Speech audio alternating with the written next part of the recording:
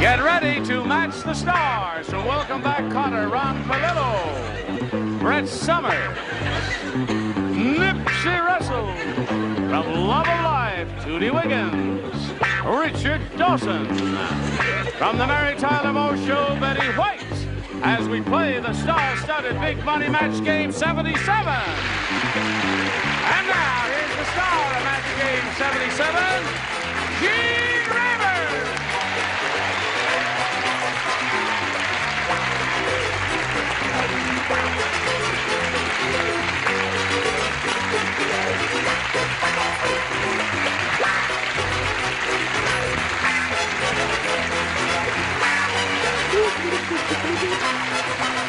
How's everybody?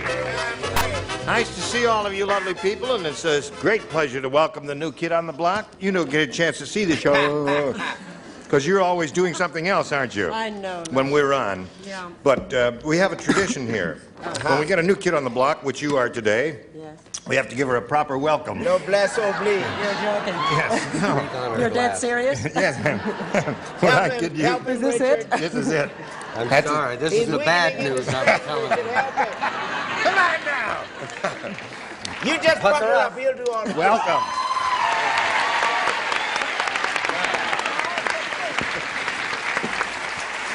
Now, the next question, have you had any of the diseases on the... Stop! Now, let's say hello to our two players, Chris Cranston and Mike Garner.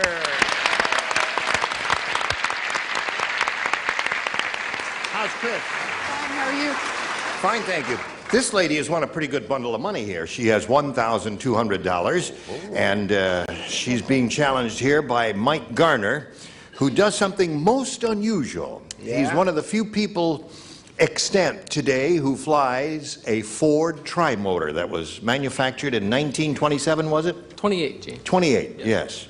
And And where do you go, from where to where? Well, or just sightseeing? On the tours for the Ford Trimotor, we just fly around the Las Vegas area. Yeah. For the Grand Canyon tours, we use different airplanes for that. Uh-huh. Did you All say right. paper airplanes? No. No, serious. Oh, No, different ones. different ones. Oh. Yeah. Also, I told you yesterday it had 28,000 hours on it. I was a little over yesterday. It was 23,000. 23,000? Yes. Okay. That'll be 40 lashes for lying to us, Mike. There. Well, good luck to both of you. We're in the middle of round one here, and at this moment the score is 1-0 in favor of Mike. We'll see how this game ends after we see about this. Here we go. Push a button. Reveal the other first round question. Chris, this is all yours. Remember, the first rounders are a little bit difficult. Tiny Tom Thumb said, "Last week I went to the Long Branch Saloon and I asked Miss Kitty to put me in a safe place. Was I surprised? She put me in her blank."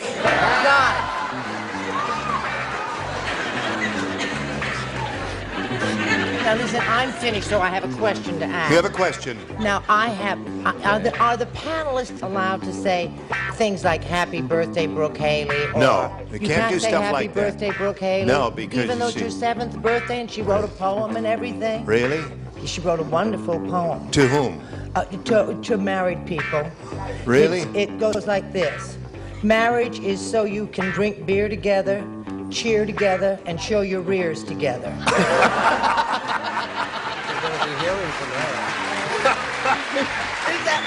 That's beautiful. I don't know who she is, but I'm in love with her. Okay, Chris. Tiny Tom Thumb said, "Last week I went to the Long Branch Saloon and I asked Miss Kitty to put me in a safe place. Was I surprised? She put me in her blank." Bra? Bra?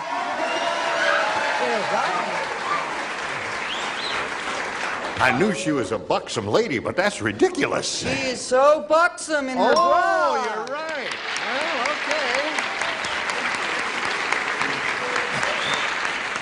There's a hiding place for you. Now that There's will a hiding place to tip your hat to. tip your hat to? Yes. Never mind. We're not going to go near it. No. This is this may be a match. Now pay close attention. Wake them up. Wait the him up judges over there. Heavens- He's Hey. watching carefully now. Now cleavage. Is that like your Cleavage? bra? Yes, it is. Okay. It's something Betty White has never Right. liked. Looking for a pair of Bras, yes. yes. Among the dairy products in the supermarket. The bra. Okay. Well, are you ready for your first one, Judy? Like Tom said last week, the long branch saloon asked Miss Kitty to put me in a safe place. Was I prepared to put me in her bra? In her cleavage. Cleavage. Okay. She's up to 4 now. That's bad for the Yes, whole indeed. team over there, Mike. Your very first question, and you That's just... right. When you hear the bell ding, that means you've been successful in matching these. You see how it goes there? Nothing to it there. Isn't it good? Yes, right. We won't be needing you anymore, so thank you for coming in. You're marvelous. Come on now, Richard. Don't let the lady down. Are you kidding me? Show I her wouldn't your let earmuffs. down. Al Bra. Okay. Son of a- Now, I'm in my favorite spot again, number 6. that's right. That's right, because it was I so happen fun. to know Miss Kitty. She's a dear and good friend, Amanda Yes, Blake. indeed. My problem is that I know her so well, I know there wouldn't be room for Tom Thumb there. I said in her purse. In her purse, yeah. I'm sorry. Really? Miss Kitty never carried a purse. Now, hold on, wait just a minute now. Based on what she said, she may be willing to give us some details of her. And you might be pleased by that and not boo her. Are you willing Do you to? have any color slides of Amanda? Okay, so there we are at the end of round 1. Score is 5-1 in favor of our current champ. Round 2 coming up after this. All right. Here we go to round 2. Bing. Mike, you may have A or B. A, please. A it is. All right. Let's see, who plays? Everyone except Ron. All right? The captain of the firing squad said, that condemned man has a lot of nerve. Here we are about to shoot him and he's blanking on the wall. Oh, yes, he did. Want to? That man has a lot of nerve. That condemned man has a lot of nerve. Here we are about to shoot him and he's blanking on the wall. You mean nerve is in guts or nerve is in... Well, it's a phrase, you know. Why, he's got a lot of nerve. Look at him. Okay, sweetheart. Whatever it is there. In case some of you wondering where Charles Nelson Riley is, he's away for a short while, and we're lucky to have the services of Nipsey Russell in his Indeed. absence. Thank you.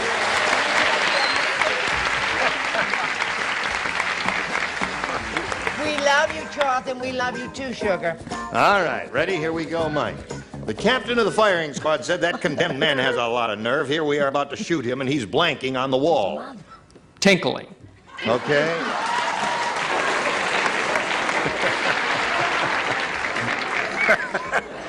The warden said, what is your last request? And he said, well, never mind. I told you to go before we left the file. What do you say, Brett? I don't want to mislead America. I said, I love you, Charles, and you too, Sugar. Sugar is the nickname for his mother. Oh, okay. Oh, yeah. Sorry. Right. I said, what did he say? He said tinkling. Oh. Oh, no, I said writing graffiti. Writing graffiti on the wall. Yeah. Now, Mike, you got to match everyone else remaining in order to stay in the game and achieve a tie here. Nipsey, what do you say? Gee whiz, I know a guy. He was so resolute that he was dying. He was being executed, and they said, what do you want for your last meal? He said, Metrocal. Oh, there's one for him. Okay. Here we're about to shoot him, and he's tinkling on the wall. What do you say, Tootie? Well, I come from a medical family, and at home it was called this. Squizzling. Squizzling.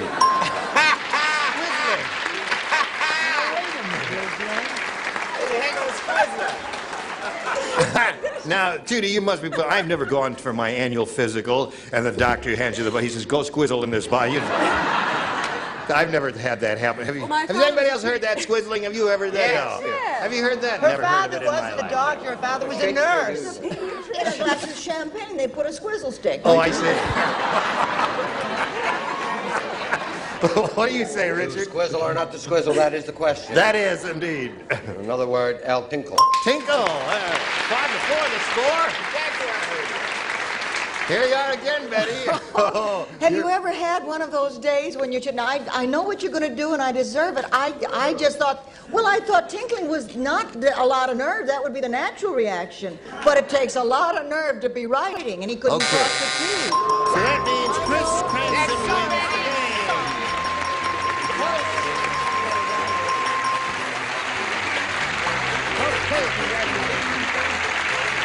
Well, Mike, that was a very close game. You're a very good game player, and you have a very steady hand flying that Ford Tri-Motor around, and I'm going to look you up someday and take a ride with you. We've got some gifts for Mike Garner, ladies and gentlemen. There he goes. Hello there. Well, Chris, you now have $1,300, and if you go all the way here, you could be over $7,000. So let's see what happens. We polled the studio audience not too long ago, and we got their best response to this. Blank 10. Now remember, you get, for matching that first answer, the top one there, you get $500. Now that's the most popular answer that studio audience gave. Their second most popular answer, if you match that one, you'll get $250. And for matching their third, you'll get $100. And let's see who will supply some good answers for you here. Richard? Hang 10. Hang 10, one. Betty? You're going to give me another chance? Yes. 1 to 10. 1 to 10. And Brett? Brett? What about top 10? Top 10. So there they are.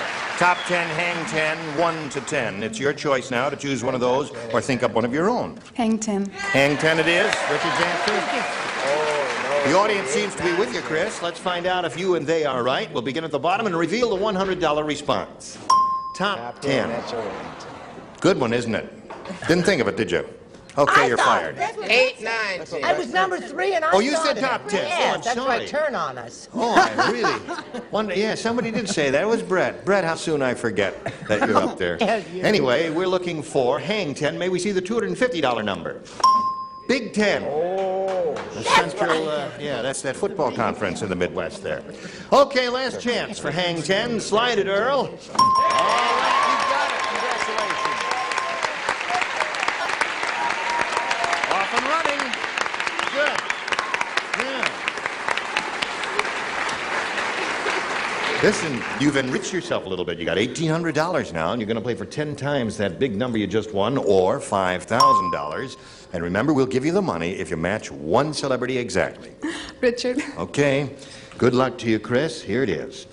This is your third shot at it, isn't it? And it hasn't happened yet. This might be the lucky one for you. Good luck. Blank. Desert. Yeah? Blank desert.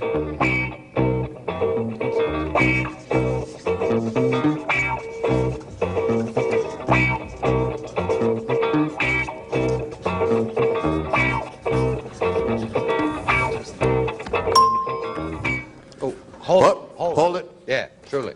All right. Hold everything. I'm sorry. He had a better idea at the last second, changed his mind, put it in the slot, and now, Chris, it's up to you to get your ESP going and give us the answer that he gave. Not the first one, which he threw away, but the second one. That'll be it. Yes, but there it is. Good luck to you. I can only think of one. Mojave. Mojave is not too far away, is it? I threw away. I threw 2 away. You threw 2 away. Yeah, Painted Desert. I threw away Mojave Desert because I thought of the biggest one, the Sahara. The Sahara. Oh, well, that's... But there were so many came to my mind. You know, that was a hard one for me, too. I really didn't know which one I would have chosen. Dessert or desert? Well, now, dessert is spelled differently, isn't it? 2 Yes, S's. 2 S's. 2 S's, yeah. Okay.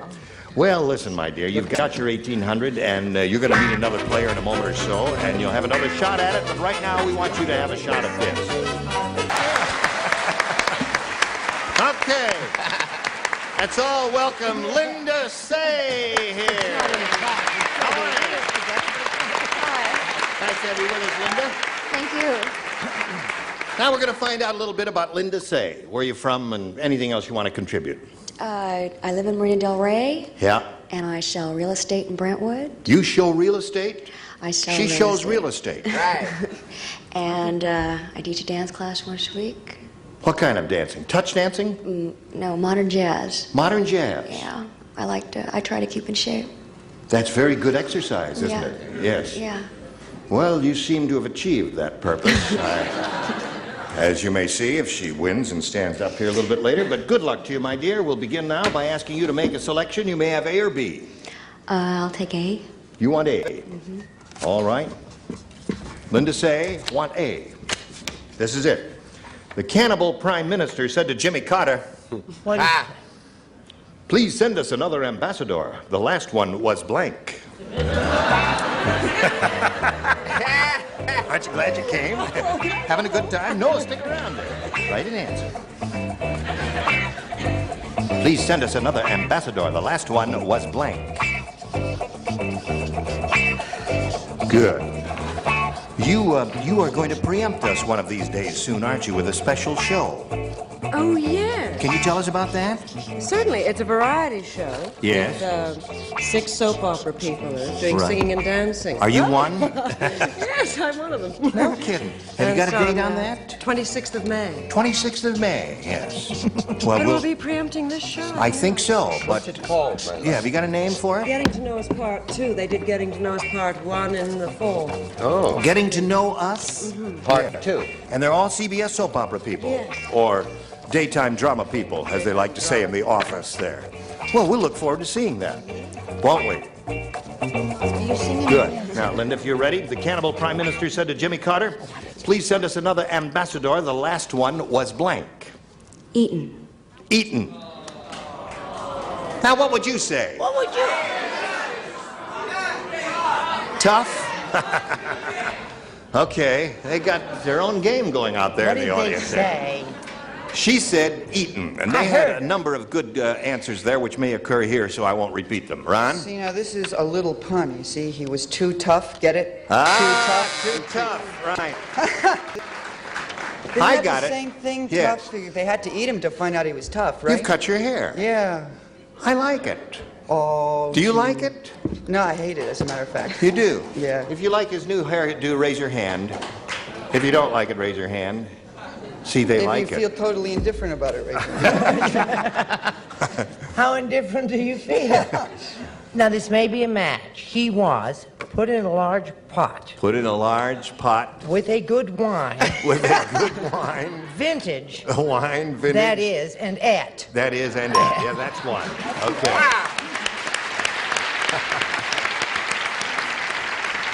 Traveled all the way to Gambia for that, eh? What do you say? Well, I don't know if I want to respond to You don't that want to question. participate in this one? Well, not if it involves Jimmy Carter. I love Jimmy Carter. You do love He's a him. religious man. I like a president who prays, then at least we know where his hands are. Yes,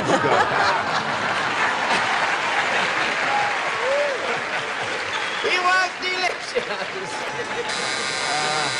Hold on. You can't do that? Delicious wasn't good enough. Now, would you please explain it to me? Because how would you know if he were delicious if you hadn't eaten him? Well, it's saying he was Smell too it. tough. What? You won't respond to it, huh? You won't respond to that. Well, both of those darling ladies are delicious. Yes. Oh, I see. Okay. You'll never Tootie? know. Cannibal Prime Minister said to Jimmy Carter, please send us another ambassador. The last one was eaten. I said was spoiled. Spoiled. No, that's good. I think that's the most imaginative answer. All right, Linda's looking for the answer. Eaten, Yeah, Richard. I don't know if this is a match. Please keep an open mind, judges. Eaton. Yes.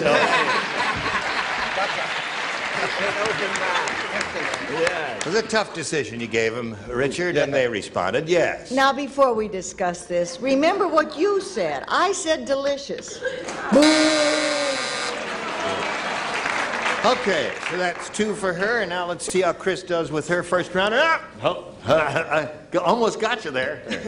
All right, we'll put it back, Chris, because they just, in a panic, said let's have a little commercial, and that's what we're going to do. Would you like to have a little commercial? Okay, let's have a little commercial. One about this big or that. Now we're going to poll these ladies here and find out if they can return next time, because we just don't have time for another question. Can you come back next Yes, time? I can. Yes. You're a long way from home. Chris is from Idaho. Right. What town again? Ketchum, Idaho. Ketchum, Idaho. And now all of you, you're not all from Idaho, are you? All you yayers? But they're all moving to Idaho as soon as... Will you be able to return next time? I think I can make it. Okay, yeah. Linda say. And will you be able to return next time? I'm staying over. Okay. How was it on your first outing? Have you ever done one of these before? No, I haven't. Was it interesting? It was fun. Was it amusing? Very. Good. Do your Maggie Smith imitation, too.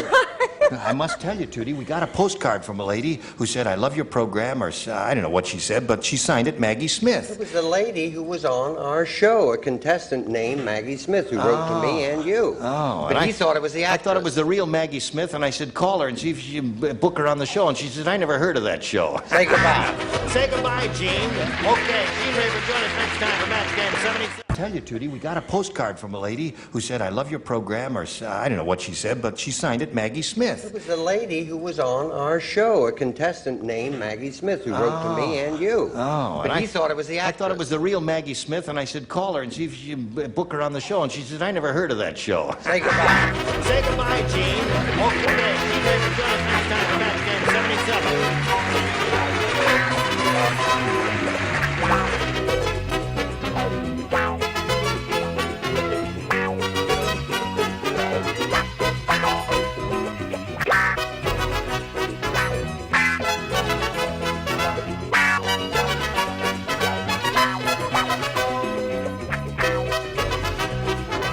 With Match Game 74, production number 0151, air date to be announced, VTR 2274, and let's take one. Get ready to match the star. Larry Blyden, Brett Somers, Charles Nelson Riley, Elaine Joyce, Richard Dawson, and Kay Stevens, as we play the star-studded Big Money Match Game 74. And now, here's the host of Match Game 74, Gene Raver.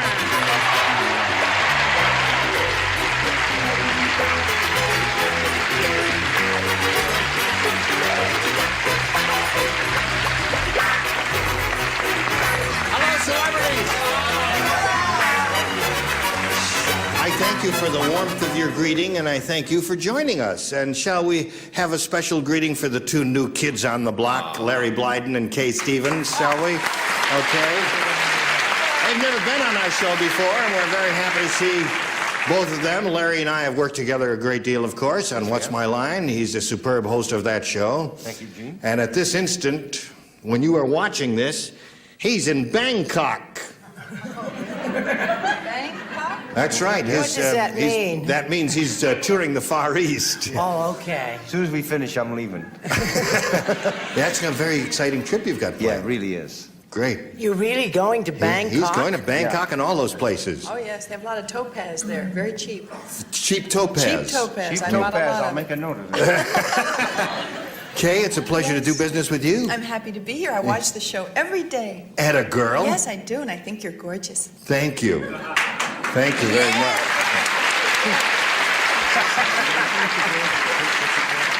And you're going to follow yourself, right? Yes. On Tattletales. Yeah. Is that exciting? Yeah, I guess Who so. else? Are you the only one in this panel who's going to be on Tattletales? Yeah, I guess Yes. so. But that's going to be very, very exciting. It follows this show, so be sure to watch it.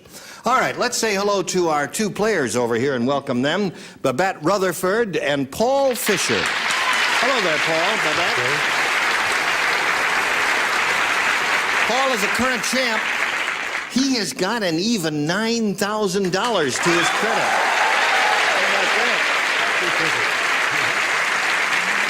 And he's being challenged by Babette. We finished round one. He's ahead at the end of round one. The score is 4-2, and Babette's got her fingers crossed, and we're going to start round two right after we pass along this message to you.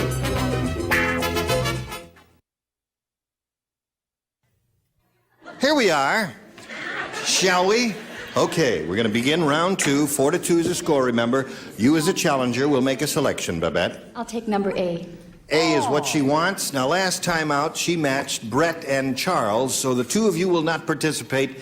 Everyone else will. Are you ready? I just saw that. Here it is. When Frank wasn't looking, Sally stuffed marshmallows into her blank.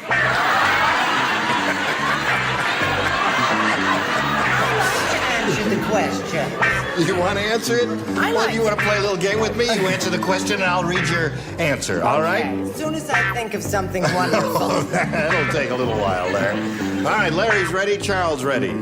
Oh, you're not playing, Charles. Playing. I'm in Elaine is Bangkok. ready. No, he's in Bangkok. All right. All right, Babette, the four that you are playing with are ready, or we'll be trying to match. Now we need your response. When Frank wasn't looking, Sally stuffed marshmallows into her... Bra. Bra? She said that with a rising inflection. Yes, she did. That's her answer. Larry, what's yours? Well, I tell you, I'm an Eastern boy. You're an Eastern boy, yeah. And so I fought down bra, unfortunately, and wrote purse. Purse. You're being hissed by the audience. Start. Yeah. That's a big All right, so let's come down here to Elaine Joyce. What do you say? Well, it was going to be a long night. Yeah. So she popped him in her sweater. Oh, she did? Now, in order to stay in the game, Babette, and achieve a tie, you must match Richard and Kay. May we see your answer, please, Well, Richard? I have a question, first of all. As Sweater got a buzzer, does that mean she's braless as far as the judges are concerned? Either that or she's doing a Sidney Greenstreet impression, but I put bra. Bra. Okay. Babette must match you to stay in the game. May we see your answer? Well, I think anybody that puts marshmallows in their bra, I've done it, it's bra.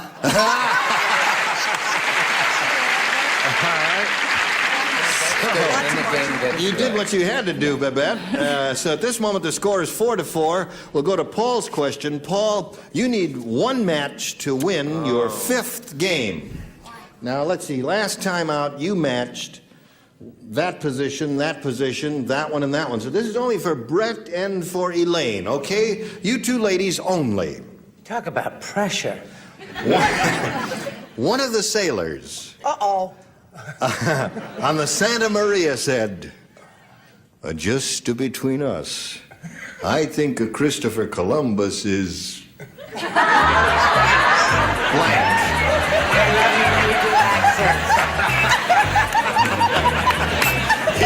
Aren't you sorry you're not playing this round, Kay? Kay is hysterical. I do it home alone all the time. Okay, the two ladies are finished, Paul. Remember, you need one to win the game. Just between us, I think Christopher Columbus is... gay.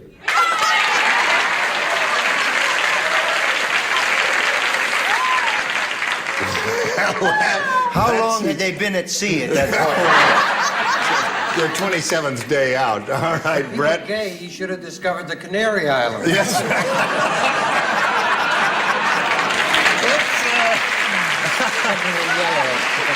Let's find out what happens. His answer is gay. Brett, what is yours? This is the Santa Maria we read about in all our school books In and the all that school swell books, stuff. yes, It's right. Our Mr. Columbus? Right, our Mr. They Columbus. said he's wrong. Wrong!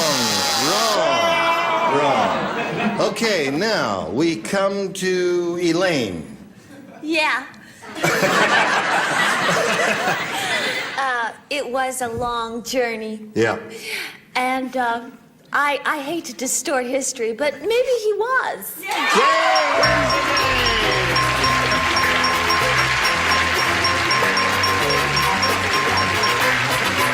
Congratulations. Another game for you. Another $100 for you, too.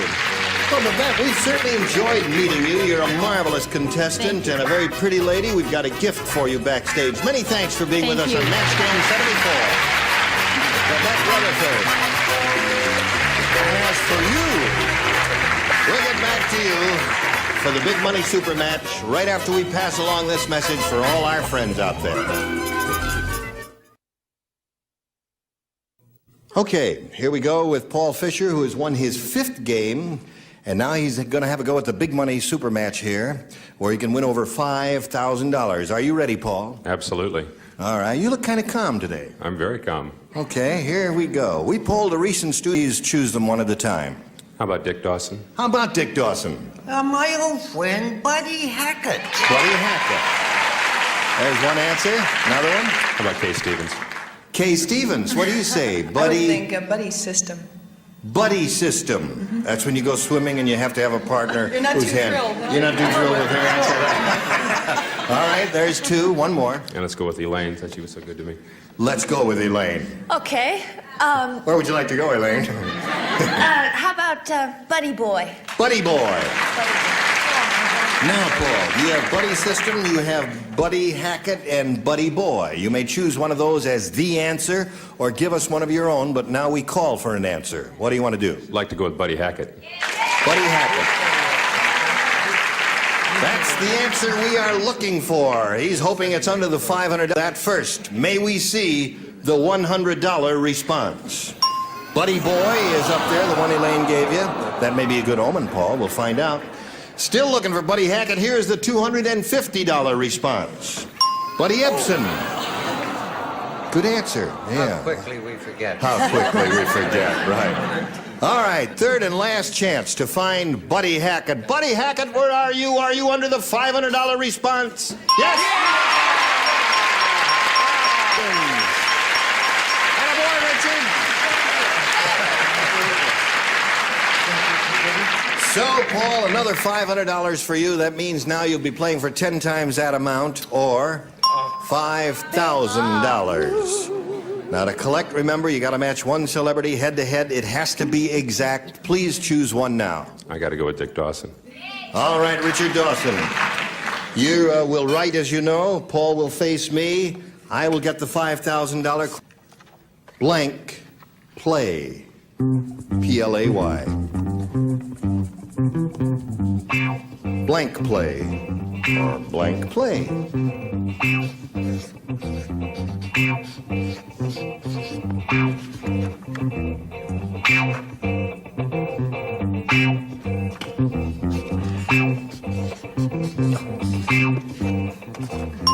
All right, he has finished with his answer. And Paul, it's up to you now to fill in that blank in a way you think will match. Richard Dawson, blank play. Well, this is really from left field, but I'll say legitimate. Legitimate play. When you said left field for a second, I thought you were going to refer to something in baseball there, but we'll find out right now. He says legitimate play to match you. All right, for $5,000, Richard, may we see your card? I thought we had it. I said triple play. Triple play. Yeah. Get out. Get out. All right, you've enriched yourself by another $600. Means you're up to $9,600. And you're going to need another player, so let's welcome B.J. Muesler. Hello, B.J. All right. You know Paul Fisher, B.J.? Yeah. Hi, Paul. Congratulations. She's congratulating him. And B.J., would you please tell us a little bit about yourself? Okay, I'm from Pittsburgh, Pennsylvania. Yep. And I've been living in Long Beach for the past 6 months. And I'm married, and I like to play a lot of tennis. You play tennis? Almost every day. Have you played that for a long time? Yes. You must be very good. Fair. I beat my husband. Is he here? Yeah, he's here. But not for long. Yeah. He's there? There he is. Well, are you a beginning tennis player, sir? No. That's the gentleman with the tennis ball in his mouth. Yeah, that's right. You're going to root for your wife, right? I certainly am. Okay. All right. Good luck to both players. Shall we begin? Okay. BJ, I push this button here, reveal 2 questions in round 1, and you as a challenger make a selection. We ask you to do that because some contestants find some questions harder than others. What do you say? I'll take B. She wants B. Everybody plays. Brand new game. This is it. Okay. All right. Tom Thumb is this really great exotic dancer at the Bijou. She's only 3 inches tall, and she does her dance with a blank. Did you follow all that? One more time. One more time. Thank you for asking. Tom Thumb said, there's this really great Jew. She's only 3 inches tall, and she does her dance with a blank.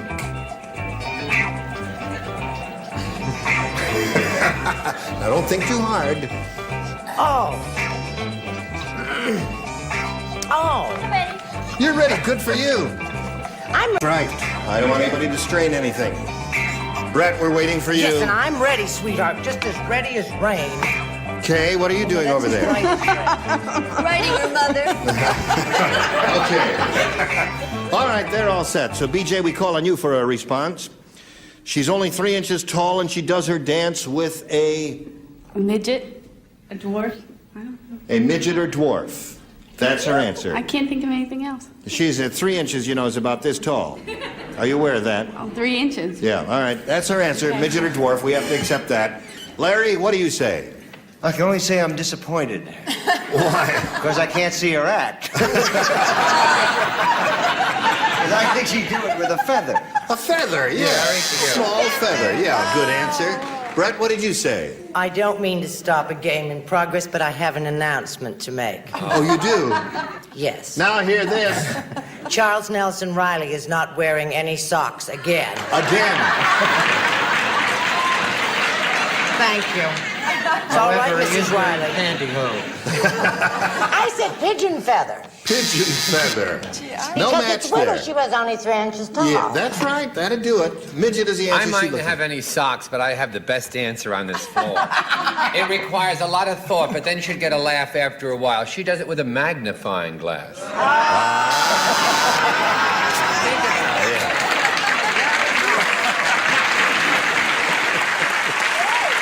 Okay.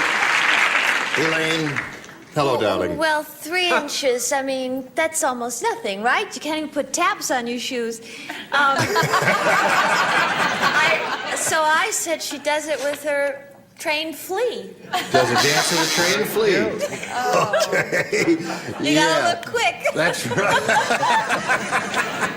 What do you say, Richard? Well, I happen to know this little darling. Oh, really?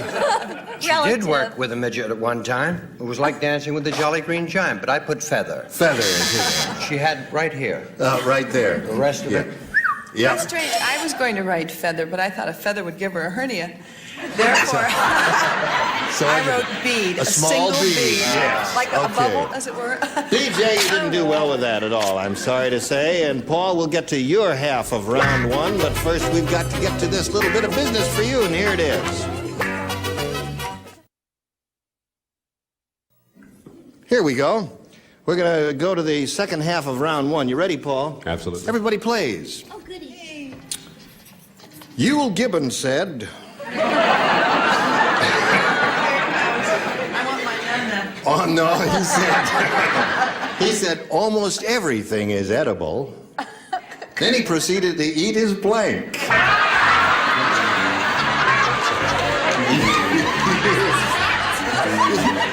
Yule Gibbons said that. Almost everything is edible, and then he proceeded to eat his blank. Isn't that a dandy? I'm finished, Larry. Give him a raise. Whoever wrote that one, give him a raise. That's a terrific question.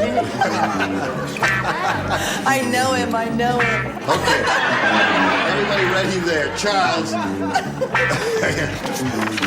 Charles can't get his act together. Okay, they're all set. Paul, Yule Gibbons said almost everything is edible, and then he proceeded to eat his... Hat. Hat. I would have said something like belt or, you know, something that had been an animal once. What did you say, Larry? Well, I didn't say that. You didn't say that? No. You didn't say hat or belt or anything? I said wallet. Wallet is good. That's a good answer. Is that good? Does it taste good? Yeah, they're terrific. You gotta boil them first. Salt and pepper, a little monosodium glutamate, you never know. What do you say, Brett? I think wallet's a lousy answer. What do you got? No offense, Larry. Oh, she is offensive, Larry. Don't worry about it. whether or not there's offense. You've noticed from Yule Gibbons, when he eats, he always eats like this with just one little hand, like that? Yeah. Well, that's because he ate his arm. Yeah. Okay, all right.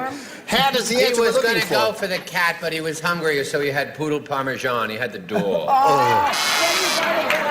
Betty White will get So you. Doris. Yule Gibbons and almost everything else. Then he proceeded to eat his... Well, he's not going to have much left because he ate his foot. Well, his foot and his arm and his wallet and... What are you offering We me? got to me before he ate himself. Hat is the answer Paul is looking for. What have you got? Oh, this Shall I preview your answer? It's true. Wait a minute. Oh, all right. He ate his shorts. Because they were fruit of the loom.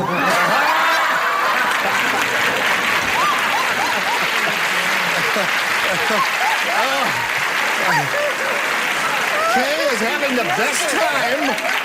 Yes, Larry. Gene, Yeah. who's Yule Gibbons? All right, let's press on now. We got to go to round 2. No? We're not going to round 2. Oh, we're going to a commercial. Oh, all right. Anything you say, because you own the ball game. Here we go to a commercial, but don't go away. Our time is up for today. So we finished Stephen. Neither one of you scored. And we'll go to round 2 next time we get together and see how this game ends. And we'll look forward to seeing you, as we will you. Oh, thank you. Beautiful, gifted bunch of coconuts. Listen, Kay Stevens has had the best time of anyone I've seen around here in ages.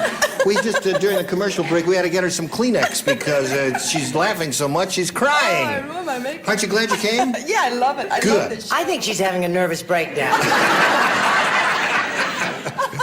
Richard? Yes, sir. You have a word of wisdom for us before we depart? I think we already heard it. Conserve energy. Conserve energy. Makes love slowly. Good idea. Good idea. Gene Rayburn here, hoping you'll be able to join us next time for Match Game 74.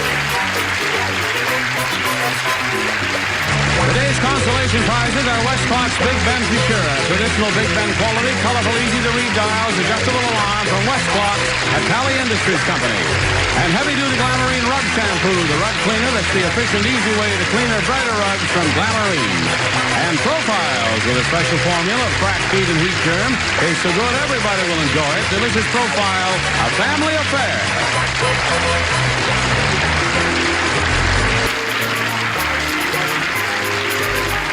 This is Johnny Olson speaking for Match Game 74. A Mark Goodson, Bill Todman production.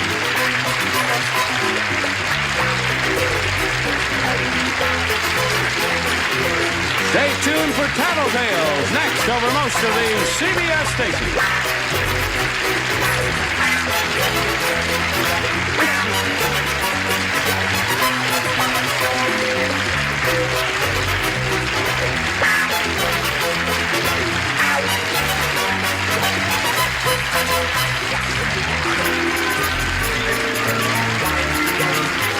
Ready to match the stars. David Doyle, Brett Summers, Bill Daly, Sidney Goldsmith, McLean Stevenson, and Joyce Bulifant as we play the star-studded Big Money Match Game. And now, here's the star of Match Game, Gene Rayburn.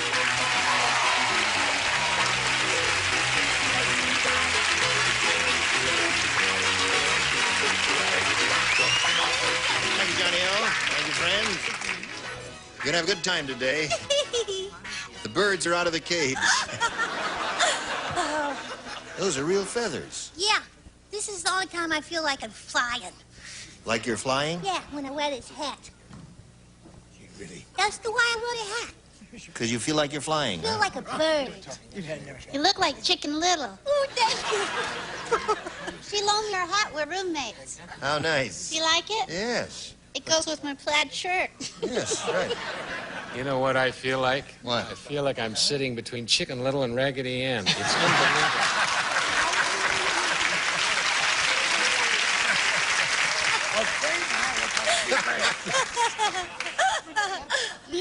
Well, we'll have a go at it anyway.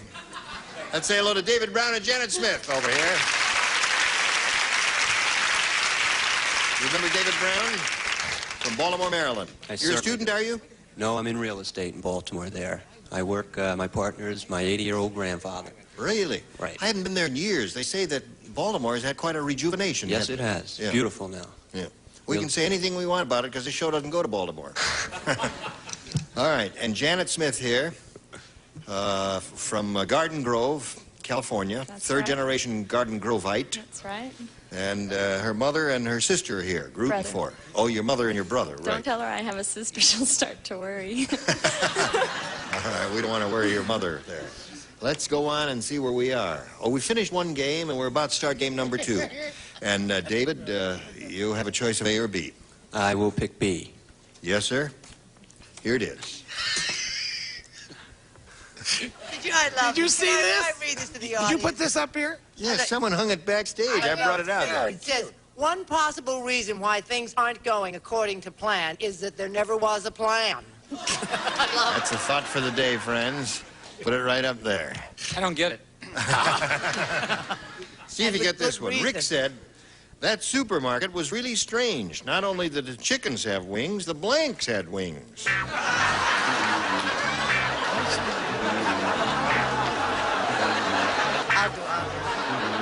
Are you ready, Miss Sidney?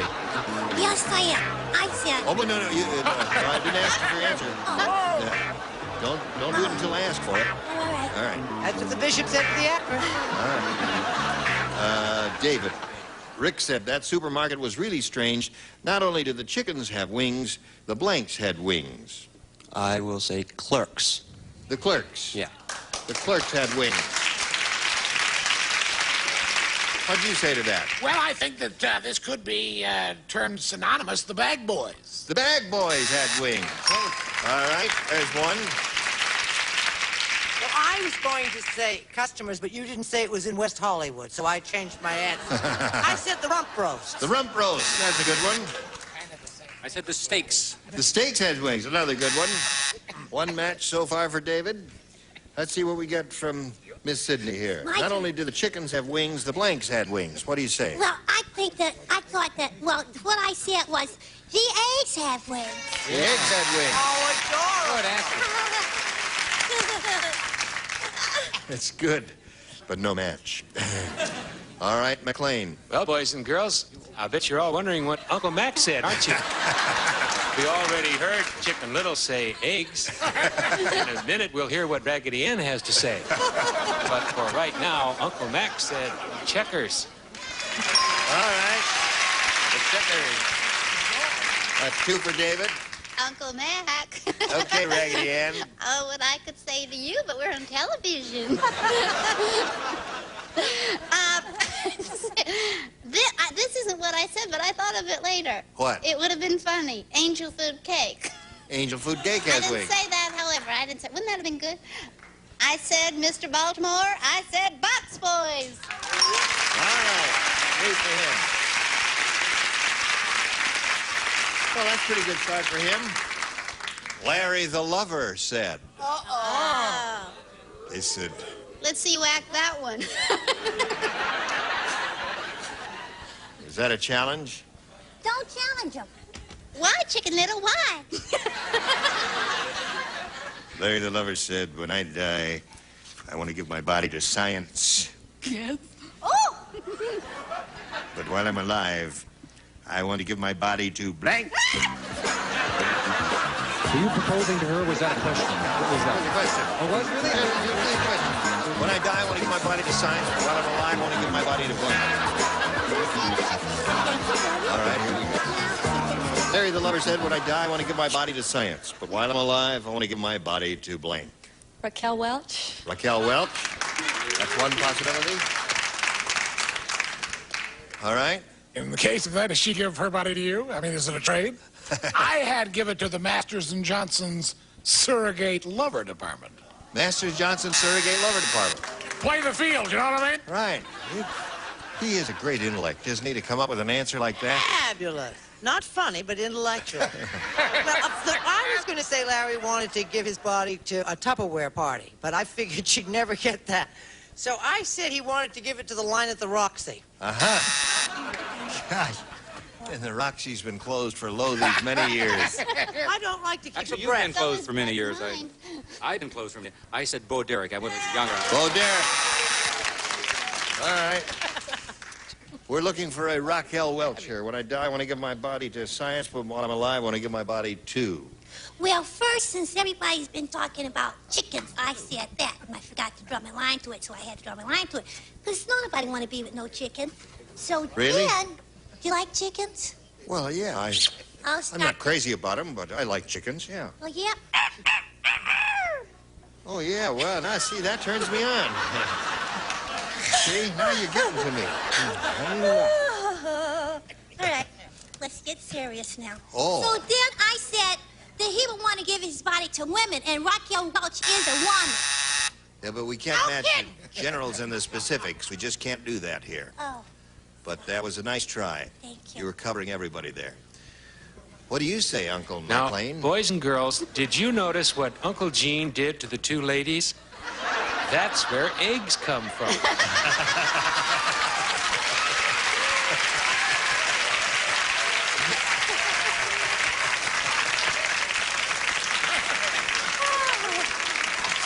We'll be talking more about this as the week progresses. Right now, Uncle Mac's going to give his answer, which was Bo Derek. Yeah. I wondered how I had all those children.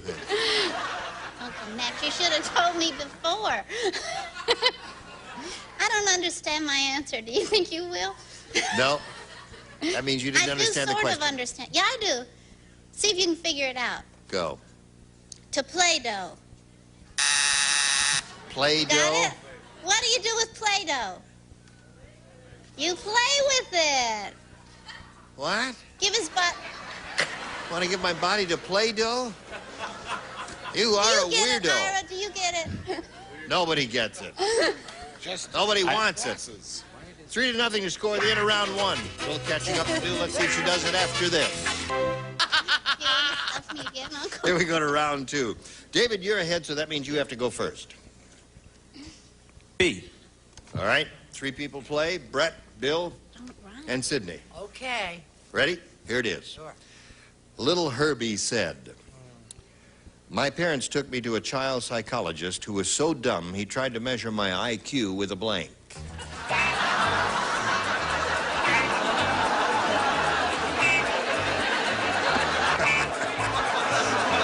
David, Little Herbie said, my parents took me to a child psychologist who was so dumb he tried to measure my IQ with a blank. With a ruler.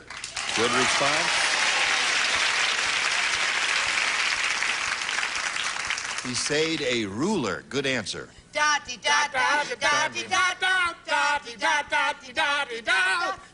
Ruler. All right.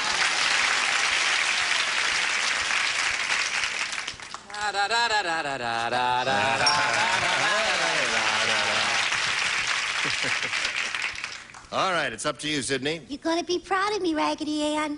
A ruler. Very good. He's got all 6. Now, that means the best you could do is achieve a tie by matching all 6 stars. Let's see if it happens. Bruno said, boy, do I live in a tough neighborhood. Oh. At the movie house, the refreshment stand doesn't sell popcorn. They sell blank. Tough neighborhood.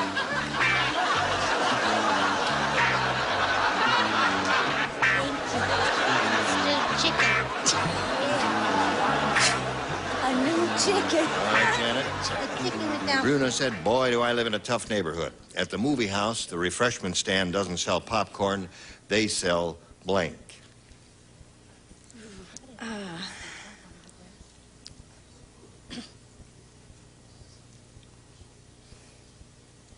Easy. Oh, gosh. Tough neighborhood is the operative phrase. Yeah, okay. All I can think of is rocks. Rocks. The only other one I can think of was acorn, but that didn't make any sense. So What was the other one? acorn.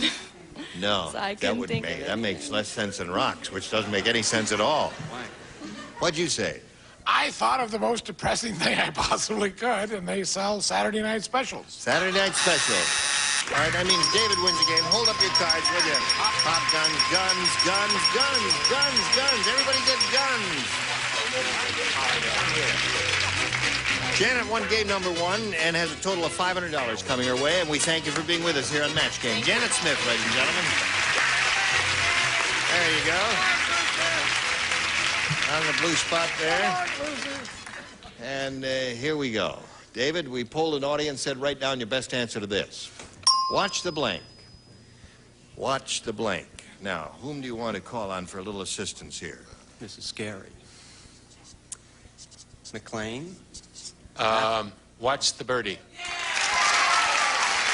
There's one. I have to pick Brett.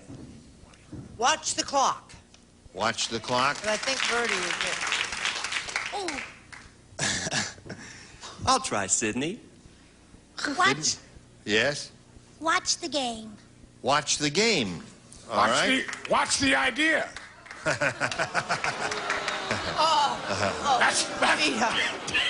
the idea. Sweetheart. Oh, All right. darling. So you have watch the clock, angel. watch the game, and watch the birdie.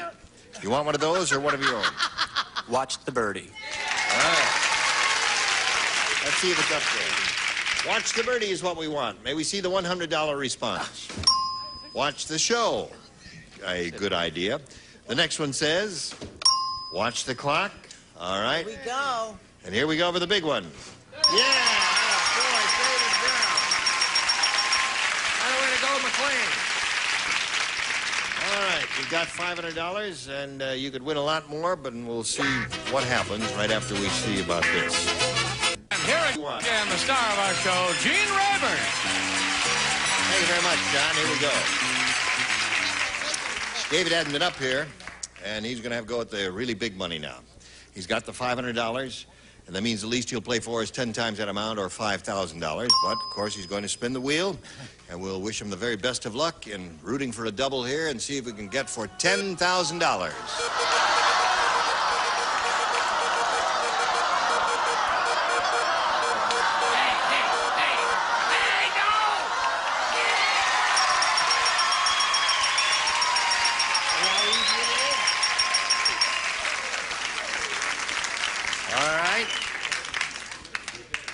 $10,000 is what you are playing for with David Doyle.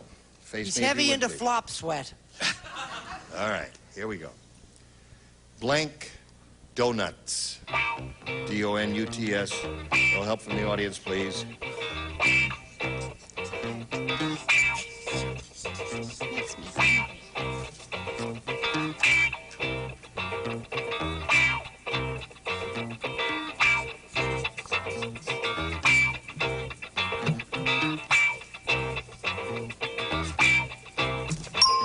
Now, your job is to match David Doyle. If you do that, you get $10,000. What do you say?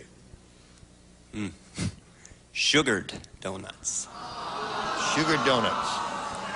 I'll tell you, I try to avoid donuts because I love them so, but they are a little fattening. And one thought flashed into my mind immediately when I saw this, but it was not sugared donuts, although occasionally I'll have those. Yes. David, what thought flashed into your mind? Well, I was going to say glazed, which, of course, is melted sugar.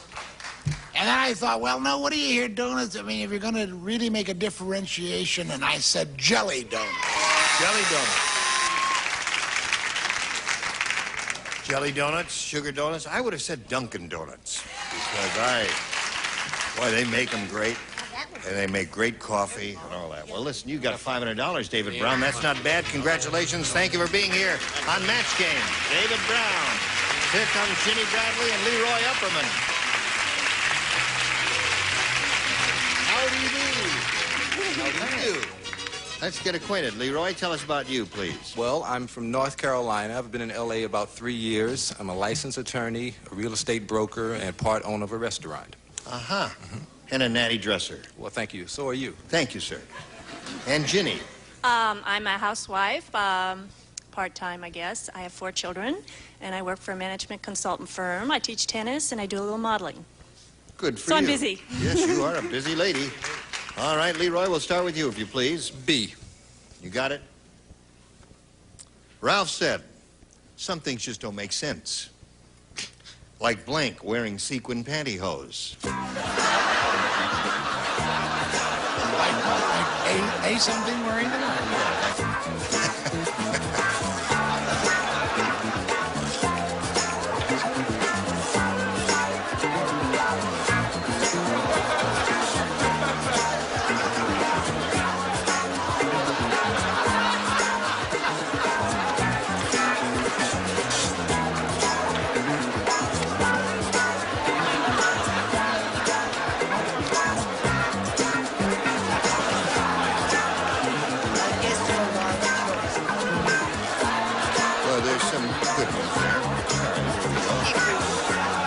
Some things just don't make sense, like Blank wearing sequined pantyhose.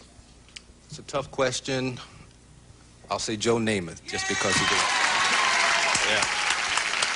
Well, He's a macho person, Yes. but he does indeed wear pantyhose, doesn't he? He does. We were looking for any, symbol of masculinity and toughness and macho. Yeah, but I think Namath is better. Man, he did wear pantyhose, didn't he? At one Yes, he point? did. I put Steve Garvey in those pantyhose. Steve Garvey would be good. Yeah? Let's see yours, Brett. I had Joe Namath. I threw it down the dump. If you throw it down. She threw it away. Threw it away. Shoot me, kill me, destroy me. I said King Kong. Well, King Kong is all right. He was tough, wasn't he? I wouldn't want to tangle with him. What'd you say? Name some tough guy. I happen to be wearing pantyhose, but they're not sequined. So Oh. they're just, can't see from Orson Welles. Orson Welles. Orson I Welles. love that picture. All right, Sidney, some things don't make sense, like somebody wearing sequin pantyhose. He said Joe Namath. What do you say? Well, I should have said that, Mr. Upperman. That's okay, I really Sidney. should have. But instead, I said men. Men. All right. What'd you say?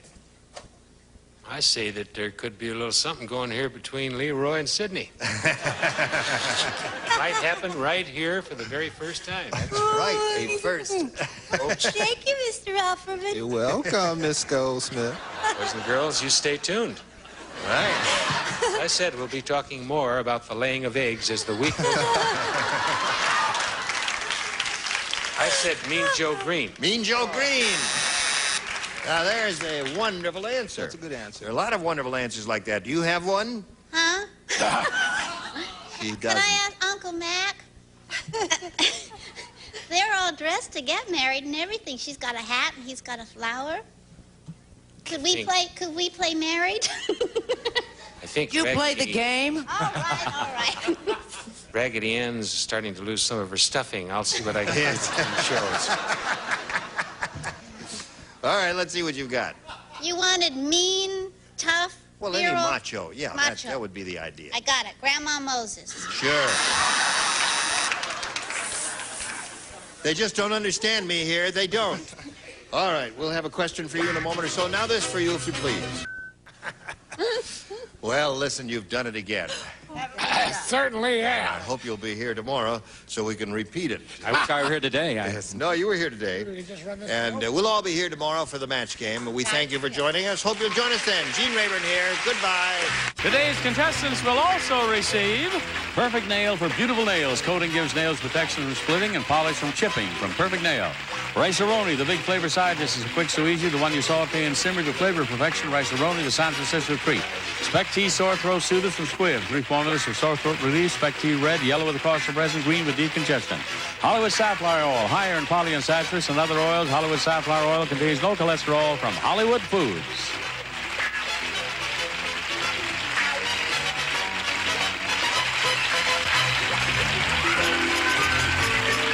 This is Johnny Olson speaking for Match Game, a Mark Goodson, Bill Todman production. Program was edited for broadcast.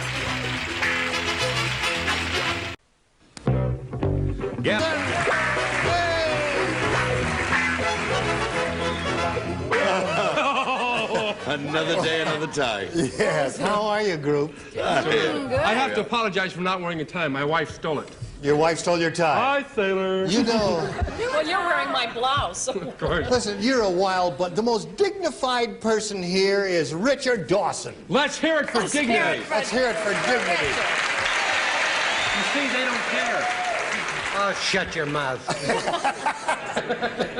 Joanne Flug, tell us where can your fans see you? You know, you got so many fans all over around. town. Oh, really? I look through the bathroom window.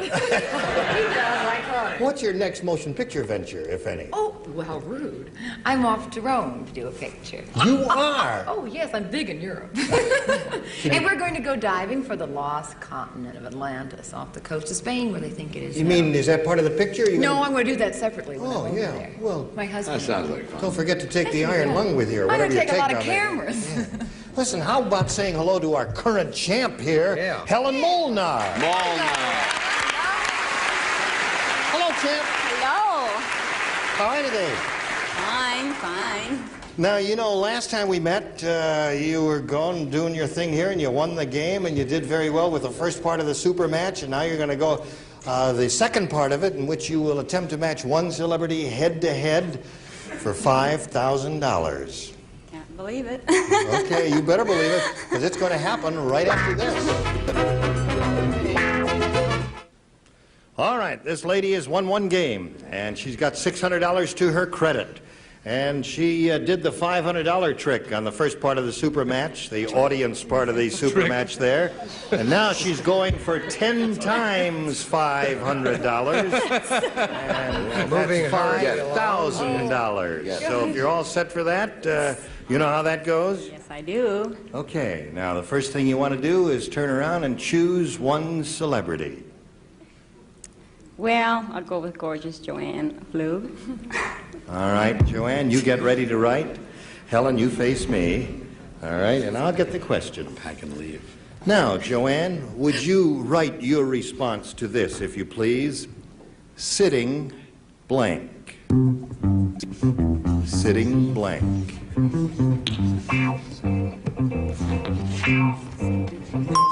Okay, she's finished her answer. And now we call for your response, Helen. Sitting blank. Sitting pretty. Sitting pretty is her answer. Okay, Joanne Flug, for $5,000, may we see your response? Oh, goodness. I put sitting bull. Sitting bull. Sitting bull. Both good answers, both sitting pretty and sitting bull. Not You're sitting still too sitting pretty. pretty. You've got your $600 and you've got the right to meet another player, and we're going to do that right now.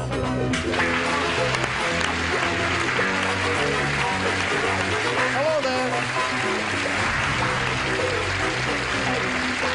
All right, you want to take your place around here, and all at the same time, we'll greet Patty Peckett. Let's say hello to Patty here. Okay. Patty, you want to tell us a little about yourself? I'm originally from Los Angeles, and I live in Vancouver, British Columbia, where I attend the University of British Columbia, and I'm majoring in physical education. That's a very I certainly beautiful hope so for her sake. What's that, Jack? I hope so for her sake. Is that Patty Pichet or Peckett? Patty Peckett is her name. That's It's spelled cute. We both wonder. We French people. P-E-C-H-E-T. Okay. Now, you know that you and Helen will be answering questions and attempting to match our 6 celebrities. You'll have 2 chances. The one who's done that most frequently at the end of the second round wins, gets $100 and the right to go on to the super match, where you can win over $5,000. All set? All set. All right, here we go with round 1. Challenger, would you make a selection? B. B it is. Brand new game. Here we go, folks. Norma just had a baby. Now she would like a blank.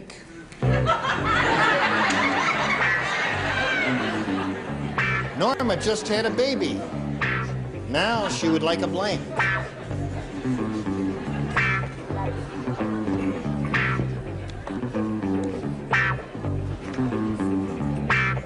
Okay, the group down here is all set. What about the group up there? Group reporting in, sir. Okay. Oh, I did mine. Okay. I was the first one in there. You're all set. I'm all set. Okay, now let's see what this lady says. Patty, Norma just had a baby. Now she would like a Husband. husband.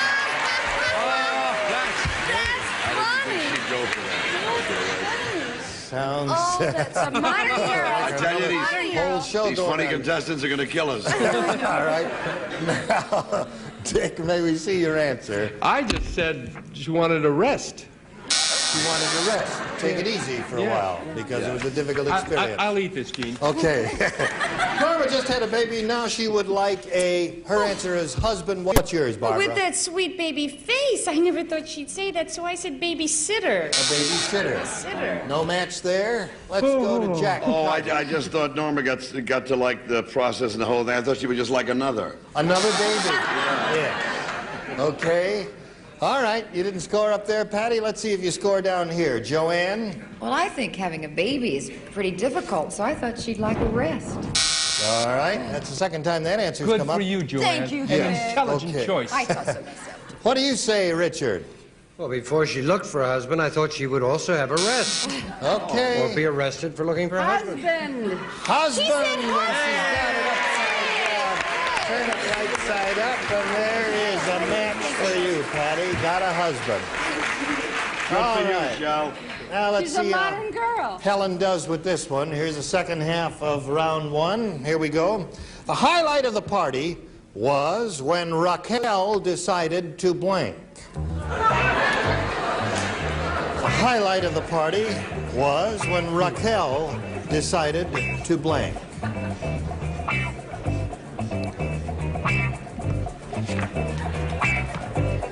The highlight of the party. The highlight of the party was when Raquel decided to blank.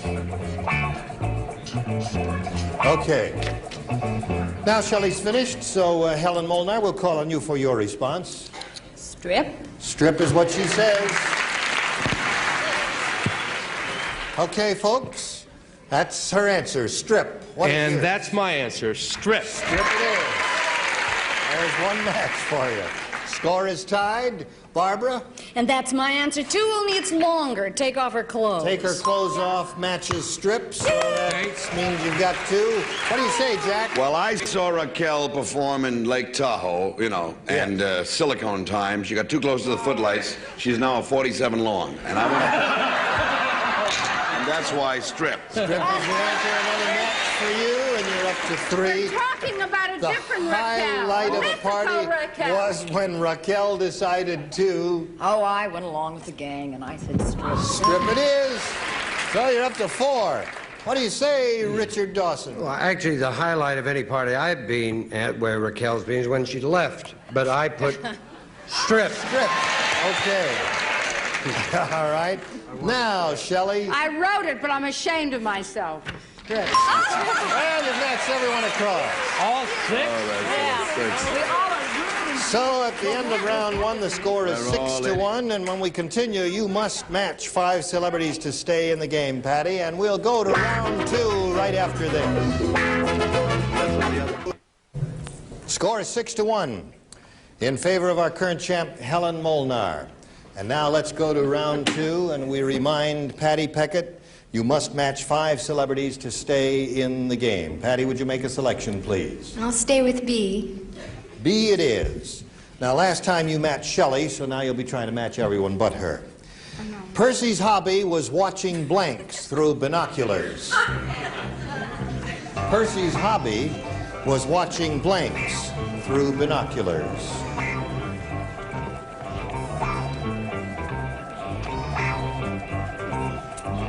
All right.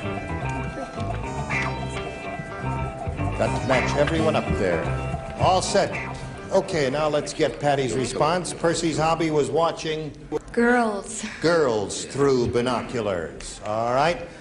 Dick, she's looking for the word girls. What have you got on your... Well, the guy I know doesn't really care. He just stares at anything. Nudists, I say. Nudists. Yeah. That does not match, so Helen It's not me, Molnar it's wins the Percy, game. Congratulations.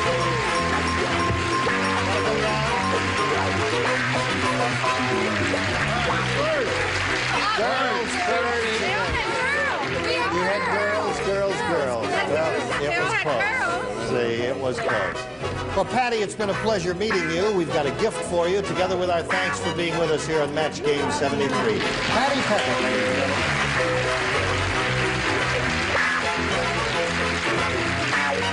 Here we go again.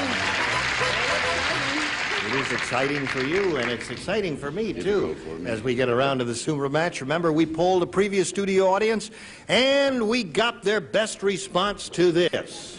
Blank laugh. Blank laugh, or blank laugh, however you want to do it. And you know how they pay, $500 for the answer they gave most often, $250 for the second, and $100 for the third.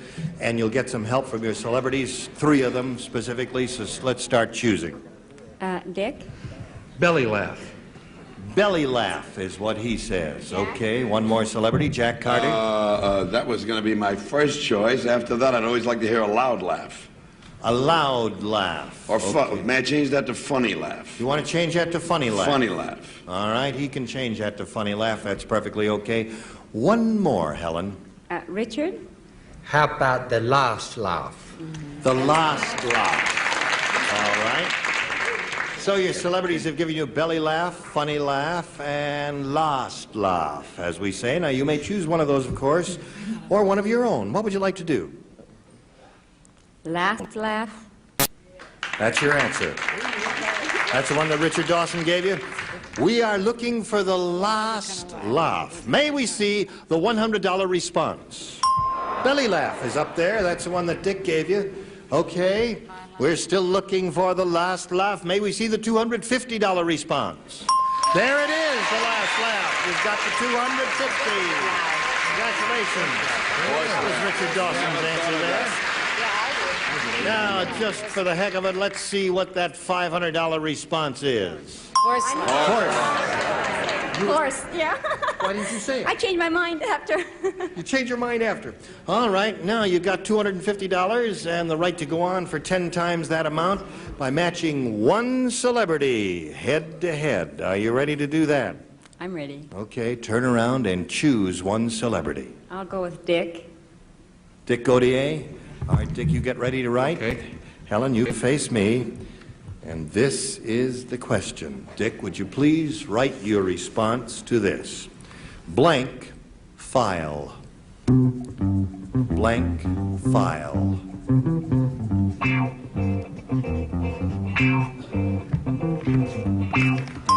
Okay, he's finished. Now you think about it.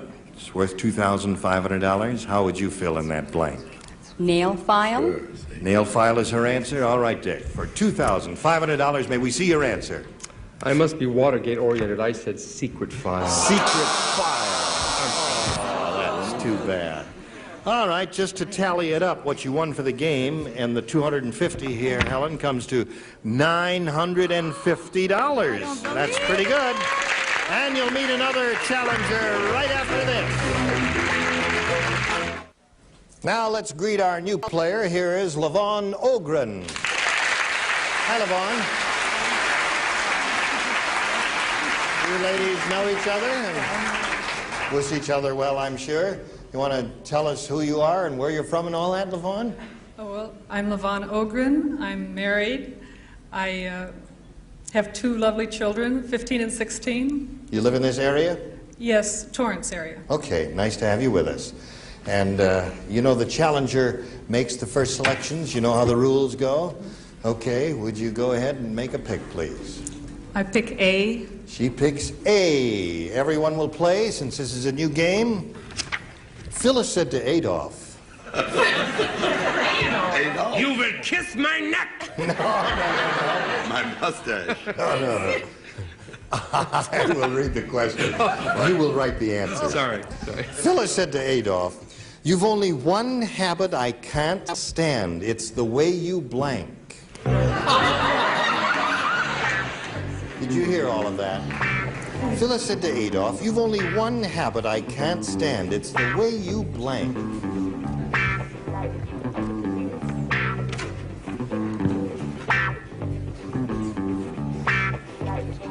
Adolf.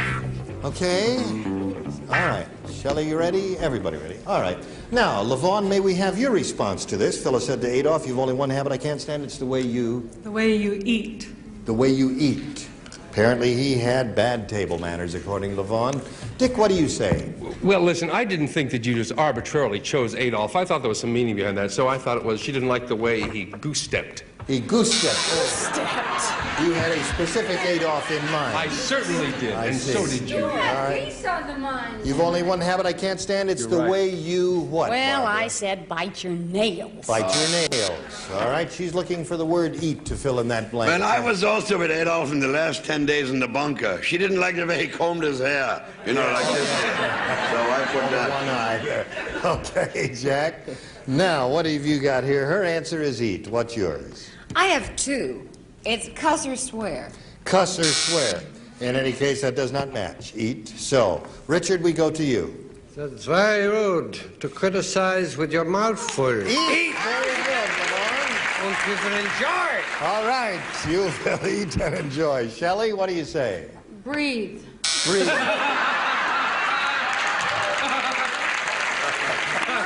Kill. Achtung. Okay. Be will return. Levon, you scored once with that, and now we'll go to the Helen Molnar's end of this round. Are you all ready, everybody? Yes. Ready. Everyone plays, and this is it. Herbie told the cab driver, Please hurry.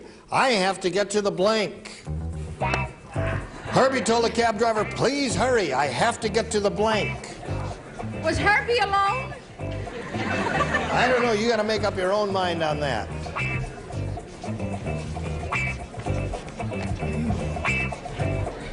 Have you formulated an answer in your mind? If not, don't say it yet until I call for it. I want to make sure everybody's finished. Are you finished? Yeah, now they're finished. Now I'll call for it, Helen. I have to get to the... Doctor? To the doctor. Natives are restless out there, I can see. They don't like your answer. But it may come up here, you never know. Doctor is her answer. What do you say, Dick? It wasn't mine. Mine was airport. Airport. People of good taste. All right, Barbara, her answer is doctor. It could also be bank, because they close at 3. Bank. Okay. No, nobody liked it. All right. Take a cab. What are you doing, Jack? I am the real Herbie. I was driving that cab, and he went to the airport. Okay, there he is. Got 2 airports and 1 bank. Her answer is doctor, Joanne. Every time I'm in a rush and get in a taxi and rushing to the airport. Airport it is. Good for you, Joanne. Okay. Now, Richard Dawson, Herbie told the cab driver, please hurry, I have to get to the... Last time I took a cab, a plane hit it, so I went to the airport. Okay, that seems to be the answer. Shelley? Hospital. Hospital. Close to doctor, but no match there. Her hospital. The All right. doctor is at the hospital. Yeah, but not hers. That won't work. The airport. Now we go to round 2, and Levon, we ask you to make a selection, if you please. A. A it is. Last time you matched Richard Dawson, so you'll be trying to match everyone but him in this round. Steve said to Geraldine, we really need a blanker bed. Steve said to Geraldine, we really need a blanker bed.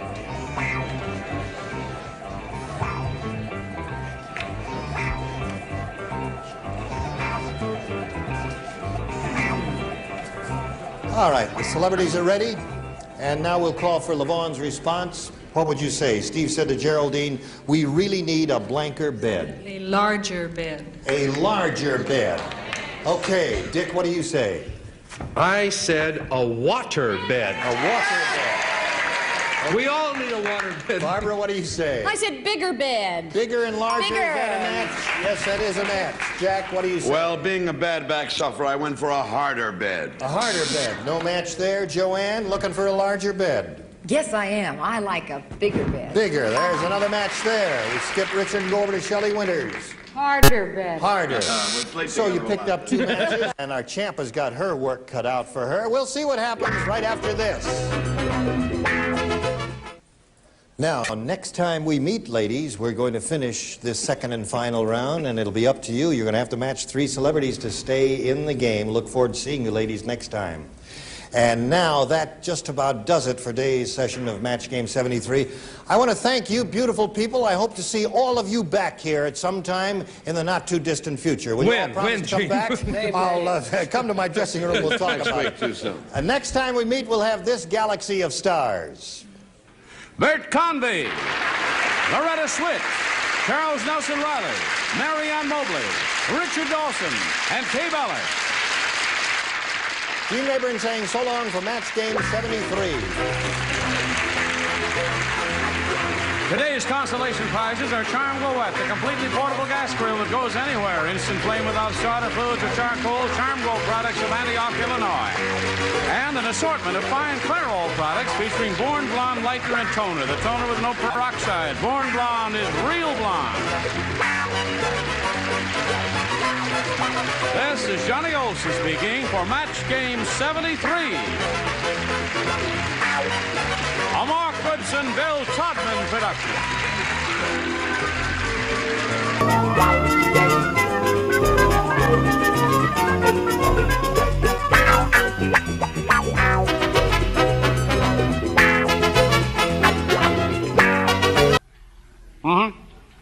This is Match Game 75. It's production number 0486, and it is take 1.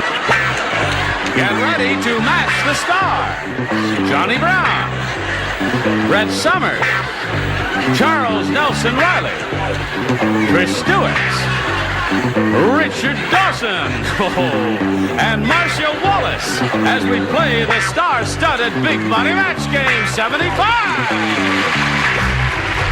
And now here's the star of Match Game 75, Gene Rivers.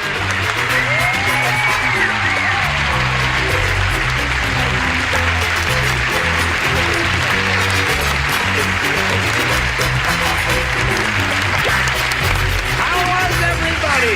Yay! Haven't seen you in a long time. Where have you been? Okay. Haven't seen you in a long time either. You have too. You saw me in the hall where you...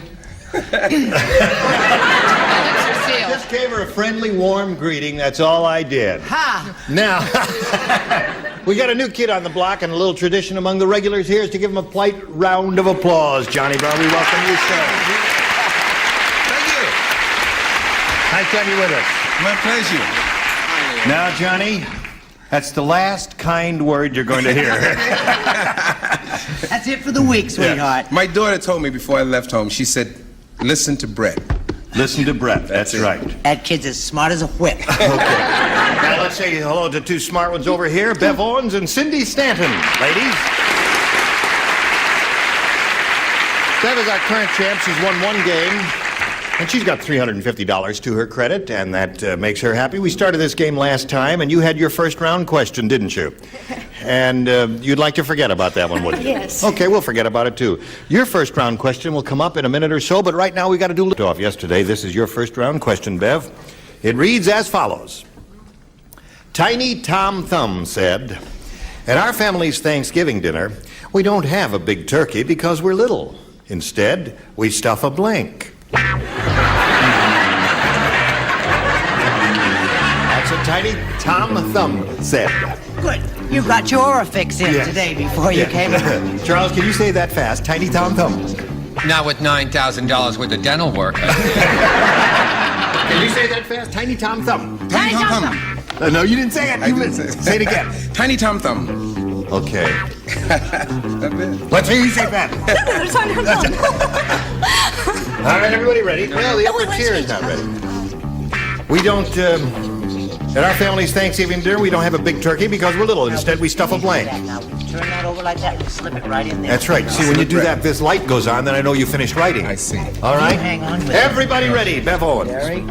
Tiny Tom Thumb said, at our family Thanksgiving dinner, we don't have a big turkey because we're little. Instead, we stuff a blank. I can't think of any little meats, so I'm going to say a stuffed tomato. Thanksgiving. I can't think of any meat. Really? Well, chicken's all right. No, okay. All right. Johnny, what do you say? I said a capon. A capon. Now, you also put that down there. They're booing because they don't like your answer. They don't like your answer, yes. That's your first shot out, eh? Well, when I was a kid, we couldn't afford a turkey. Right in there. Yeah, okay. You got the idea now. Yes. All right. Now, what do you say? See, I say don't have let's a big go to turkey. Encino and to hell with this. Come on, now we got to do the thing show first. Oh, I said a hummingbird. A hummingbird. See, Dad, got the idea. See, a turkey is a big bird, and a hummingbird is a little one. All right, Charles. A sparrow. That's very good, Charles. Charles is getting so smart in his old age. What do you say there, Trish? Well, of course it was a hummingbird. A hummingbird. I guess that's the smallest bird there is, isn't it? Hummingbird? There is a smaller bird. What is a smaller bird than a hummingbird? The flying cockroach. Very well known.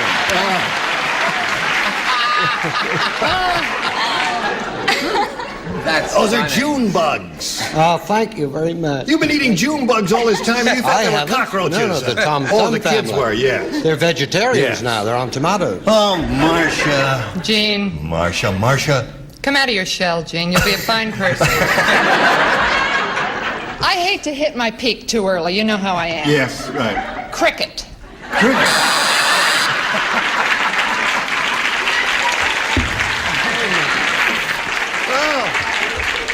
So, as you can plainly see, we have a very tight game here, zip to zip.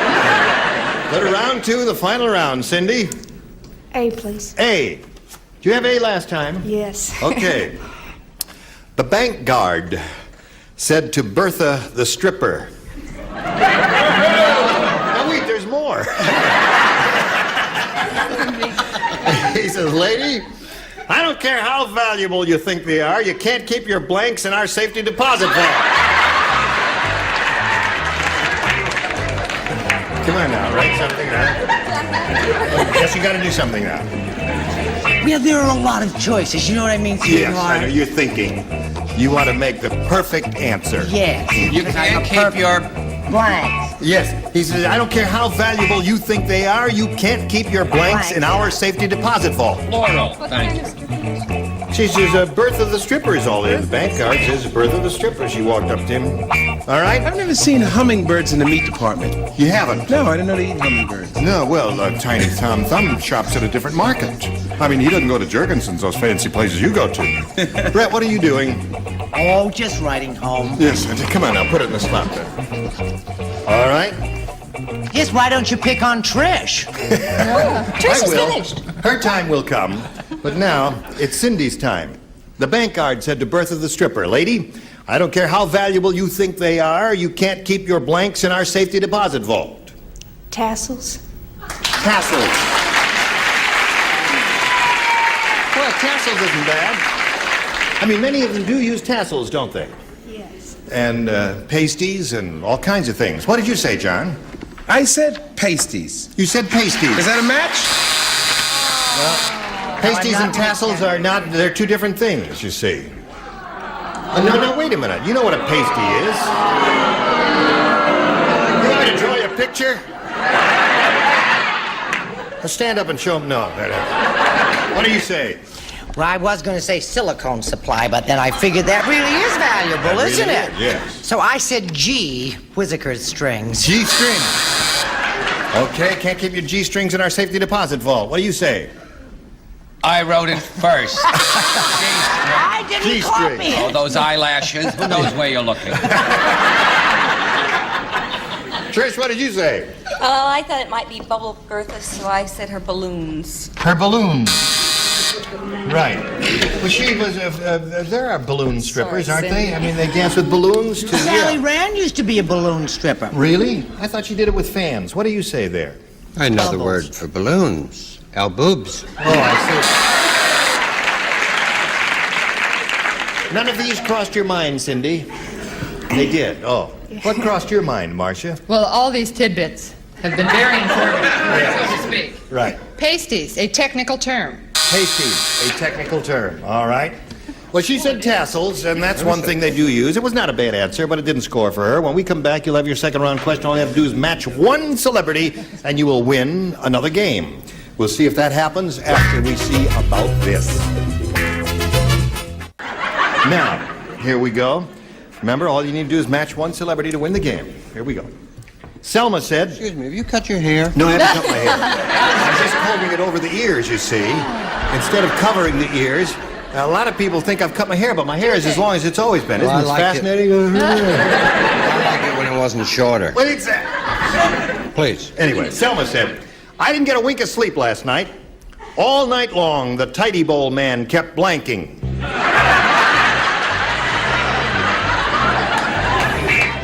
Oh, that's it. No, why, that's a You've all smack. seen the tidy bowl man commercial, haven't you? All right. All night long, the tidy bowl man kept blanking.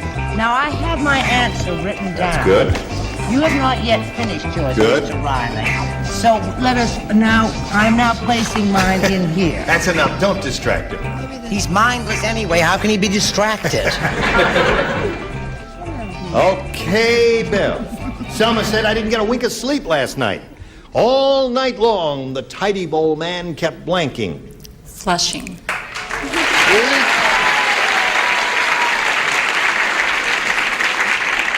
I never saw him. Go ahead, John. What do you say there?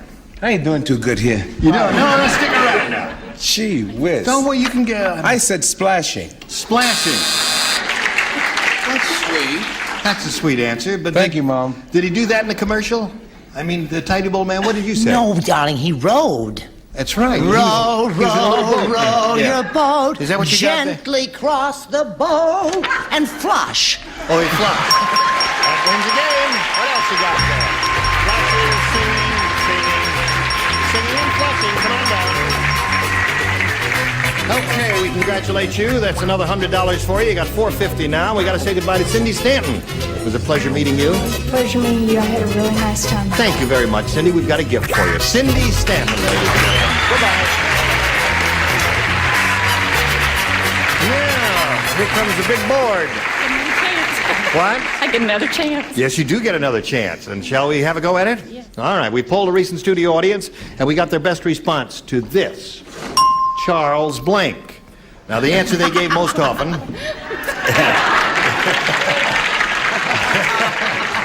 Sit down, Hambone. The answer they gave most often is worth $500 if you match it. If you match the next one, you get $250. And if you match the bottom one, you get $100. 3 are permitted to assist. Whom do you call on? I'll try Charles. Charles. I double dog dare you. Charles Chaplin. Charles Chaplin. Brett. Charles Nelson Riley. All right. Richard. What do you say, Richard? Charles Riley Nelson. No, I'll say Charles de Gaulle. Charles de Gaulle. How quickly they forget. Yes. Okay, so you Why have... do I feel this round is fixed? No. Charles de Gaulle you have Charles Chaplin, and you have Charles Nelson Riley. I'll take Charles Nelson Riley. Oh, I'm sorry, I have him. Taking a chance. You cannot have him. He is mine. What about of the Ritz?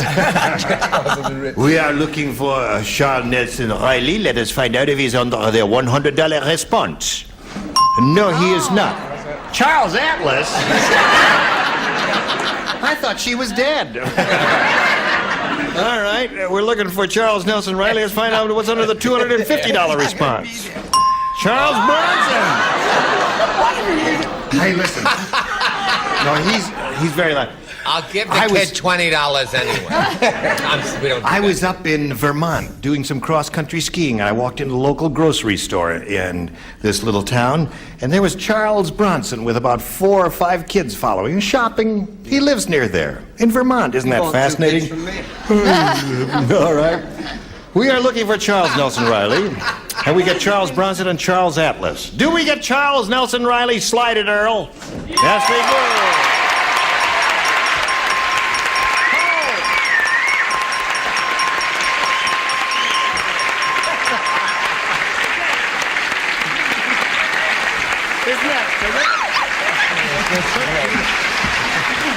So that's $500 more, right?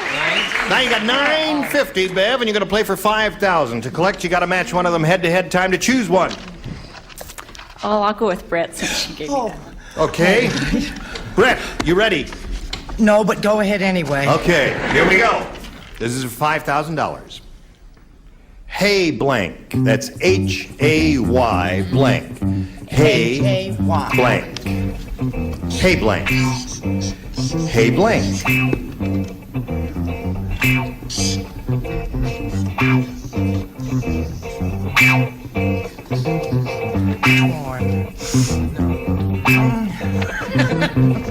She's done it. Okay. Now, Bev, it's up to you to give us an answer which you think will match hers. What do you put in that blank? Hey blank. Hayride. Hayride. That's good. That's the first thing that came to my mind. If it came to her mind, why, you're going to be richer by $5,000. We'll find out right now, Brett. She says hayride will match you. You know I was born in the country. Yes. And they have lofts. Yes. But we also have hayrides.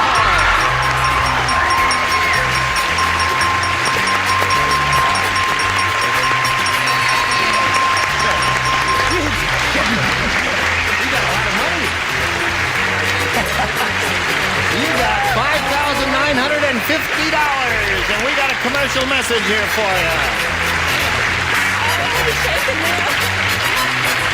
You're shaking now?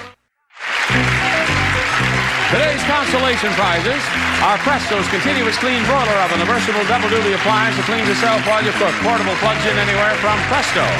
And Hager double-knit slacks, contemporary styling with a comfortable fit. They're machine washable in a wide range of beautiful colors and patterns. Hager double-knit slacks. And treat your kids to a good, hot, nourishing dish with a supply of Franco-American spaghetti or SpaghettiOs. They only cost about 15 cents per serving. Match Game 75 starring Gene Rayburn will serve up more blanks in 1 minute.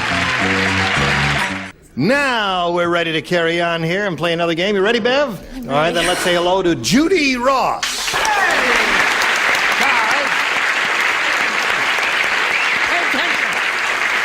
Hello, Judy. Hi.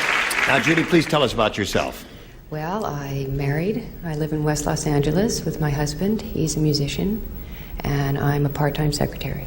What instrument does he play? Guitar. A guitar? Okay. Do you sing? A little. It's fun, isn't it? Yeah. Okay, good luck to Judy Ross. Thank Let's you. begin. All right, please make a selection. A, please. A it is. Here we go. New game, everybody plays. Dr. Marcus Welby is an amateur magician. Instead of pulling a rabbit out of a hat, the good doctor pulls a blank out of a rabbit.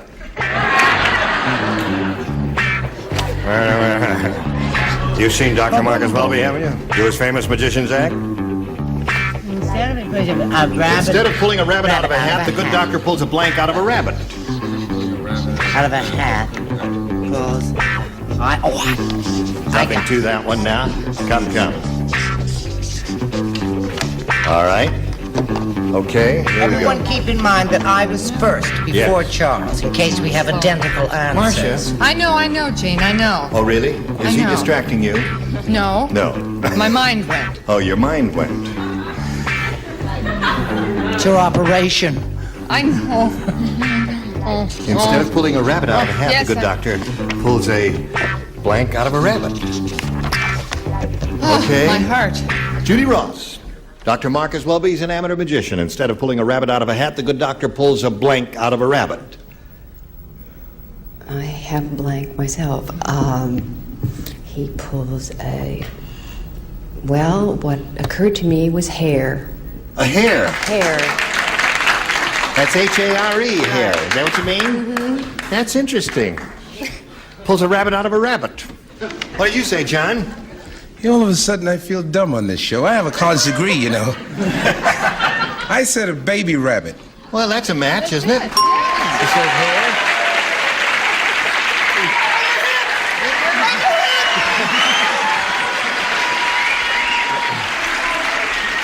Now, John, don't let it go to your head. You may go back to your old ways. I know that. I told him about Scully Mitchell being on for a whole week. That's right.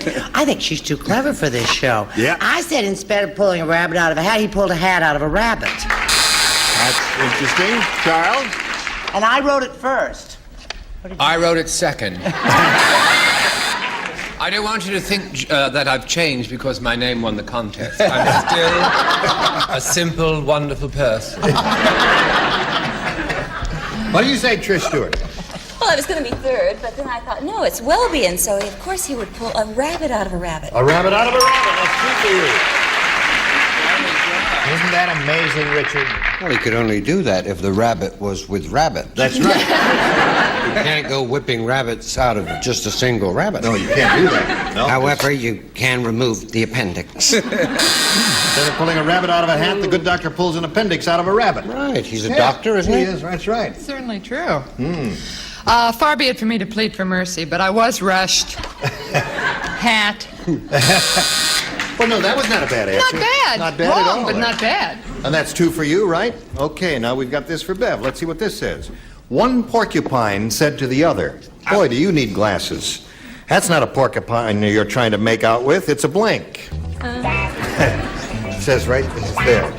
One porcupine said to the other, "Boy, do you need glasses. That's not a porcupine you're trying to make out with. It's a blank." Oh, darling, I'm smart as a whip today. Look at me just going along here. Never Zippity-doo-dah. mind, Charles. I don't want to look at your old rotten answer. Okay, very good. The Leaning bottom over tier is one ready. side. Everybody made up their minds on that very quickly, Bev. One porcupine said to the other, "Boy, do you need glasses. That's not a porcupine you're trying to make out with. It's a..." Coconut. A coconut? A coconut? It's round and sticky. It's round and it's got... She's got a very vivid imagination. John, what'd you say? I said a hairbrush. Hairbrush is good. Brett? Oh, darling, I said pincushion. Pincushion is very good. Charles? You got another goodie. Oh, pincushion. Pincushion. Trish? My answer. Pincushion. Pincushion is the answer. Just a change of pace, cat cuts. Cat cuts. And cactus. And cactus. Okay. So at the end of round 1, 2-0, and Judy's ahead, and now you'll be ahead if you pay attention to this. I must leave you now. I know you are going to weep bitterly and copiously, but try and control yourselves until we meet again. Yes. All right. Goodbye. Goodbye. You're going round the bend, Jane. Yeah, I am? You're going round the bend. Don't toy with me again. You'll only hurt me, Jane. Oh, Marcia. Jane. Marcia. I think I'm excited.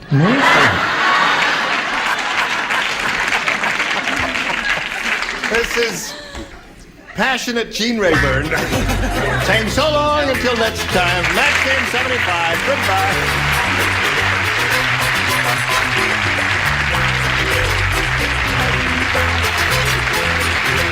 This is Johnny Olson speaking for Match Game 75, a Mark Goodson, Bill Todman production. Stay tuned for musical chairs next over most of the CBS stations. Get ready to match the stars. Ronnie Graham, Brett Summers, Charles Dustin Riley. From Ages and Up, Susan Richardson, Artie Johnson, and Connie Fly, as we play the star-studded Big Money Match Game. And now, here's the star of Match Game, Gene Rayburn.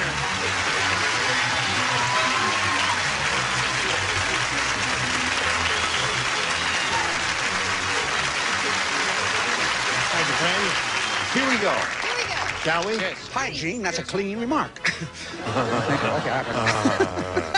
Let's start that. Would you please welcome Linda Rock and Michael Vito? Applause. Okay. Let's just quickly review where you're from. Michael, I've forgotten what town you're from. Oh, you grew up in Detroit. You left there when you were 8 years old, and you live here now, right? That's right. And I'm a pilot for commercial airlines in Southern California. What, you fly jets? No, I don't. I fly multi-engine airplanes. Multi-engine prop planes? Yes. Oh, a rinky-dink airlines, huh? No. No. You go far distances? Not really. Yeah. They don't go too far, do they? About 30 miles. 30 miles? At a time. Okay. Now you have to guess the name of his airline. It's a new show. We just started there. A wing and a prayer.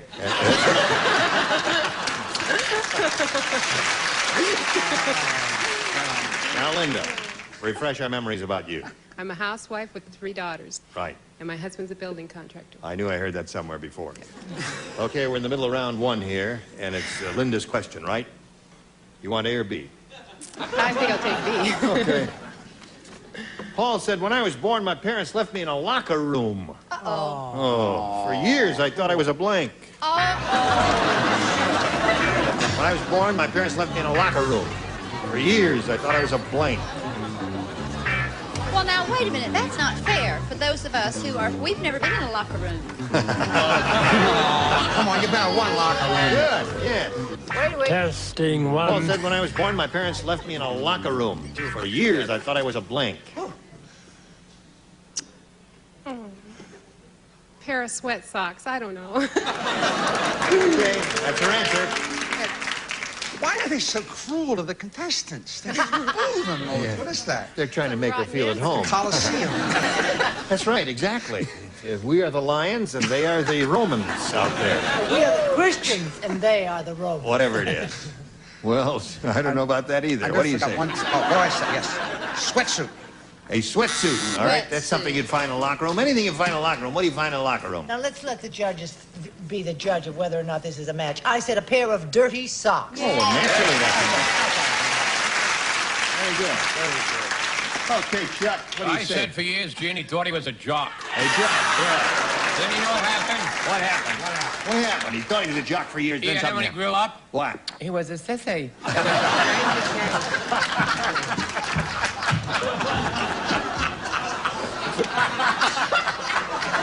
Still talking about it down at the locker. Yeah, what? Susan, my dear. Sorry, Mom. Sorry, Mom.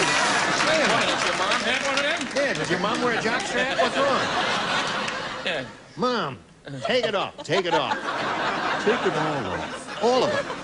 Okay, let's put that right there in that spot. All right, Artie, here it is. Not a match. Not a match. I Sneaker. thought it was a sneaker. I was born in a locker room.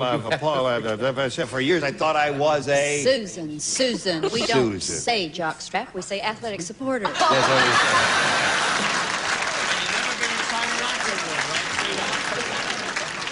Okay, it's 1-1 here. The score is tied. Michael went first last time, so Linda will ask you to go first this time.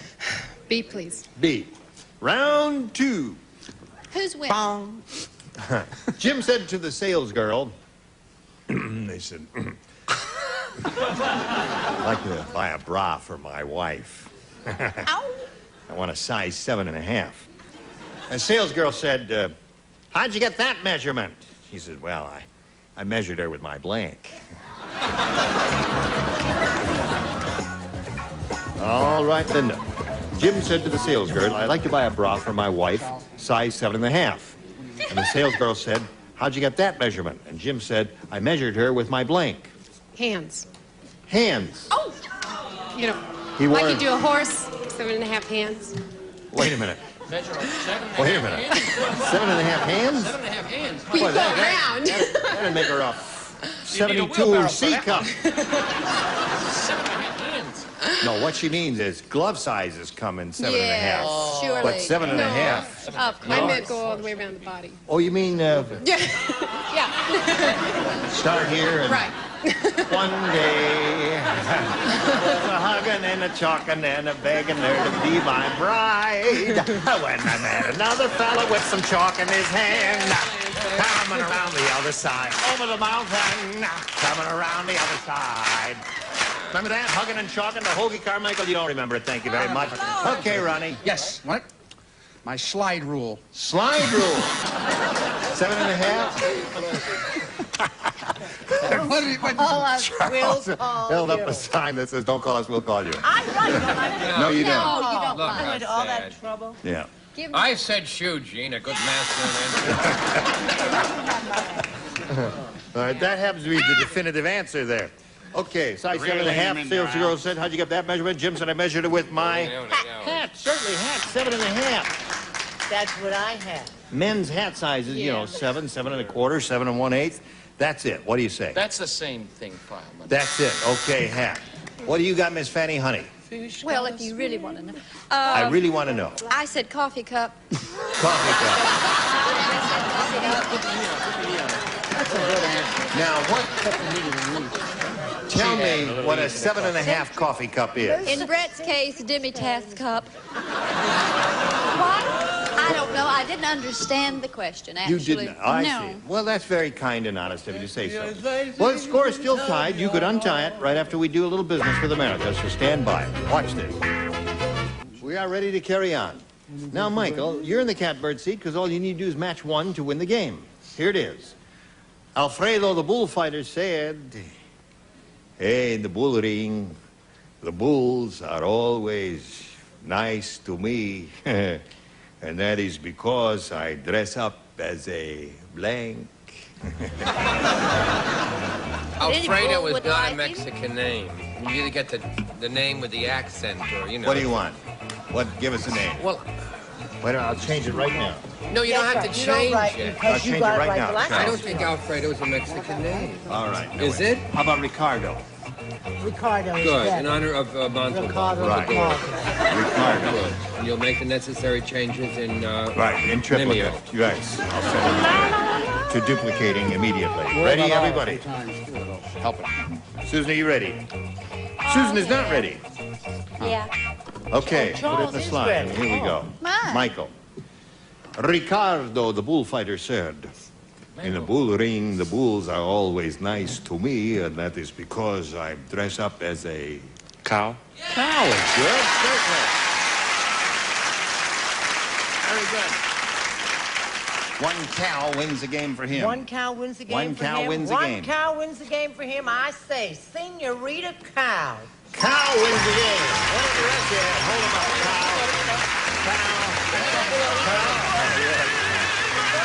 There you go. I don't believe that. Thank you.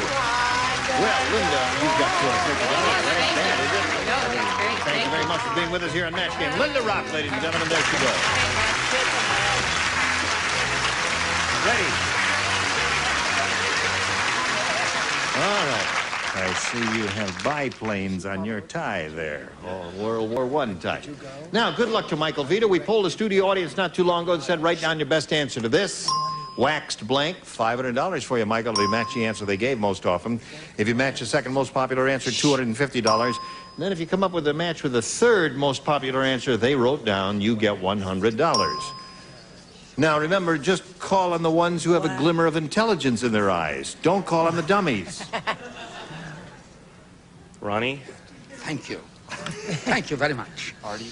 Wait a minute, one at a time. Yeah, Wait. he has to give you an answer. Ronnie sits there, yeah, good. Then I can make a fool of myself. Give us an answer. When he calls on you, give us an answer, Ronnie. That's what you have to do. Waxed and waned.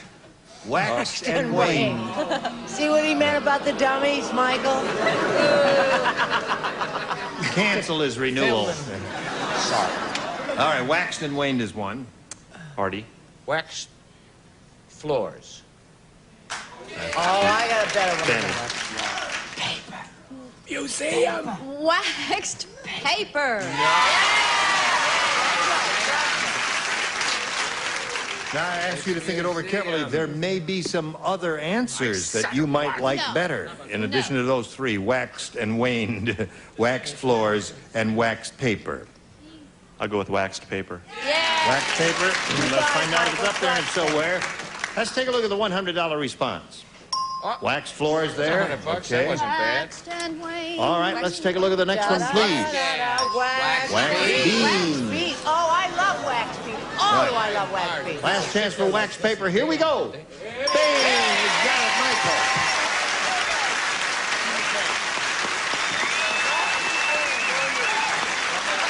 And looks like Michael's been watching this show. He didn't wait for me to do my spiel. He just walked right up to the wheel, and he knows what he has to do.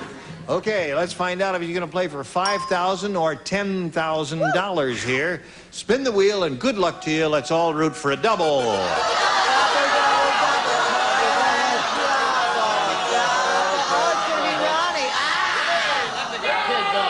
The new kid. Ronnie Graham, who gave you waxed and waned. I'm sure you're going to be thrilled to be playing with him. But what the hell, you can't win them all. That's not fair. Good luck anyway. I want to say a few words for waned. I think it's a word that's being not left in the vocabulary. I think it should be. That's why I said it. Now, good luck. Now, you will give us... I'm waning now, but watch me wax. Right. Okay. You will write your answer. He's going to give us a verbal response. You get ready to write. Okay. Right now. Okay, write. It's for the big money, Ronnie. Write my answer. Yeah. Well, first, I have to ask the question, don't I? Yes, that's a good right. idea. That's I good. You tried to trick me, weren't you? I almost wrote, you know that. All right, here it is. Classic blank. Classic blank. Classic blank. You have to put it in the slot, sweetheart. Put it in the slot? Yes, your Didn't they? slot. Oh, they didn't tell you. There it we is. go. Okay, Ronnie's finished. Now, Michael, if you give us the answer that he's got on the card, you get $5,000. What do you say? Classic cars. Classic cars. All right. Let's find out what he has on the card. Ronnie, classic cars will get...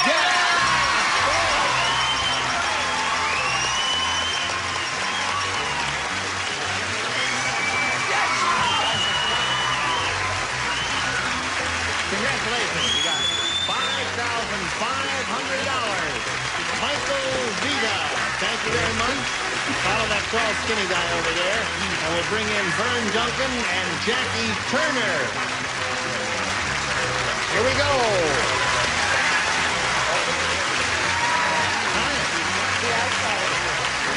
Welcome.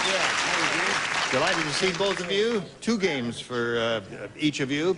Talk to me. Hi, Gene. Hi, Jackie. Hi, Gene. Oh, hi, Jackie. How are you, Gene? Oh, I'm wonderful. Jackie, to how me, are you? Gene. Talk to me, honey. Oh, What do you want to say? I've been very well, but I'm feeling better every second. I wish I was feeling so good. Oh, hi, Vern. Oh, yes, all right. We're just going to sit here and talk to each other for a little while. You do anything you want to do.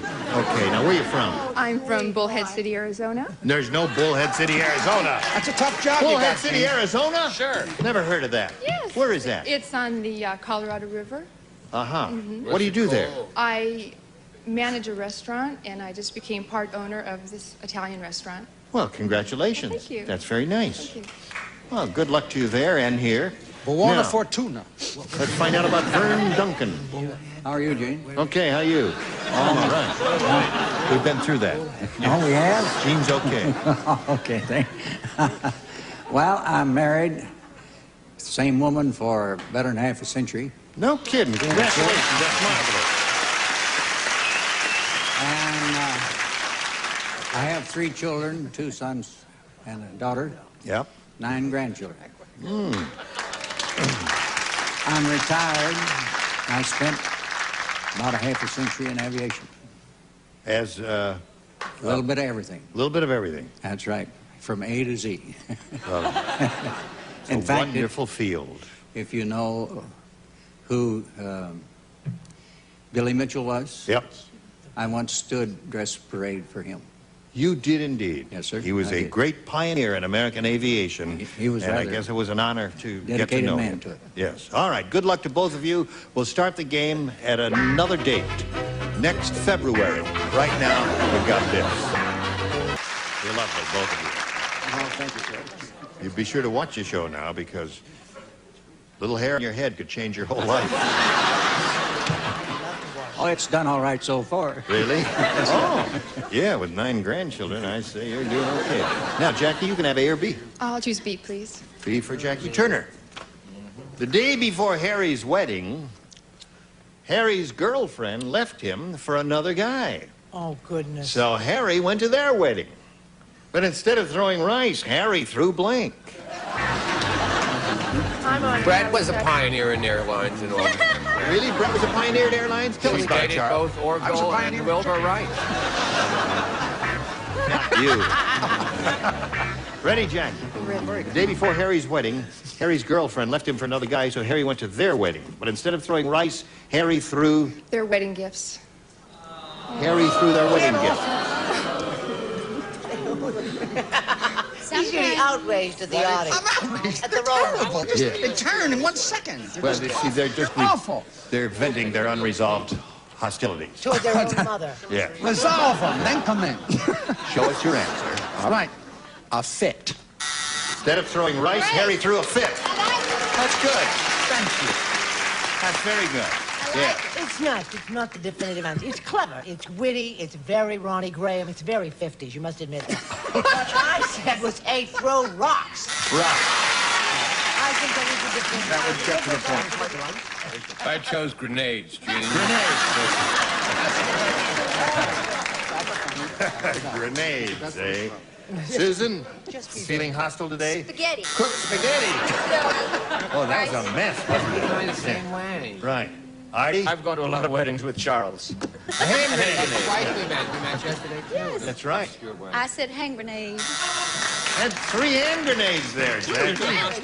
You talk about the audience being hostile. What about that? Throwing a hand grenade. Holy mackerel. Ready, Vern? Robert said, did you hear that some people in Washington, D.C. are filming a remake of The Invisible Man? Mm-hmm. Uh-huh. In the starring role, they've got blank.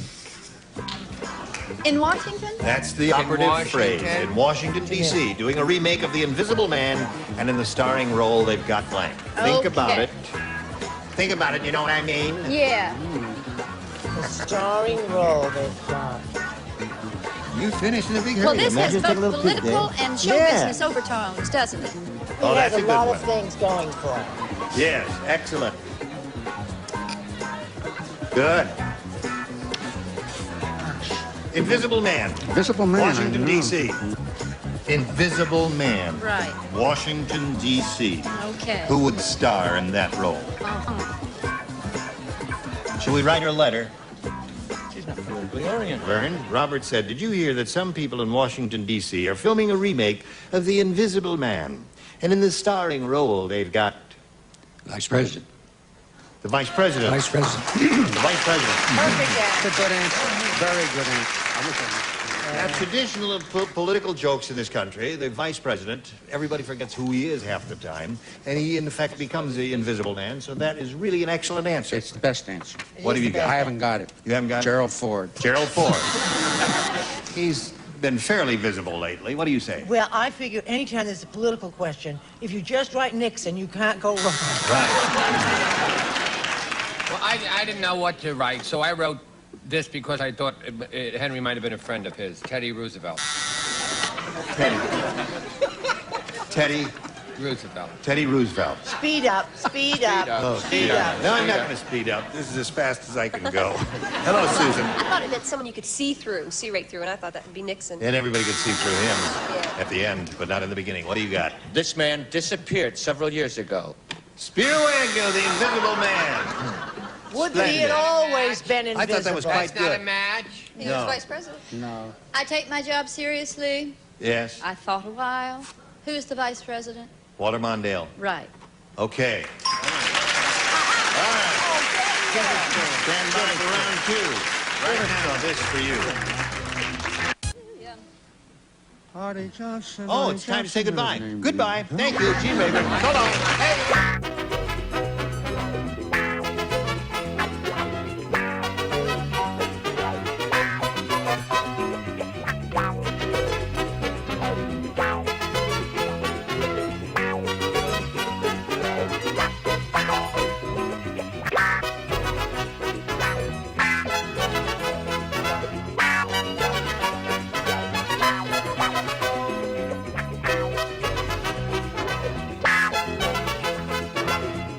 And for sunburn, insect bites, scrapes, and scratches, use Mediquick, the quick medicine that soothes pain and helps prevent infection.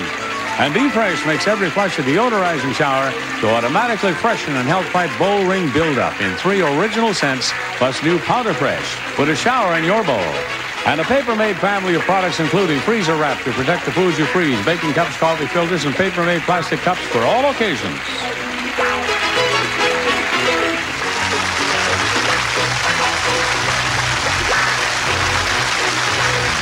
This is Johnny Olson speaking for Match Game, a Mark Goodson, Bill Todman production. This program was edited for broadcast. Get ready to match the stars. Chucky Green, Brett Summers, Gary Berghoff, Elaine Joyce, Richard Dawson, and Betty White as we play the star-studded Big Money Match Game 75. And now here's the star of Match Game 75, Gene Rivers.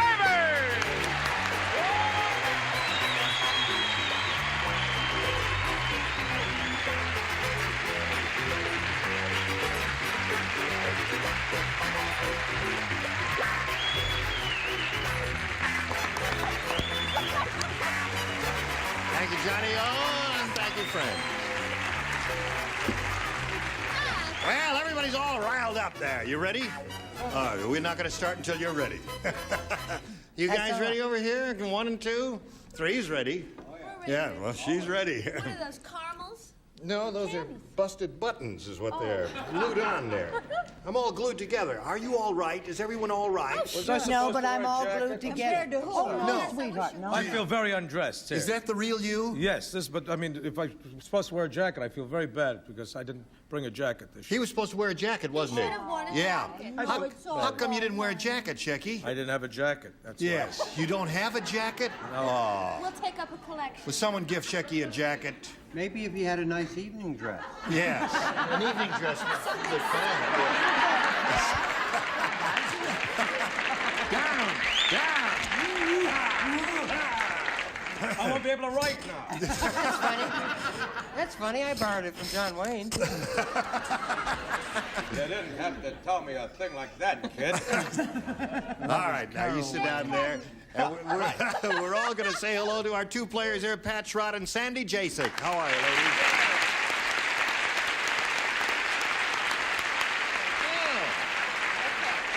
This is our current champion. She's won a pretty good bundle of money, $5,800, right? Yes. And she's being challenged by Sandy. And she's had her second round question. She has 4. You have 4. And when you get your question, all you need is 1 to win your third game. Yes, right. And we'll see if that happens right after we see about this little message. Okay, here we go. I'll push this button. I have this question for Pat Schrott. Remember, all you need is 1 to win. Listen carefully. Who does not... I don't play. Let's see. This is just for Betty and Elaine. Frick and Frack are the only 2 participating. All right, ladies. Frick or frack? At the restaurant, Gertrude said to the waiter, "Is this chicken fresh?" And the waiter said, "Lady, if it were any fresher, it would blank."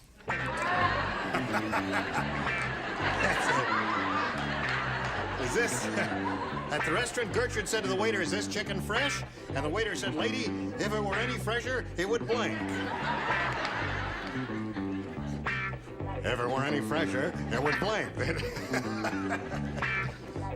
You finished? Oh, no, that's wrong. That's all right. Because I know why. Good answer. I don't want to hear that. I have a question. Is this a chicken joke? No, this is not a chicken joke. Is it? Who was I didn't think so. All right, here we go. This is for Pat Schrott. At the restaurant, Gertrude said to the waiter, "Is this chicken fresh?" And the waiter said, "Lady, if it were any fresher, it would blank." Cluck. It would cluck.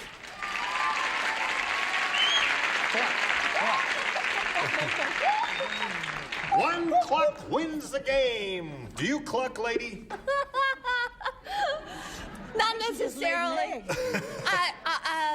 Lay an egg, I said. You said lay an egg. Uh-oh. Would Is cluck that your second choice, Pat? All It right, was clucking while it laid the egg. It could have been. One never knows, because sometimes it's painful. What do you say? Sometimes Show you your can answer, lay Betty. an egg with a cluck. That's no, right. listen. This may call for a meeting. A We meeting? may have to have Let's a meeting. have a meeting. Because cluck and quack, quack, quack, quack, quack, quack. What's cackle? Cackle. That wins the game. Congratulations. There's another $100 for you. Stand by for a moment. Have to say goodbye to you. Tell Shecky I expect the money. You what? Tell Shecky I expect the money. Shecky, she expects the money in the mail there. You wait Yes. till after this show, and I'll get you the money. I feel terrible. Listen, we've got a Sandy. gift for you, together with our thanks for being with us here on Match Game 75. It was a pleasure meeting you, Sandy. Goodbye.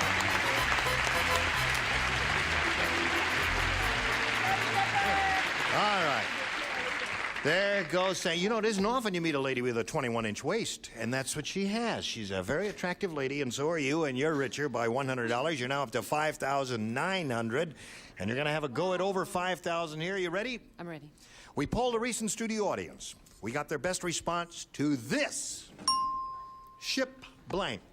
Now, the answer they gave most often is worth $500. You match the next one, you get $250. If you match a third, you get $100.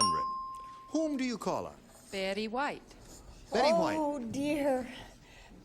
Ship ahoy! Ship ahoy! There's one. Richard. Richard, have you got one? Shipwreck. Shipwreck. Elaine. Ship shape. Ship shape. Next one, another Well, one. you got 3 good ones there, but you may think of a better one. What do you want to do here? I like shipwreck. You like shipwreck? All right. That's the one that Richard gave you? Let's find out if it's up there, and if so, where? Hold everything, because there's a little funny noise here. Where is that noise coming from? From your mic. From my microphone. Well, now let me just fix it. Isn't it embarrassing when your tummy growls like that? Is it all right? Hello, testing 1, 2, 3. Okay, all right. I will hold it very delicately. Hold the mic carefully, too. Yeah. Except when I hold it like this, I talk funny. I'm only kidding. This is my deep voice. Now, what are we looking for Charles here? Nelson Riley, honey. Shipwreck. Shipwreck. Is it under the $100 response? I ask you. No, it is not. That's your answer. Ship shape. The one Elaine gave you. All right. Shipwreck. Here it is. Is it under the $250 response? Yes, it is indeed. Congratulations. Ship ahoy. Ship ahoy? That's right. What do you think? Ship ahoy? Ship ahoy. Shipmate.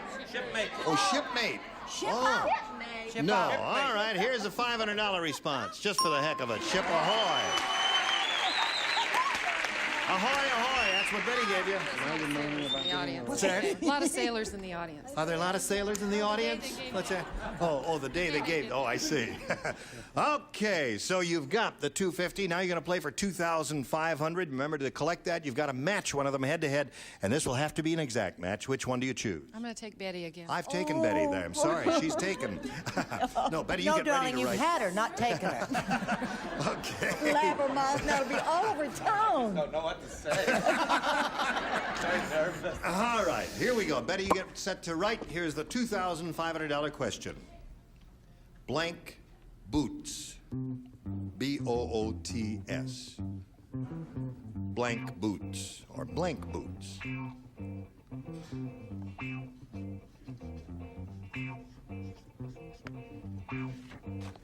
All right, now she's finished, and we want you to give us an answer which you think will match hers. What's your judgment here, Pat? Blank boots. I thought of so many, but I'm going to say Puss in Boots. You say Puss in Boots. Are there other good ones? Rain boots. Yeah, there are a lot of good ones here, but you say... she's an animal lover. She's an animal lover, so you think she said Puss in Boots. All right, for $2,500, may we see your answer, please? Oh, honey, I wish I had. I am an animal lover, but I said cowboy boots. Cowboy I'm boots. so sorry. Can we go back to Ahoy? I'm sorry. Okay, so, Pat, you've got the $6,150, and you're going to meet another player in a moment or so, but right now, got a little business for you. Here it is, friends. Yes, good. Okay.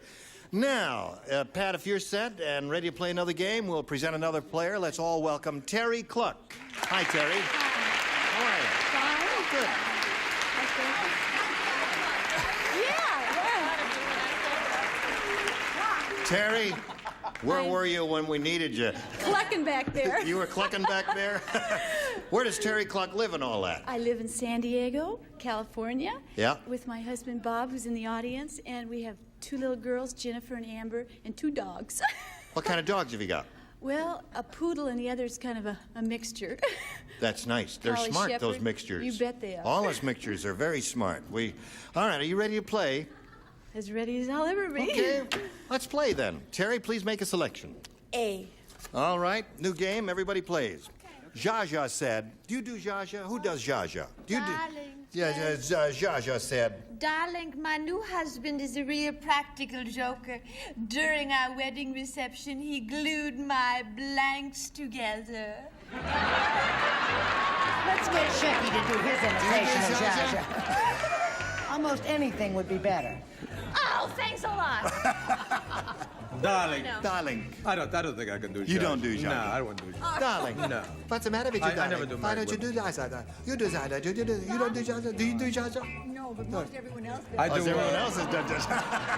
I do the other Hungarian. What was S.C. Segal? Remember S.C. Segal, who was Hungarian? Yes. I want to say the once upon the cringes and then that's where I did it. Remember that one? Yes, I do remember. Nobody else remembered that one. Why? It was a good impression. What was the piano? Listen, you're not supposed to listen to all this funny stuff. You're supposed to be writing here. What was the question? Sit down here.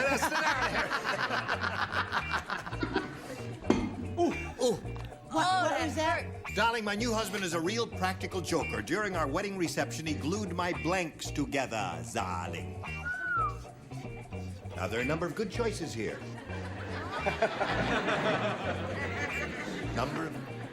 Betty, don't think so hard. You're going to strain something. Oh, well, don't rush me. You'll be sorry. Wait, I got you. Shy. Oh, I can't say that one. You're mumbling, Shecky. All right. I just put, are you? I'll be all right. Are you all right? Yeah. What are you trying to do? I'll be all right here. Oh, okay. There we go. Wait. Slot there. Don't Don't be nervous. nervous. We'll make a star out of you yet. Now, just put it in a slot there. My light don't go Okay, on. now, here we go. Terry. Zsa said, darling, my new husband is a real practical joker. During our wedding reception, he glued my blanks together. Boobies. Really?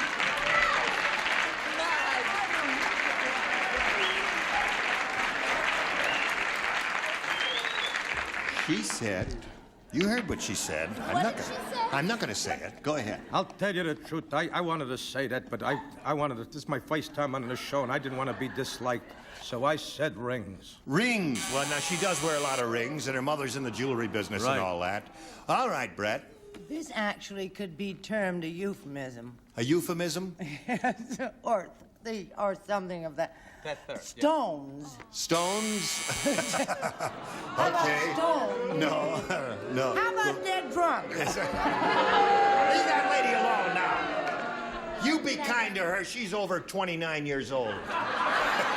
Almost. Way over. Hey, If Gary. I had those roots, I wouldn't talk about Wrong answer there. Hide. Stones and rocks so far. I don't know. It sounds like she's got a kidney condition. What have you say to that? That's funny. Yes. He glued my blanks together. Well, this guy was really a practical joker, and he glued her ex-husbands together. There's a good answer.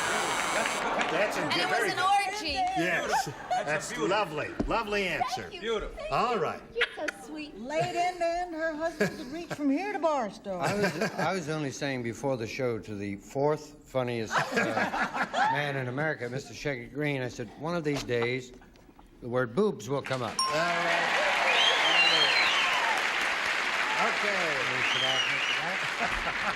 Now, Miss Betty White, honey, from... Well, I can have just as much fun as anybody, but I do think there's a time and a place. Her boobs together. Two for you. Two for you ready?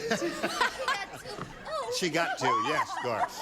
I went over and said two for you. She says, I've got two. Don't bother me. So that's two for her. And tea for two. Jacques Cousteau, the famous scuba diver. Oh, yeah. She said... She said? You've been underwater too long. Swim's funny. He said, tonight is the grand costume ball, and I know just what to wear. I will pump my wetsuit full of air, and I will go as blank. He said that, then he gave a little jocular laugh after he says, oh, you know how the Frenchmen are there. That's a very good Jean-Jacques Gabor. Jacques Cousteau said, tonight is the grand costume ball, and I know just what to wear.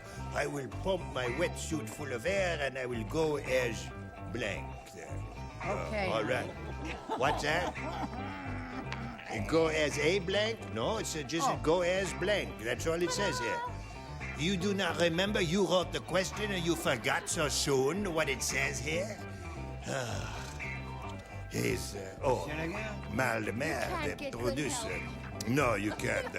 Gary, what are you doing? I'm going to throw you back in the tank. All right, Pat. Tonight is the Jacques Cousteau. You know who she is. Tonight is the grand costume ball, and I know just what to wear. I will pump my wetsuit full of air, and I will go as blank. Another Jacques Gleason. Jacques Gleason. Oh, because he is a big one, huh? That's the question. Yes. But, Pardon, the audience... de l'oranger de rébis à Jacques Glissant.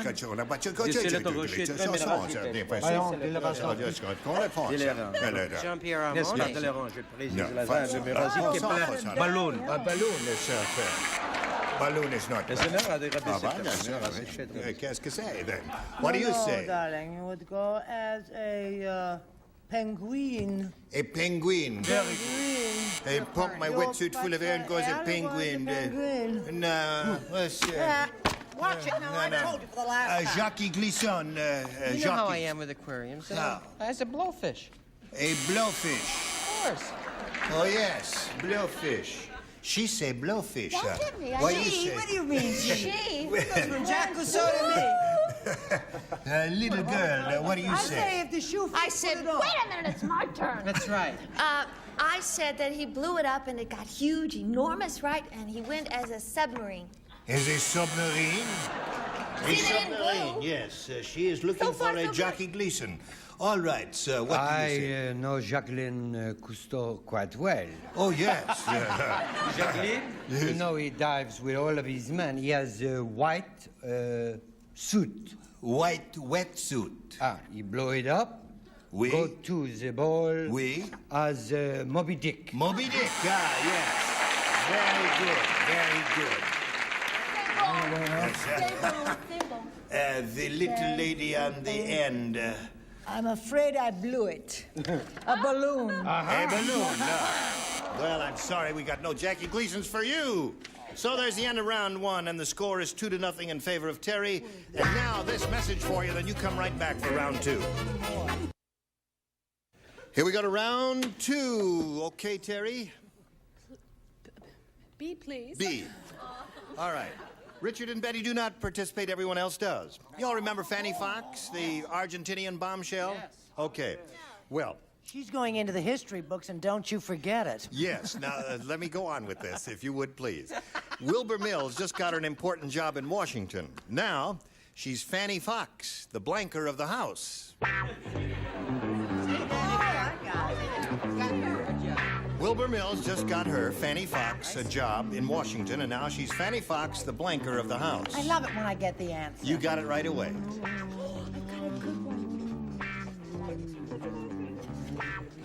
All right. Anything you say. Anything you say. All right. Anything Finished? you say. Okay, now we're all set. Terry Cluck. Fanny Fox, the Argentinian bombshell. Do you remember her? She was in the newspapers and all that. Wilbur Mills just got her an important job in Washington. Now she's known as Fanny Fox, the blanker of the house. Streaker. The streaker of the house. She got it.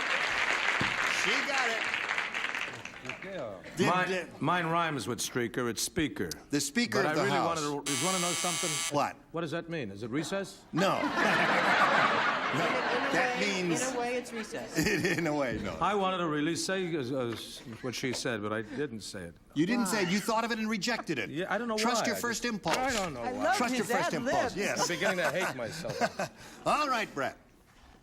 Well, is this a match? I said the stripper of the house. The stripper of the house does not match streaker of the house. Gary, what have you got? The streaker of the house. The streaker of the house. There's one for you. And here she is. The blonde bombshell. Yes.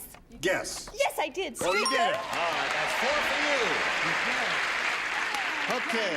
Now you stand by for a moment or so. It's 4-0 at this moment, and we'll get to your question later. Now this.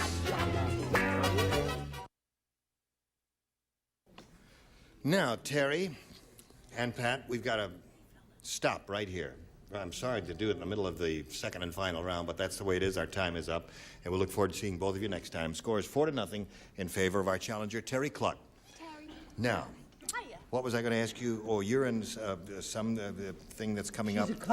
Police story. Oh, yes. Is that going to play soon? Yes, it's going to be on this month. Police story. Police story. What do you play? I play a doctor. You play a doctor? Yes, that's why I cut my Are you the hair. doctor? Are you well? I'm getting the vapors. I think I'm feeling sick. I was just taking a turn for the nurse.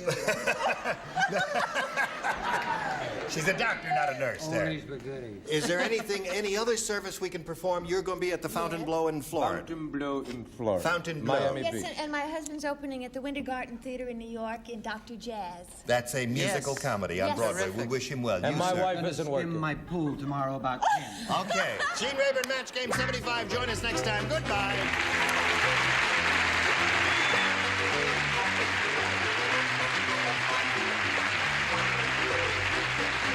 This is Johnny Olson speaking for Match Game 75, a Mark Hudsonville Tottenham production.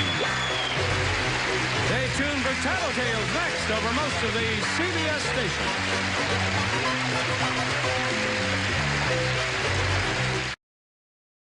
To match the stars, Fred Travelina, Brett Summers, Charles Nelson Riley, Monique Van Voren, McLean Stevenson, and Joyce Boulevard as we play the star-studded big money match game. And now, here's the star of match game, Gene Rayburn.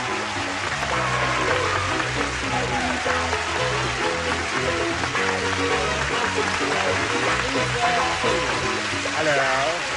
How are the stars today? Fine. Good. All the jackets you wear, that's my fave. Thank you.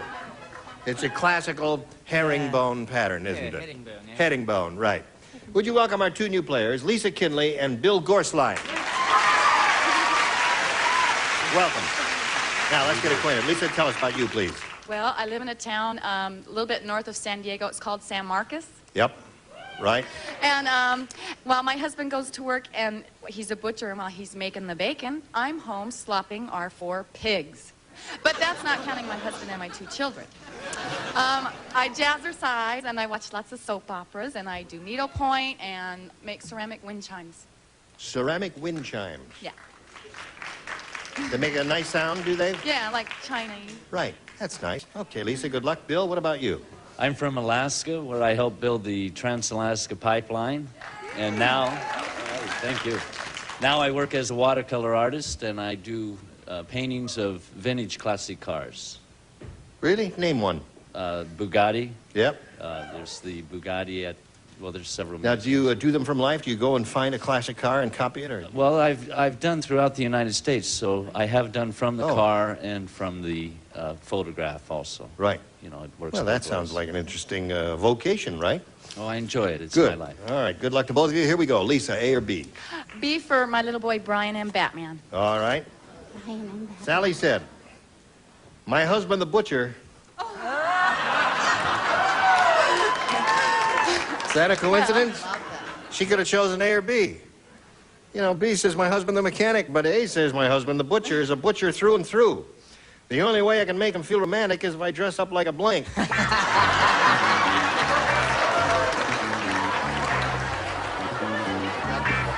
Sally said my husband the butcher is a butcher through and through. The only way I can make him feel romantic is if I dress up like a blank. A roast? A roast? A roast, you know, you eat it, you cut it up, and Right. How would cook you it. dress up as one? You'd wrap yourself up in those little strings. Oh, I see. You tie yourself And up in the put string. garlic in your mouth. Put garlic in your mouth, right. And other places, yes. All right. Go, Fred, baby. Well, in the words of Sylvester Stallone, yeah. You know, yo, Adrian. Hey, yo, I said pork chop. Dress up like a pork hey. chop. I dress up like a pork chop. Ms. Brett. Oh, darling, I believe... Now, I don't know exactly how you would accomplish this. I'm not too sure, but I said a side of beef. A side of beef. Those are my people out there. No, huh? Side of beef is a large chunk of meat. You bet your bit. Fred and I are comedians, I think. Anyway, pork chop is a funny image, right? Pork chop is a funny sound. It's a funny sound, right. Who said? It has a K in it. Yes, all pork chop. K's. Right, has a K in it. Anything with a K in it is funny, right? That's right. All right, Monique. Well, the you- only way I can make my husband the butcher feel romantic is if I dress up like a... Well, you know that I have seen them. You do dress them up with little paper panties, you know, the lamb chops. Oh, yeah, the lamb chops. They wear the Yes. little paper pantaloons. Yes. So when you pick it up with your finger, it doesn't get your fingers greasy. Very lacy little paper Right. things. Yeah, They- very they would- sexy, as a matter of fact. Very. Right. Let's not have dinner, dear. Let's skip the pork chops. What do you say, McLean? I want to just, I don't know if I can talk directly to Lisa or not, but Yes, whether you I can. can or I Go can, ahead. I'm going Go to. ahead. Lisa, do you really have 4 pigs, or were you just kidding? No, we really do. Well, so that it shouldn't be a total loss, 4 years, a little something make you feel better.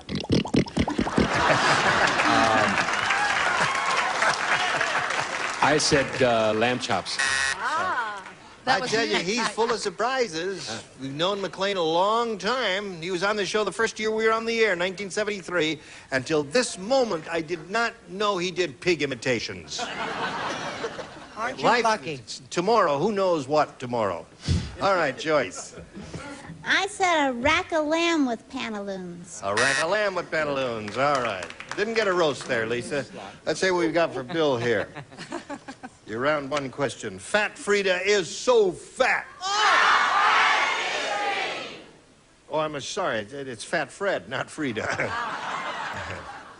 You don't have to do it over again, though, because you broke my eardrum. Fat Fred is so fat, he could hide a blank in his double chin. You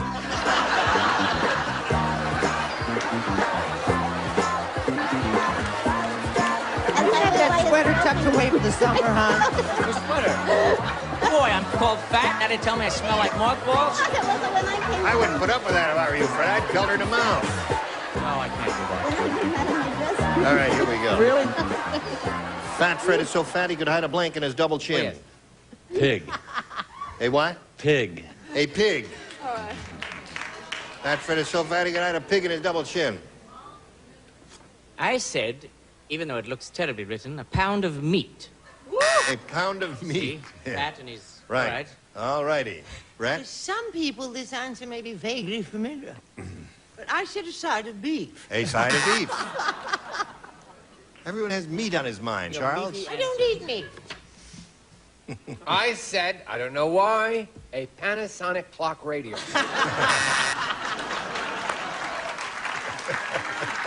I want what you're smoking. A Panasonic clock radio Well, you see hidden the in his kids chin. with the radios always I on the know. street now. Right. Wouldn't that be carry interesting? us there. This guy's so fat, he's walking along the street and you hear music, but you can't see where it's coming from. It's tucked in there in his chin. You know what do you that say? old joke. Got one for us? Yes. I thought of a strange Fred and a very, very fat Fred and an unusual Fred who had A baby. baby. In a double chin. These Belgians are weird, aren't they? All right, McLean. I don't know how weird the Belgians are. The writers are doing great on these questions. Very strange questions. They Out are. of animal things. And right. I just want to clear up one thing. This is not made of a cow. No. It's made of sizzling. Also, I wanted to conserve my paper, so I used my last answer, lamb chop. Same thing. Twice. Right. Very good. Thank you. All right, Joyce. A blimp. That's Fat very Fred is so fat. fat he could hide a blimp in his double chin. That is mighty, mighty fat. Well, there's round one, and now you see how it goes, and now you're going to warm up to it right after we have this for you. Here we go to round two. And the score is tied, and so since she went first last time, we'll ask you to go first this time, Bill. Thank you. Hmm? Thank you. What, you want A or B? A, please. Oh.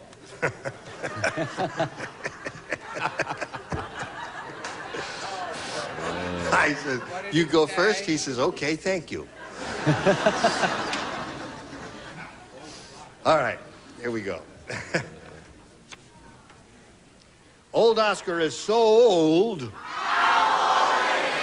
Well, he's so old he can't take out a woman. Well, he barely has enough strength to take out his blank.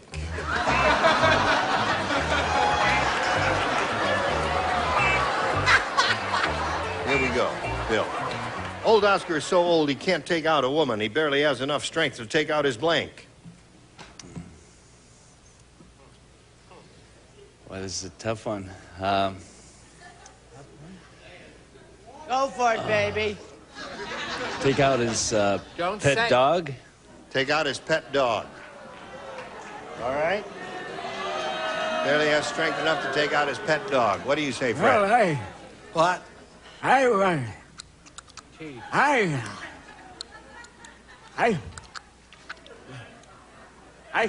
I said false teeth.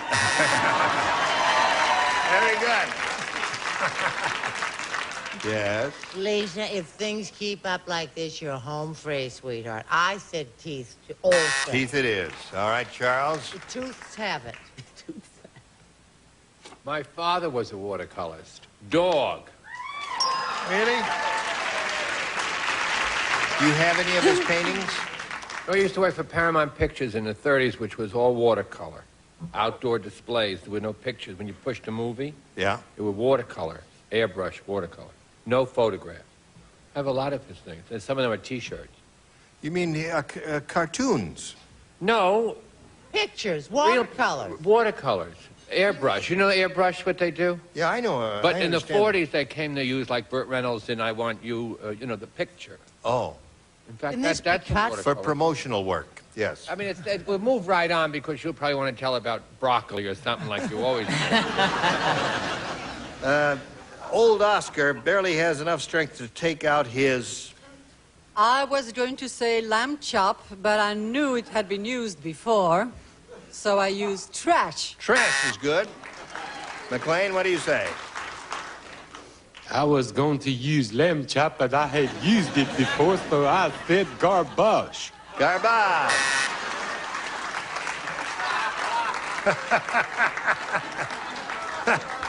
I don't speak like that. I don't either.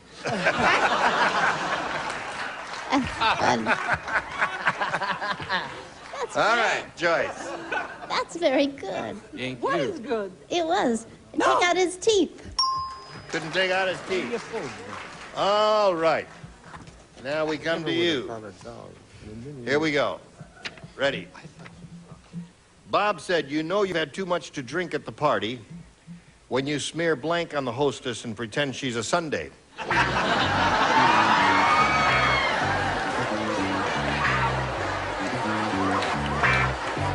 All right, Chuck, you ready? Who gets this? Lisa. Me. You want it. All right, here we go. Bob said, you know you've had too much to drink at the party when you smear blank on the hostess and pretend she's a sundae. Whipped cream? Whipped cream. I love it. Whipped cream is a final and a vital ingredient of any sundae. Sounds like something Jack Nicholson would do. You know Jack Nicholson? Yeah. Well, I'll tell you right now, I thought she was a great hostess, you know. I broke into her house and I smeared her all up with whipped cream, syrup, nuts, and a cherry. You have a good time, Jack? I sure did. Yeah. How long did you stay there? I was there all night, man. You were? It was terrific. A lot of calories, though, isn't Absolutely. it? All right, Brett. Now, before I reveal my answer, I would like to do a critique of McLean's impersonation of Mamie Van. He done a lot more like Lawrence Welk, didn't you think? No, he so? sounded exactly like Monique, not Mamie. There is no Mamie on this show. Of course. Well, all right, then. If you're going to get hateful, pain in the neck, blow it out your ear. Chocolate sauce. Very good.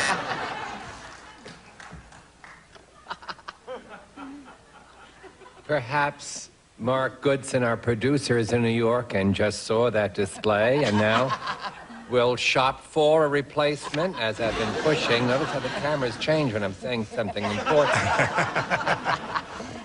And I think Bess Meyerson is in Long Island, if they want to call her. Hot fudge. Hot fudge, another vital ingredient of Sundays. Zero. All right. When you smear, you too much to drink when you smear blank on the host, pretend she's a sundae. Well, of course, I would have thought of whipped cream if I was normal. But being Belgium, as you say, and with the accent, I figured lamb chops. Wrong. Please. Hang your folks. A booable answer. Never boo a person who's written a bestseller. Or drink out of another guy's beer can or lend somebody else your comb. Those three things my dad told me. Very important. I said chocolate and nuts. Chocolate and nuts. All right. That's what I said. So. Chocolate and nuts, yeah. I love those sundaes. Yes, so hot what? fudge, sprinkled with cracked up walnuts or whatever. What have you got there, Joyce? I have something very strange. Lamb chops? No, shaving cream. Shaving cream. Well, it looks like whipped cream, doesn't it? What do we got here? A tie? We have a tie here.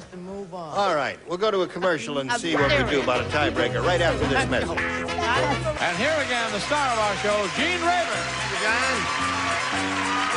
Here we go to the tiebreaker. One question for each, and one who matches the most will be the winner. That's the way the tiebreaker goes, normally. Lisa? A for Andrea. All right. You're really getting it all in there, aren't you? Lily said, my husband, the cowboy. There you go, McLean, eh? He's a cowboy through and through. He even blanks in his 10-gallon hat.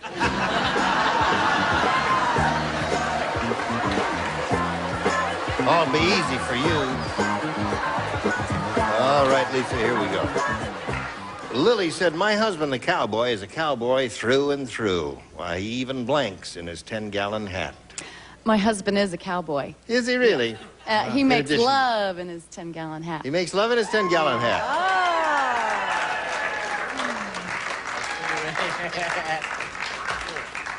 It would be very difficult. I gotta tell you the truth. I tell you the truth. I made the Urban Cowboy. It was a great film. Okay, I tell you the truth because it was really great. I mean, it was terrific. You know what I mean? So I said, Oh! makes love. Okay? I can't believe it. One for her. All right. Oh, I am a woman besotted. I love this man. I said makes a little whoopee, which I believe is a man. That's the same thing. That's two. Yes, sir? I mean, this is only her first game, and already she's a butcher cowboy's wife. She feeds the pigs, she makes the wind chime, she's watching the television, she's making love with her husband with a hat on. The whole thing is becoming insane. Sleeps. Sleeps. Even sleeps in his 10-gallon hat. Monique, what do you say to this? Cowboy through and through. He even makes love in his 10-gallon hat. Oh, it sounds fine to me, but that's not what I have. Oh, what do you have? Wife, partner, I have. He even drinks in his 10-gallon He drinks. Many of them do that, you know. Yes. Go right Now down we're to the gonna stream, hear fill the really- water, fill the hat with water, and drink out of it. I gotta tell you something, Gene. Tell me. What No do you got? cowboy worth his salt makes love with his hat on. No? No, sir. With his boots on? Cuts the light down to practically nothing. You couldn't see doodly squatting in the dark. Just think about it. Yeah, I guess it would cut a lot of the light out. Real cowboy goes potty in his hat.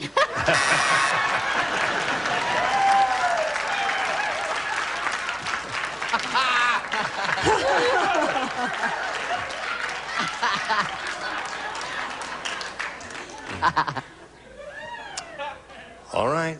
Well, Anything you say, I'm not going to Kenny argue Rogers. with you. Right. He learned a lot from Kenny Rogers, didn't he? What do you say, Joyce? I'd much prefer that kind of cowboy than the kind that makes love, unless it has little straps on it, a little bow it could tie. Because otherwise that means, well, it wouldn't be much fun. I said sleeps. Sleeps. All right. Makes love was hers. All right. Here we go, Bill. And you need 2 to tie and 3 to win. Weird Willie is really weird. He's the only guy in the world with training wheels on his blank. Weird Willie. Only guy in the world with training wheels on his blank.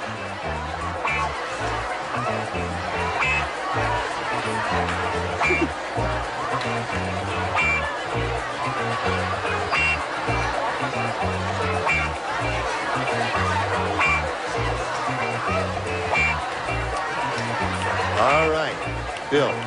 Weird Willie is really weird. He's the only guy in the world with training wheels on his blank. Tricycle. On his what? Tricycle.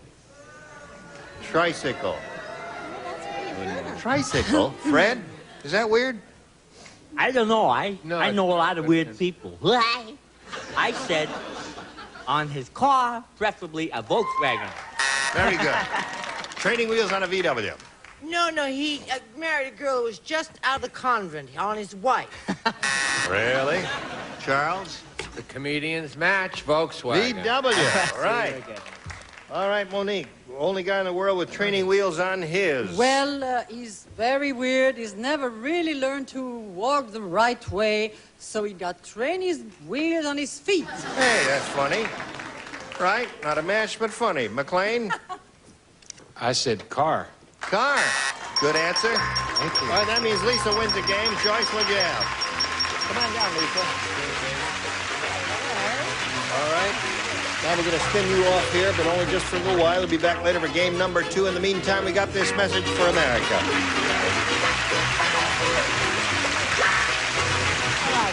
That's it for today. We'll pick up at this point tomorrow. A reminder once again, Monique Van Voorn has written a book that just made the bestseller called Night Sanctuary, made the bestseller list in the New York Times. Brett and I are going to do the movie. You are? I'm going to play the young stud, and she's going to play the beautiful woman. So far, they haven't called us yet. We've been waiting. I don't understand what the holdup is. It's better casting than the other way around. I know. Good luck in your We opening can do it tonight. that way, too, if they All want. right. I hope you'll join us next time for the match game. Thank you for joining us today. I'm Gene Rayburn. Goodbye. Today's contestants will also...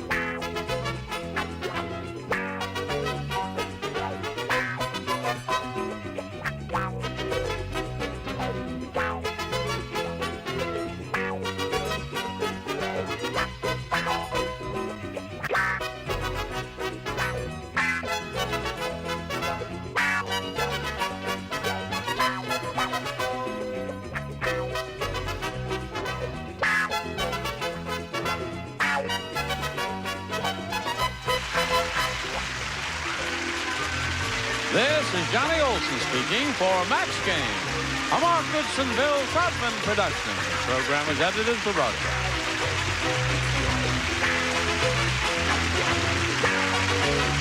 This is Match Game 74, production number 0241, and it's take one. Get ready to match the star.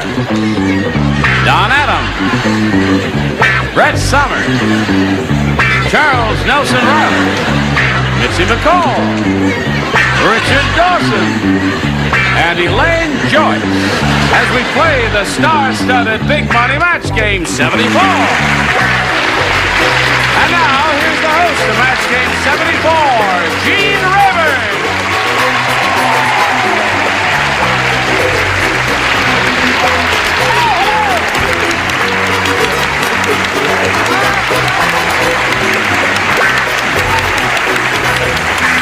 Thank you, Johnny Olson. Gee, what a spontaneous bunch you got here, John. Terrific audience. You're all in show business. Thank you for joining us here at Match Game 74. You're going to have a good time because we got all these ding-a-lings who are going to entertain the heck out of you. And now, us old kids on the block will welcome the two new kids on the block with a brisk round of applause. Shall we welcome Don Adams and Mitzi McCall? Thank you.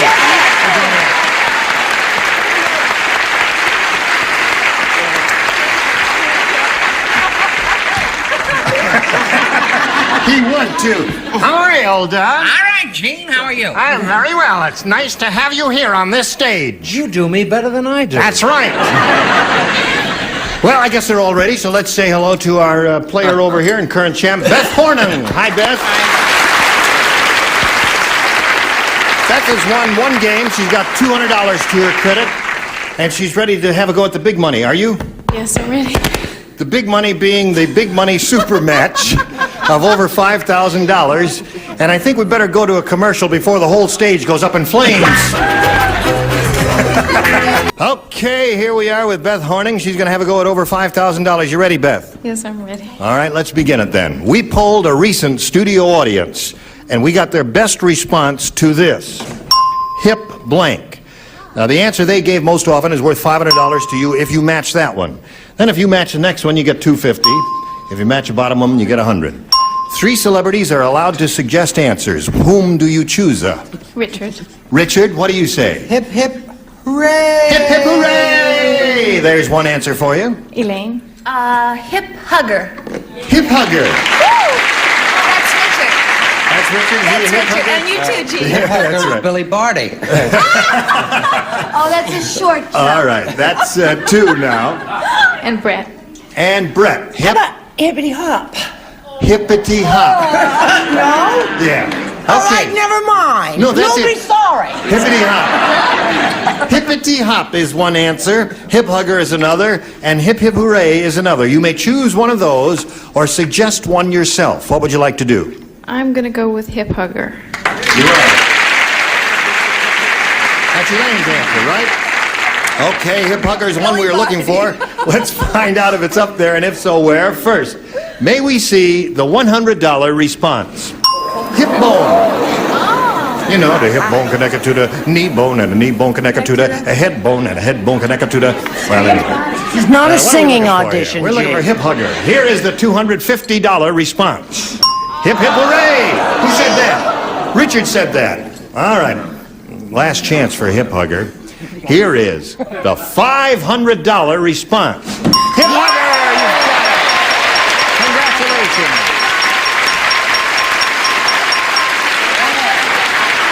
So, that puts you up to $700. That means now you're going to play for 10 times that amount, or $5,000. To collect, you have to match one celebrity head-to-head. Which one will it be? I'm going to pick Richard. You pick Richard? I don't blame you. Very smart. All right, you face me if you would, please, Beth. And Richard will write his answer to this. Arm blank. A-R-M blank. Arm blank.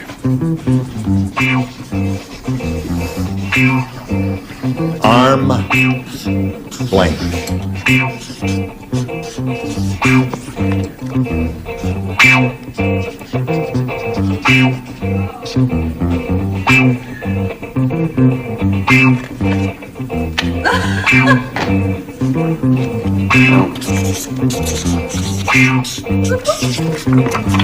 Okay. All right. Now, Beth, what answer comes to your mind in order to match Richard in filling in that blank? Armpit.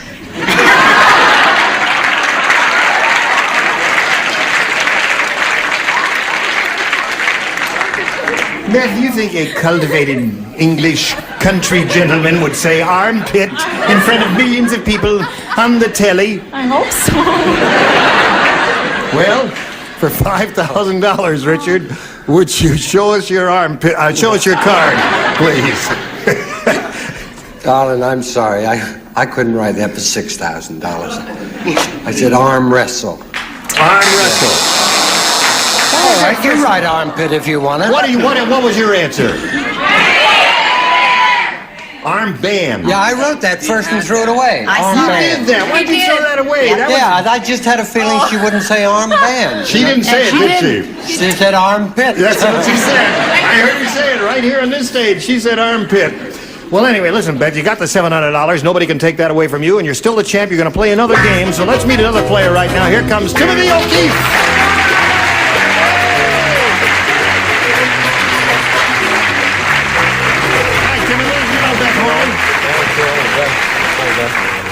Timothy, you're a splendid-looking fellow. Tell us more about you. Well, thank you. Well, I just got my hair cut. You did? Well, really, no, I've been in California for a long time with my family.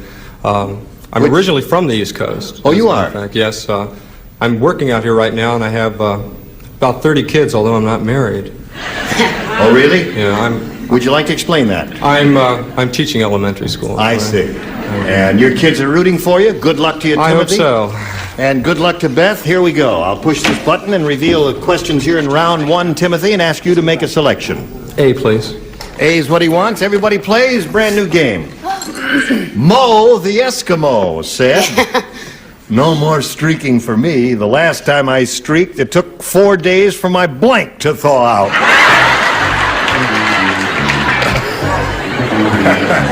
Yes. The questions are getting more literary every day, aren't they? Mo the Eskimo said, did you hear that, Timothy? No more streaking for me. The last time I streaked, it took 4 days for my blank to thaw out. How old are your kids? Your third, did you say third? Fourth and fifth graders. Fourth and fifth graders. Mm-hmm. They're going to be thrilled with this question there. All right, the top row is ready. And the bottom row is just about ready. Just slip the card right in there after you finish, and do not tarry. That's it. Just Can I change my mind? Not now. No, it's in there. Leave it in there. What the heck? We're all set over there. Timothy, Mo the Eskimo said, no more streaking for me. The last time I streaked, it took 4 days for my blank to thaw out. What do you put in the blank? His butt. His butt.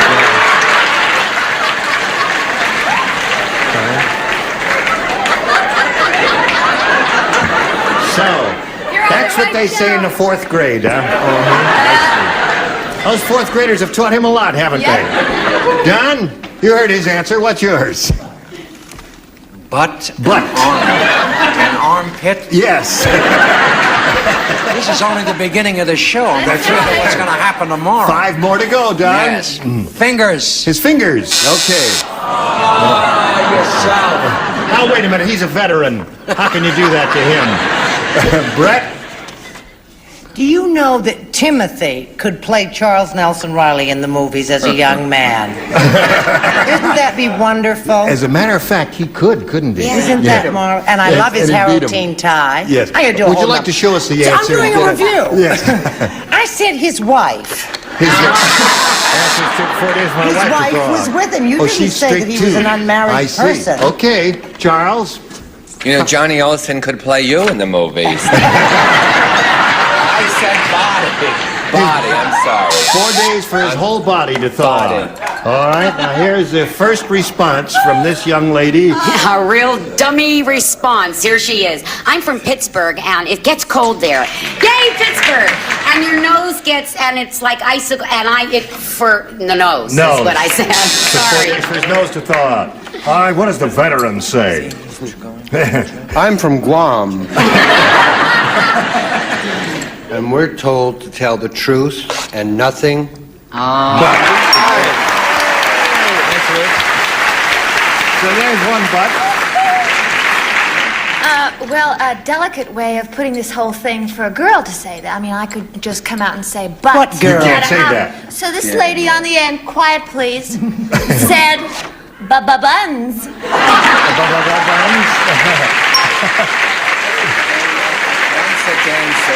that's what they call it, right? So that's 2 butts for you, Timothy. 2's better than 9. That's right. And Beth, your question will come up in a moment or so, but first we've got to do a little business, and this is it. Here we go. Are you ready? All right, this is your first round question. He scored 2 matches in his end of the round. Let's see how Beth does with hers.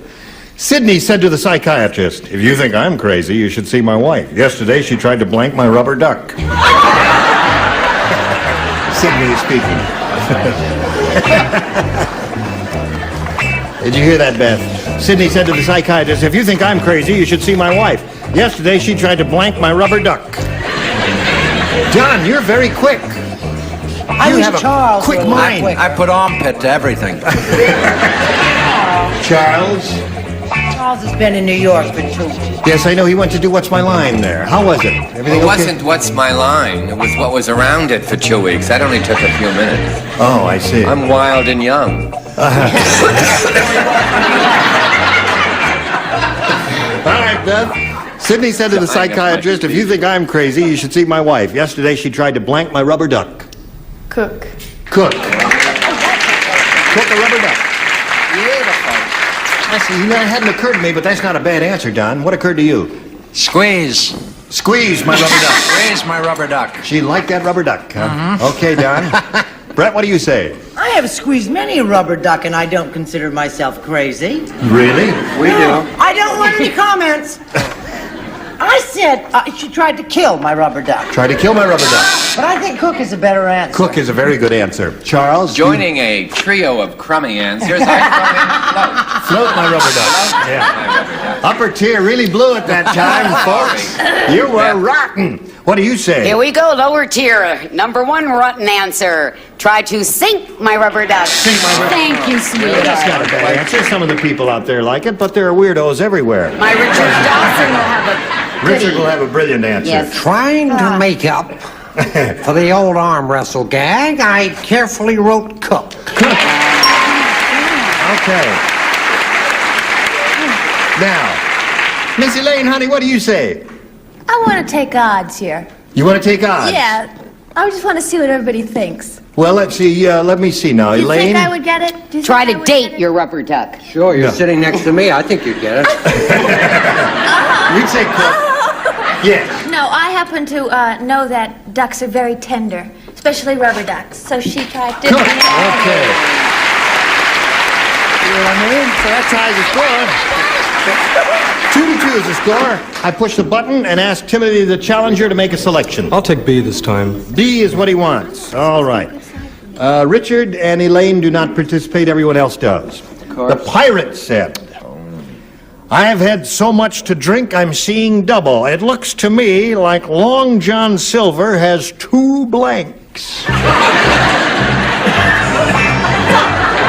That's what the pirate said. "I've had so much to drink, I'm seeing double. It looks to me like Long John Silver has 2 blanks." Oh, pardon me. Okay, we're all set now? I'm all set. Okay, now we'll call on Timothy for an answer.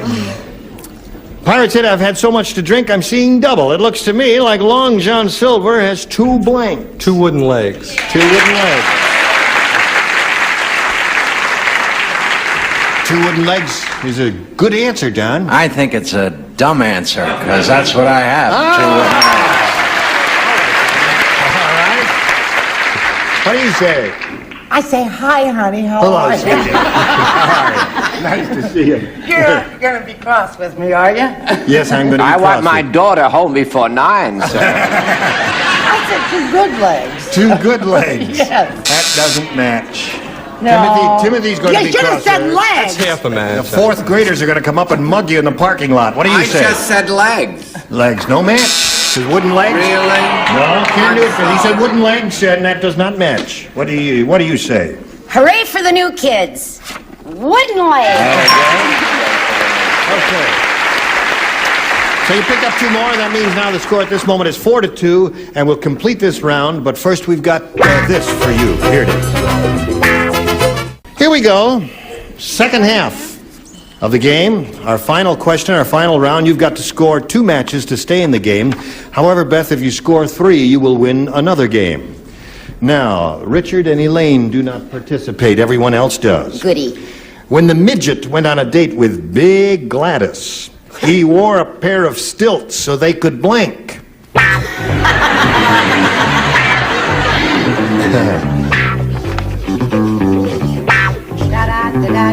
Brett's first one finished.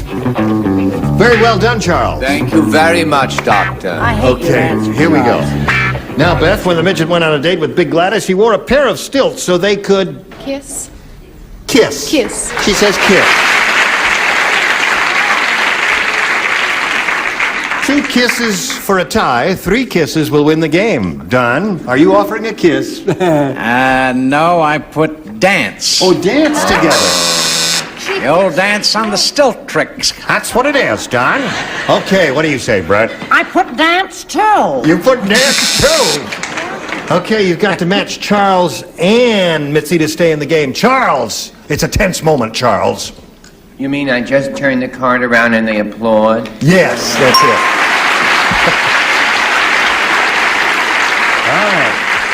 Now you've got to match Mitzi to stay in the game. It's all up to you, Mitzi. Well, I consider this kissing.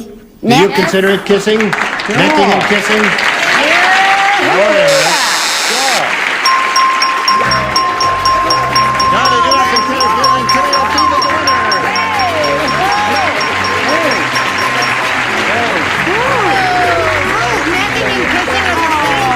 Congratulations, Tim. Just a word of explanation for those of you who might stand by for a second here before we say goodbye to Beth. You realize necking involves things other than kissing. Would you like me to show you? Yeah. Yes, it did. Yeah. You know, necking, you could be touching or nibbling an ear or doing other things like that. So that's why the judges did not match that. Don't boo me. I'm just a host. I'm not the judge. Boo that tall, skinny guy with the red suit coat over there. That's it. Okay. That's enough. Beth, what would you like to do? Would you like to take your $700 and go? Okay, Beth, it was a splendid idea to have you on the show.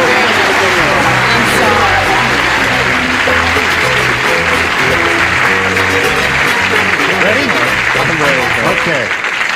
All right, Tim is going to have a go at the big money now. Here's the big super match game board, and you know how this goes. We polled a recent studio audience, and we got their best response to this. Buster blank. Now, the answer they gave most often is worth $500, $250, and $100. Which celebrities would you like to get a little help from? Charles first, please. Charles Nelson Riley. Well, since we both play the same parts, we'll play Buster Brown. Buster Brown. With Buster Brown type. All right, there's one. Brett.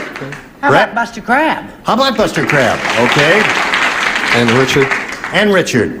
Oh, I think that's the only 2 Busters there are. I have one. Well, you can date him. I have to pass. I don't know another Buster. You can't think of another? No. All right, so we've got 2 for you here. We got Buster Crab and Buster Brown. Now, you may choose one of those or think up one of your own as the answer which you think is most valuable. What do you want to do? Old movie buff. Buster Crab. Buster Crab. Okay. Buster Crab is the one that he's looking for. The answer Brett suggested. Let's find out if it's up there, and if so, where. First, may we see the $100 response? Buster Crab it is, right off the bat. There it is. What do you think is the next one? Yes, Buster Keaton. Oh, Buster Keaton. That's what I said. All right, it's Brown or Keaton. Let's find out. Here is the $250 response. Yeah. Keaton. So far, the audience was right on Buster Keaton, and now Buster Brown. Show him. Show him. Buster Brown. The audience was right all along, weren't they? Yeah, it's always easier when you're out there, though. Okay, now you've won the $100. That means you're going to be playing for 10 times that amount, or $1,000. To collect, you've got to match one celebrity head-to-head. Which one will it be? I'm going to take Charles. You're going to take Charles? Oh, God. All right. All right, Charles, get Okay, ready good to luck. write. I And hope Tim, you it- face oh. me. Here we go with I a don't need $1,000 this. question, All right. Charles. Blank room. R-O-O-M. Blank room. Or blank room.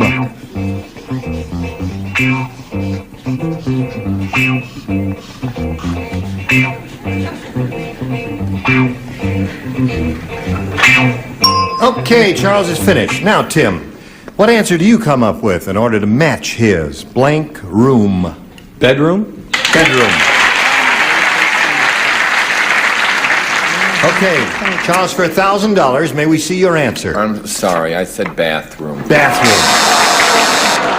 It's adjacent to the bedroom, but that doesn't get you the money. However, sorry. you're going to play another game, Tim. Before we do that, however, we've got to do a little business with America. This is it.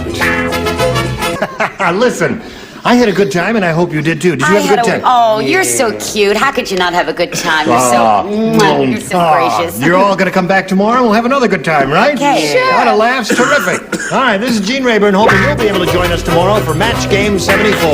Goodbye.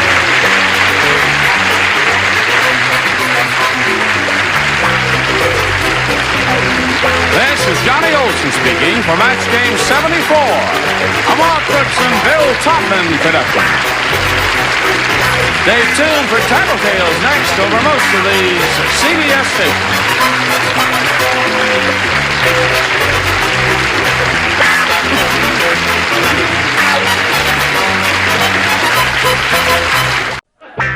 Get ready to match the stars from Charlie's Angels, David Doyle, Brett Summers, Charles Nelson Riley, Elaine Joyce, Raymond Burr, and Joyce Billivant as we play the star-studded Big Money Match Game 78. And now, here's the star of Match Game 78, Gene Rayburn.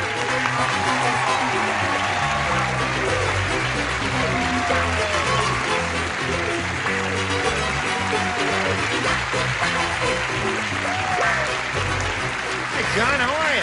Thank you, man. We welcome you. Thank you for being with us, and thank you. Nice to see all of your beautiful bodies. Well, thank you for inviting us. It's kind of you to come there. Are you all ready to have a go at it? Certainly. Shall all the stars on the stage here give a brisk round of applause to a man I've never seen on a game show before. I guess he's done one, and this is the only other one he's ever done, and we're very honored to have Raymond Burr with us here.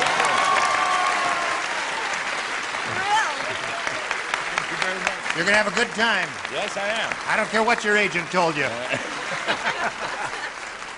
checked the show out before I came. All right. Now, let's say hello to Betty Warfel here and Wendy Vosper. Yeah. Our current champ has $2,850. She's very happy about that. Wendy's had her first round question. She matched one of our stars. And we'll have a go at your first round question after we have a go at this just for you. Here we go. This is her first round question. Ned the newlywed said, I should have known that my new wife was going to be a big headache at the wedding ceremony. Instead of throwing rice, her parents threw blanks.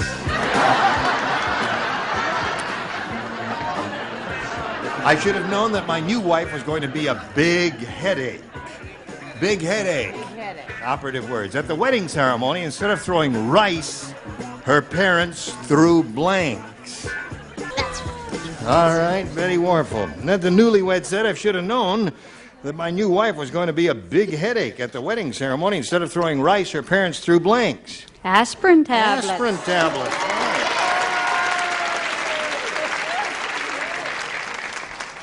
What do you say, David? That little light gave me such a headache when you were working on it, and I said aspirin. Oh, I did. All right. I'm a little fixer, but I couldn't fix that light there. What do you say? You are a good old fixer, and you know it. Quiet. Isn't it nice to You know, I have... talked to my mother this morning, and she says, Gene, it's terrible. All the women are saying that you and Brett are having an affair. I said, Mom, it's only a joke. We're only kidding about that. And now we're only kidding about that. Aspirin. Aspirin. Two for her. Keep telling your mother. Yeah. Did you tell the audience that Betty had 15 children? No, that Betty Arpel has 15 children. They're all hers. They're all hers, too. And she had them. And they're not adopted. Betty Warfel has 15 children, and she's very young, but she's been married, what, 23 years? 32. Oh, 32 years. Well, I got it reversed. She could have. Really? Yes. She could have had only 3 or 4 if she had only learned Did you to have say. twins? No twins. No twins. Tonight I have a headache. Yes. Listen, when...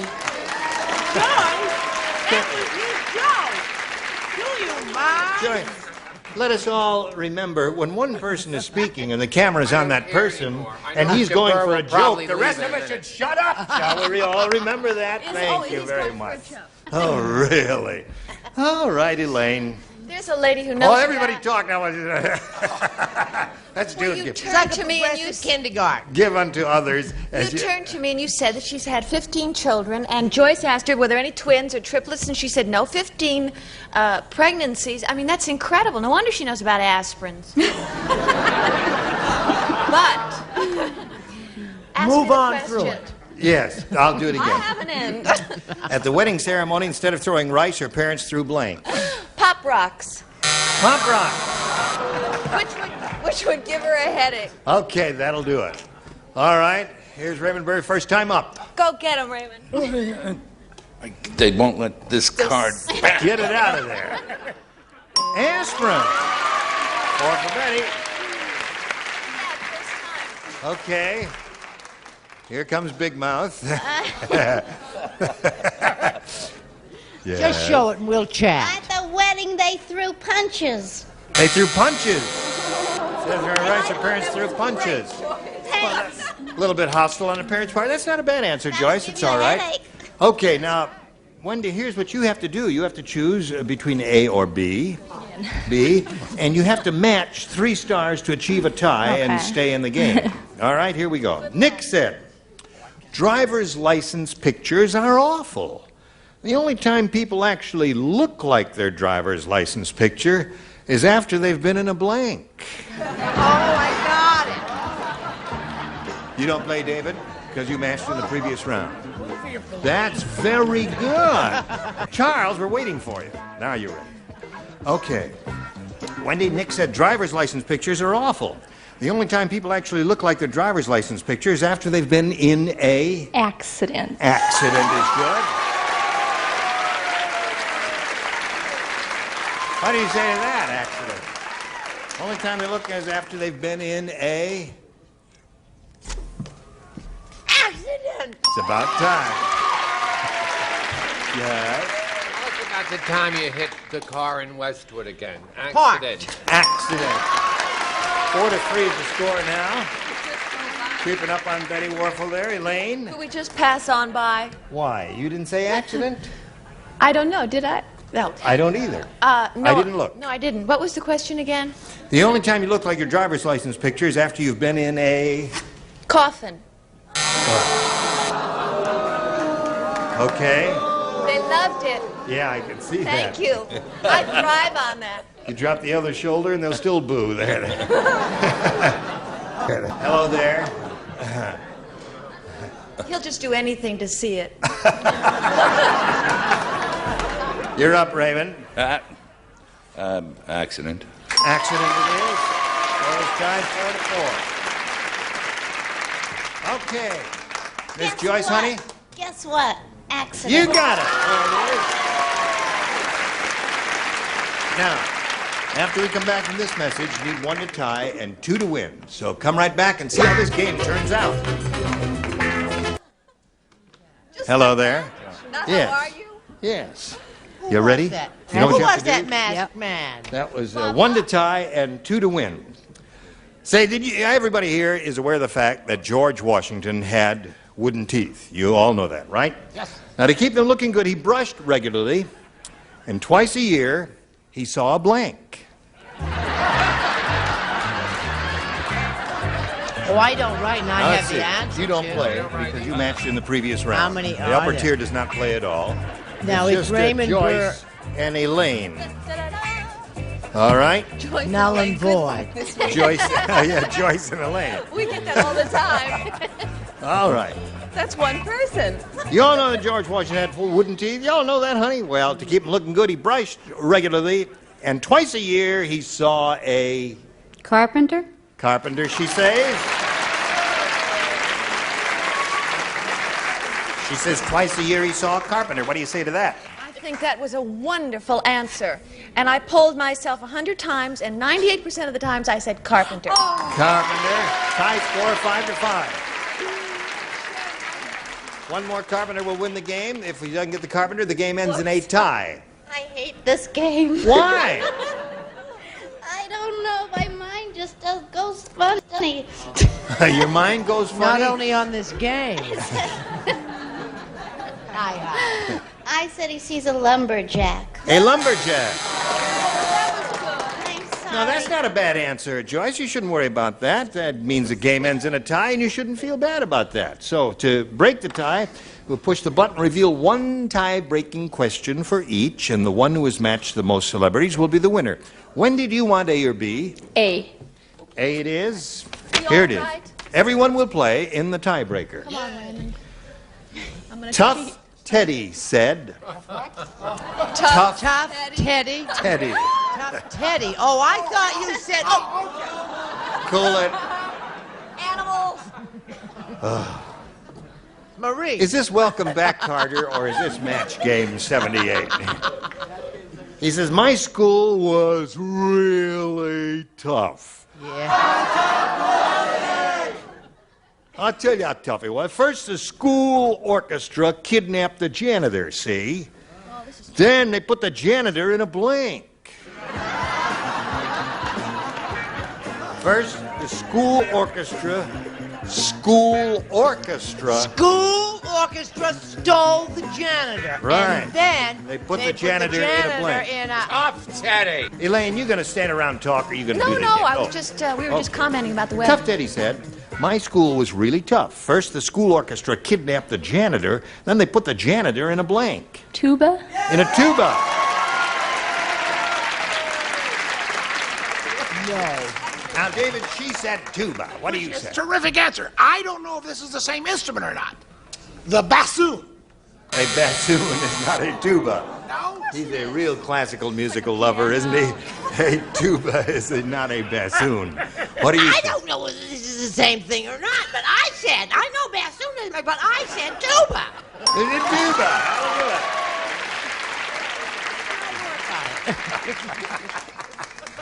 How is your... He wants to be moved again. Imagine if she's like this now, 5 days from now. This is only the beginning. I said drum. Yes. Now, see, that's another route one could have taken because there's a commercial product called Janitor and a Drum, and a little play on words there. You don't like that? Well, anyway, tuba's good. Janitor and a Drum is good. What do you say, Elaine? I say John Phillips Tuba. Tuba? Tuba, Wendy? You got lucky, Wendy. What can I say? Get the little lady a tuba, Raymond. He does that. That's right, he hasn't missed. The only problem with him so far is he talks too much. He's not here to talk. He's here to give this show a little class. That's right, he gives the show a lot of class. And he's hard put. Right. Okay, my dear. As Mr. Burr would say, in Tough Teddy's tuba.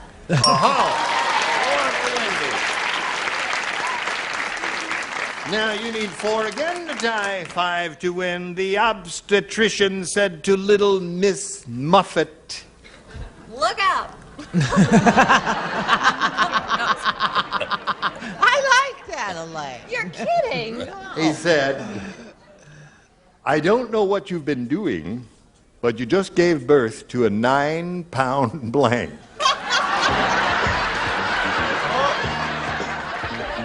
There it is for you, sir. I love that question. Yeah. I've liked all the questions today. So. Good. It's Good. nice to hear an affirmative attitude. Well, when things go affirmatively. Good. All right. I'll take this to the Veterans Administration. And You'll see if never I can get a my pension for that cramp. Okay, you ready? Okay. Raymond isn't, though. All right. Now he's ready. Betty Warfel, the obstetrician said to little Miss Muffet, I don't know what you've been doing, but you just gave birth to a 9-pound... Tuffet. Tuffet. Right. How's that rhyme go? Little Miss Muffet Yeah. sat on a... I'm sorry, all of you savages. You know, I've heard that rhyme all of my life, Just keep your... and I have never ever known what a tuffet was. I know what a tuffet What is. is a tuffet? I have no idea. What is a tuffet? Stick around, I'll show you.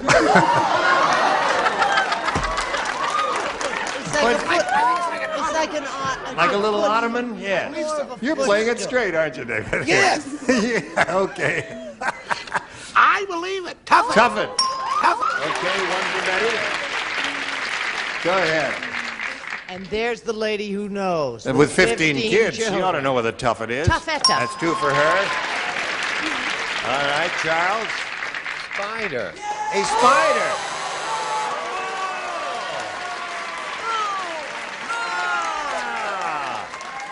Now, wait a minute. That audience is not so dumb, my friends. They know what they're applauding and screaming and hollering for. Tough Teddy is the masculine. Tuffet Teddy is the female. We don't want... Huh? No, it's Miss... I don't know what you've been doing. You just gave birth to a 9-pound... Tuffet. All right, 4-3 is the score. What did you say, Raymond? Another tuffet, yeah. Okay, again, it is a tie score, Joyce, and it is all up to you.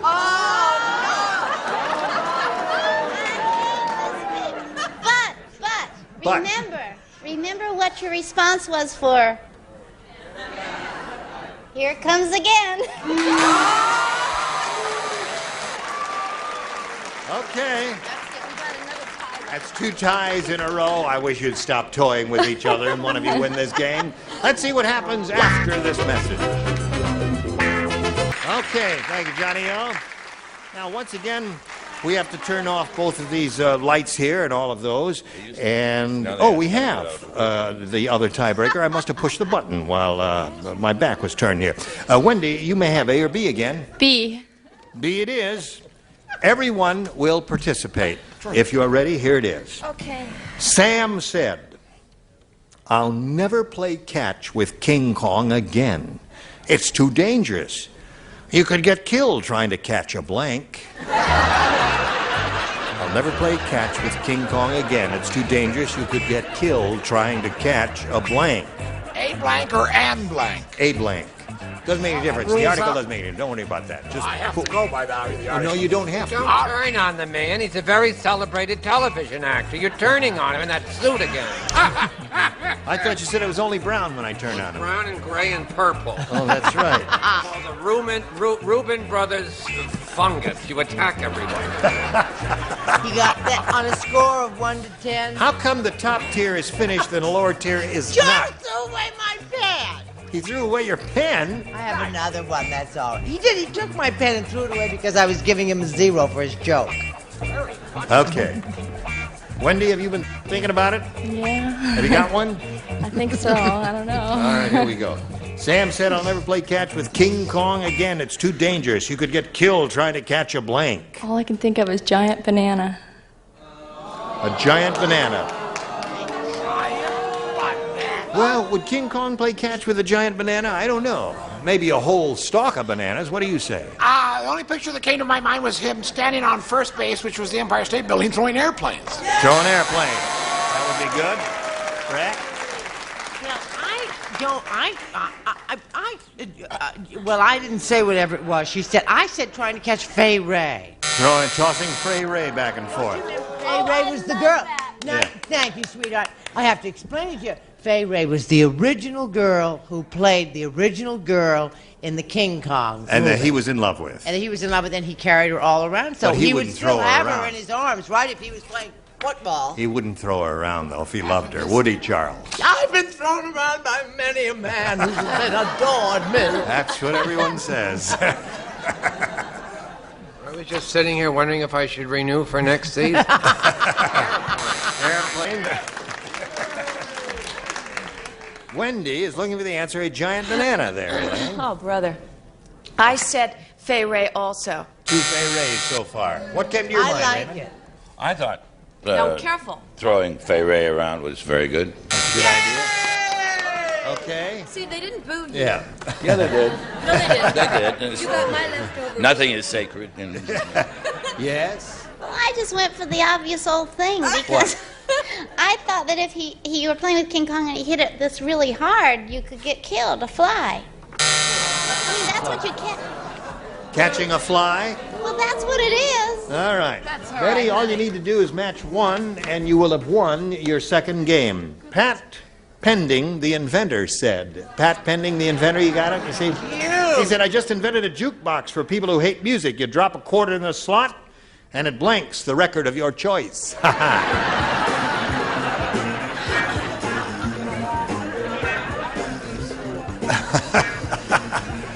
Okay, you got it. Thank you.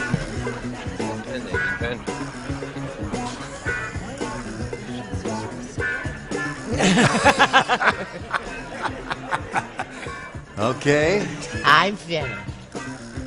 We're back on Portland, Maine, you know. We were off for a while. We were off Portland, Maine? And that's my hometown. A lot of people called in. Portland, Maine has got us again. Yes, sir. Okay, here we go, Betty. Pat Penning, the inventor, said, I just invented a jukebox for people who hate music. You drop a quarter in the slot, and it blanks the record of your choice. Breaks. Great. One broken record will win the game. Terrific. There it is. So Betty wins another game. What the rest of you have? Hold up your cards there.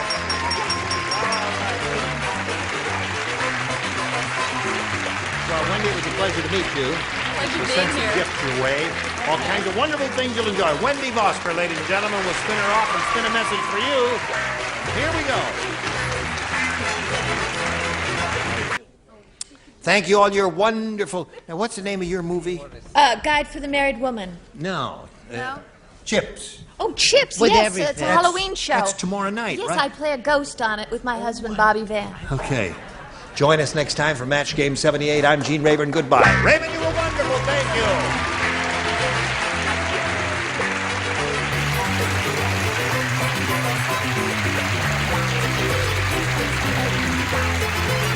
This is Johnny Olson speaking for Match Game 78, a Mark Goodson, Bill Todman production. This program was edited for broadcast. Get ready to match the stars. Jack Albertson, Brett Summers,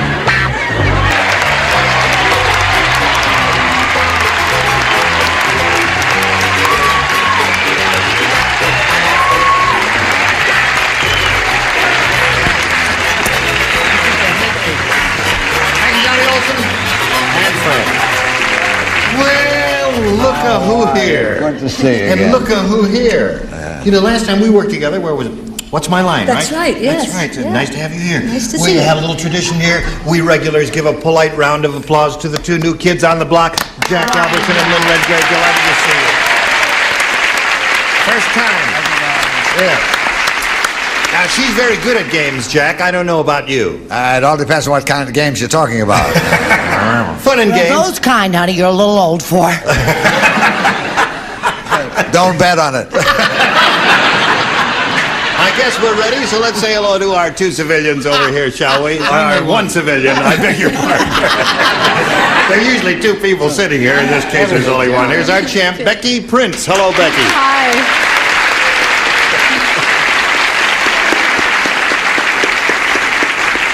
There are two over there. Becky's won one game. She's got her $100. Now she's going to have a go at over $5,000 in the big money super match. Are you ready for that, my dear? I am ready. Okay, we'll do that in 1 minute, right after this message. All right, come up here, my dear. Are you ready? I am ready. Okay, here we go. Here's the way it happens, Becky. We polled a recent studio audience, and we got their best response to this. Jose, huh? Jose Blank, is that what you have in mind there? Okay, Jose Blank. Now, the answer that audience gave most often is worth Jose.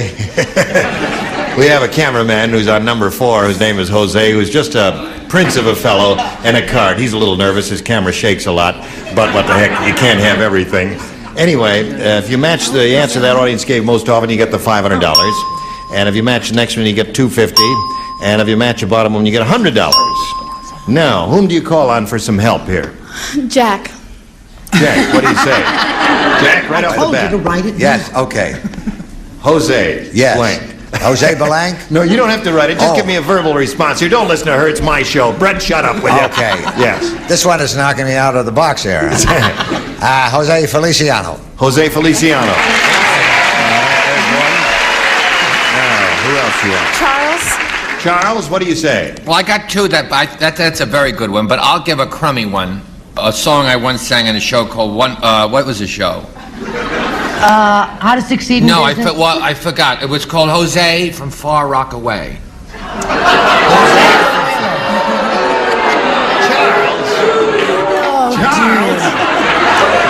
They don't write them like that. Jose Jimenez. What is We it? did not bring you here to tell us about your personal reminiscences in show business. Give us an What would- answer. All right, Jose Ramirez. What is that character My that name he is has? Jose My name's Jimenez. Jose. Jimenez, you know that. Jose Jimenez. Yeah. Now, But I'd that's go a with Far sensible- Rockaway if I were. Jose Jimenez. So that's two. And Richard. A song I had the pleasure of singing. Jose Ferrer. Jose Ferrer. Jose Jimenez, Jose Ferrer, Jose Feliciano. Do you want one of those? Yes, I do. Which one do you want? Feliciano. You want Feliciano. Okay. I'm sorry, he's taken.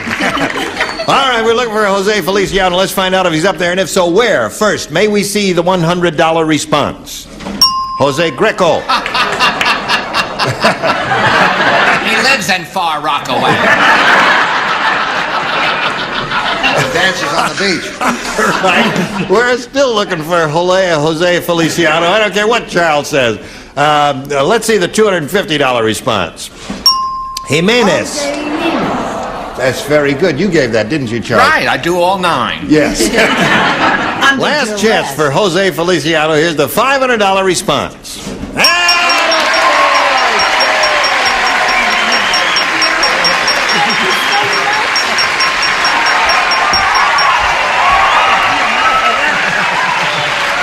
He's younger than he looks. You'll have to stop that. I'm not as old as I thought I was. Now, Becky, you've got the $500. That puts your total up to $600. And now you're going to play for $5,000. To collect that amount of money, you have to match one of these people head-to-head. It has to be exact. Whom do you call on? Jack. Jack. Of course. Because he's a good kisser, huh? Oh, yes. All right. You stand right there and face in that direction. And I'll stand over here. And whoops. What is that? Get out of there. This is worth $5,000, Jack, and this time you will write your response. I certainly will. And you alone do this. And she's going to try and match you. Got the idea? Yes. All right. Partridge blank. That's partridge blank. Put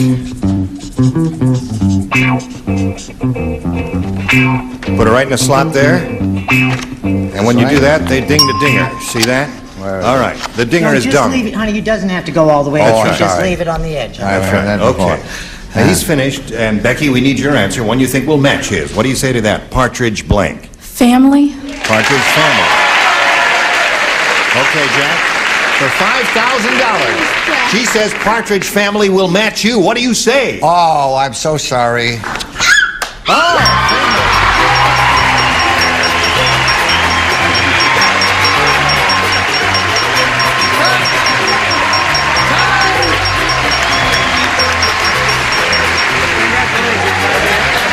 Thank you. Isn't that splendid? She's got $5,600. Congratulations to you. While she's getting it all together, we'll give you this little message of interest, so come right back. Hello there. Here, I'm going to play another game. You ready? All right, here is your new challenger, Rhonda Torgerson. Hello, Rhonda. Where's Rhonda from? Rhonda's from Kirkston, Minnesota, but Rhonda's out here going to school in Southern California. But my family's back there, and so they're real excited to see me on Match Game. Hi, Mom and Dad. And do you see them? They're there. And are you out there? Yeah, there. Sure. I'm a sophomore majoring in journalism, and I'm single, but I plan to get married when I graduate. Okay. Do you have anyone in mind? Yeah. I sure do. Is he here? Yeah. Well, it's an announcement, folks. He doesn't know, does he? Oh, he sure does. Oh, he does. Where is he? He's right there. Oh, right there with the brown tie. Oh, there he is. Oh, he's a good-looking fella. Where? Oh, I'm sorry. I didn't see him first. Oh, yes. Aren't yes. you going to ask me what I'm going to do with my journalism career? What are you going to do with your journalism I'm career? going to be a match game writer. You're going to be a match game writer? I'm good at whipping them up. Really? Yeah. All right, I'm write a moving. question for us right now. You want to hear one? Yeah. Go. Okay. We all know Gene Rayburn, right? Well, Gene Rayburn is so tall. How tall is he? Yes. When he crawls into bed each night, his blank always hangs over the edge.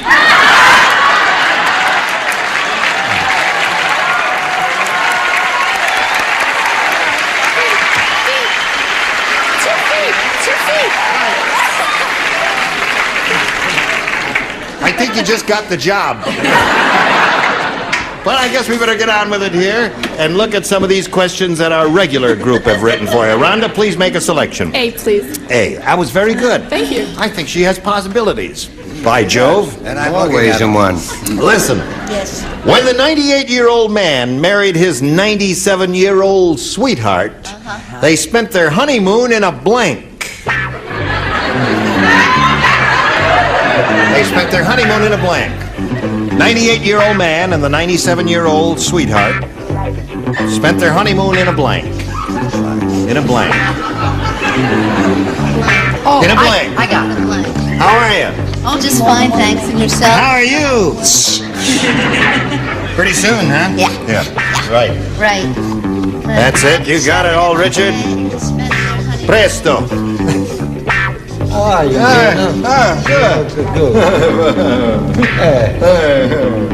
Are you ready, my dear? Yes. Yeah, you're ready. Oh, everybody's ready, so I might...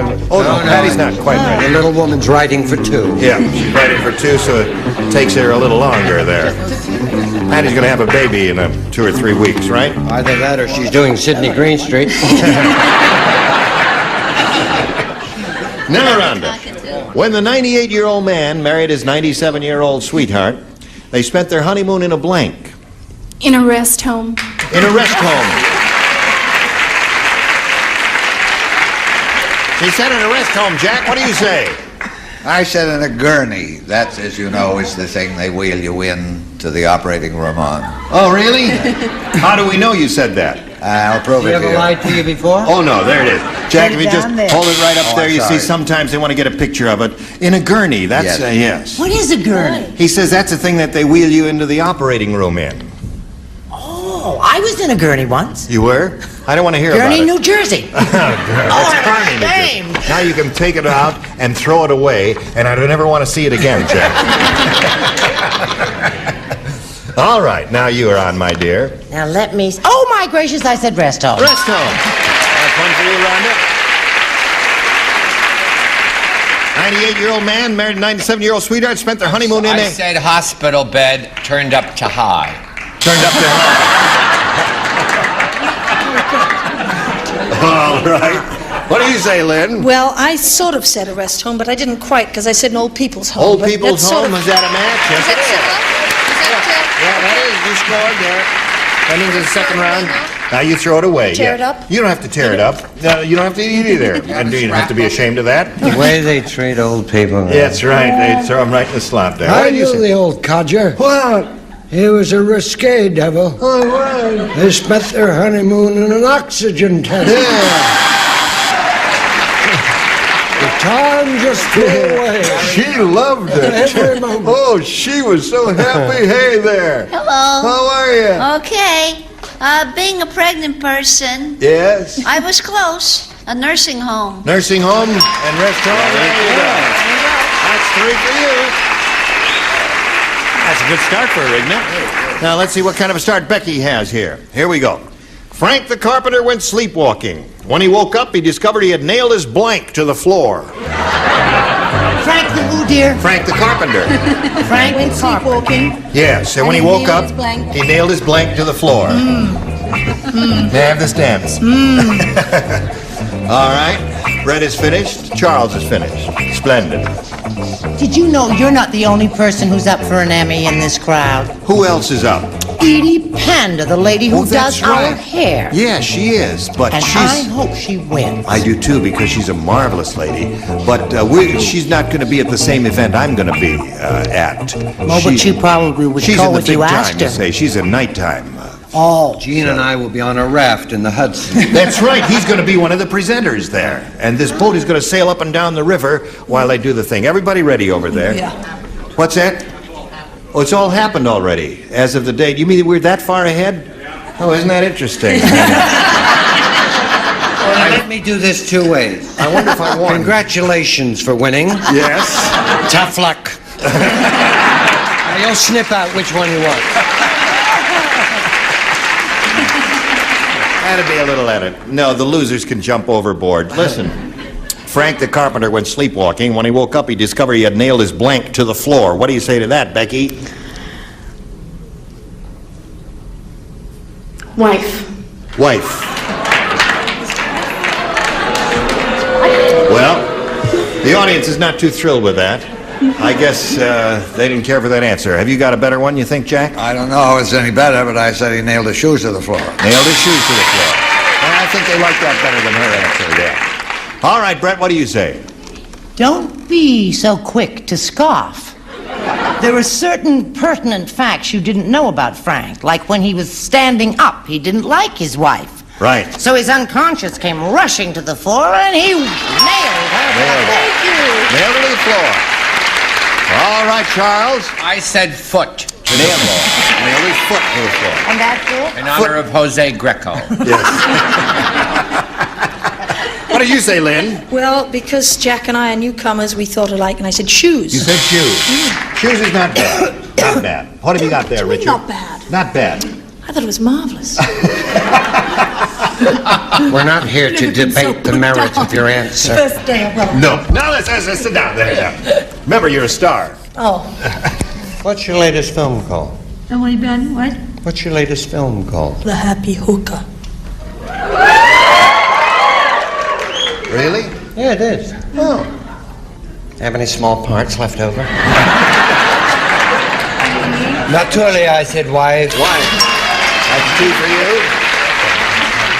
Now, if she matches you, that'll tie the score. What do you say to that? I really checked out on this one. You did? Yeah. You say nursing home? I should have. Yeah. I said he nailed his 2x4. His nail is 2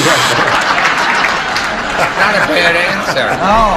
Particularly for I don't know what that pregnant means, but it sure sounds I don't funny. either. It sounds Doesn't awful, They nailed a 2x4. So, at this moment, the end of round 1 score is 3-2 in favor of Rhonda. Round 2 coming up in a moment or so, but right now, please pay attention to this message. Today's consolation prizes are American Tourister Go Anywhere lightweight luggage, continental styling and carrying ease. American Tourister, the casual luggage that isn't made casually. And condition your hair while you shampoo with Well Balsam Shampoo. Leaves your hair looking healthy, shiny, and soft, even repairs split ends. Well Balsam Shampoo. And you take the good times home with more cases of Hires draft style root beer. Quality and distinctive taste has made Hires a favorite for 100 years. Match Game 75, starring Gene Rayburn, continues in a minute. Are we ready? Okay, we'll go to round 2. Scores 3-2 in favor of Rhonda. And Rhonda, please make a selection. A again, please. A again. All right. Now, only 3 people do this now.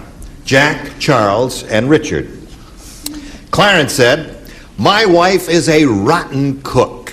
How rotten is she? I'll tell you. The last time she made chicken salad, it had blanks in it. Oh, I wish I were playing. I have a lovely answer for that. I will come up there, and you may whisper your answer into my ear. Oh, we don't have to write it. Oh, no, you write this. Oh, I'm you talking to have her. to write Right, I'm just killing time while you're doing it. Will you hear that again? Clarence said my wife is a rotten cook. The last time she made chicken salad, it had blanks in it. Gee, you smell good. Thank you. You get me all overstimulated. I stand so close. Well, I guess I'd better retreat then. Okay, you finished there, Jack? Just put it in a slot there. All right. And we'll call on Rhonda. Okay, Rhonda. Clarence said my wife is a rotten cook. The last time she made chicken salad, it had blanks in it. The only thing I can think of is worms.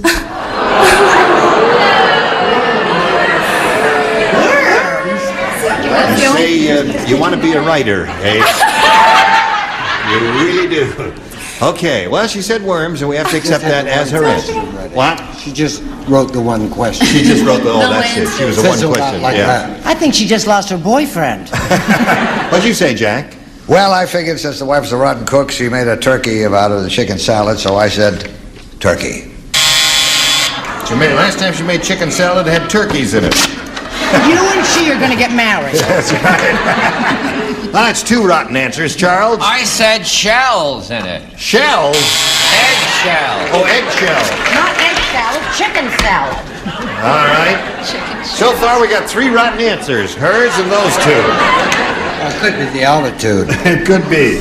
Show us a good answer, Richard. And if you don't, we're going to stone you out of the studio. No, I was going to say, what was the question? The question last time my wife made chicken salad, it had blanks in it because she's a rotten cook.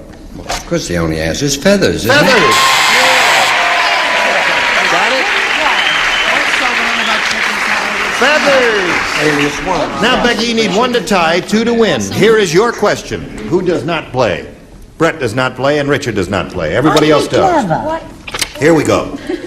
Willie the Weird Counterfeiter came up with a strange $1 bill. In this one, George Washington is wearing a blank. Oh, I have a wonderful answer for that one, too. Willie the Weird Counterfeiter came up with a strange $1 bill. In this one, George Washington is wearing a blank. That's nice, Jack. That's a lot better than turkey. Put it right in the slot there.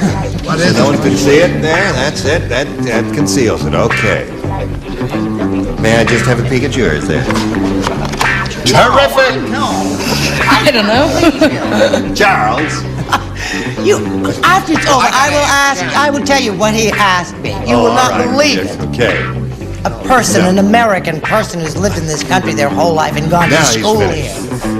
Now, Becky, Willie the Weird Counterfeiter came up with a strange $1 bill. In this one, George Washington is wearing a blank.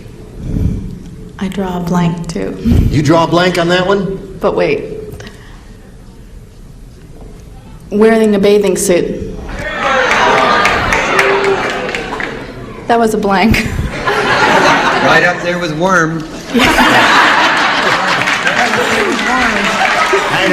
You're not going to be a writer either, are you, Becky, then? So she says George Washington was wearing a bathing suit, which is hard to believe, but I have to carry on with this. Jack, what do you say? Well, mine's not very clever either, but I said he was wearing a hairpiece. He was wearing a hairpiece.Maybe he was... He did wear a hairpiece. He did wear a hairpiece. Yeah. That's another rotten answer. I didn't know he was won wearing... Were you there? $5,000. Yes. Okay. Charles.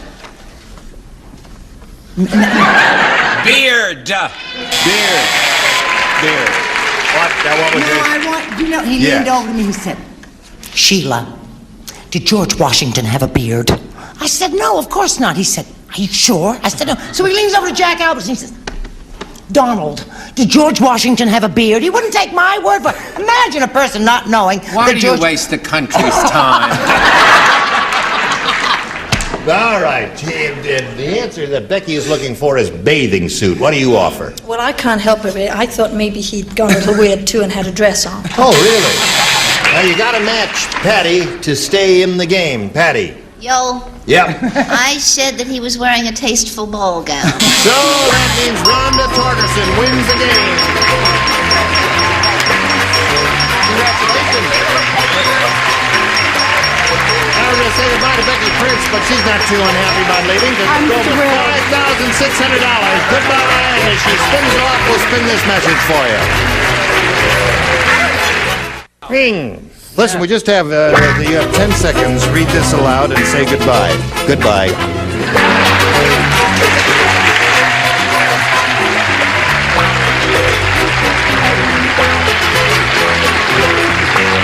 This is Johnny Olson speaking for Match Game 75, a Mark Goodson, Bill Tubman production.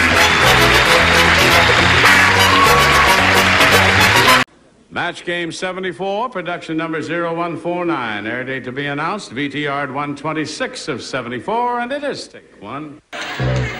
Get ready to match the stars. Larry Hovis, Brett Somers, Rip Taylor, Joanne Flew, Richard Dawson, and Peggy Cash as we play the star-studded Big Money Match Game 74.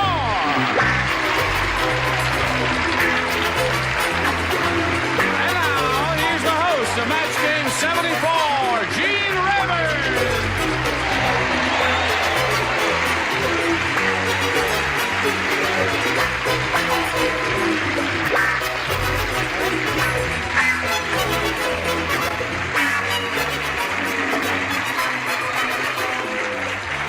How's everybody in this end? Very fine. You look splendid, splendid. You got a grand bunch out there, Johnny Olson, and I thank you for getting them all riled up. And you are all riled up, and stay that way for the whole show. How are you, Peg? Fine, how are you? Peggy is a two-coast girl. She does To Tell the Truth in New York, and she does this when she's here. It's your first time. How are you? Is it all right, Peg? Yes, I'm working into this slowly. Is anything we can do to help you? No, I need no help from you. Anytime. Go away now. Okay. All right. I'm Now going to touch stop you, it. Peg. I'm No, going to you touch you. won't. Kiss me. Stop I'm in love it. with you.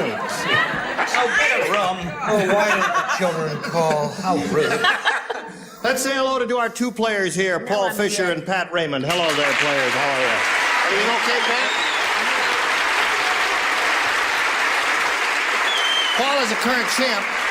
He has won $8,450, and that's a lot of and his wife is applauding out there. And Pat is challenging him. We finished your end of round one, didn't we? And you didn't do too well. You struck out in that round there. But your round two is coming up. The first half of your round will be along in a moment or so, but right now this is coming your way, so pay attention.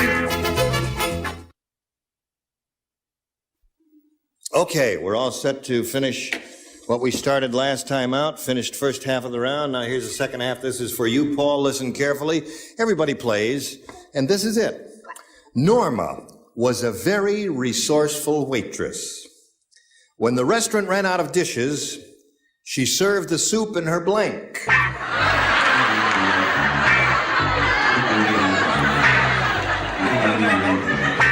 Got the idea? I got the idea. Okay, finished. And a girl. Well, she's Polish. We're finished. All right.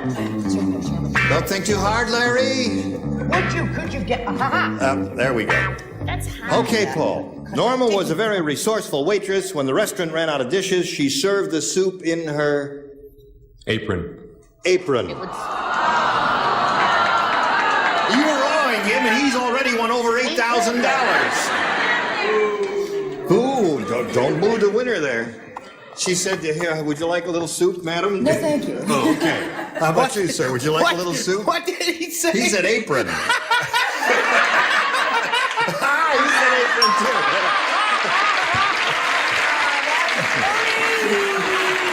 Okay, there's one match for you, Paul. Let's see what Brett has.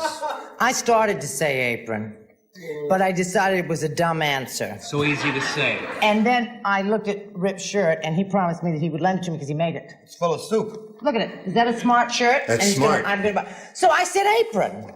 Oh, so there you are, the match. Terrific.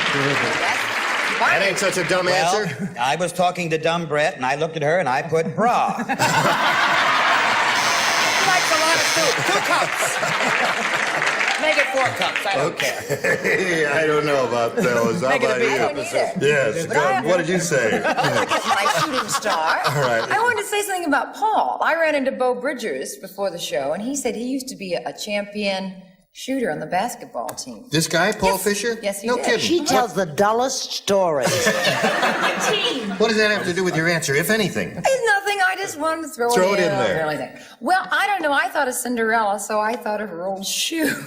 So well, no, that's not a bad And answer. you gave it the That's dumbest good. answer. That was very clever. Is Thank that you, Joanne. Cahutek, the shooting star? Yes, I it mean, is. It is. Yes, it does exist. Yeah, I've wanted to see it, and there Now it you is. have. Yeah. I'd rather look at it here than up there in the thing. No, What I do you thought it was say a there, hickey. Richard? Would you like to play this game? No, I'm too busy stargazing at the moment.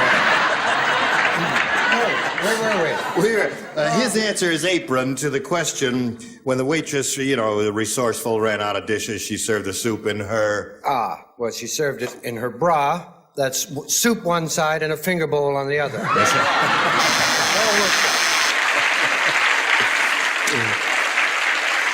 Peggy, I know it's hard to be last, but you're such a clever, gifted comedian My and dear. so resourceful that you... And the last shall be least. Why? In her hat. In her hat. You know, in the office, everybody said in your hat. Is it in your hat? Okay, so it's 2-0 in favor of the champ, and we go to round 2 and ask Pat to make a selection. I'll take B. You want B? Here we go. What's all the whispering going on here behind my back? I wasn't whispering. No, I was talking right out loud. All right, Pat didn't match anybody in the first round, so everybody plays this round. When Fat Fanny went to the circus, one of the elephants blanked her.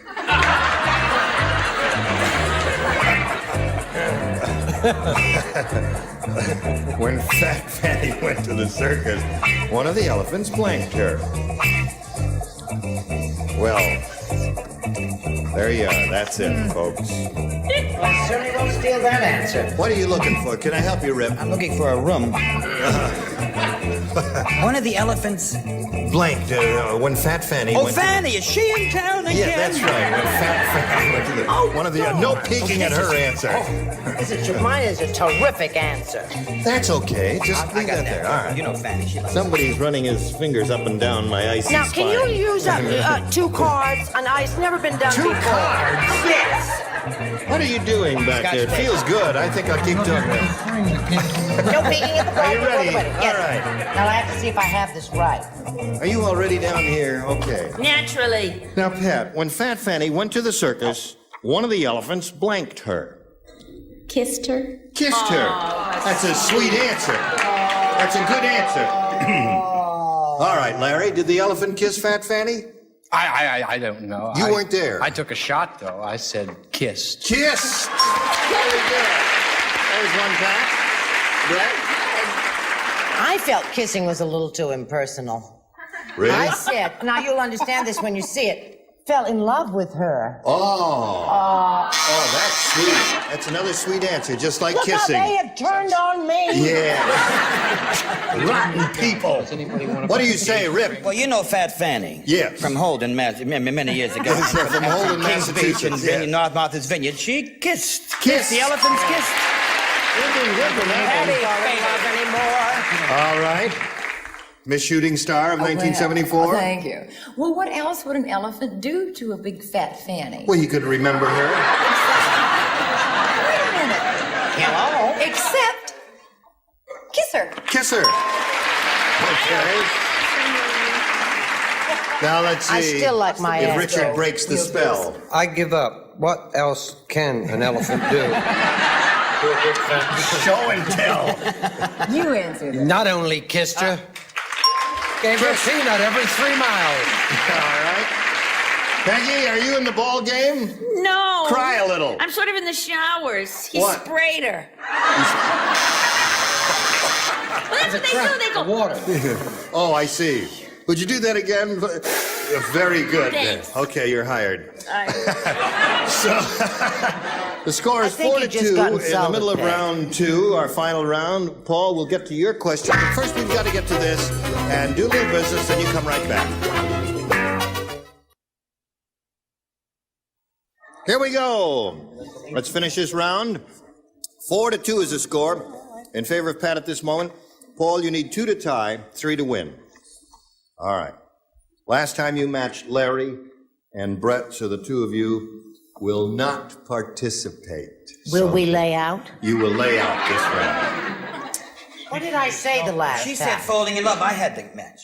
You're ready. Are you ready, Rip? Ready to go. Are you participating? Fat fan. Listen in. Hello. I'm your talking Darby doll. To make me talk, just push the cute little button located in my blank.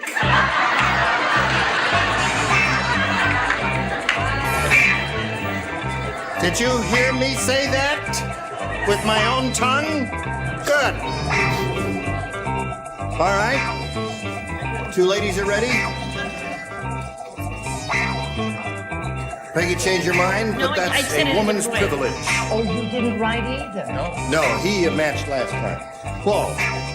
Well, you got the whole thing. I'm talking about it. It's just a cute little button located in my Tummy. tummy. Paul, you need 2 tummies to tie the score. 3 tummies will win the game. I've Sounds got like one baby big enough talk. for all 4. Gretel put her tummy up against anyone. Rip. Daddy always liked you best.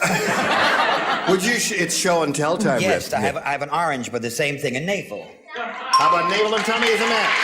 Okay, there's one for you.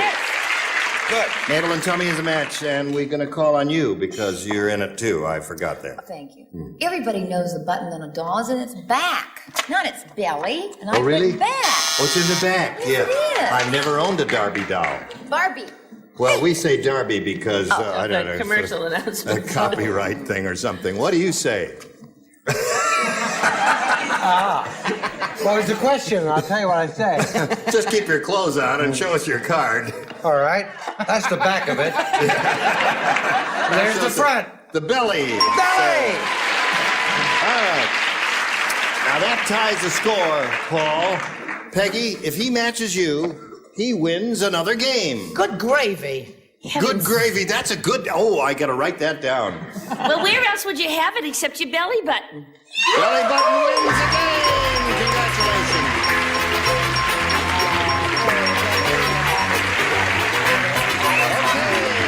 There's another one. Another 100 for you. Stand by for a moment. Pat, it's been a pleasure meeting you, and we wish you the best of luck in the future. A gift for you backstage. Many thanks for being on Match Game 74. Pat, goodbye.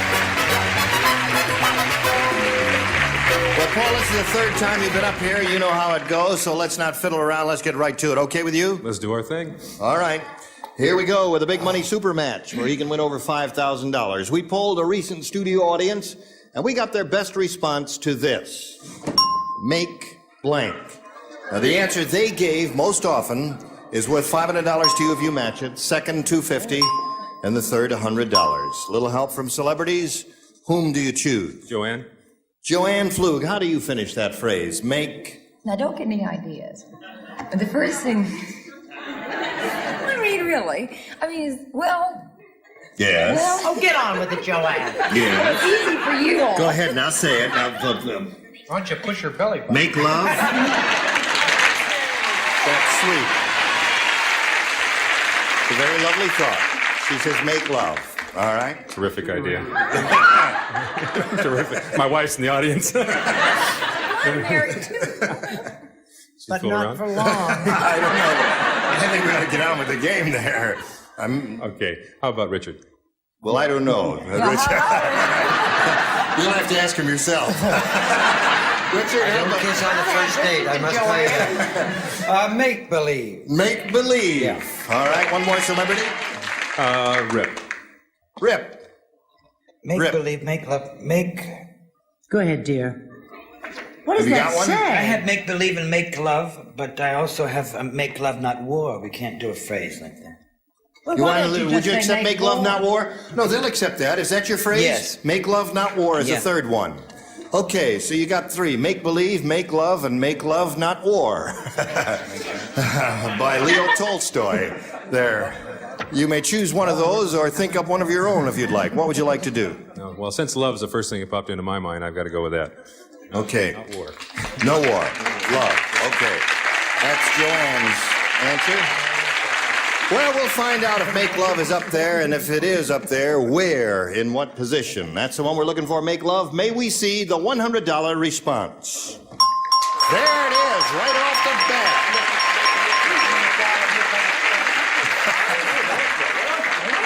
That seems like a little unreasonable. I thought it was going to be up there a little bit higher. I'm curious to see what's under the $250 response.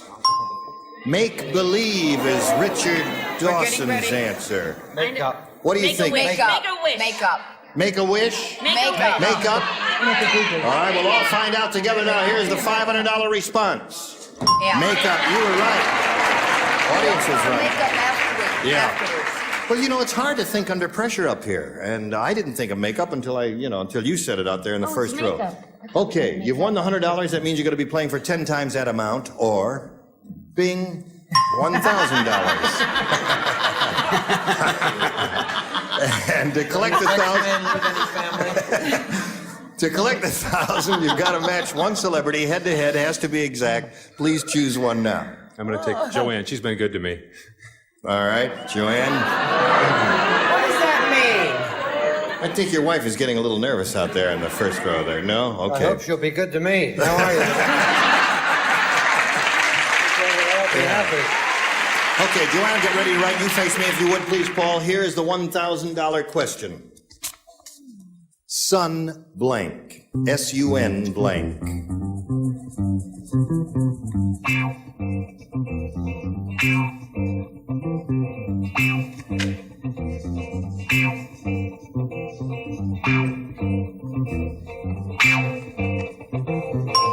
All right, Joanne is finished. Now, Paul, we need a response from you. How do you fill in the blank in a way you think will match Joanne Flug? Sun?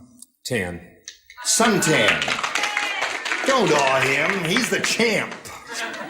He may be right, you may be wrong. On the other hand, you could be right and he could be. Well, we'll find out right now. For $1,000, Joanne, may we see your response? Well, this is something the sun does, but it sets. Sunset. There are a couple of good choices there. Suntan was good. Sunset was also good. You're up to $8,650. You're going to play another game in a moment or so. Now we've got this commercial message for you, friends. We're ready to play another game. To do that, we've got to introduce another player. We do that with a great deal of pleasure. Let's welcome Jane Sowers. Hi, Jane. You know old Paul here? You're a very pretty lady. Where are you from, Jane? I'm from Glendora, and I'm married, and I have a son, Tommy, and a daughter, Wendy. A daughter, what's her name? Wendy. Wendy. Yeah. Tommy and Wendy. How old are they? 7 and 4. Oh, that's sweet. Okay, good luck to Jane Sowers. Shall we begin, Jane? Yeah. All right, I push my button. See what happens. There. Got 2 questions there. And you as a challenger, make a selection if you would. B. B is what she wants, and that's what she gets. Here we go, folks. Ted was horrified to learn that he could only inherit his aunt's money if he promised to keep her blank in his bathroom. Oh, dear me. I usually read the questions twice. In this case, I think I'll make an exception. No, I'm only kidding there. Well, would you like to hear it again? Yes. Oh, you would. Yes. Ted was horrified to learn that he could only inherit his aunt's money if he promised to keep her blank in his bathroom. All right, everybody, the lower tier is finished and the upper tier is fooling around here and not getting anywhere. Oh, wait a minute, that goes the... Well, okay. Okay, now they're all set. Who's fooling around? Jane, we'll call on you now. Ted was horrified to learn they could only inherit his aunt's money if he promised to keep her blank in his bathroom. Wig. Hear what? Wig. Wig? Wig. 12 times. I hate to join the audience against That's her. right. This is like being in the old Roman Colosseum. They give a rotten answer and they're ready to throw this sweet little blonde lady to the lions out there. Her answer is wig. It may be a loser, but we'll find out. What do you say, Larry? Say wig, Larry. No, I don't care what you wrote. Say wig. You know, I thought of wig, but I said picture. Picture. Okay. That's not a good answer. Why are you cheering? What's a good answer, Brett? Pet penguin. How come you didn't say pet penguin, Jane? You know, that's so obvious you don't think about it. That's right. I know. How many times have I said wig in this whole week? I've said wig 50 times, right? Well, Right. today I said pussycat. Okay. I got Haven't Jane come full hair to a on wig anyway. yet, Jane. Let's see if we get a wig out of this pretty lady. I have something much more logical. What is would that? you keep in your bathroom for Looney Tunes Aunt? I would keep her goldfish. Goldfish. Keep right in the tub there. Okay. How about you? And to feed those goldfish, or feed on the goldfish, the cats. Cats, yeah. Well, it saves having a bowl with water. They live inside. Peggy, tell us about your Aunt Hester. Well, they like to twine themselves around the pipes. Her snake. Her snake. Okay. I like my answer best. We don't. You know what was it? Did we have 6 different responses there? Yes. 6 different responses. I don't. 7. Yeah. I don't think that. We were matched. Oh, that's right. Cats. Anyway, Cats. here we go. Cats. Oops, we're not going over there. We're going to do a little commercial message. Is that what we're going to do? All right. But we do have a question for you, so don't go away. Stick around, folks. Here we go. Listen, this is the end. I'm sorry to say. Time flies when you're having fun, though. It's all over. It's all over. Well, I mean, for today, but you'll come back next time. We'll pick up, right? Middle of round 1. Listen, you were terrific. Well, thank Everybody you. was just splendid. While you were talking, a man ran by and stole your cup. Throw that cup back here. Give me that cup. That's my cup. Oh, never let me see There, you out again. you know that. What kind of toy What's he gonna that? do him to hold? You're under arrest. That was a This is my teacup, wasn't it? teacup. I love my teacup. Will you come back and watch me drink tea next time? Gene Miller, Match Game 74. Bye. The West Clock's Big Ben Insurance. Traditional Big Ben quality and craftsmanship. Colorful, easy-to-read dials. Adjustable alarm from West Clock's Italian Industries Company. And new, thicker, richer than ever before, Dial Shampoo.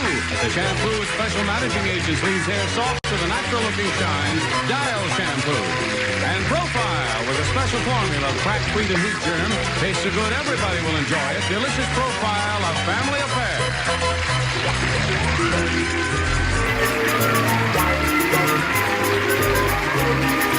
This is Johnny Olson speaking for Match Game 74, a Mark Goodson, Bill Taubman production. Stay tuned for Tattletales next. Get ready to match the stars from Quarter Country. Geach Cook, Brett Summers, Charles Nelson Riley. From What's Happening, Mabel King. From Flying High, Ken Olson. And Marcia Wallace. As we play the star-studded Big Money Match Game 78. And now, here's the star of Match Game 78, Gene Rayburn.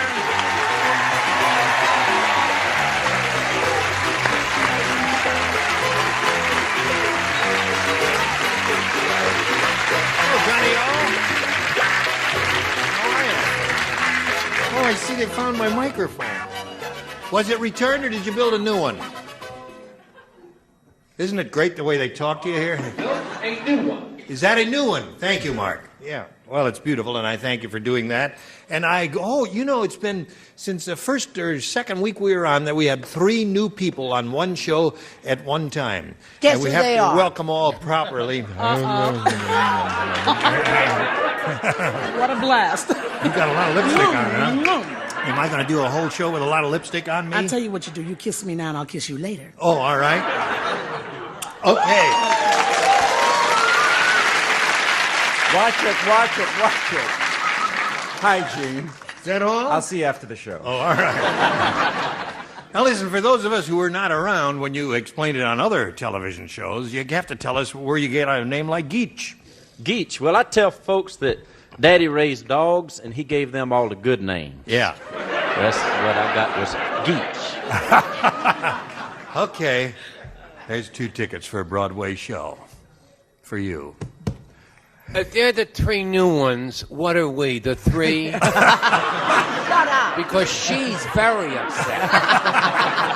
All the money she's been spending lately to maintain her youth. Now you come out with that opening line. Oh, I saw this. I have. Do you know who are fans of ours? Who are fans who love of ours? us to death? Who? Steve and Edie.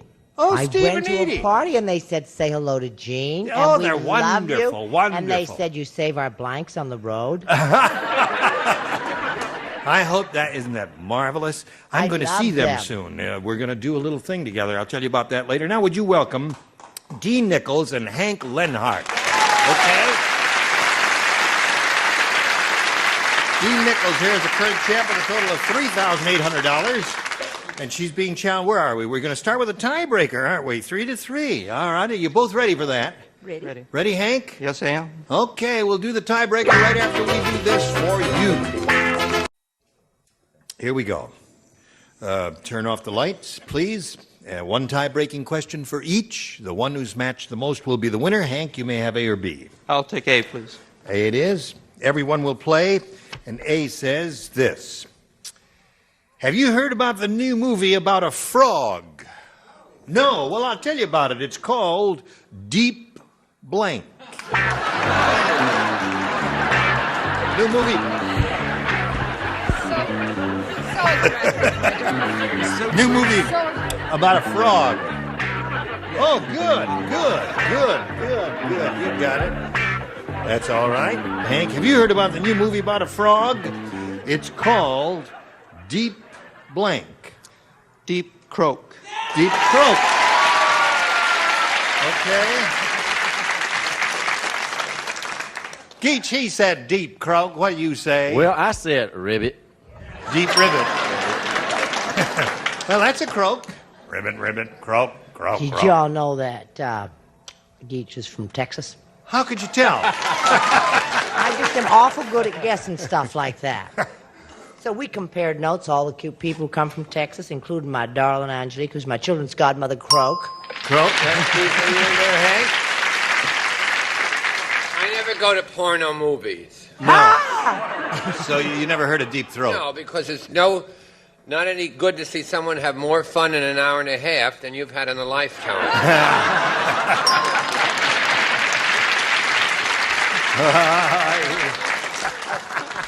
That's 3, Hank. Let's see what we have here. The new movie about a frog called Deep Croak. There. Yes, well, Mabel. this child happened to deep a little leap. Oh, Deep Leap.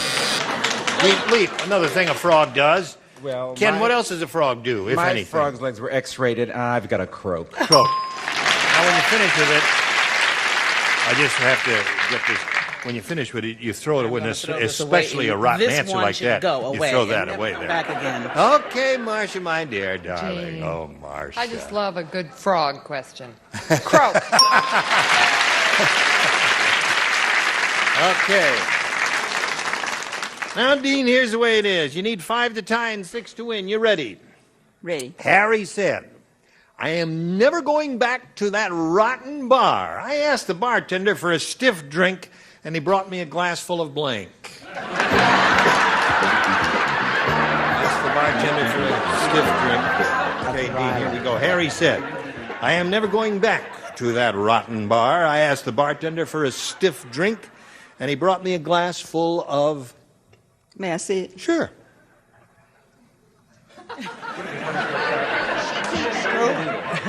Would you like to do your song while we're waiting, Mabel? Anything you wanna do, just you'll make your dream come true. Very good. I'll have to say glue. I can't think of anything else. Glue is good. That hardens, doesn't it? What'd you say? You need 5 glues to tie and 6 to win. Well, it was just starch. Starch. But it was all right. Now you got to match everybody else here. Brett, she's looking for glue. I'm sorry, she's not going to find it here. I said start. Oh, right. That means Hank wins the game. What the rest of you have? Cement, start, glue, start. Okay. Who's leaving here with a smile on her face because she has $3,800. Thank you, Dean. Goodbye, Dean. Let's spin her off and spin a message or two for America, and then come back and see how much money Hank wins. There it is. Now, let's see how Hank does here. He's got his $100, and he's going to try for the big money. Hank, here we go. We polled a studio audience not very long ago, and we said, please write down your best answer to this. Blank in the morning. If you match the answer they wrote down most often, you get $500. For matching their second most popular answer, $250. And then for matching the third, $100. And 3 of our 6 stars will help. Brett? I have 2. Yes.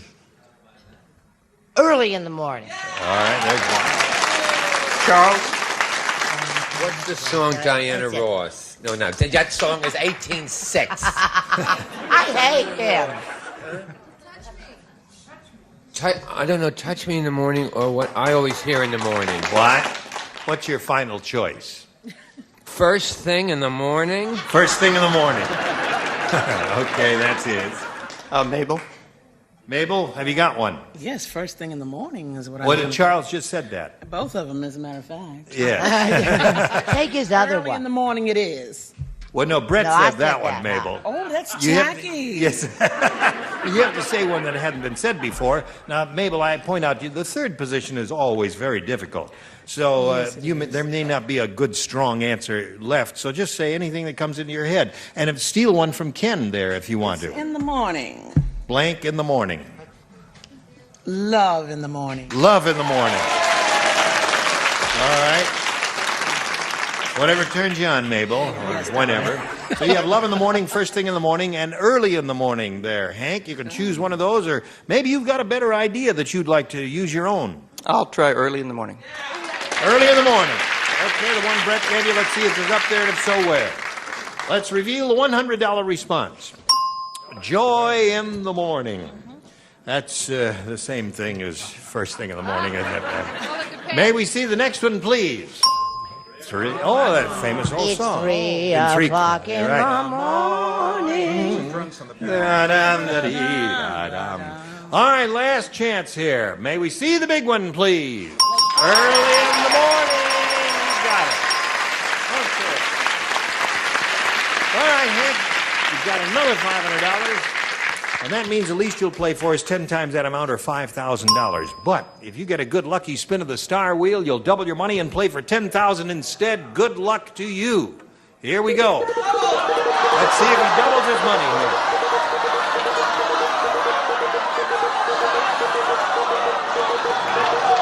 I think it's going to be a double for Hank Leonard there. A little more.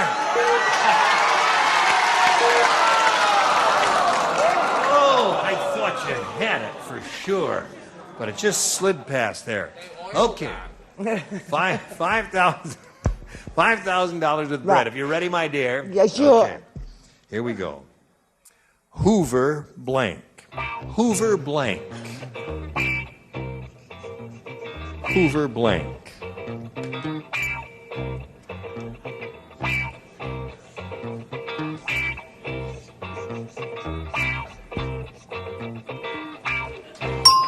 Okay, Brett's finished. Now, Hank, if you give us the answer that she's written on that card, you get $5,000. Isn't this easy? Great. I will have to say Hoover Dam. Hoover Dam. Okay. Hoover Dam is the answer he gave. Let's find out from Brett if he does indeed match her. What do you say, Brett? You know what? That's such a masculine answer, and I have being a lady and everything. Yes. But I never ran a vacuum cleaner in my life.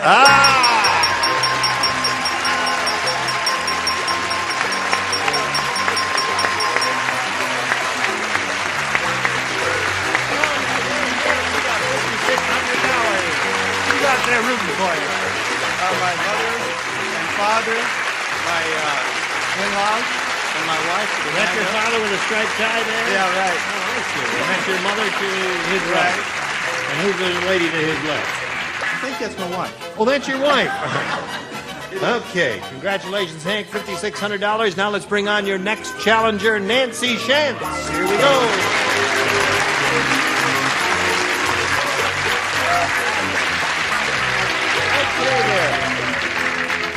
We welcome Nancy Shantz. Is that the way you say her name? Uh-huh. Nancy Shantz. And we'd like to find out a little bit about you before we start the game. Okay, I'm a student, and I work at a sporting goods store.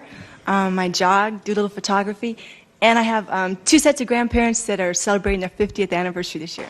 Really? Are they here? Some of them are. The Lundgrens are, yeah. The which year? Lundgrens, my one set.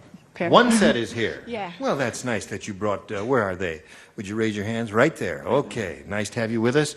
Good luck to you, Nancy. And to you, Hank. You've had good luck already. Let's see how it carries on here. Nancy, you may have A or B. A, please. A it is. A says, Rick said, my wife is the world's worst cook. Last night I broke a tooth on the blank. My wife is the world's worst cook. Last night I broke a tooth on the blank. Got it. Broke a tooth on the blank.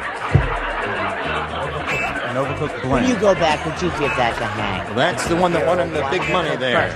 Little souvenir card for you, Hank, there. Okay, Nancy, you ready, Chuck? Rick said, my wife is the world's worst cook. Last night, I broke a tooth on the blank. On the... Okay. I broke a tooth on the blank. On the potato. I can't think. She overcooked it, got hard as a rock, and he broke a tooth on it. Well, now, that's okay. A potato, that's a reasonable answer. What do you say, Well, I Geach? guess that's a reasonable answer, but I thought Jell-O. Jell-O's wonderful. Jell-O probably might be the definitive answer, although there are a number of other I good don't ones. think the Jell-O is the definitive answer at all. Well, tell We're me what it talking is. about the main course. The main I course. think that's the cutest little answer that's ever come along. Mashed pots. Mashed pots. Okay. Very good.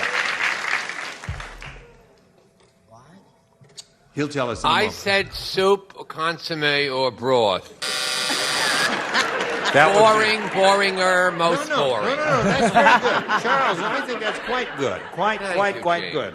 World's worst cook. Last night I broke a tooth on the what, Mabel? I'm sorry, it's the bread. You should see the bread I made. Bread. Okay.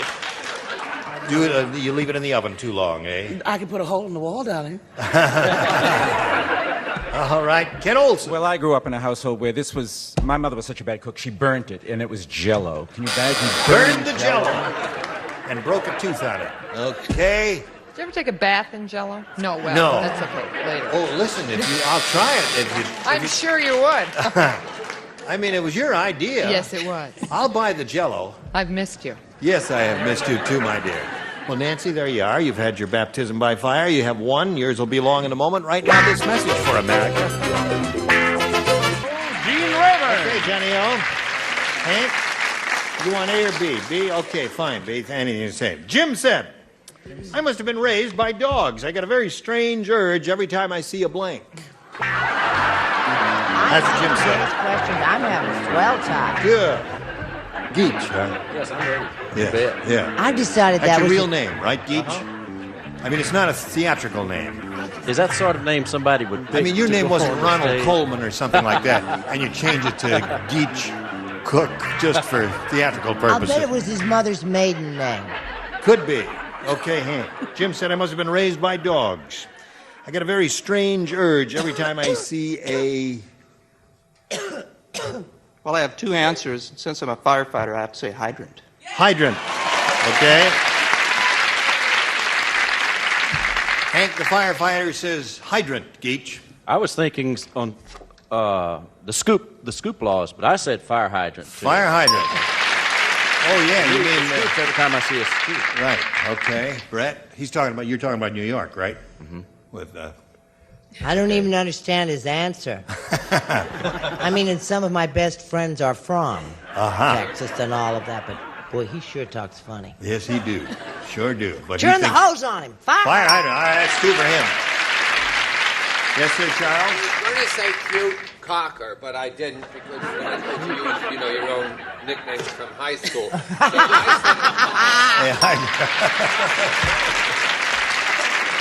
A cute cocker. Boy, you must have had a lot of hair then, Charles. Right. He wasn't invited to. Yes. Viva la difference, but I call it a fire plug. Fire plug is the same thing. That's four for him. Oh, he's really rolling with this one, right, Ken? The same dog. Ding, ding, ding, ding. Ding, ding, ding, ding, ding, ding. That's five. Now, are you going to be different? I try to be whenever possible. I know that. That's what we love about you. No, since I am not a firefighter, I said tree. A tree. Okay. A nature lover. Tree is a perfectly good moan? response. Group moaning? Good old tree there. All right, here we go to round two. Nancy, A or B? A again. A it is. Here it is. Harry said, I think the bionic woman is made out of old refrigerator parts. Every time she opens her mouth, I see blank inside. Every time she opens her mouth, I see blank inside. refrigerator part. That's right. Oh, I think it's an easy one. That seems very easy to me. Every time she opens her mouth. This is a question that has a degree difficulty of 3.2. Oh, no. I think it's simple. Sometimes if I look at it, I get a No, it isn't. It's not simple. Well, it's the old refrigerator parts. I mean, just to say a refrigerator would be easy. I think the bionic woman is made out of old... Well, no, it's parts that formerly belonged to a refrigerator. We do not mean antique refrigerator parts. I understand. The implication is parts that used to belong You don't to have to talk to me like I'm in the first grade just because I don't understand the question. What pervert wrote this question? He's famous for being a troublemaker, that kid. Couldn't be more wrong. That is absolutely correct. That's what I'd say. I love your approval. Sure. Would you read it once more, Gene? One more time. I'm still in kindergarten. I Go think ahead. the bionic woman is made out of old refrigerator parts. Every time she opens her mouth, I see blank inside. Well, steal Marsh's answer if you don't like Can't it. see Marsh's answer. What do I care? Hello, Nancy. Hi. I hope you don't have the trouble they're having. Harry said, I think the bionic woman is made out of old refrigerator parts. Every time she opens her mouth, I see blank inside. Ice. Ice. Well, I guess nobody understood it there. Geach, what Well, you I say? thought that she wore the ice on the cubes Well, on her there's fingers. the but there it answer. is, right inside. You see, opening the door and opening the mouth, there's a little Ice was on her parallel there. fingers. There. Now you don't play anybody. And I went to all that trouble. Now you got to match everybody else here, Nancy, to achieve a tie and stay in the game. And she's looking for the word ice. I'll have some bourbon on the rocks. That's wonderful. A light bulb. So that means Hank wins another game. And what do the rest of you have up here? A light, ice cubes, old toys. Okay, come on down here. Nancy, we're going to send some gifts to you from Match Game 78. Thank you for being here with us. Good luck in your career at school. Nancy Shank, ladies and gentlemen. Well, let's go to a commercial while we fix the motor that just broke. Shall we do that? Holy mackerel, Andy. I think all these new kids on the block were wonderful, don't you? Thank you all. See you next time here on Match Game 78. Gene Rayburn. Bye.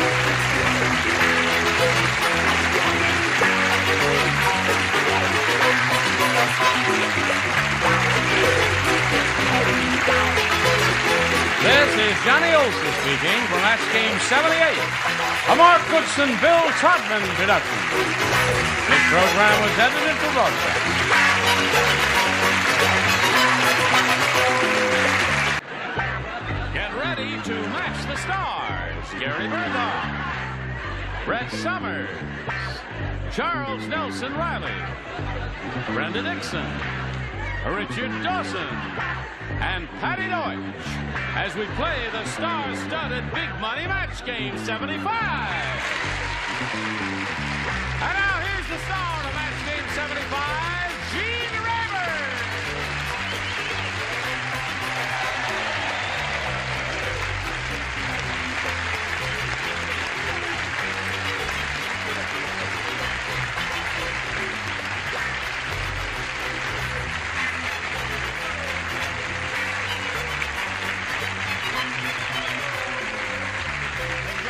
Friends. Now we're ready. Did that make too much noise? I'm sorry, I didn't make them. Well, how are you? Well, I'm just wonderful, thank you. He was talking to all of It's us. a collective you that I'm referring to. Oh, I nice didn't to see you understand. again, Nice to see you Alvin. too, Alvin. Nice to see you, yes. You're the new girl on the block, aren't you? Yes. Yes. The girl next door. Shall we give it just a brief, polite round of applause? Sweet girl. Now, would you hold my microphone, please? Of course. Now, when we have someone new on the program, see, we do a lot of kissing on this show. So, This is the old Yes, wretch on the Gene. block. to properly welcome you, Yes. why, we do a lot of kissing on this show. Oh, she's a good girl. Oh, that's it. And you? Yes, sir. Who is best? Oh, really? Her lips are softer than yours. Okay. And you? Hello. You had a baby since we saw you. Yes, I did. Everything all right? Everything is Bernard. Saint Bernard. Bite your tongue. And you named him Max? Yes. And he's okay? Yes. How much did he weigh? He weighed 5 pounds, 14 ounces. And now he weighs more than that. That's the way it should be. Just keep doing it that then way. I must be doing the right Patty thing. weighs 5 pounds and 14 ounces. Yeah, she does. Now let's say hello to our two players here, Maxine Lambeth and Barbara Guy. How are you? I'm fine. This lady has won a lot of money. Do you know how much money you won? Millions. Not quite. $14,650 is a lot of money, isn't it? What are you going to do with all that loot? I'm going to spend it. You're going to spend it. That's it. You helped the get this economy. country out of this Right. recession. Good. And she's being challenged by Barbara Guy, who had her first round question and didn't do too well with it. Yes. But you never know how this game goes from one minute to another. We'll give you a question in a moment or so, but right now we want to give you this message, so pay attention. Don't. Here we go. Middle of round one. Maxine, this is all yours. Everybody plays. This is her first round question. Long John Silver said, I've decided to get rid of that new sailor. Last night I caught him blanking me parrot. That's what he said. Show hasn't changed much. No, well, the question is different then. Yes. Long John, did you hear all that, Maxine? Long John Silver said, I've decided to get rid of that new sailor. Last night I caught him blanking me parrot. What does that mean? Oh, that means happy birthday, Kendall, to my friend Kendall Haley. It's just something simple, and I wanted you to also know that the fan is blowing everything apart. Well, without that fan up there, it'd be very too hot up here. Listen, you're not allowed to give personal memos Oh, like I that. realized that. That's why I didn't do it. Oh, okay. She has some very strange Are you fans. ready, my dear? Yes, I am. Okay. Now, here we go over here to Maxine. Long John Silver said, I've decided to get rid of that new sailor. Last night I caught him blanking me parrot. Eating his parrot. Eating me parrot, eh? What would you say? What would you say? Kissing? You can't kiss a parrot. You get parrot fever. That's very bad. What do you say, Gare? It wasn't really the sailor's fault. The parrot's very pushy. Really? Give us a little kiss. Oh, kissing. Yeah, you see? And you warned her. What do you say? Well, actually, he was a little more sadistic than that. He was caught plucking the parrot. All right. Charles? Hello, dear. Notice how quiet and lovely I am. Yes. Talking dirty, too. Talking dirty. And he was teaching them to say, Polly wants a blank. That was a very creative, imaginative answer, don't you think, my dear? Yes, it was. What else do you have to say? Well- Last night I caught him kissing me parrot, eating me parrot, according to Maxine. Well, after kissing you, Jane, what could I say? Kissing! All right. There's a fly drinking your coffee, Richard. Don't kill it. It could be Vincent Price. Oh, okay. How does a fly get into an air-conditioned studio? That'll always be a mystery to me. Now, last night I caught him eating me parrot, according to Maxine. All right, that's one for Maxine. Hello, Patty. Hello. What do you say? Well, see, I'm Brett's roommate this week, so Yeah. it's another parrot plucker. Another parrot plucker. So that's... They share a dressing room? Is that what you're trying to tell us, Patty? Okay. Round two coming up, Barbara. A, please. You want A? Yes. It's over here someplace, isn't it? Right. All right. Anything you say, Barbara? Nanook the Eskimo said. Yes. Brings back such fond memories. Well, wait till you hear this. My wife... No, that wasn't Nanook. He says, my wife is such a big talker that the only way I can get her to shut up is to stick a blank in her mouth. That's Nanook the Eskimo. He says, my wife is such a big talker, the only way I can get her to shut up is to stick a blank in her mouth. Barbara, you think about that? You've got an answer in your head already. I can tell by the look in your face. Right. Okay. All right. Ready, ready, ready. Oh, I'm ready. You are. Yeah. What are you doing? Artwork there? No. Okay. Now we go over to Barbara Guy. Nanook the Eskimo said, my wife is such a big talker, the only way I can get her to shut up is to stick a blank in her mouth. Fish. A fish. They like that one, I guess, don't they?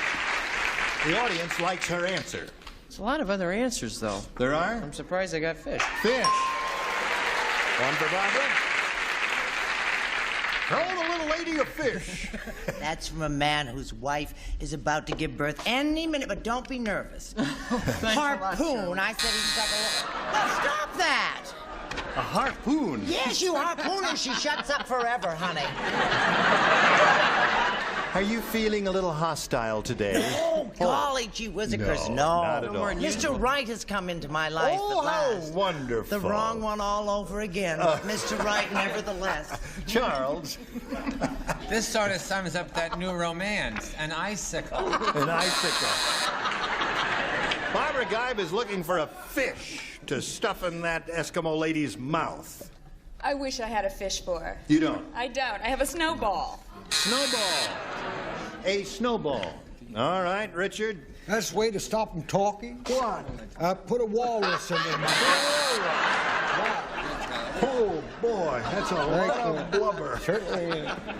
You, Patty. And then for dessert, you can have another little piece of fish. Fish. There. Good for you. Now, Maxine, when we come back from this commercial message, you'll have your second round question, and you'll have to score one celebrity match to tie, 2 to win. That'll happen right after this. All right. Are you ready? Are you ready wherever you are? Yes, you are. Now, this is yours. Remember, 1 to tie, 2 to win. And everyone except Richard participates. At the wedding, Jim said, "Boy, was that bride rotten. Instead of throwing the bouquet, she threw the blank." A rotten bride. Instead of throwing the bouquet, she threw the blank. Oh, that's an easy one. I've already finished that one. All right, Richard. Top of the world, Gino. Let's chat while they're writing. What would you like to talk about? Well, how come you always wear suits? It's a habit I got into. You see, I'm really an Eastern kid. Whatever that means. Why don't you wear a kimono occasionally? All right. He beats everything here. I don't know. All right, everybody ready over there, Maxine? All ready over there. What are you talking? No talking. In the ranks. Pay attention. Oh, we're Here we go. discussing our love life. Maxine, at the wedding, Jim said, "Boy, that bride was rotten. Instead of throwing the bouquet, she threw the blank." The cake. The cake. The wedding cake. The wedding cake? I wouldn't have said that. I thought she was more rotten than that. What do you say? I wouldn't either. I said the groom. The groom. Yeah. That's what I would have said, too. This is an audience of superior Of course, taste. he did have candles in his ears. Oh, I see. You Fred? blow them out first. What do you say? Don't die down because I have groom. Groom. Charles? You've heard of a brown belt and a black belt in karate? Well, she, being a bride, threw the groom because she had a white belt. A white belt. Do you play? Yes, you do. What do you say? Yes. I said, what did I say? We tried. Big cake. Big cake. Okay. So at this moment, the score is tied 2 to 2. Now, Patty, if she matches you, she wins the game. Uh-huh. If she doesn't match you, we have a tie. Uh-huh. Are you talking to me? You, Patty. I see. Yes. Are you Patty? I think you, so. Patty. Me, Jane. What do you say? Oh, are you? Yes. Oh, Jean, not Jane. Jane. Okay. No, I said that she threw the mother-in-law to be. Mother-in-law to be. So the game ends in a tie. And that means we have to go to a tiebreaker. So we'll wipe this slate clean here and push the button and reveal 2 tie-breaking questions, 1 for each. The one who scores most will be the winner. Barbara, your choice. B, please. B it is. Here we go. Everybody plays in the tiebreaker. After the Lone Ranger spent 2 weeks out on the prairie without a bite of food, he got so hungry he ate blank.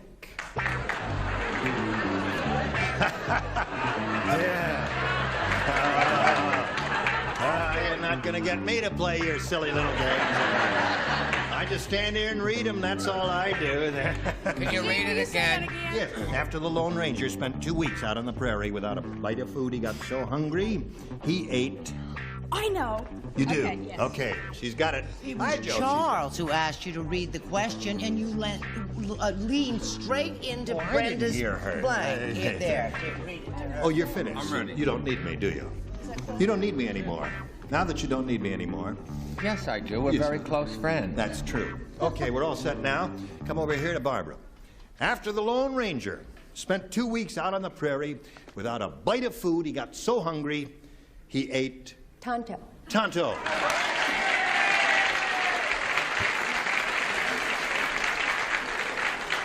They're a bloodthirsty bunch, aren't they? All right, Gary, she says he ate Tonto. He couldn't have eaten Tonto. Why? Everyone knows he's allergic to feathers. Oh. I said Silver. Silver.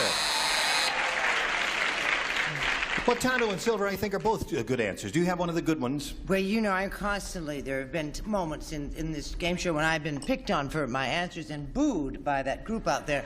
And so I very carefully, instead of my first instinct, needless to say, was Tonto, right? I thought, today I'm going to be smart. So I carelessly put Silver. All right, so I'm going back to my old ways. Yes, that's right. Charles. I agreed with these strange people and put Silver. Well, now, Tonto is a good answer. Don't be disheartened, Barbara. It was a very good answer. What do you say? Well, I'm going to get booed. You are going to get booed? Yes. I couldn't think of anything, so I said prairie dog. All together. Cut. Oh, well. That's enough. All right. This is only my first time. That's right. She's trying. Tonto She got or cake the last time. That's right. Yeah, she's Just a okay. little prairie dog. Sure. You mustn't get upset. Me want no smoking messages from blood brothers. Tonto. Tonto. All right. You might know that Richard would have the good answer. What do you say, Patty? I said that he ate his kemosabe. He's kemosabe.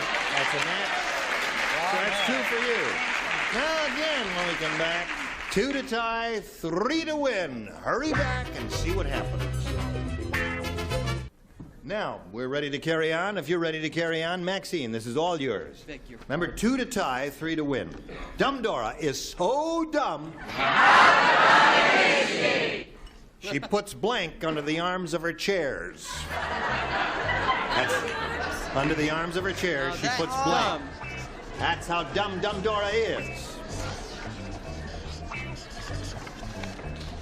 Okay. She puts blank on the arms of her chair. Dumb Dora is so dumb, she puts blank under the arms of her chair. Under the arms. Under the arms. Oh, now, you see, under is the Deodorant. word, sweetheart. Oh, sorry. I can't do that? No, you can't do that. So we have to throw that question out and get another one.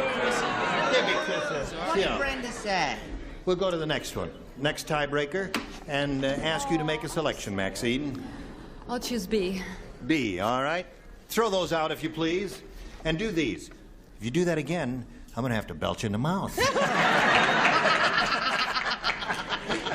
Doesn't All make right. you feel good? Count Dracula said to the psychiatrist, Doctor, I have this terrible problem. Whenever I turn into a bat, people throw blanks. Blanks. Doctor, I have this terrible problem. Whenever I turn into a bat, people throw blanks. I hate that question. That's a very good question. Yes, well, maybe if I read Dracula said to the psychiatrist, Doctor, I have this terrible problem. Whenever I turn into a bat, people throw blanks. Oh, okay. You understand, don't you, little boy? Mm-hmm. I know he has another problem, too. Arthritis of the tongue.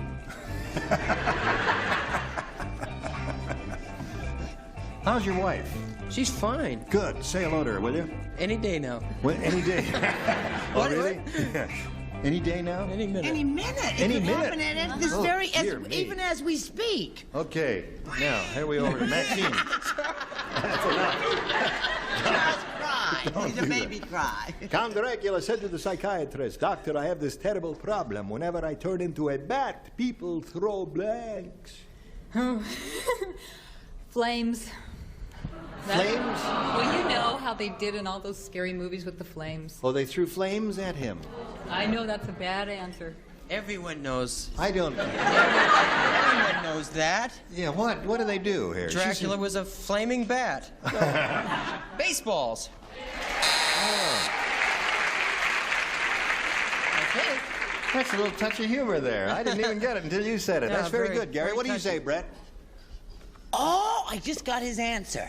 Whenever I turn into a bat, people throw baseballs. The Willie Mays joke. Yeah. Well, I said they threw nets over me. Threw nets over me. That's a bad one, too, there. Charles. Feel sorry for me because his wife's going to have a baby. I don't know And what she's that a veteran. Yes. Now we're up to Charles. This is a stinky answer. I love it. Sticks and stones. Well, now you, my dear. Brenda, we're up to you. Yes. Well, the only thing I could think of was a wooden stake. I don't know. That Oh, yeah, they used to kills a drive the vampire. stake in his heart to kill a vampire. Yeah, That's it. right. I don't think you grasped this. Now, show her what a good answer is like, Richard. Throw balls at the Throw bat. balls at the bat. Yeah. So that means Barbara wins the game. Come on down, Barbara. Congratulations. Okay. You stand by for a moment here, and we talk to Maxine. Well, Maxine, you're going to have so much money here, and you're going to have so much fun spending it. We're very, very happy for you. You got $14,000. Thank you. Thank you all. Thank you, Richard. $14,650. Goodbye. All right. Here we are. Alone at last. I thought you'd never ask me. Now, Maxine, Barbara. Maxine's gone. This is Barbara here. She won so many games, I just got used to her being... Listen, you're ready for this where you can win over $5,000? We polled a recent studio audience and we got their best response to this. Pressed blank. Now, the answer they gave most often is worth $500 if you match it. If you match the next one, you get $250, and the bottom one, you get $100. Okay. Whom do you call on here? Richard. Richard. Pressed duck. Pressed duck. That's a dish. Brett. How about pressed ham? Pressed ham.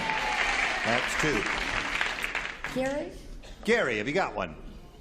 My third choice, pressed Third is flowers. tough. Pressed flowers. Yes. All right. So you got pressed flowers, pressed ham, and pressed duck. Would you like to give us one of those as the answer, or think up one of your own?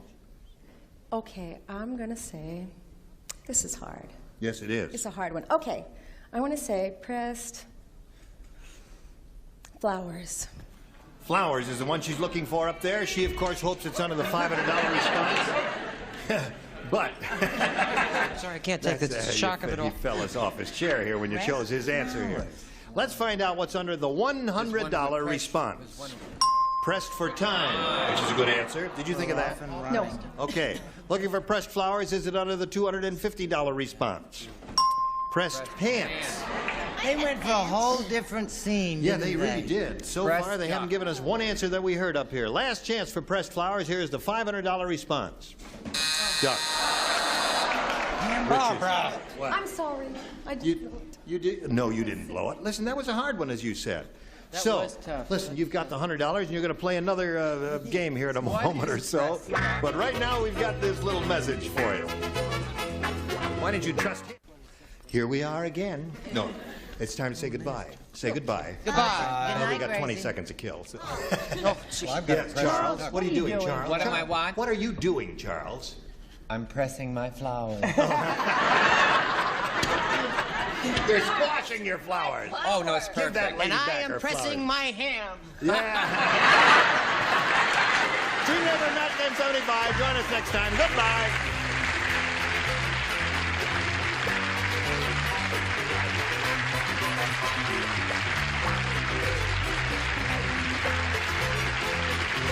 This is Johnny Olson speaking for Match Game 75, a Mark Goodson, Bill Todman production.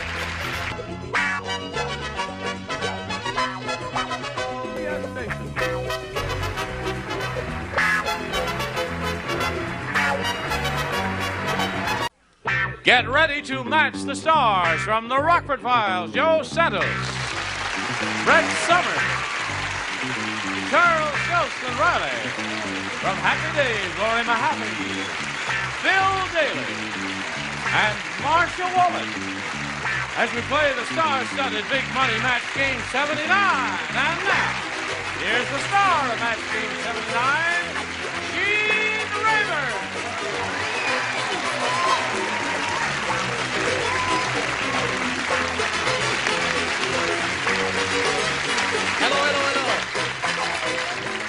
thank you for joining us here, and I thank you.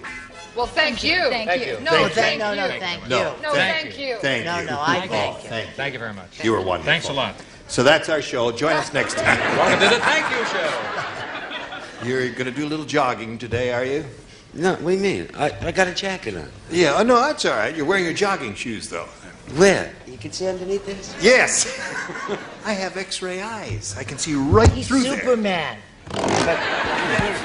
No, you can't see. You can't see. I'm only Show kidding. you I'm wearing my jogging shorts. Oh, you Like are? my jogging shorts. Oh, please don't show us. No, don't. Don't want to see that. Let's say hello to Joanne Rupp and Jana Anello. Now, Joanne, here's the current champ. She has more money than anyone has ever won on this show, $22,400.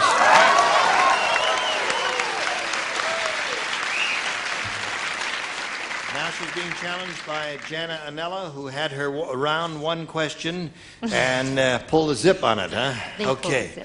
All right. Here we go now with a round one question for Joanne and see what she does with hers. Ralph said, boy, did I get gypped by that antique dealer. Uh-oh. Who ever heard of a 200-year-old blank? Boy, did I get gypped by that antique dealer. Who ever heard of a 200-year-old blank? He's back to his old ways. I look forward to Joe Santos' answers.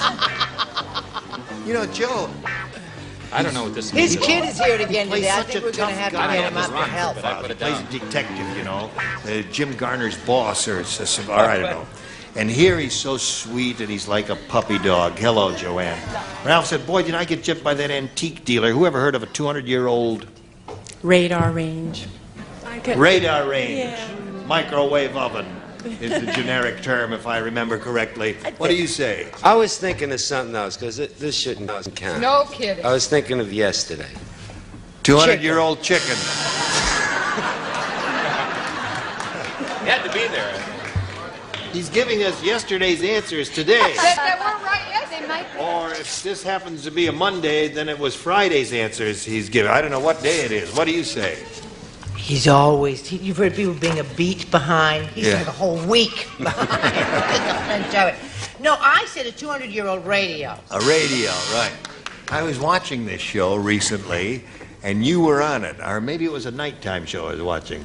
And it was a show where he couldn't think of an answer, and one of his sons was in the audience, and I called him up, and the kid ran up here, whispered in his father's ear, and Joe wrote it down, and it was not a bad answer. You matched the contestant. Let's book the kid next time, Ira. Leave the old man home. What do you say there? Oh, sweetheart, we already catch up? Oh, you've got me. Where the hell are we? No, you with Charles. No, Charles. Yes, sweetheart. Well, Charles, Premature what do senility. you got here? 6 years, I don't know if I can continue.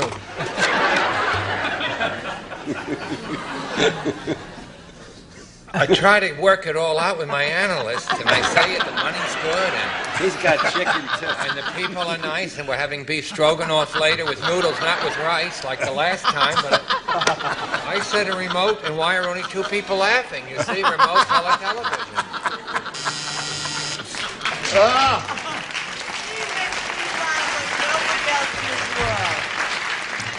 Okay, Laurie.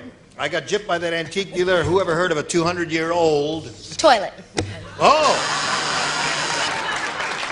I've never seen one of those in an antique shop, but I guess you can get them there. Bill? I had a 200-year-old modern chrome table. Don't hurt It won't yourself. fit. Okay, Marcia, you're on. I'm sorry, Marcia. She works with me. I'm sorry about that. For I humiliated 6 her. years, should I get a medal or what? Yes. Sorry. You should get her what?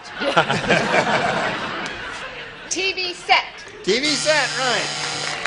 Okay. Don't we have a couple of snappy players here with no numbers in front of their names there? Okay, round 2 coming up later now. Here we go. This is round 2. Now, Jana, A or B? B. B. Okay. B says this. Did you hear that in the future, all coins are going to be minted by a bakery? Instead of being copper-filled, the coins will be blank-filled.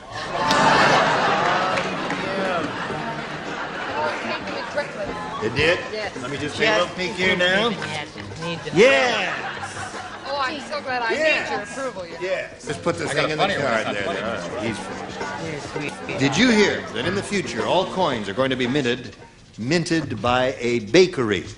Instead of being copper-filled, the coins will be blank-filled. I have two of them, but I'll go with jelly. Jelly. It says jelly. Jelly-filled. She has two. What was your other answer, just for that? Cream filled. Well, those were the two good responses, jelly or cream. I got cream. You got cream.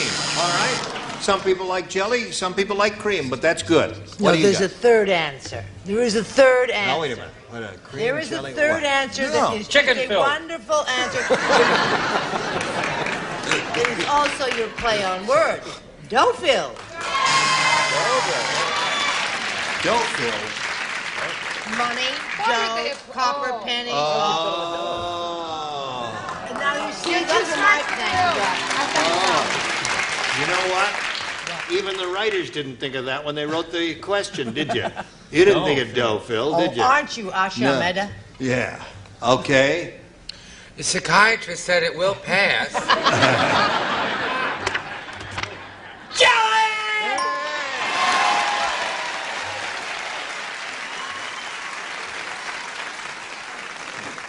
Must be jelly, because jam don't shake like that, Yeah. Go. Jelly. Oh, little jelly for Janet there, Bill? It must be jelly because cream doesn't shake like that, and I'm sorry. Yeah. Jelly or cream are the two good ones there, Marcia. 3 jellies and a partridge in a pear tree. Okay. Now, Joanne, 3 to tie and 4 to win. Fred said, I had 2 gobblers for Thanksgiving. One was the turkey, and the other gobbler was my blank.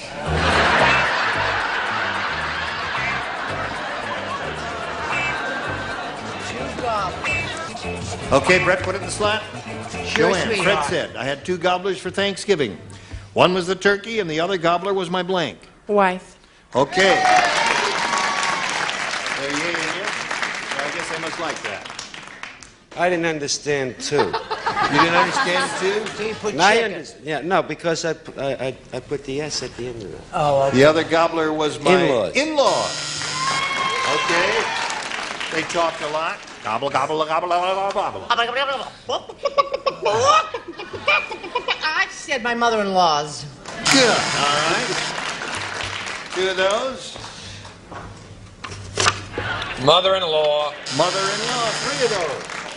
Now you got to match all the 3 remaining ones, Joanne, to achieve a tie and stay in the game. Laurie, she's looking for the answer wife. What do you offer? Well, I'm really sensitive about jokes and humor about, married people now and wives and that kind of thing, being a newlywed myself. That's but I right. do understand it. Wife. Aha!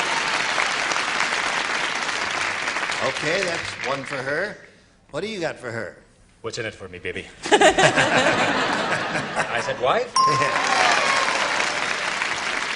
We don't play that game here, Bill. No. What game is this? I thought that was the name of the game. Get your own girlfriend. Do you get any chicks at all? No. No. I try very hard. It's an interesting approach, isn't it?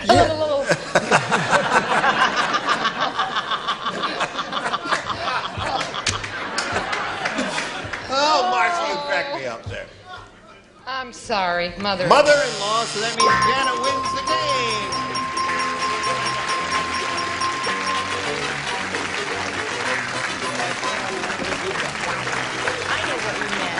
Well, you're going to say goodbye to this lady who's won more money than any other person has ever been on this show in 5 3/4 years that we've been on the air. She's got $22,400 in our best. Thank you. Goodbye, Joanne. All right, let's get a little message for you, and then you hurry back to see how much money she'll win. We are ready. Okay, Jana, here's the way it goes. We polled a studio audience not too long ago in this very room, a smart bunch like these. And we said, write down your best answer to this. Blank robbery. If you match the answer they wrote down most often, you get $500. And for matching the second most popular answer, $250. And for matching the third, $100. 3 of the 6 stars will give you some assistance here. Joe. Highway? Highway robbery. Charles. Armed robbery. Bank robbery. Okay. Bank robbery, armed robbery, and highway robbery. You want one of those, or do you want to give us one of your own? No, I'll go with bank robbery. Bank robbery is what you want? One that Marcia gave her? Let's begin at the bottom and see if we have a bank robbery there, if you please. Highway. Okay, there's Joe's answer. Let's see what we've got under the $250 number. Great train robbery. Okay, last chance for bank robbery. Here we go. You got it. Congratulations. Very good. All right. Now, you want to get right to it, huh? Well, all right, let's get right to it. You can play for $5,000 or $10,000 here. Give that wheel a spin and good luck to you. Let's see if you get a double. All right, go. There she goes. Any of the gold star area will be a double. My gosh, she got it.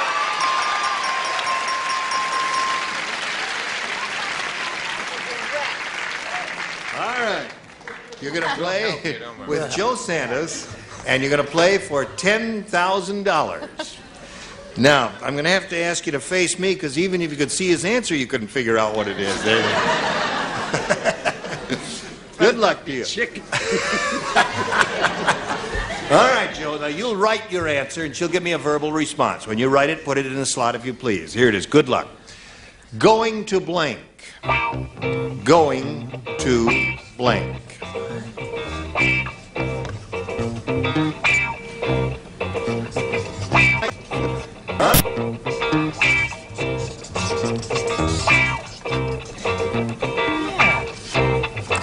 Okay, Joe's finished, Jana. If you give us the answer that he's given on that card, you will get $10,000. What do you say? Well, I'll say, I don't know what he's saying. I'll say going to pot. That's the only thing I can think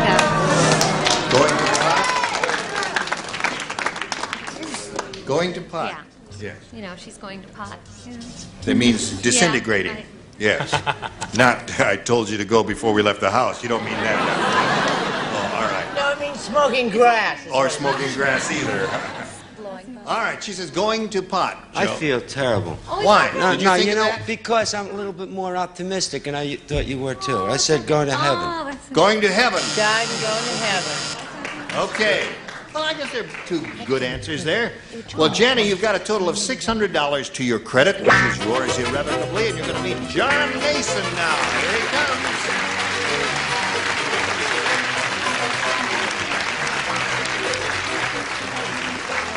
We welcome you, sir. Thank you. You're from where? Eau Claire, Wisconsin, formerly of Rhinelander. I attend the University of Texas at El Paso. I'm majoring in drama and one day hope to be a professional actor. You do? Why is he looking at us? Don't aspire to be us. I don't think there's a professional on this stage myself.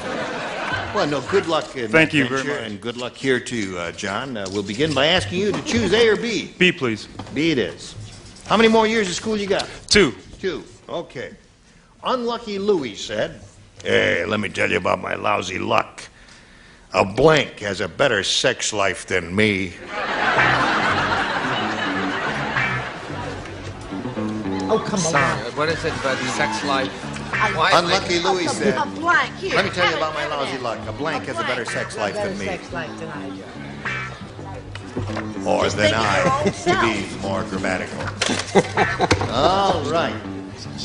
John, Unlucky Louie said, "Let me tell you about my lousy luck. A blank has a better sex life than me." Rabbit. A A rabbit has a terrific sex life. Rabbits are always... No, a rabbit has a better sex life than I. Rabbits are the luckiest people in the world, John.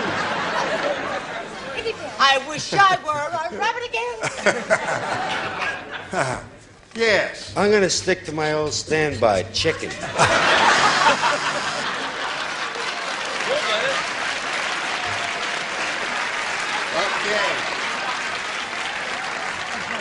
One of these days, we may ask a question to which chicken will be the answer. And he'll say something else. That's right. He'll say rabbit. Yeah. Okay. Well, I started to say gnat, but I really don't know anything about gnats. So I said a corpse as a better sex life. Oh, really? She's kinky. Don't send me letters. I was desperate and running out of time. Pressure caused this answer. None. You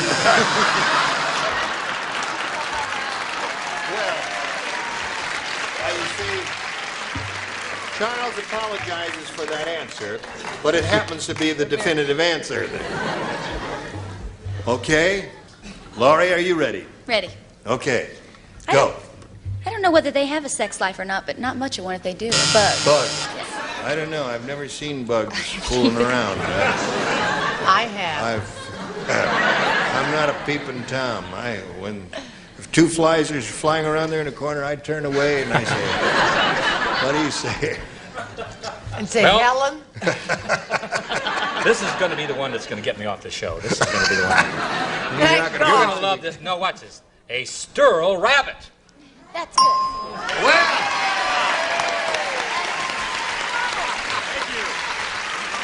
They're slow, but they got it. Yeah.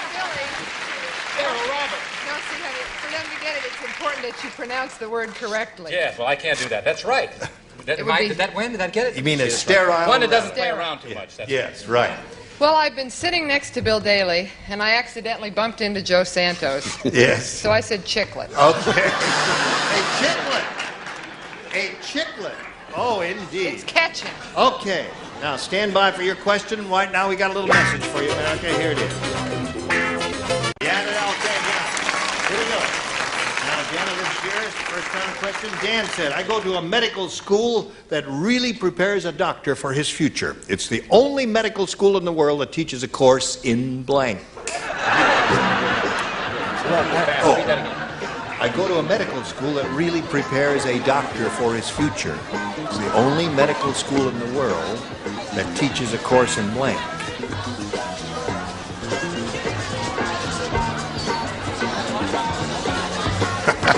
I don't know what that is. Good. Whatever you say. Okay. Wait a minute. You want a clarification? It's a rough word. I don't know.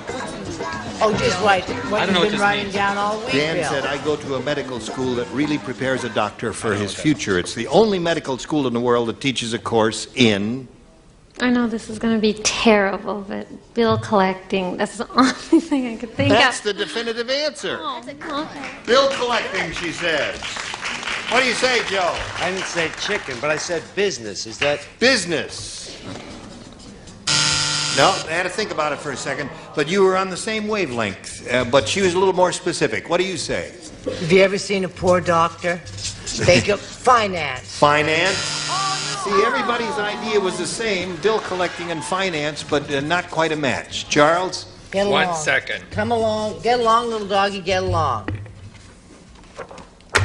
I don't want letters on this one either. I'm running out of time, and unlike Brett, I have nothing against the medical profession. Malpractice.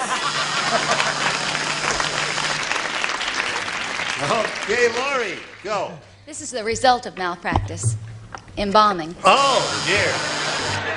Mine's just so bizarre. Really? I put thawing out frozen people. I don't know what that is. Thawing out frozen people. Don't ask me what that means. I'm not going to ask you. Marshall, what have you got? Here's what I got. Bill collecting. Atta girl! We're going to tie score there. 1-1. All right, we haven't got time to go to round 2 at this moment. We've got a little business here I want to do with you. Team Ravernier, join us next time for Match Game 79. Thank you all.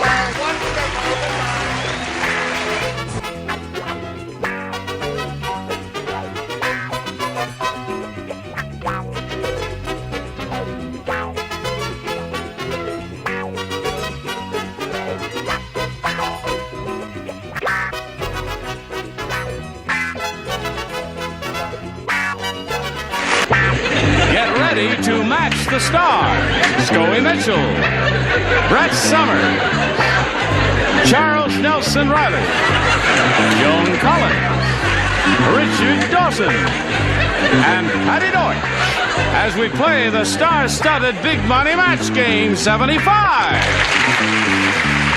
And now here's the star of Match Game 75, Gene Raymer.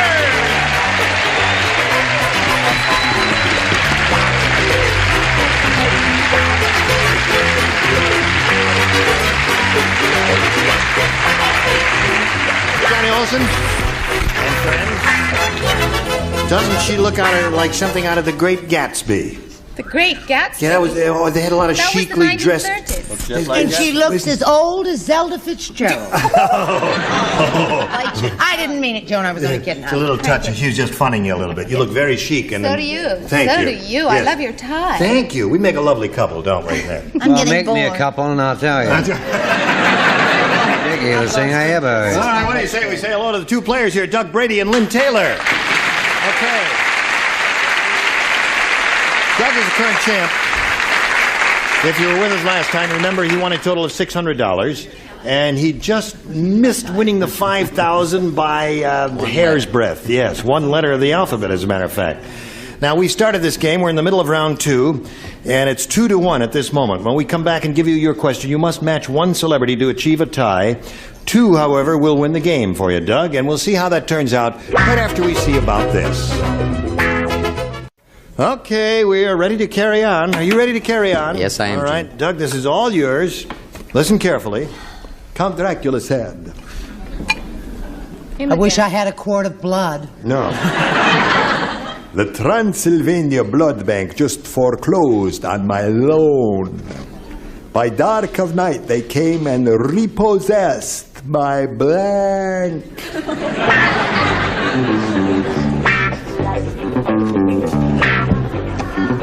The Transylvania Blood Bank just foreclosed on my loan. By dark of night, they came and repossessed my blank.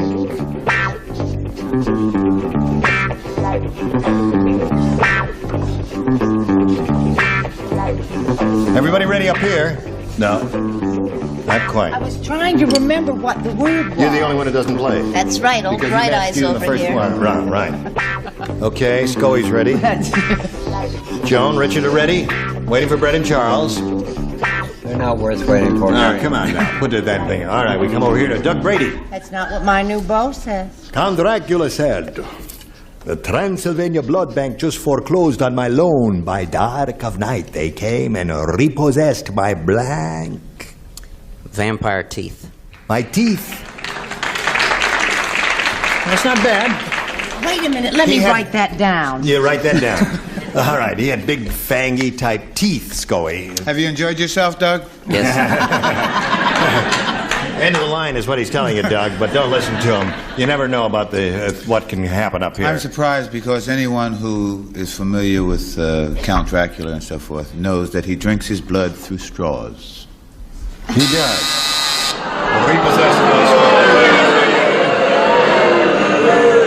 Same audience, huh? They love you. Enjoyed yourself, Scully? You're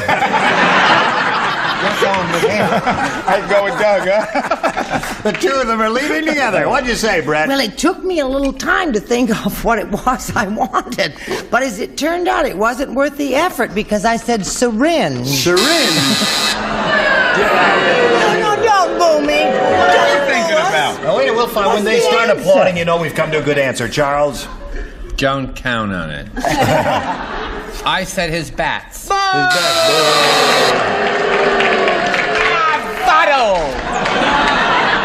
And he's not even Italian. Yes. Are they going to boo your answer, Joan? Oh, I know they're going to boo. All right. Doug, I'm But sorry. wait a minute, hold everything. Boo, boo now for her. Boo. Okay, cut. Now, Sean, don't boo when she shows it there. What's that? Monster. Well, that deserved 2 boos. Yes. All right, what do you say, Richard? You got to match Richard, Doug, to stay in the game, and he's looking for vampire teeth. They came and repossessed my teeth. Repossess your house. Where did he live? He lived in a coffin. You bet your life. Oh, that's right. Hey, so Lynn wins the game. Come on down, Lynn.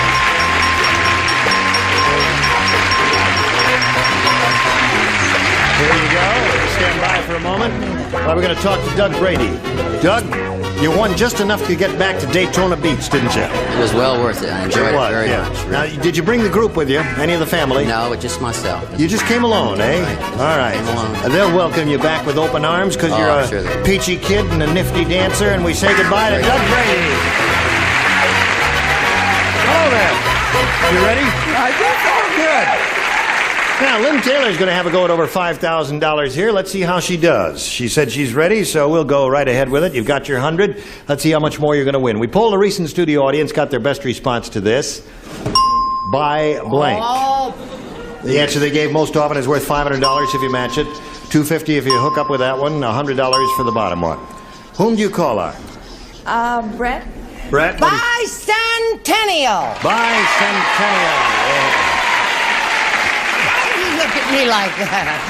That's, there's one. Charles? Charles. Bisexual.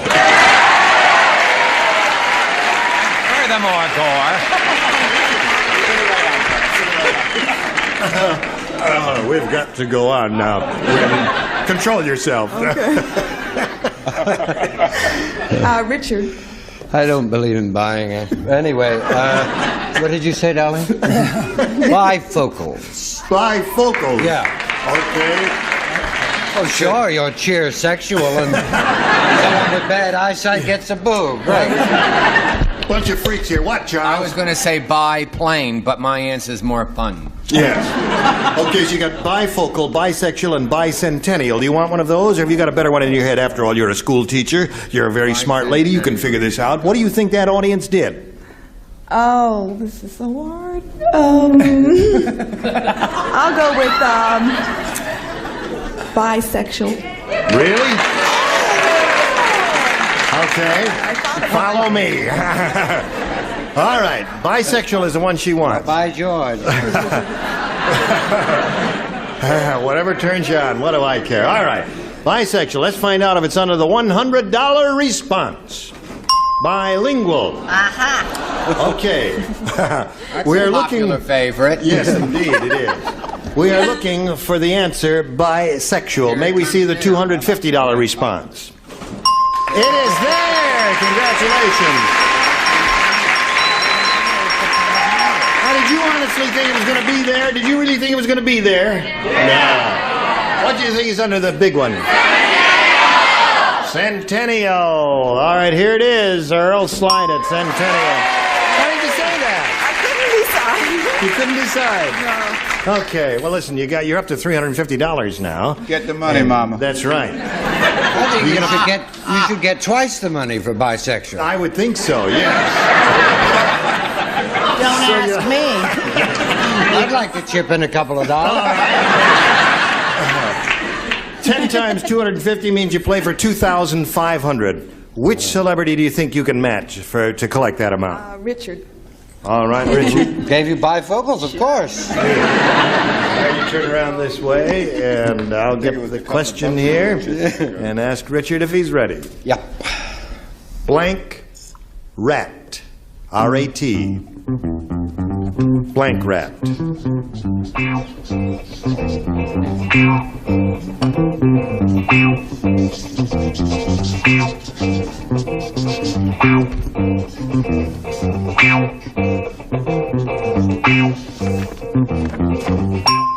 All right, he's finished. Now, we need an answer from you which you think will match his. What do you say to that? Blank rat. I can only think of pack rat. Pack rat. Pack rat. Oh, yeah, that was a popular phrase not too long ago. We'll find out right now for $2,500 if it matches, Richard. I never even thought of that. I thought of you, dirty rat. Yeah. And a picture that I did called King Rat. King That was Rat. the only thing that I could think of. Yeah. You never thought of King The Rat? reviews, by the way, were exactly the same for the film. Yes. As you gave me for this card. You dirty rat, did you think of that? Now that he said that, yes. It stimulated your memory. Now, Lynn, you got your $350, and a little bit later on, you'll meet another player and play another game. But right now, we're going to do a little business with America, okay? Okay, fine. All right. Now I'm ready. Are you ready? Hello there. Let's welcome Vicki Gerald. How are you, Vicki? Now, Would you please tell us a little bit about yourself, Vicki? Sure. I'm from Washington, D.C. Yes? And came out here this summer with some friends for Yep. vacation. And we've decided to extend it and stay for good because we like it so much. Well, that's marvelous. Well, I hope we can contribute to your stay here. We wish you the best of luck. Let's begin, shall we? Ask you to make a selection. A, please. A, here we go. For Vicki. I have a TV guide listing for you now. Listen carefully. It says Sunday night, CBS Kojak. And the synopsis, the plot goes, Kojak is kidnapped by a weird artist who paints Kojak's head to look like a blank. Yes? Was that a male artist or a female artist? It just says a weird artist. I don't think the gender has anything to do with the I'd answer. like to know gender because according to gender, it would be according to what that person, was it a male artist? It would be a certain kind All of... we have is the adjective weird. Weirdo. Weird or heads to look like a... Okay. You know who Kojak is?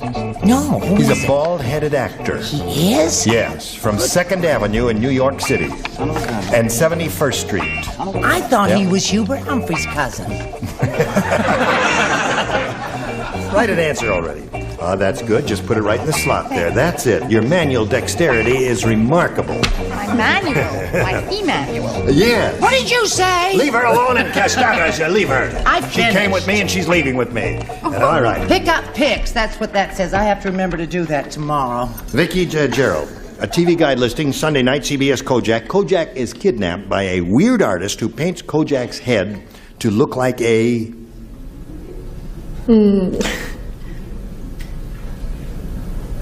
A woman. I can't think of anything. You can't think of anything. Okay. Her answer is a woman. Not your all-time thrilling answer, but what the heck? You know, the audience was so disappointed they didn't even boo. Yeah, that's right. What the heck's happening? You forgot to boo. Let's hear it for her. Okay, cut. That's enough. Partiality. Yeah. All right, now we get ready for him, too, because... No, I think Equal Brett time. brought up a very good point, whether it was male or female. I'd like to take it one step further. Were they black or white? Yeah, no, because I imagine from my background, the only thing I could think of was they painted to look like a watermelon. A watermelon, yeah. Well, Oh, I think I'm in love. Let's get rid of Claire and go off to the Tahitian. Well, you see, I was joshing you before. I know who he was all the time. Oh, you did? I said basketball. Basketball is a very good answer. Charles? But with the holes in the ears, it was a bowling ball. A bowling ball. That's another good one. All right. Vicki is looking for the answer. Woman. Painted Kojak's head to look like a woman. Well, I have to go along with everybody who's talking about different kinds of balls, and I have down a beach ball. Yes, that's good. That would be interesting. Gaily colored with stripes and all that sort of swirls Red, and everything. festive, blue, and Beautiful, yes. whatsoever. All right. Gaily covered with stripes and swirls? Yeah. That's what a beach ball is. Would you do my dressing room for me? So Oh, yeah, drab of up course. there. Just painted all I different. thought. What was the question? Weird artist painted Kojak's head to look like a toupee. A toupee. Oh, wouldn't that be Isn't that a interesting? pretty picture? Yeah, that's a beautiful picture. This is from the people who brought you King Rat. Yes. Now, that's called lukewarm applause. Now listen, either Well, it's do better than the shock we had when That's right. Either do it or don't do it. Now, don't be indecisive. Applause, please. Okay, that's enough. You really haven't got your heart in it. We're going to have to get rid of you. Yes. You Clear can the make them studio, like an John. orchestra. Oh, baby, wait a minute. Before you go, listen to Patty's answer. It's not necessary. Yeah. Strike. Strike a bowling ball. Okay, so I'm Tepid. sorry, that's nothing for you, Vicki, and your question will come along later, but right now we've got this especially for you, so pay attention.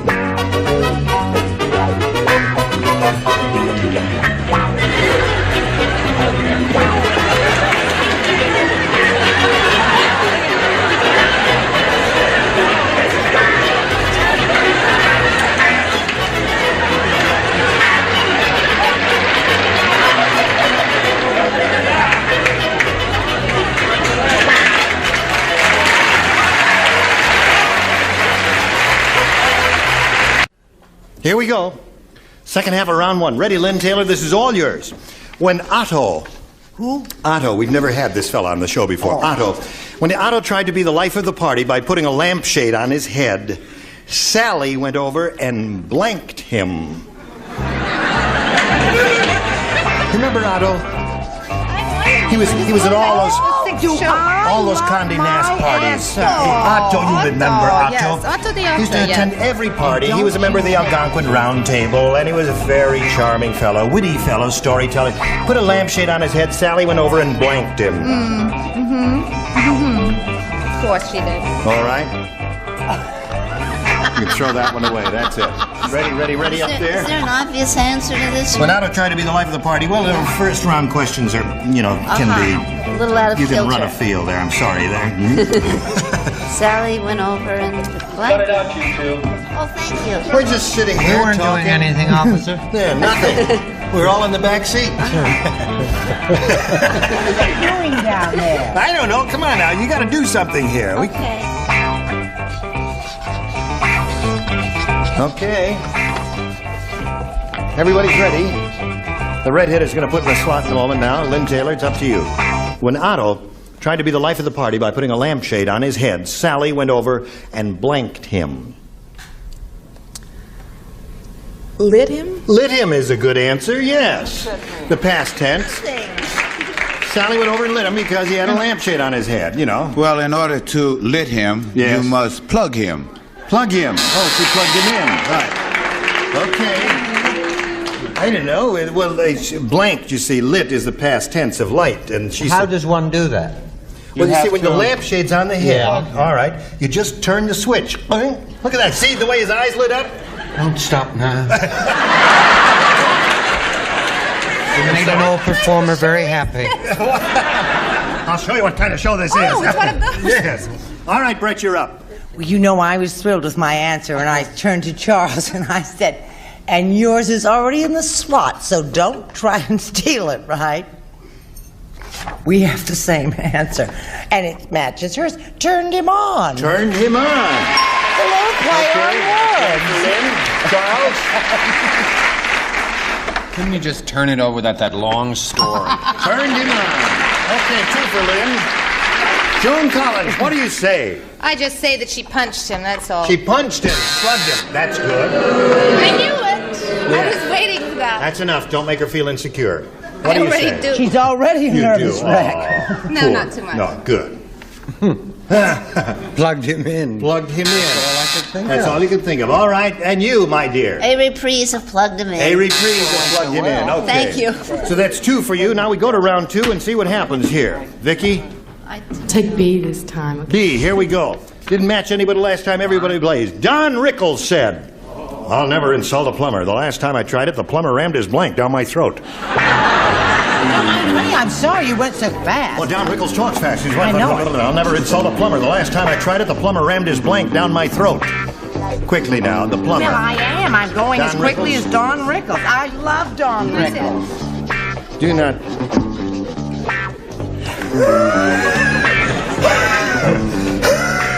Do that. Ready? Everybody ready? All right, Vicky Gerald. Don Rickles said, I'll never insult a plumber again. The last time I tried it, the plumber rammed his blank down my throat. What are these, plungers? The plunger. Okay, she says plunger. The audience seems to like her response of plunger. What do you say? I can take another boo. I said, being an old alumni from Manual High, snake. Snake. Oh, that's the thing that cleans out the pipes. Right. Yes, of course. Brett, what do you say? Oh, we have to hurry along here, right? It's the speed of a plunger. Plunger. One for Vicky. Charles. A plongeur. Plongeur. And Joan. His tools. Shoved his tools. Okay. Richard. Plungero. Plungero. That's 3 for you and Patty. Another name for a plunger is the plumber's friend. Friend, that's right. That's a plunger, right. Well, look at that. Middle of round 2, score is 4-2, and we got to stop right now, ladies, so hold your breath. In the meantime, we got this message. Now, how did you feel about it? This is the end of your first week out here with us. Did you... Probably my last. I find Wouldn't- I that wouldn't it got say that. better and better. Yes. I feel very good now. I didn't get hissed too much in the last show. Right. Give her a round warm of applause to make her feel better. Thank you very much. Okay. Now, the next time we get together, these are the people you'll see on this stage. Robert Urich, Brett Summers, Gary Berghoff, Jamie Lynn Bauer, Richard Dawson, and Fanny Flagg. Thank you all. You were splendid. Gene Rayburn here for Match Game 75. Join us next time. Goodbye.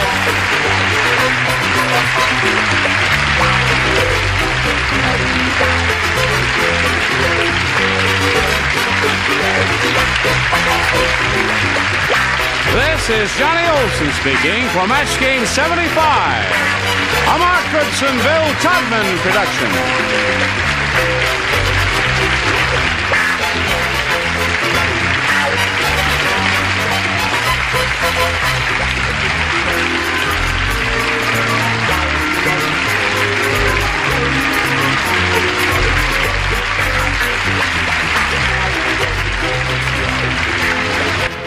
Stay tuned for Tattletales next over most of the CBS stations.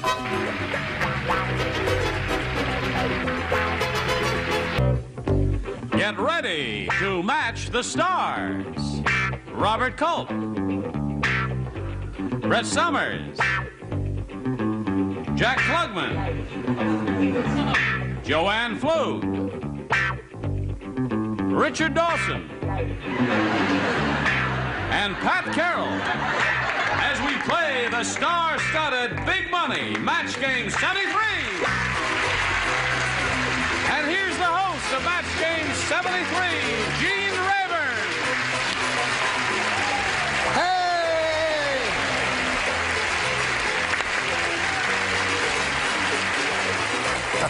Hello there. How do you do, ladies? Thank you very much. Thank you, Johnny Olson. Okay, we thank you for joining us here on Match Game 73, one and all, whether you're here in person or whether you're out there in television land somewhere. Is everybody ready? Try and get some tight clothes on. Would you stand up for just a second? Yes, listen, this lady, her body is just...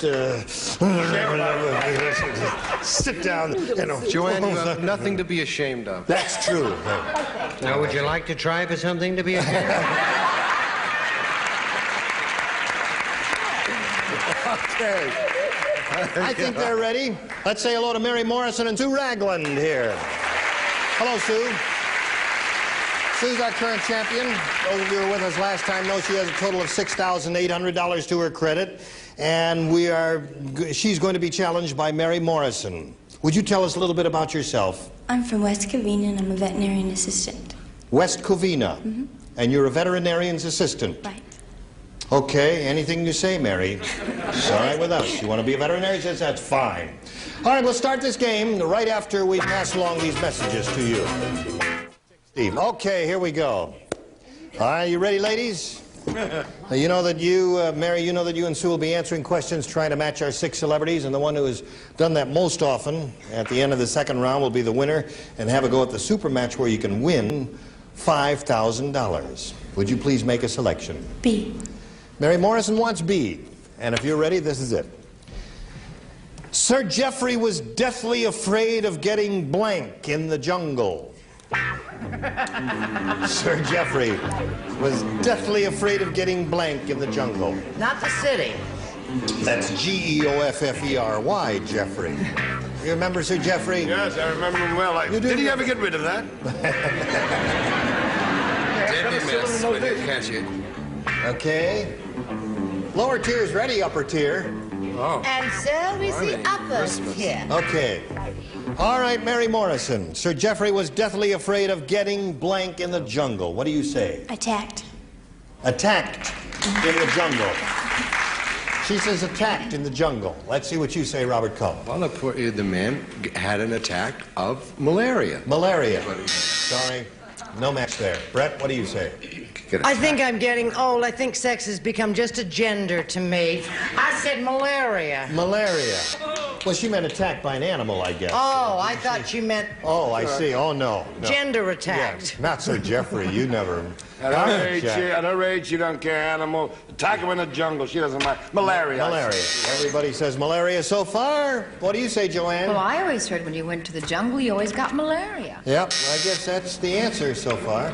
Mr. Dawson, you knew Sir Brushing Geoffrey. on me. I knew Did Sir you know Sir Geoffrey. Geoffrey? A beautiful human being, and I'm not just saying that. He was bitten in the jungle. That's just above the fetlock. I'm sure you've read it. Okay, so there he goes. No match yet, and Pat Carroll. Since I knew Sir Geoffrey along with Richard, he was bitten by a bug that gave him malaria. Malaria. So, malaria was the answer, Mary. Now let's see what we've got here for Sue Ragland, our champion. The lady on the phone snapped, Mr. Cohen, at noon tomorrow, we cut off your blank. The lady on the phone. The lady on the phone snapped, Mr. Cohen, at noon tomorrow, we cut off your blank. And she snapped her foot. Incredulous. Yes.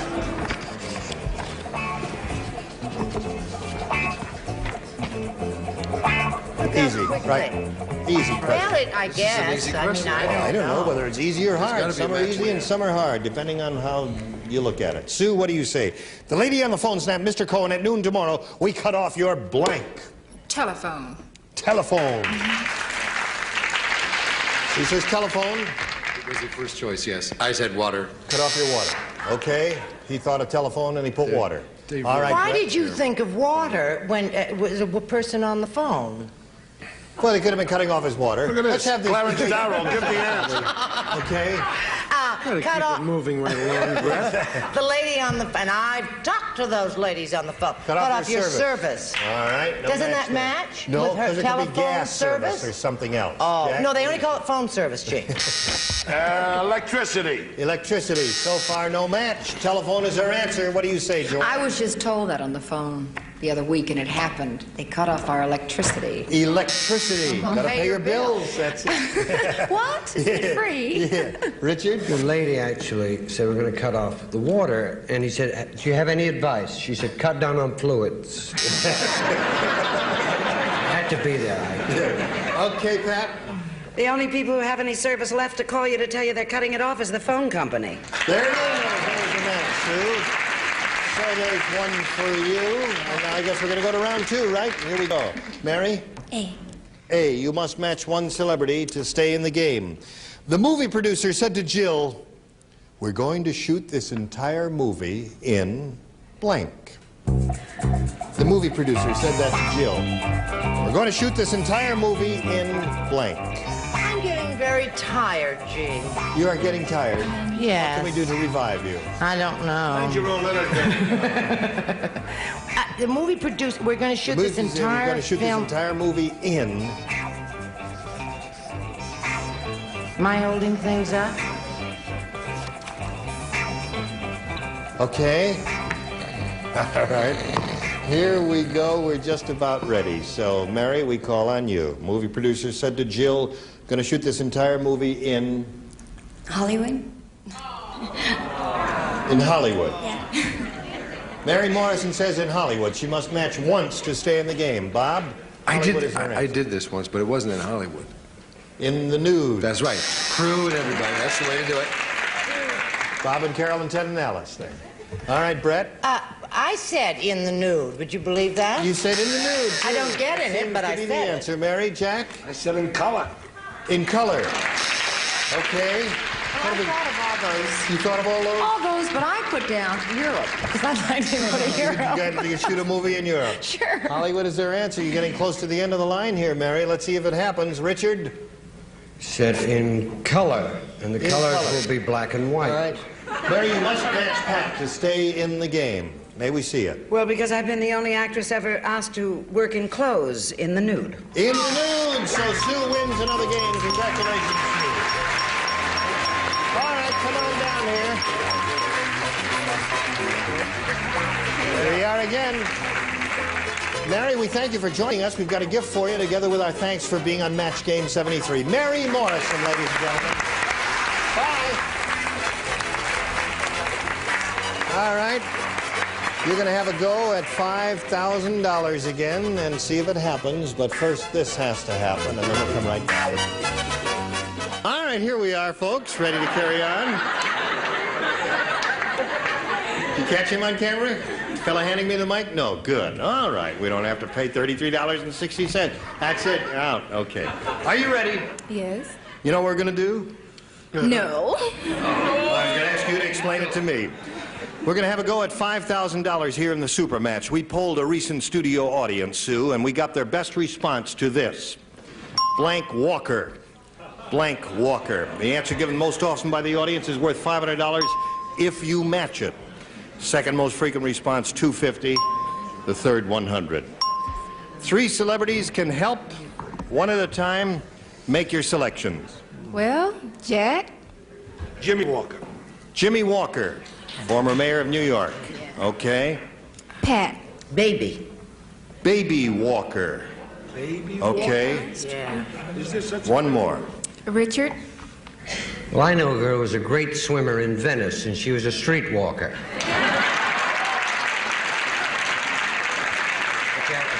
Is that your answer? Streetwalker. Streetwalker. All right, so you got Jimmy Walker. That's Jack gave us Jimmy Walker, and Richard gave us Streetwalker, and Pat gave us Baby Walker. You may choose one of those or give us one of your own. What would you like to do, Sue? Streetwalker. You choose a Streetwalker.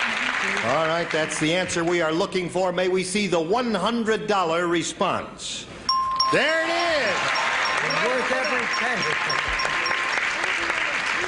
Well, isn't that terrific? There you go. You're a winner, and you're going to go on now and play for 10 times that. But before we do that, let's find out what's under the $250 response.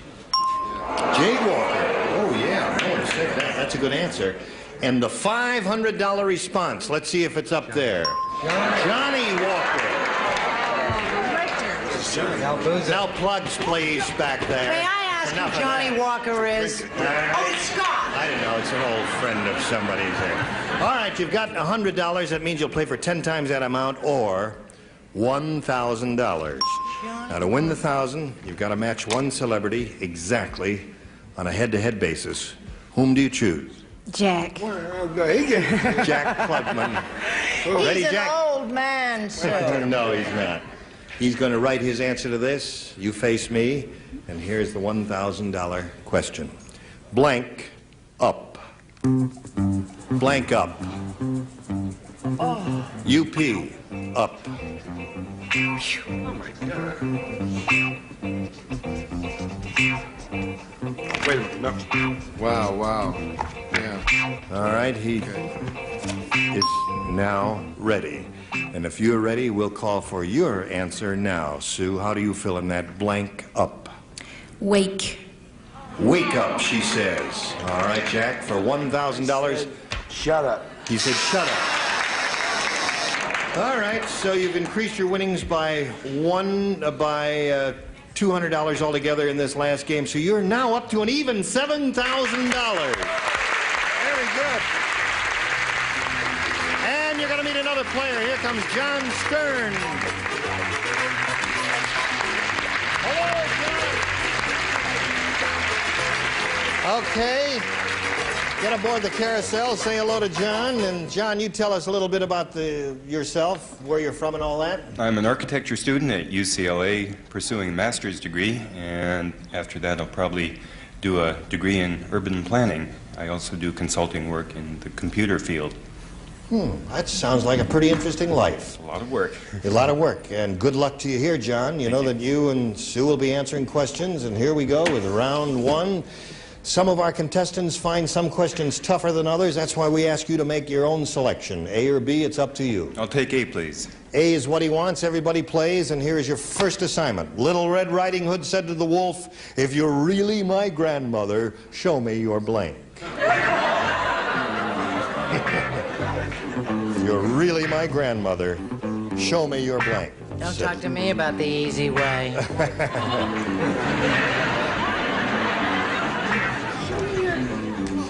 Now think back. I beg your pardon? I have to think back. You all know the story of Little Red Riding Hood, don't you? Uh-huh. Okay. We got Brett talking to herself. I think that's a good sign. So her condition is I'm improving. trying to remember. Show me your what? No. Don't remember. Poo-poo head. I got the Show me your what? When you were told that story, the covered wagon was bouncing.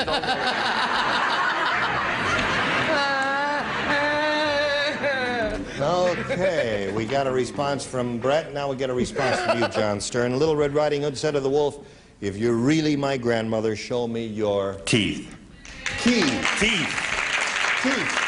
Oh, he says T-E-E-T-H. Teeth. All right, Bob, what do you say? Teeth is his. Teeth it is. Okay. Okay. Brett, what did you find? I'll bet you kids think I said teeth. No, I don't know. I really can't I predict your said nightgown. I went nightgown. Show me your nightgown. Goodness gracious. All right. Honey, Jack. I'm ashamed. Don't be of myself. ashamed. We I have got to two say dummies here. I said, show me your driver's license. Oh, boy.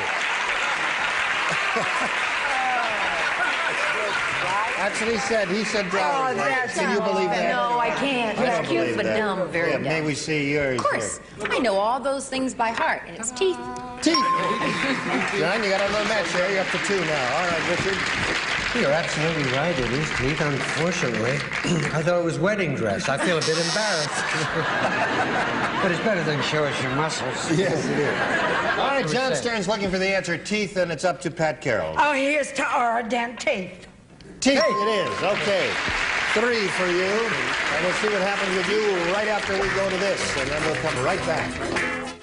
We go now. We finished one half of round 1, John's half, and he scored 3 times. Now let's see how Sue, our current champion, does with this. It was a very cheap airline. The airplane didn't have any blank. It was a very cheap airline. The airplane didn't have any. It's up to you. Number of good choices there. Look how I woke up.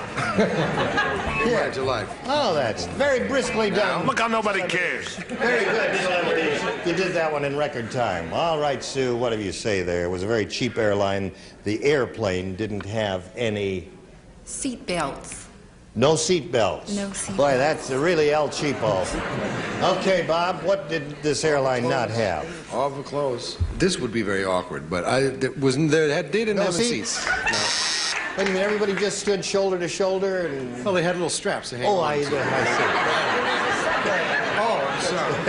Brett, what did the airline I not said the airplane didn't have any wings. have? No wings.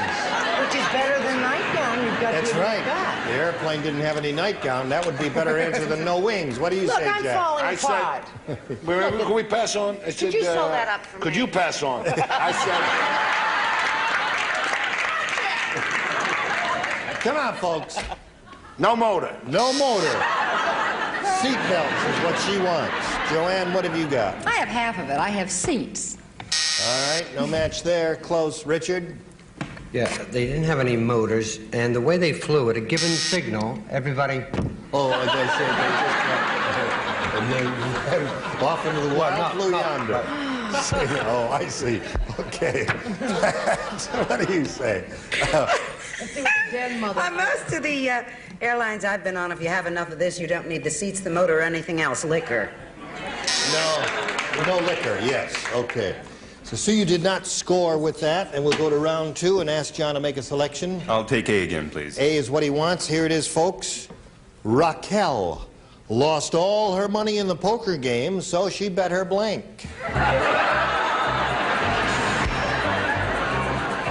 That's what she did. I beg your pardon. Last time around, Robert, Joanne, and Pat were matched, so it's just Brett, Jack, and Richard. Could I write a letter to my mother or Write a letter to anything your more? mother while you're waiting. Let's not waste a moment. Okay, everybody ready? So, John, Raquel lost all her money in the poker game, so she bet her... Strip. Her what? Strip. Strip. Her strip? Her clothes. So her she clothes. bet her strip. Her I don't... Her clothes. You mean she bet her clothes? That's what it is. I don't understand what you mean by strip. Thank you. You say Raquel lost? Raquel lost all her money in the poker game, so she bet her blank. Bet her clothes. Her clothes. I guess you didn't understand it, but you do now. So I understood his better. clothes, and we'll call on Brett first. Well, there's an enormous amount of difference between strip and clothes. Yes. Strip is not even a noun. Does Raquel wear underwear? Underwear. I must ask her next time. Isn't that That clothes? goes along with clothes. No, clothes No? is... No, it can't match that. Maybe he'd like to sew up my sleeve. Yeah, Jewelry. And I don't mean the kinds of no match spots. there. And we go to Richard Dawson. Well, I happen to know when she was in Mexico filming, she was given a burro, so she...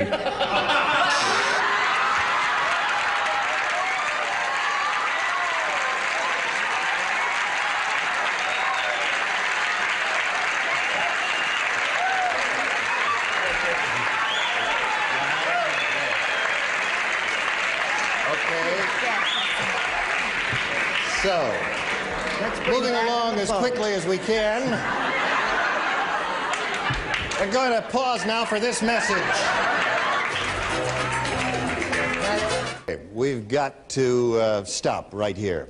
But we'll look forward to seeing both of you next time when we'll continue this game wherever we are. We'll figure it out in the meantime. And I want to say we'll look forward to seeing you on Friday nights, 8:30, Jack Klugman of The Odd Couple, right? Yep. Yes. And I'm on Sunday nights at 7:30 on... On the new Perry Mason. Yeah, thank you. That's it. I'm on Suspects Wanted at 2:30 in the morning.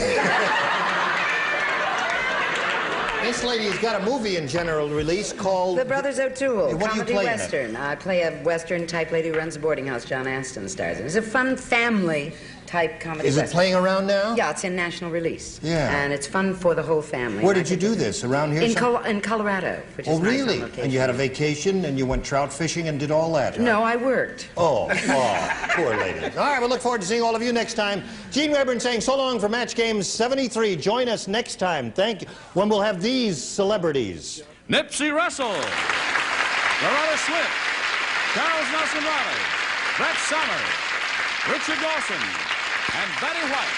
So, for the second time, how many times do I have to say goodbye? Goodbye, and that's final. Today's consolation prizes are Charm Glowette, the completely portable gas grill that goes anywhere. Instant flame without starter fluids or charcoal. Charm Glow products of Antioch, Illinois.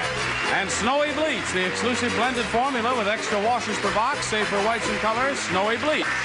And Rice-A-Roni, the big flavor side dish is so quick, so easy, saute and simmer to flavor perfection. Rice-A-Roni, the San Francisco treat.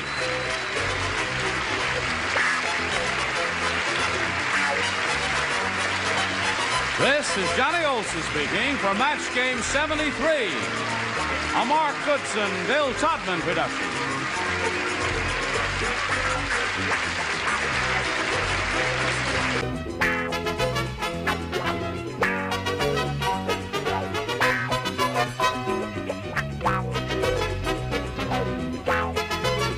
This would be Match Game 74, production number 0173, air date to be announced, VTR 3274, and it's take one. Get ready to match the star. Pat Harrington, Brett Summers, Nipsey Russell, Fannie Flagg, Richard Dawson, and Joanne Worley. As we play the star-studded Big Money Match Game 74. And now, here's the host of Match Game 74, Gene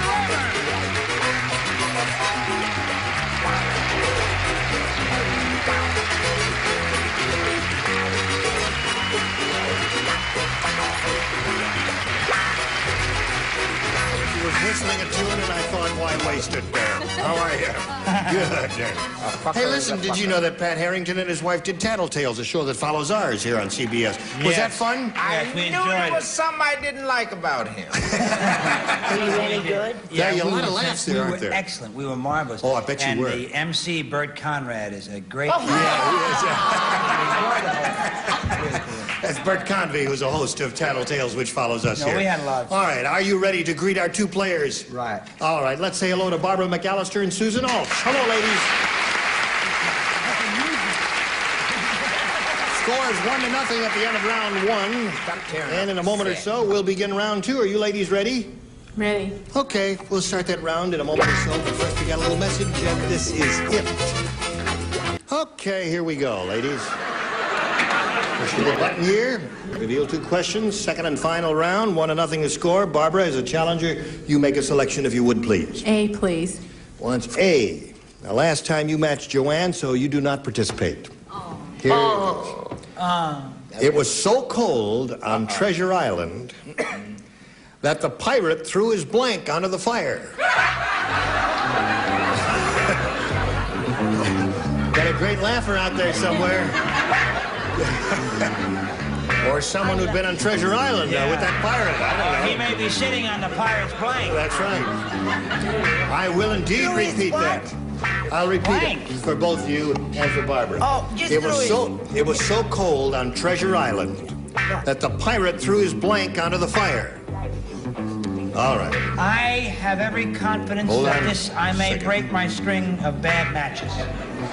Okay, now we're all set, and we will call on Barbara for her response. It was so cold on Treasure Island that the pirate threw his blank onto the fire. I'll say his hat. His hat. Change your mind. No, can't do that. He threw his change your mind on the fire? No. What the? Threw his hat onto the fire is what Barbara says. What do you say, Pat? I'm running a perfect string. His wooden leg. The answer. See, they're beginning to commiserate with me. They're beginning to really like me. No, that's a very good answer. Could somebody give me a ride home? They won't go that far. Brett? You get a B+ for that. Well, that was really good. I take a B12. I don't need a B+. Well, you know what kindling is. Yes. Yes. Kindling is small sticks of wood. No, that's what the Amish people do. Faggots. Oh, yes, he threw a bunch of faggots on the fire. Yeah. It's an English word for a bunch of kindling wood, little twigs and things like that. When this book was written. Yeah, okay. Did you say Robert Louis Stevenson? No. He should have cut Nipsey. Maybe he should have cut it up and made faggots out of it, but he threw his wooden leg. Yeah. Wooden leg. Nipsey knows. Okay, what do you say? I was going to say hat, but I said wooden leg. Wooden leg. Hat's the answer, Sheila. It was so cold the pirate threw his hat onto the fire is what she said. What do you say? Down at the Long John Silver was a gentleman, you know. On Treasure Island. Wooden leg. Wooden leg. All right. So, it's still 1-0. You didn't score with that. Let's see how Susan does with this. Susan, you need 1 to tie, 2 to win. Here we go. The announcer said, "You wanted manly soup, folks? Well, our new soup is so manly, it's got blank in it." The announcer said that. The announcer said, "You wanted manly soup, folks? Well, our soup is so manly, it's got blank in it."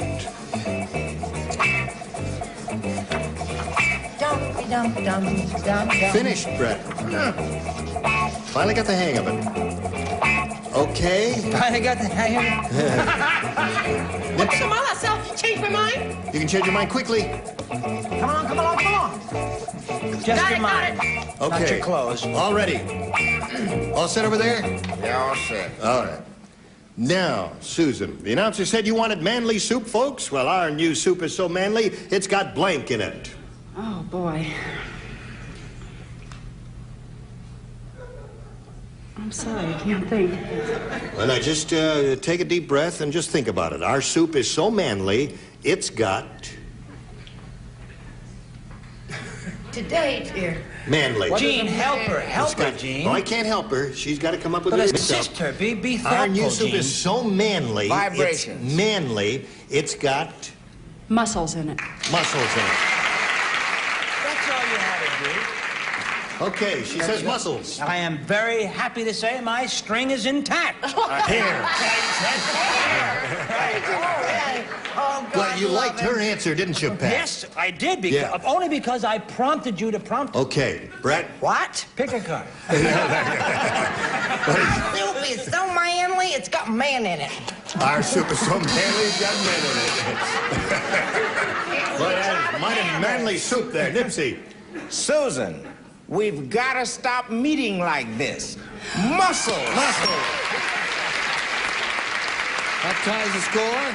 Fanny, Oh, I said whiskers. Oh. So manly, it's got whiskers in it. Yeah. Whiskers is good. Whiskers is good indeed. Richard. So is the view from up here. Our soup is so manly.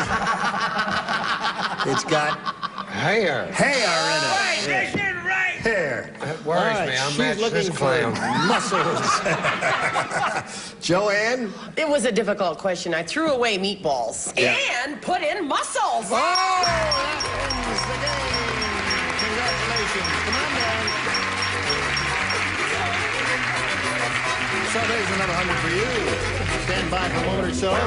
Barbara, we've got to say goodbye to you, I'm sorry to say. It's been a pleasant, although a short meeting for us. And, It has been a pleasant one for me, too. Thank you. Thank you very much, Barbara McAllister. A gift for you backstage. Goodbye, Barbara.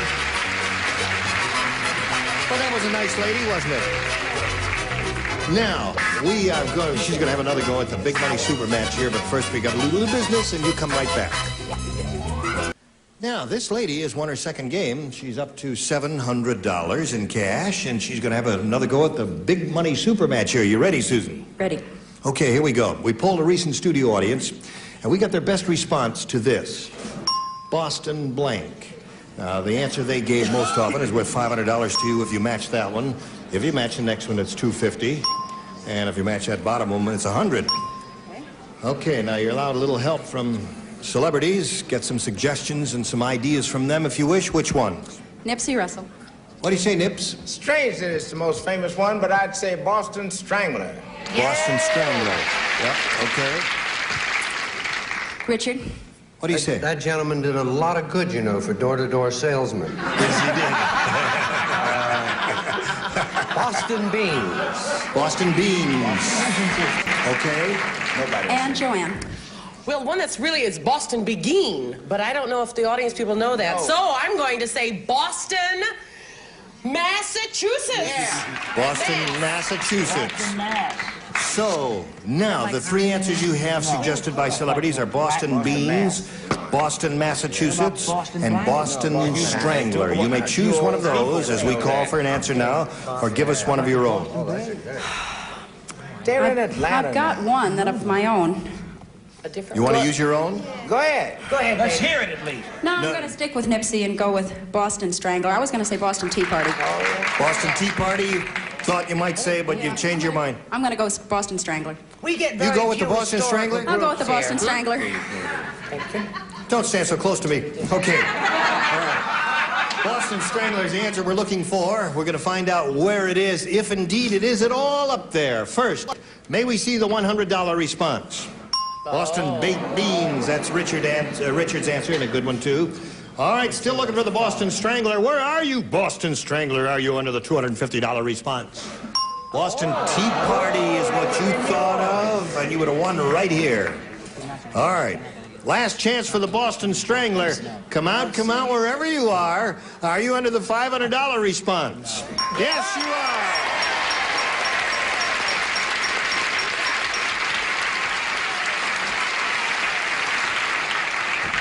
Not very neat up there. It's not centered stuff, but anyway, choking. That's that's what's wrong. right. It's choking on there.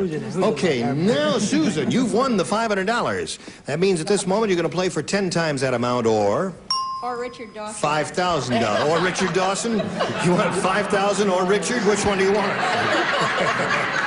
Now you really know inflation has hit us. That's right. Richard, $5,000 I'm is not your. worth $1.95 to tell you the truth. Okay, she's ready. Richard, you ready? Yeah. Okay, please write your answer to this. Beer blank. That's B-E-E-R blank. Beer blank.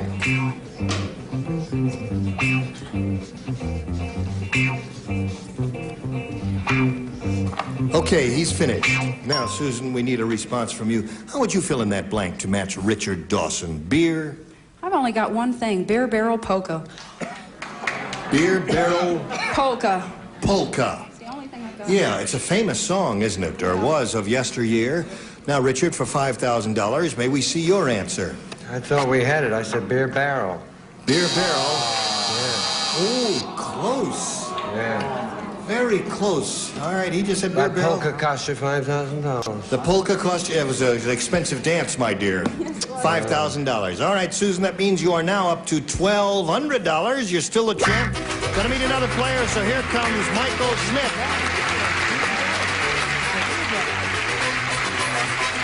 Hello, Michael. All right. Would you climb aboard the carousel, my dear? Michael, you know Susan? Yes, I do. How are you? Fine, how are you? Good, thank you. Would you tell us a little bit about Michael Schmidt? Well, I was born in Hollywood, lived in Southern California all my life, and I'm a partner in a wholesale automotive accessory business.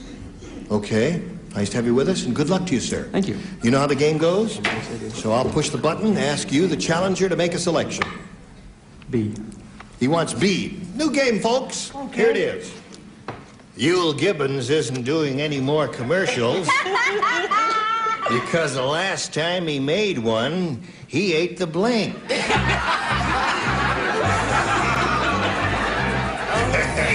Yule Gibbons. He isn't doing any more commercials because the last time he made one, he ate the blank. My name is Juanita Gibbons. I'm Yule's daughter, and I just ate a dinette set.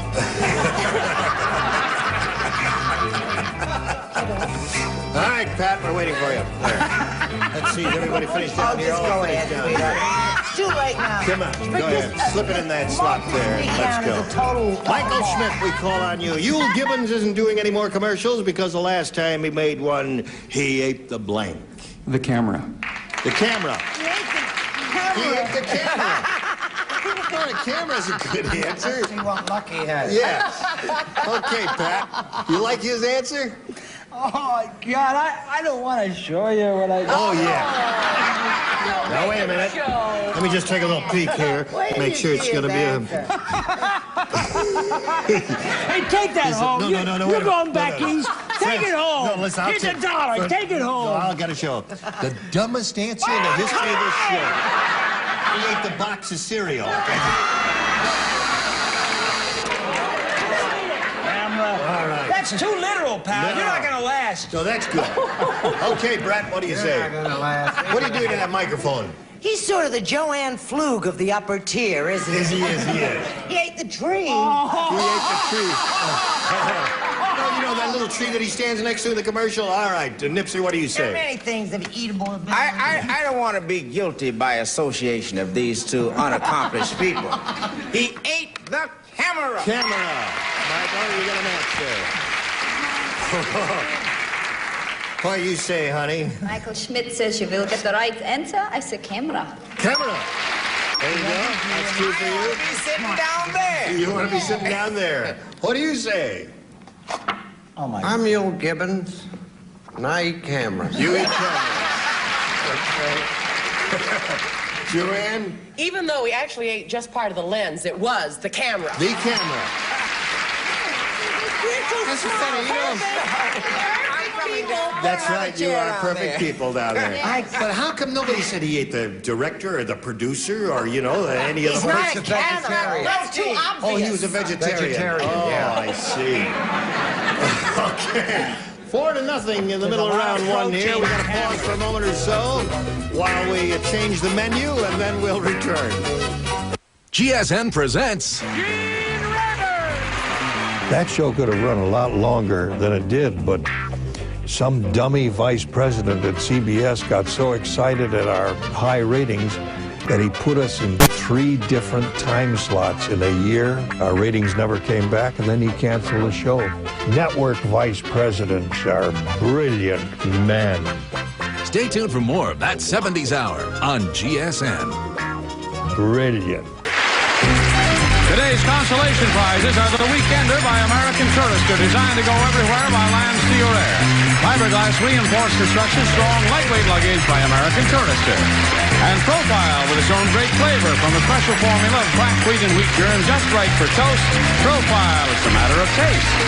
And Purina Variety Menu, 20 varieties, with 95% of whatever the label says, plus 5% vitamins and nutrients, no fillers added. Purina Variety Menu. There'll be another match on Match Game 74 in 60 seconds.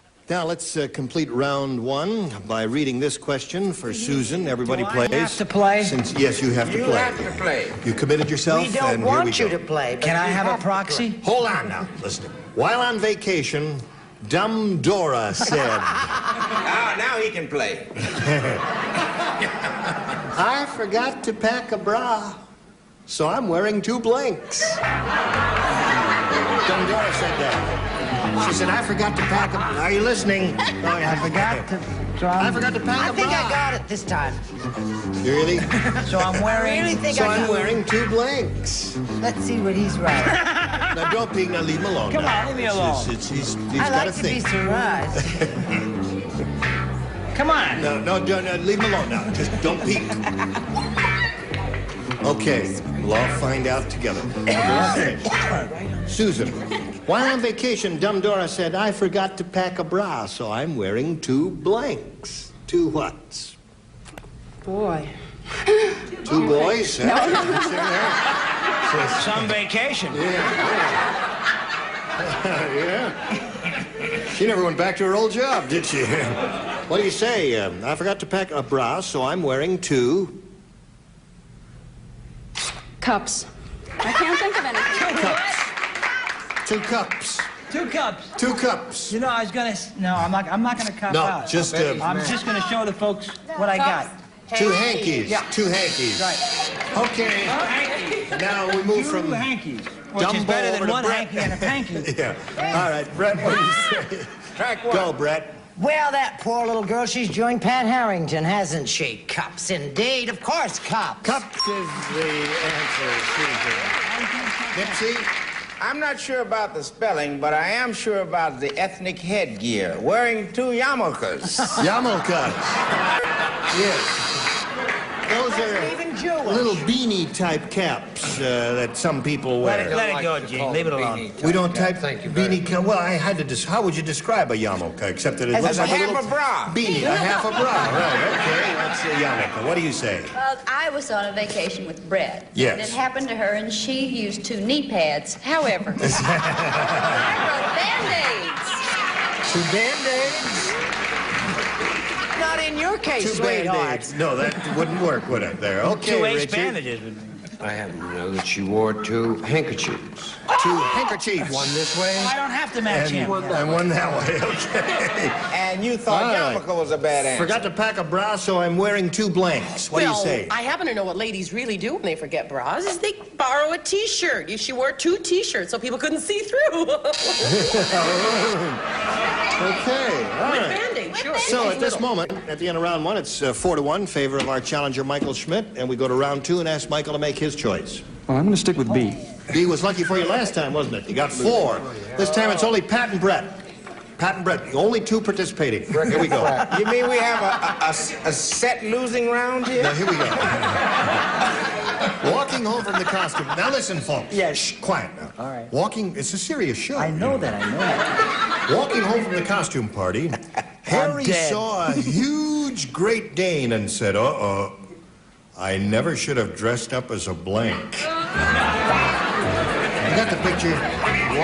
Walking home from the costume party. Yes, I get it. Harry saw a huge Great Dane and said, uh-oh, never should have dressed up as a blank. Gotcha. Sweet. You know what's going to be interesting? Yeah. What? To see which one, Brett or I, is the most wrong.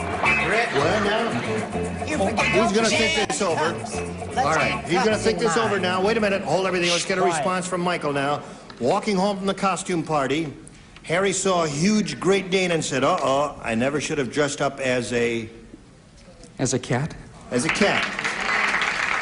Now, cat, I've got to neaten up the stage here a little bit. Cat think you read is it a ignorant reasonable enough for this response. group. I don't know if Michael Schmidt took into account the people he was dealing with. no, he didn't. But let's find out. His answer is cat. Do you know I have a master's degree in political philosophy? You do, really? Yes, I did my... Give it back. I will not. Pussycat. Pussycat is a match. Holy mackerel, look at that. Brett, Michael matched Pat. I think that we should all keep in mind that I'm the one who said cups. Yeah. Right? I said female dog. Female dog, okay. Well, you know what a female dog is? Yes, of course. Opposite of a male dog. Right. All right, so at this time it's 5-1 in the middle of round 2, and we've got to finish this second and final round in a moment or so, but first we've got to pass along this message for you. Here it is. All right, listen, time is up. Next time we'll pick up right at this point in the middle of round 2. We'll have a question for you, and you got your work cut out for you. You've got to match 4 celebrities to tie him and stay in the game. So we'll see what happens. Hope you'll be able to join us next time. Will you be able to join us next time? Yes, put a permanent don't write over there. I feel so confident. No, you've got to come. I don't care what anybody says. I'm the Green Hornet of this game. You come back, no matter what they say down here. Can you drop me off in the morning after you take me home? Yes, okay. Gene Rayburn here from Banter Game 74, inviting you to join us next time. Goodbye.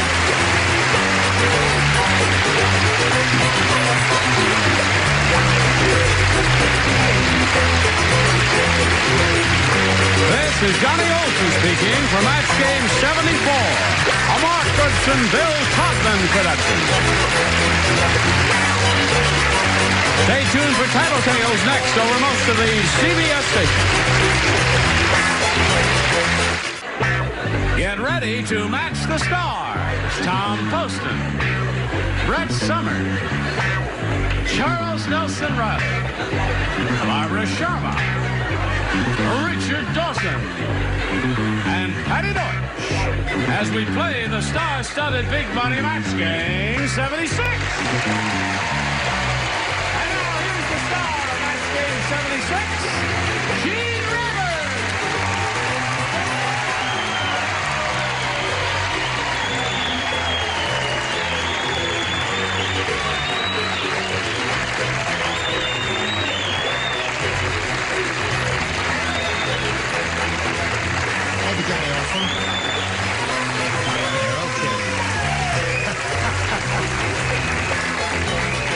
Welcome, one and all. And we got 2 new kids on the block, or 1? 2. That's what I thought. Charles and Brett. No. Tom has never been with us, and we will give. He's an old friend and a dear buddy, and we're delighted to kiss him. No, I'm not going to kiss him. You keep your mouth shut, Tom. Come on up here, Gene. A brisker, no. We're not afraid, are we? Let's say what we are, Gene. I'm already spoken for. That's why he was hollering. A brisk round of applause for our old friend, the new kid on the block, Tom Poston.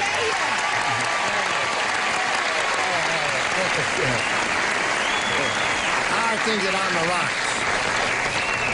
on the rocks. I think that's a show that used to be on, isn't it? Isn't it still on? Is this mic working? No, this is the mic right here. And the other new kid on the block, whose face and body you've seen in Broadway, and if you haven't seen it there, you've seen it on with us. She was on just Laughing, yes, and Rhoda. Right. This is a bad news. I have to welcome her. Welcome.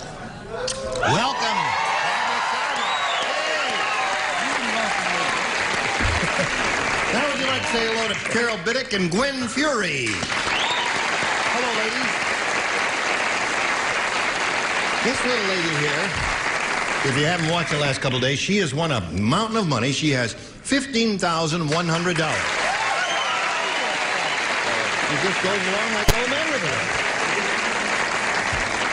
We're beginning with round 2 in this game, and she's being challenged here by Gwen Fury. They're both good game players, and so far it's a pretty close game. 4-2 is the score. At the moment, we'll carry on with round 2, our final round, in 1 minute and 5 seconds. Tune in for sure. Hello there. Now, we are ready? Round 2, final round. Gwen, it's your choice, A or B? B. B. 2 people play. Brett and Charles, the rest of you lay out if you would, please, because she matched the rest of you on the first round, or at the positions at any rate. At the restaurant, yes, George told the waitress that his knife wasn't sharp enough. So she brought him another one.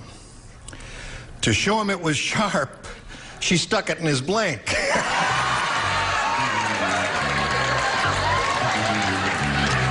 I've got the perfect answer for that. That's what it says there. To show him it was sharp, She stuck it in his blank.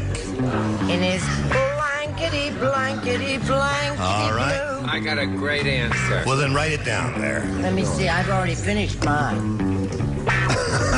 Terrific. Well, thank you. Yeah. If he has such a terrific answer, how come he's not writing it? Well, he's cogitating, or he's figuring out how to spell it, I suppose. I don't know. Oh! All right, here we go. Gwen Fury, at the restaurant, George told the waitress that his knife wasn't sharp enough. So she brought him another one. To show him it was sharp, she stuck it in his blank. She stuck it in his leg. In his leg? May I ask why she would do that, Gwen? It's meat. It's meat?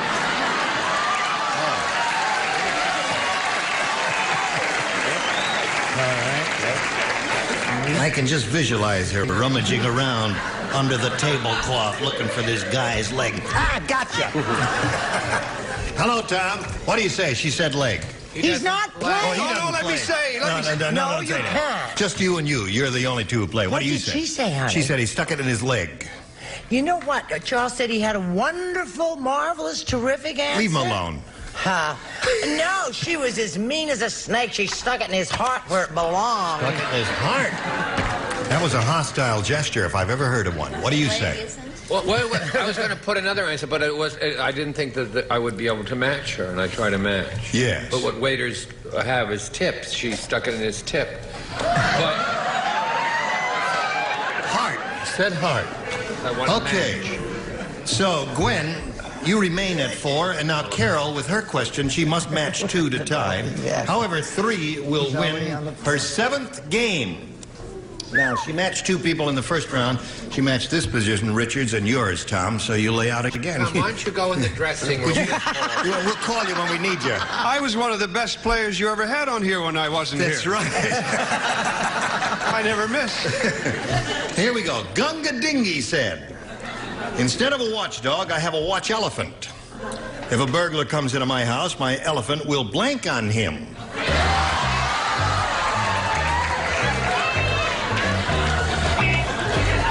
Instead of a watchdog, a watch elephant. I know, If a sir. burglar comes into my house, my elephant will blank on him.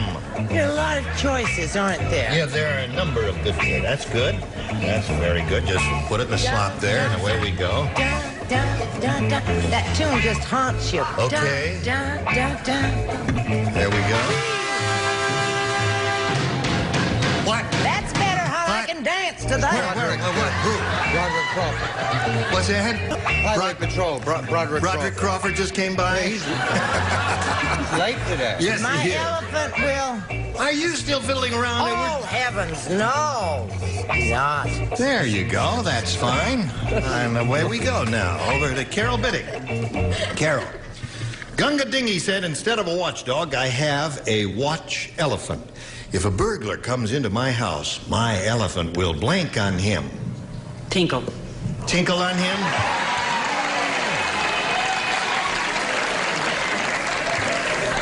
That would be terribly distressing. Chase him away. To me, at any rate. Now, let's see. Who did not? Now, just go. Forget he's even on the show. Okay. Could I borrow your jacket for my round? For his round. What do you say? She said tinkle, is it? She said tinkle. What did you Ring your say? bell and stomp is what I Stomp said. on him.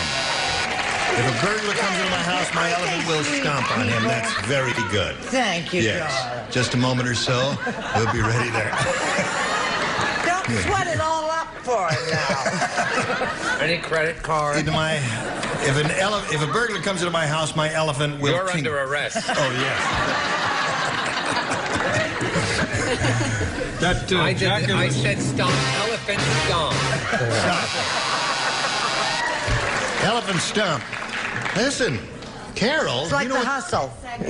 What? I thought that second. You thought stomp was your second choice, Right.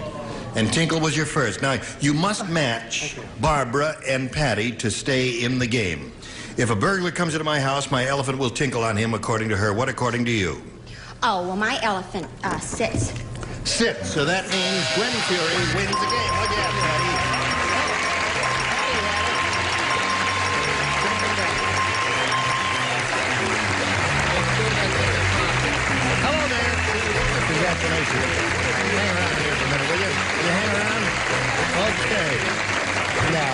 Well, Carol, it's been a long and pleasant relationship. Goodbye, You've been here darling. for a long time. You got $15,100 Carol Bennett from North Carolina. Goodbye, my dear. While she's spinning off, we'll spin these messages exactly for you. Put her there. Yes. Hi. Now listen. Next I was time, on my CB radio. you have to request permission the next time you want to leave the room. Oh, okay. Now, here we are with this lady who's won her first game. How do you feel, Gwen? Feel good. Good. Now, you got your $100. You're going to play for over $5,000 now in the big money super match. Shall we begin? No. Okay, let's just stand around here. No, Gwen, we polled a recent studio audience, and we got their best response to this. Blank and Johnson. Now, the answer that group here in the studio gave most frequently is worth $500 if you match it. If you match the second most frequently given response, you get $250, and the third gets you $100. And you're allowed to solicit some aid from our celebrities. Call on them, 3 of them, one at a time. Yes. Richard. Charles. You only do one at a time. Oh, yeah. One at a time. Yeah. Well, you get us so excited otherwise.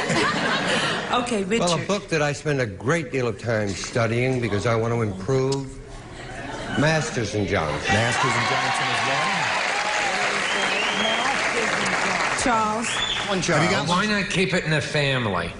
Johnson and Johnson. Johnson and Johnson. Brett. Why not go right down to the bottom of the barrel and say Olson and Johnson? Olson and Johnson. So, Glenn, those are the 3. Olson and Johnson, Masters and Johnson, and Johnson and Johnson. Johnson and Johnson. Johnson and Johnson is the one for you. Did you let the audience influence you?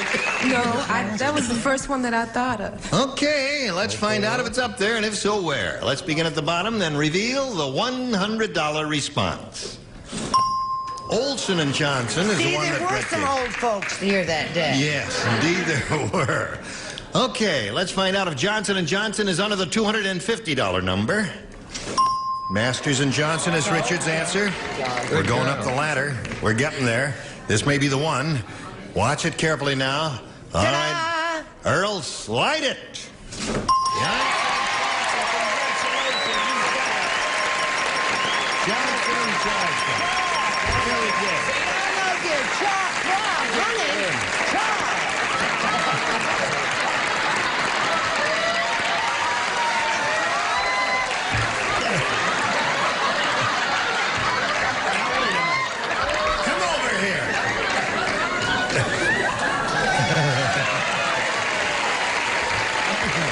So excited there? Yeah, I got them all mixed up. You got them all mixed up. Okay, now listen, you got the $500. You got a grand total of $600 now. You're going to play for 10 times $500 or $5,000. In order to collect that amount of money, you must match one of them exactly. This has to be an exact match.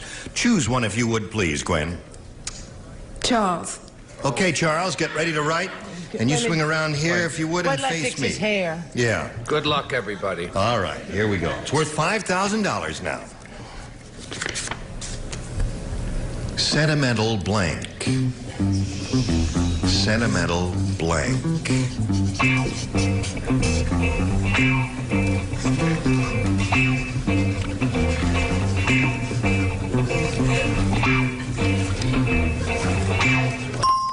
All right, now he's finished, and we need an answer from you which you think will match his, Gwen. What do you put in that blank? Sentimental reasons. Sentimental reasons? For sentimental reasons. That was a lyric in a song, wasn't it? I love you. For sentimental reasons. Oh, yes, I did. 70 reasons. Yes. Now, Charles, she says sentimental reasons will match you. What do you say? I'm sorry. This is another song. Sentimental Journey. Sentimental Journey. You're too young for that song. What other ones are there? Sentimental Journey is the first one I thought of. Can anybody think of any others? Sentimental Me. Sentimental Me? Sentimental Me. Sentimental Fool? Yeah. Sentimental Fool? What is that one? You Sentimental Fool. Anyway, Gun, you got your $600. You're going to meet another player. You want to do that? Yeah. Here comes Danny Burke.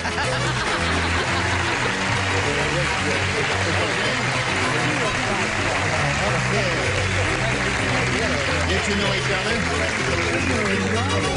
Now, Danny, we welcome you, and we'd like to find out a little bit about you. Well, I'm an airline pilot. Yeah. And, currently flying domestic versus international. I have a beautiful family. And boy, am I ready to play this game. You ready to play? Well, let's get right to it and ask you to make a selection, A or B, Dan. A, please. A it is. Here we go. New game everybody plays, including you, Tom. Tom finally gets to play. Old man Periwinkle said...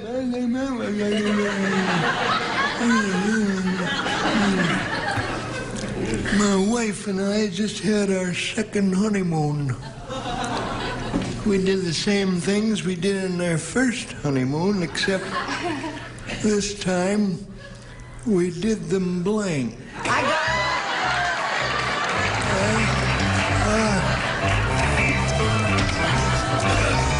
All right. Your lips are moving.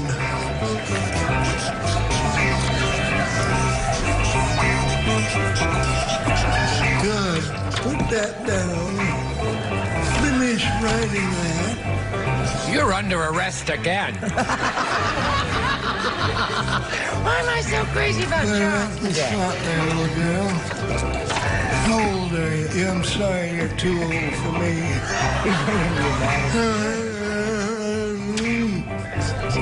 Hey, do we have someone who's going to be slower than Charles on this tier? Good gracious. No. Okay, old Tom's ready now. Danny. Old man Periwinkle said... My wife and I just had our second honeymoon. We did the same things we did on our first honeymoon, except this time we did them blank. Slower.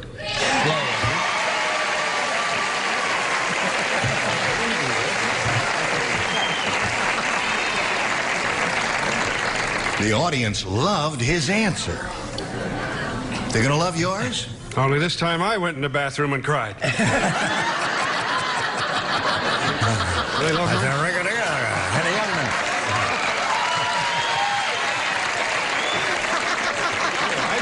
I did mentally. I didn't know how to. Except this time we did them mentally. I thought it had to be.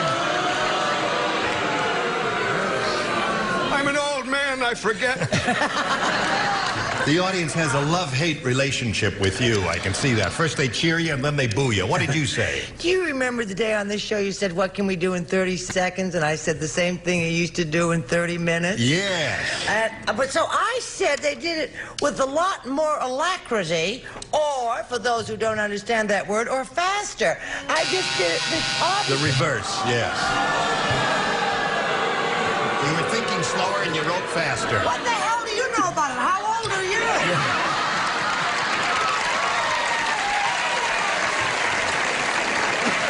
What do you say, Charles? All right, Chuck. Because I fly myself. That's what I've heard. I'll only use pilot's terms. Okay. So I'm going to wing in with this answer. Slower.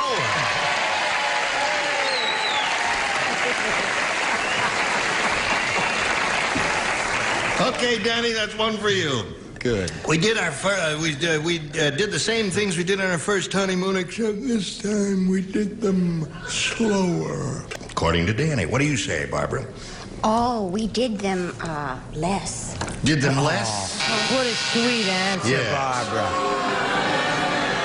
So hostile. They really are a hostile bunch, John. You're going to have to throw them some candy or something. Sweeten them up a little there. All right, Richard. Except this time we did them slower. Yeah, I don't fly, although I do have a cousin in Coventry we're very worried about, so I said slower.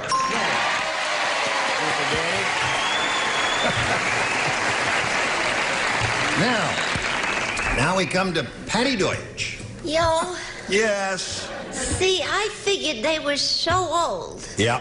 How old were they? Get your own TV show, will you? Nevertheless. Yes. Nevertheless is a punchline to an old joke, and that's why we were all laughing. There. Go ahead. They really couldn't get it together anymore, so they did the same thing separately.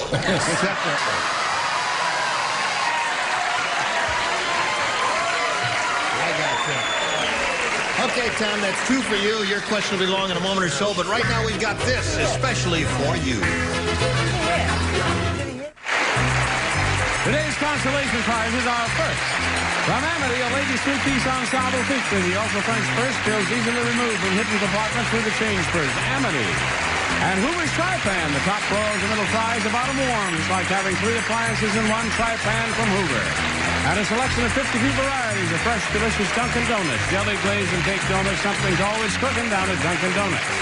And a shower's stove from Parsons Ammonia. Pressures every room, walls to windows, costs little, cleans a lot. Parsons, America's #1 selling ammonia. Don't that barge and lift that fail. Get a little blank and you land in jail. Where you can watch Match Game 76 when it returns in a minute. Here we go, the other half of round 1. Now, are you ready, Gwen? This is yours. Hey! Can I play this time? Yeah, everybody plays. You see the new sign over the hamburger store? No, Let me John. tell you about it. It says, over 10 billion hamburgers sold, over 5 million people blanked. Aren't you glad you came? Yes. Good. Over 10 billion hamburgers sold, over 5 million people blanked. Darling, you're interrupting me. I'm writing my answer. Sorry. Ends in ED, past tense. Yes, I understand that. All right. 2 people are ready down here, 3 people. I would have been ready, but somebody interrupted. I'm not sure I can do this. But Yes, you can. You're going to be okay there. All right, here we go to Gwen Fury. You see this new sign over the hamburger store, Gwen? Let me tell you about it. It says over 10 billion hamburgers sold, over 5 million people blanked. Over 5 million people dead. Dead. Okay. 5 million dead, she said. What'd you say? I said 10 million dead. And I'll raise you another 5. I said poison, which is the same idea. Well, no, they could just poison an upchuck and that'd be the end of it without expiring. What do you say? Different word, right? Hang in, Gwen. Just to make sure I did it twice. Crocodad. Crocodad. Okay, there's one for her. What do you say, Charles? Well, this could be a match because, seriously, it's 1/2. She said 1/2 died. Yes. I had survived. So if 1/2 survived, 1/2 died. No. The other half didn't even get sick. What do you say, Barbara? Oh, I said, died. Died. Her score's tied 2-2. Richard? I said died. Died. There's 3-2. And Patty? Mildly nauseated. Mildly nauseated. So at the end of round 1, the score is 3-2 in favor of the champ, and now this message for you. Right. Oh boy, Gene Rayburn here. Join us next time, Match Game 76. Goodbye.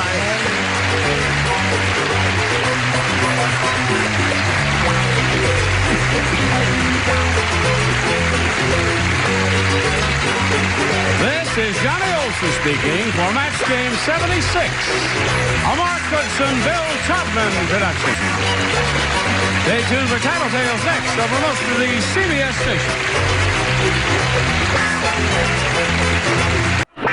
Get ready to match the stars. Nipsey Russell, Brett Summers, Charles Nelson Riley. From the Black Sheep Squadron, Denise DuBarry, Richard Dawson, and Mary Wicks as we play the star-studded Big Money Match Game 78. And now, here's the star of Match Game 78, Gene Rayburn.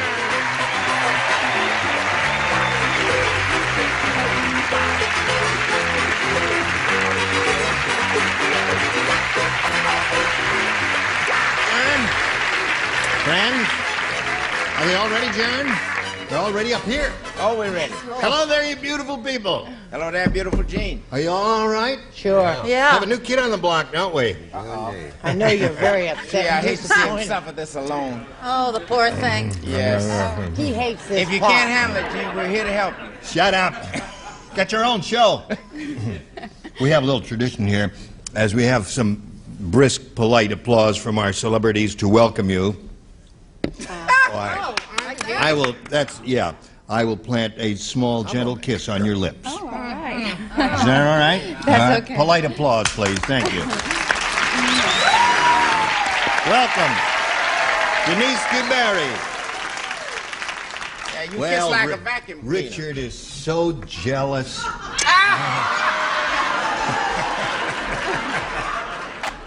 Oh, Thank God you did that. Now he won't cry all through the film. I Boy, feel so that much is really better. tacky. What's tacky? I don't know. Kissing this is a the guy? tacky start, that's all. No. All right. Yeah, I don't want to be tacky. Oh, you rascal. Look at her. Oh, Okay. Let's say hello to Marianne Henry and Mary Porter. Applause, applause, applause for Marianne Henry and Mary Porter. Here's where we are. This lady, Marianne, is a champ. She's got $700. And when we were together last time, the game ended in a tie. As you can see, it's 6-6. So that means the first thing we're going to do today is a tiebreaker. Ladies, are you ready for that? Yes. You? Right. How about you, Mary Porter? I'm ready. How do you feel today? Wonderful. Good. And you make it better. Oh, aren't you sweet? Oh, I got to give you a kiss, too, then. Okay. Come right back and see what happens in the tiebreaker after this message. Here we go. One tie-breaking question for each of you ladies, and the one who has matched the most celebrities will be the winner. Mary, you have a... Turn off the lights. They're off. They're lights. They're off. The lights Yeah, are lights off. are off. When the lights go on. Turn them again. on. When the lights come. All right. One tiebreaker for each. The one who's matched most will be the winner. And Mary Porter, you have a choice here of A or B. A. A. All right. Mary wants A. Harry said, yesterday, the strangest thing happened to me. Guy came up to me and asked, is this seat taken? What's strange is I was in the blank at the time. Or, I was in the blank at the time. Whatever reading. I'll give you both readings there, Mary Porter, and the rest of you are on your own. What's strange in, I was in the blank at the time. Oh, I thought of another one.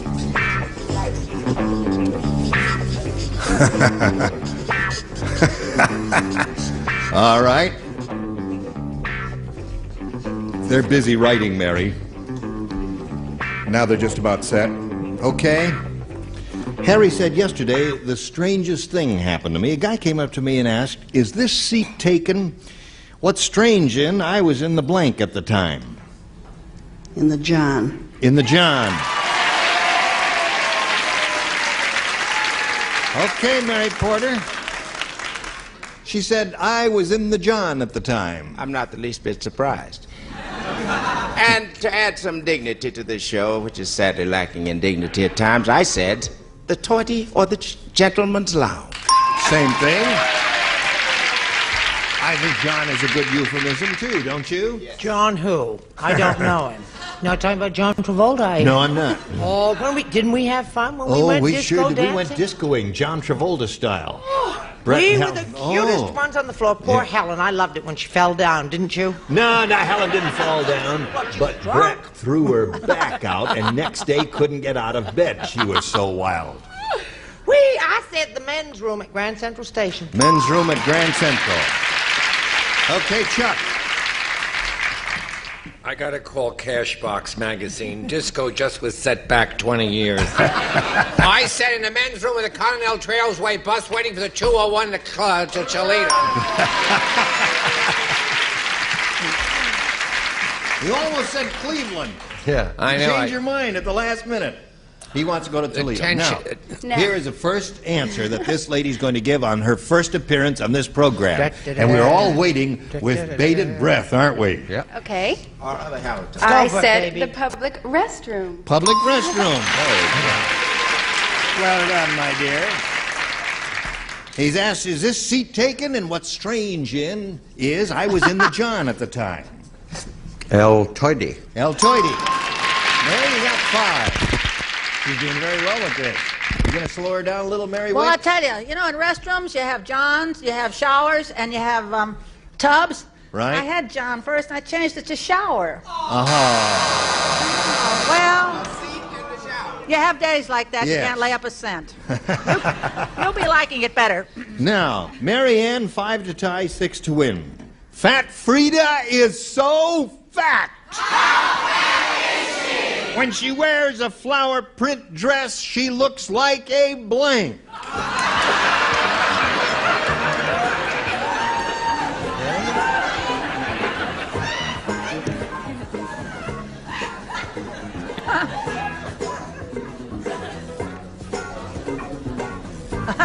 Look at him. Look, look, look. Look, if anybody wants that answer. How It much may you be a want to winner. bet it's a lousy answer? Mary Ann, Fat Frida is so fat. Wait a week. Thank you. Go for it. When she wears a flower print dress, she looks like a blank. A garden? A garden. Garden is not bad, is it? I think it's pretty nifty, don't you, Nipsey? It's a nice answer. Nifty Nipsey? Yeah, my uncle had a wife who was fat, and she always thought he loved her because when she'd get in bed, he'd roll toward her. You see, the mattress would become depressed, and he'd... I won't go about explaining these. I thought of the Rose Bowl parade. She looked like a float. A float? Oh, that's interesting. Now, you must match the remaining ones, Mary Ann, to stay in the game and achieve a tie. Brett? I'm not going to let anybody down. I said a garden of spring flowers. A garden of spring flowers, one match. All right, Charles. My friend Nipsey and I thought of the same parade. A float in the Rose Bowl, so that means Mary Porter wins the game. What the rest of you have here? A garden. That's the garden.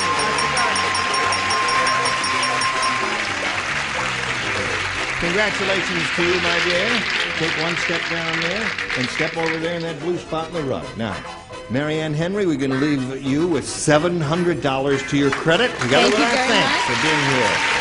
Mary Ann Henry. While we're spinning her off, we're going to spin a message for you. Hurry back and see how much money she wins.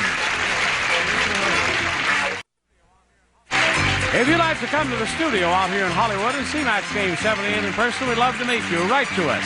Enclose a self-addressed stamped envelope and mail your tickets. Match Game 78. CBS Television City at 7800 Beverly Boulevard, Los Angeles, California, 90036. Mary Porter here with her first shot at the big money. Ready, Mary? I'm ready. Okay. Not too long ago, Mary, we had a bunch of people in this room, a good bunch like these right here. We said, you write down your best answer to this. Blank watcher. And the answer they gave most often will get you $500 if you match it. If you match the second most popular answer they wrote down, you get $250. And then for matching the third most frequently given response, you get $100. 3 of our 6 celebrities will give you some assistance here. Richard. Well, what I am when I look at you, a girl watcher. A girl watcher. Brett, what I am when I look at Charles, a bird watcher. A bird watcher. Charles. What my friend founded 13 years ago, Gene's little club, and how quickly we forget our friends, Weight Watcher.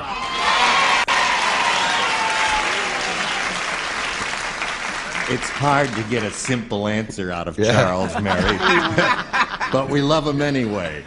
Okay, now you have weight watchers, bird watchers, and girl watchers. And at this point, you have to make a decision of choosing one of those or thinking up one of your own. What is your decision? I'm going with Richard. You're going with Richard. Girl watcher. All right. Girl watcher is what she says she wants to find up there, and let's see if we've got one. We'll begin at the bottom and reveal the $100 response. Bird watcher. There's one response that a celebrity gave you. May we see the next one, please? Girl watchers. Congratulations, Mary. You got another $250. And Richard gave you that answer, and there's a little kiss for you for me. Now, what do you think is on top? Clock watcher? I don't think it's going to be clock watcher. I think it's going to be weight watcher. All right, slide it. Weight watcher it is. Okay.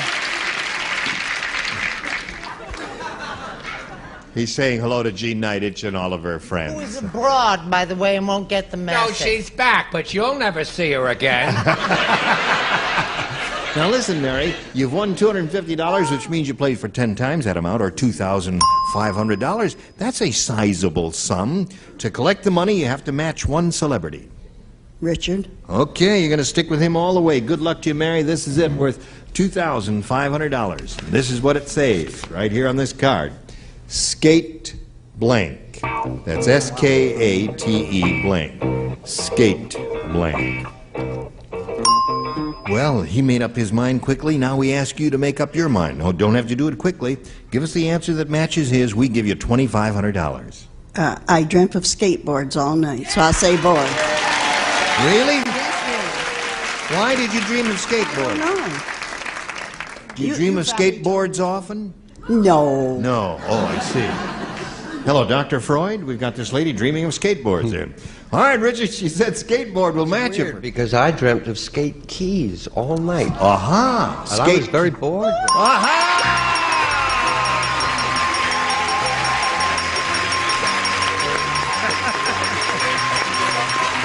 Sweet. Congratulations, Mary Porter. You now have $2,850. No. Yes, you got $2,850, and everybody's very happy. My little old skateboard. That's right. Now you're going to meet another player. Are you ready to meet Daisy Smith? Hello, Daisy. Okay. You all right there now?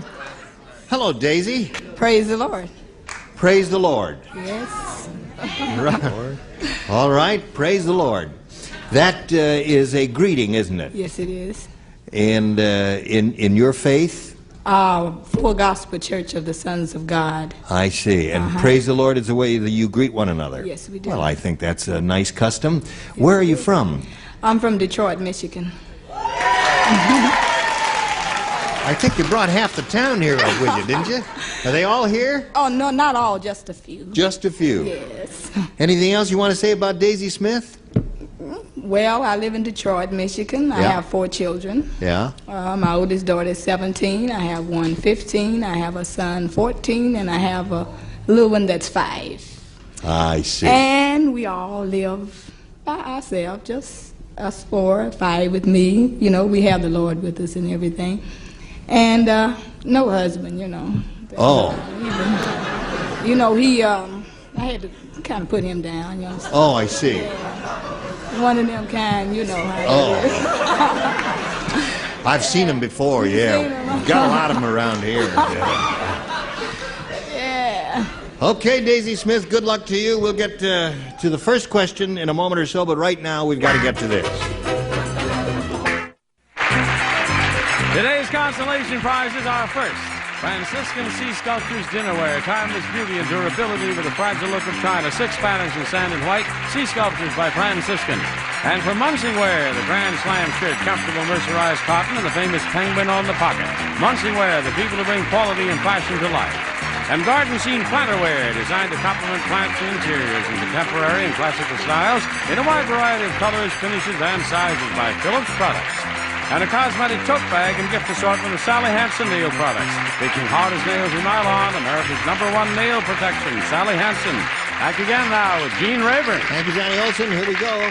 Round 1. Daisy Smith, A or B? A. You want A? Yeah. All right, you got A. I got a little match game riddle for Daisy Smith and all of you here. If New York is called the Big Apple, what is Burbank? Answer, the Big Blank. Now remember, this is a first round question, and sometimes there can be any number of possibilities. Hi, hon. Hello, darling. Is your back better? My back's better, but now my mouth is gone. As long as your brain hangs around for the rest of the show, we'll be all I right. don't know about that with my canker and all. I'm not a well woman. What do you like? Look at that. Now, you want to know something? She said backstage, I wish I was a detective. She said backstage, quote, to the producer, I have a canker sore which makes it impossible for me to talk, unquote. And under my breath, I said, thank goodness for small miracles. And she hasn't shut up yet, so she had a faith healing. I hate you. Right in answer there. Oh, okay. No talking, just writing there. All right. Daisy Smith, have you been thinking about this? Yeah. I'll give it to you one more time. Match game riddle for you, Daisy. If New York is called the Big Apple, you've heard that phrase, they call New York City the Big Apple. What is Burbank? And the answer, the Big Blank. The Big Bird. The Big Bird. Any special reason why you said that? No, it just came to your head and you said it. Well, that's what we say here. Just give us the first answer that comes to your mind. What do you say, Nipsey? Well, when you said Big Apple, it put me in the thought of varieties of fruit, and I thought of a fruit that's kind of ugly but performs a great service. What's that? Burbank is the Big Prune. The Big Prune. Okay. Yes. I don't know anything about Burbank. Okay. So I said it was the Big Rotten Egg. The Big Rotten Egg. All right. Is that a bad thing to say about Burbank? Well, I don't know. I've never been there. I have. Oh, we must take you. Charles? Let's go to the motel that you two go to, the Big Banana. The Big Banana. That's an Encino there. Praise the Lord. The big, if New York is called the Big Apple, what is Burbank? And the answer, the Big... I stuck with fruit too, and I said the Big Lemon. The Lemon, yes. You do expect to work there again sometime. Yes, Richard? The Big Prune, Part 2. Big Prune. That's 2 of those so far, Daisy. All right, Mary, it's up to you. This group is not using their imagination, because I said if New York's the Big Apple, then Burbank's the Big Apple core. Aha! A good one.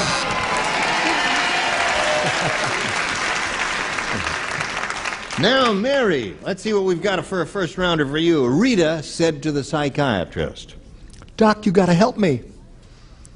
My husband thinks he's a fire truck. Last night he came to bed with a blank. Please help me, doctor." I got that one,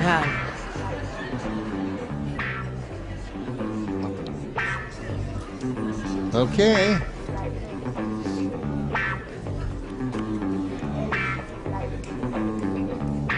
Don't say it yet, Mary. There's a couple of them still writing up there. But now we're about set. Rita said to the psychiatrist, she says, "Doc, you gotta help me. My husband thinks he's a fire truck. Last night, he came to bed with a blank." With a hose? With a hose?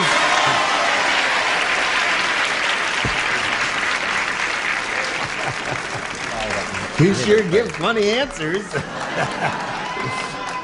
Nana, thigh slapper? Slap your thigh.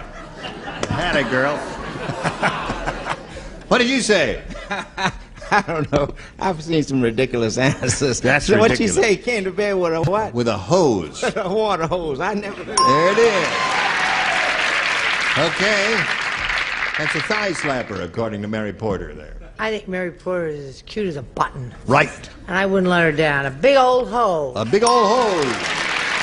That's 2 for you. Now, Charles. Thank you. Well, Mary, you're really doing well. You got 3 so far. Denise, what have you got there? All right, Mary, 4 for 4. I said hose too. Hose. You know how to play this game, Denise. You're doing okay. Richard? In the bed with panty. Hose. Oh, he did. He just wore simple pantyhose to bed. I'd What do like you to say? go home now. Is it okay? You mean it's the second time in a row we've come to Well, 5? he's had problems getting into bed, so he brought a ladder. A ladder. Yeah, he was a fireman. Anything connected with a fireman would have been a good response there. So, Mary, you're off to a great flying start. 5-0 the score. Round 2 coming up, but first we got this for you. Here we go. No, we're not going anywhere. We just don't have quite enough time to do another question, so we'll look forward to seeing both of you next time when we'll do the second and final round of this game. All right, ladies? Okay. All right? That was a funny answer you gave last time there. It's a real thigh slapper, you rascal. You don't have to leave yet. Just hang around here while I talk to our friends over here. Don't forget to look for Denise Dewberry on Black Sheep Squadron. This pretty lady is a wonderful actress who plays on that. Nipsey's going to be in Las Vegas soon. Yes, I open July 6th. All right. And Mary Wicks is doing... I'm going to Oklahoma and damn Yankees in St. Louis and Kansas City in July and August. In July? Yes. July and August, yeah. Yes. Now, what part do you play? Well, I play Aunt Eller in Oklahoma. I see. Yeah. And damn Yankees, I can't remember her name. Yeah. But well, she sings You Gotta Have Heart. Oh, that part. That oh, part. yes. Would you Is it like to do okay? a half a chorus? Why not? Can you pay the royalties? Yes. Okay. Yeah, You got can- Join us next time for Match Game 78. I'm Gene Rayburn. Tally-ho.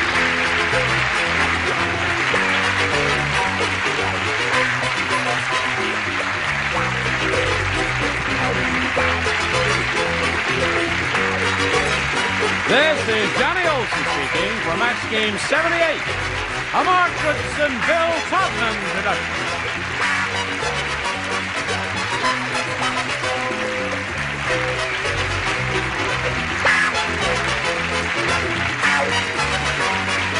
Get ready to match the stars from Solid Gold, Marty Cohen, Brett Summers, Charles Nelson Riley, Deborah Lee Scott, McLean Stevenson, and Edie McClurg as we play the star-studded Big Money Match Game.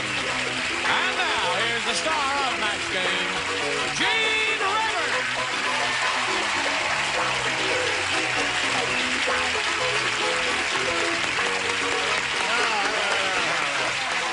Thank you, John. Thank you, friends. Nice to have you with us here. And I guess we want to give a special warm word of greeting to the new kid on the block. He's never done this program before. Are you going to kiss him? You can kiss me if you want. It's okay. You think I wouldn't? No, I know you will, and I'm waiting. Right there. We'll be starting a new series soon. Oh, can I kiss him? Can I kiss him? You want to kiss him? Oh, All right, come up here and kiss him. Wait a second. Hold on.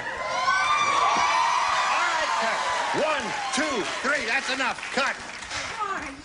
Oh, boy. Okay. Welcome, Marty. Thank you, sir. I feel so much better. Now, let's say hello to Gene Nash and Lou Charamella. Welcome, ladies. Let's find out about you, get acquainted. Lou, please tell us about you, please. Hi, I'm a jazz exercise teacher, and I'm originally from New York, living in Los Angeles right now. And I dance for a hobby, and in my spare time I bartend and I make Mardi Gras masks. Mardi Gras masses? Masks. Masks. Oh, masks. Oh, yes, of course. I knew it was a religious holiday, but Charamella. Very good. Bella ragazza questa. All right, good luck to Lou. Gene, tell us about you, please. Hello, I am an instructor for a large computer firm, and I just moved out here from Iowa about a few months ago. And my son and I now live in Culver City. Right. Should I buy a word processor? If you need one. Yes. How do I know if I need one? It shows. No. We'll do that. We'll take care of that. So you, didn't she? We'll take care of that. And you think you're going to win some money here, huh, Gene? No, I'm only kidding. Good luck to you, Gene, and to Lou. Here we go. Round 1, question 1. Lou, A or B? B, please. Right. Alice said, when my son was born, I knew right away he was going to be a basketball player. When he came out, he slam dunked the blank. Did you explain to her what slam dunking is? All right. Just put it in the slot, Edie. Alice said, when my son was born, I knew right away he was going to be a basketball player. When he came out, he slam dunked the blank. The doctor? The doctor. Okay, it's your first time at bat. What do you say, Marty? 2 points. Doctor, right. Very good. Well, I'm covered with your marks a lot. Yeah, I don't know how I did that. Good gravy, Marie. Obstetrician. Now, is that a match? Yeah, of course. Someone put the ink there. That's when you're touching that, so you're getting it dirty. I'm sorry about that. All right. I've had a rough week. Oh, you have? So I'm going to make my answers very short. Right. MD. MD, right. That dinner party aboard your boat was a bit much, wasn't it there? 3 for you, Lou. Very good. The new writer is going to be a basketball player when he's born because when he came out, he slam dunked the blank. What do you say to that? I have to make it another one, Doctor. Doctor. Yes, sir, McLean. I don't know all that much about basketball either. You don't? I watched one pro game, and it's nothing more than every 24 seconds, 10 black guys jump up in the air. Right. Well, you have to listen to someone like Bill Russell. to. Yeah, well, I suppose you could listen to it and get more out of it, but you could go the last 2 minutes of the game and see it. It's usually 112 to 114. You sit Right. down and have a beer, and it ends up 122 to 118. It's a real nice evening. Yeah. But I think I've had enough airtime, at least for the first time. No, around. no, it's all right. You can take more airtime if you want. It's all right. No. I said doctor. You said doctor. All right. Don't cover your head in shame. There's nothing to be ashamed of. Yes, Well, there is.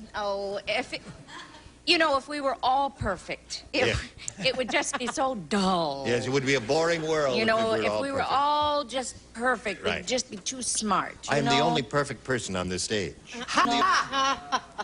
Oh? Yes. Not to hear Charles tell it. well, I can't get any fights going here.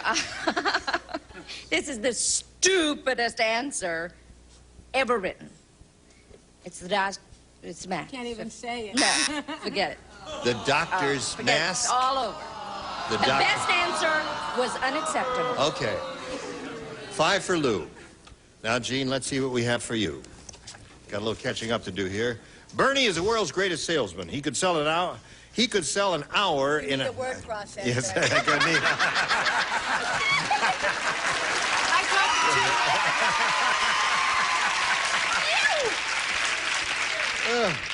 He could sell an hour in a tanning booth to blank.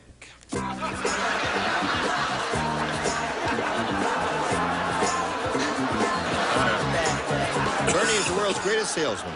He could sell an hour in a tanning booth to blank. An Indian. All right. Okay, Marty. I feel like I should be going, but I'm not that young. I see. You're expecting a very racist comment here, but no, I'm not going for any of those black people. I went for somebody who has a tan all the time because he travels everywhere he goes to get a tan. George Hamilton. All right. Well, he's a sun freak. Right, so he doesn't need a tanning booth. That was the logic. He doesn't need it. Oh, I see. That was all the right. logic. A dumb answer. Yes, Brett. That's not nice to say that to the new boy on the block. Oh, I'm just trying to make him feel secure. Sure. Treat him like the rest of I'll them. be right back. Wait till George Hamilton's muscles go, whoo! He's going to have about 8 facelifts in a row with all that sun. It's very bad for Muhammad Ali. All right. Mr. Jewelry, Sammy Davis. Mr. Jewelry. World's greatest salesman could sell an hour in a tanning booth, too. Well, this man likes the heat. Richard Pryor. Richard Pryor. She didn't mean it, Richie. Oh, I love you, Richard. Sorry. Only kidding, Richie, wherever you are. Put down those matches. All right. McLean. I hope during the course of the week the staff will see fit to come up with questions that do cover Polish, Japanese, Slovaks, and other groups. Right, yes. Ethnic. Yeah, I went along with Charles and said Sammy Davis Jr. All right. All right. What do you say, Miss Edie? When this man drives in his white Rolls Royce, it's pudding in a cloud. Bill Cosby. Bill Cosby. Right. So, where are we? 5-0 in the round 1 in Lou's favor. Round 2 coming up right after the... Round 2 coming up. And, Lou, since you're ahead, you have to go first. B, please. B it is. One person plays. We'll all just The relax. rest of you can lay out. This is for... Come here and talk to the stupid one. No, it's for your ears only. Weird Willie said, I can't afford to go to a massage parlor, so instead I just get naked and get on a crowded blank. I like that question. I wish I would play. Yeah, that's a very good question. I never get to play the good question. All right, Lou, what do you say to that? Bus. Bus. Bus. Bus. I said bus. He said bus. She said bus, and I said bus. Now you really have some catching up to do. Yes. Sheila said, my boyfriend, Dumb Donald, is so dumb. Help. I had to draw him a map so he could find my blank.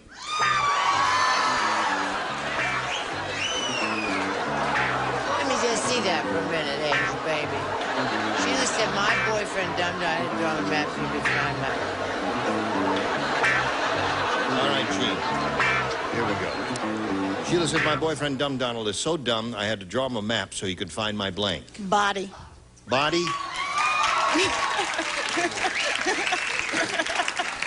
That's really dumb. Yeah, that's really dumb. What do you say? Well, Dumb Donald needed a cartographer, you see, in order to find her, does this match? Mountain range, I said. Her mountain range. No, that doesn't match, so that means Lou wins the game. Come on down, Lou. What the rest of you have? Bedroom, face, bedroom. All right.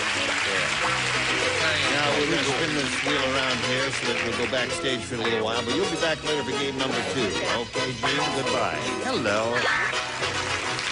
Here we go with a big super match for you where you could win over $10,000. Good luck. Let's begin. We polled an audience and said, what do you think is a good answer to this? Stir blank. Stir blank. Now. Okay, Edie? Stir crazy. Okay, Charles? Stir fry. Stir fry. Stir fry, is that your No, answer? it's not my answer. That was the chorus of singers around me. Stir up. Oh, you mean as in a Well, saddle? you can go either way. It's a double. S-T-I-R-R-U-P. Stir up. Or All right. stir up.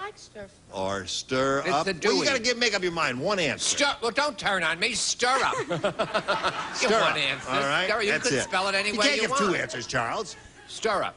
All right. Okay. Who else has an answer? Brett? Trust me, stir fry's gonna be there, hon. Okay. Stir fry.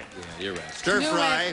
May not be on the top. You know what stir fry is? That's what they do in wok cookery, where you get that big metal bowl and you stir fry vegetables in there and a little bit of oil there. Now, that's one answer. Stir fry, stir up, and stir crazy are the other two. Do you want to choose one of those or give us one of your own? I'll choose one of those. Which one? Crazy. Stir crazy. All right. Yeah. You got a rooting section here? Yeah. Who? Over on the side here. Who's that? My boyfriend and my friends. Your boyfriend. My boyfriend. She's cute. Which one? The guy in the blue shirt, your boyfriend? Yes. You know how cute your girl is? Mwah. That's how cute she is. Okay. A boy like that. Thank you. Tie him to the seat, John. All right. She's got stir crazy is what she's looking for. Let's take a look at the $100 response. Stir and pour. That's a dumb answer. What? Now, the next one says What? That's stir fry. Ah, he's right. I guess it looks pretty good for stir crazy, doesn't it? Let's see if it's up there on top. Yes, it is. Very good.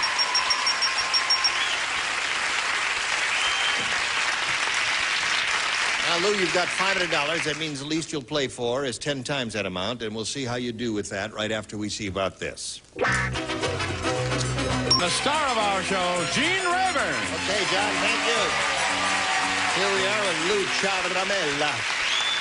She's won the $500. Means the least she'll play for is 10 times that amount, $5,000. But, of course, we wanted to spin the wheel and see if she can double that up and play for $10,000. Good luck. Here we go.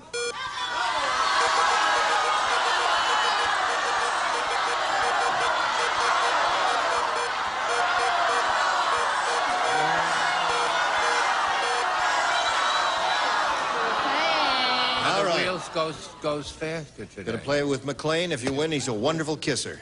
All right, here we go. Good luck. It doesn't go that fast. The eyes blank. That's E-Y-E-S blank. The eyes blank.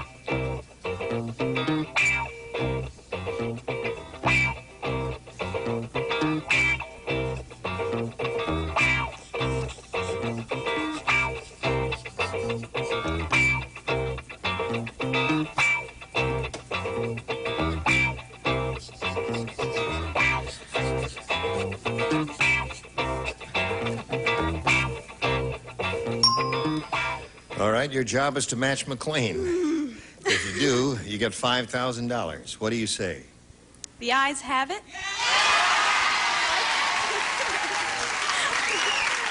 Hold everything. it would seem that that would be a good response, but remember, I spelled it, and I asked her to read it, and I spelled it, and I asked him to see it, too. The eyes have it, so that would be A-Y-E-S, the eyes have it. What do you say, McLean? I'll tell you what I did right. I wrote the eyes of Texas, okay? Yeah. But my first thing was the eyes have it. But I didn't use it. You didn't have. Oh. Didn't use it. It's the wrong eyes. All right, McLean, just for that, you got to give her $1,000.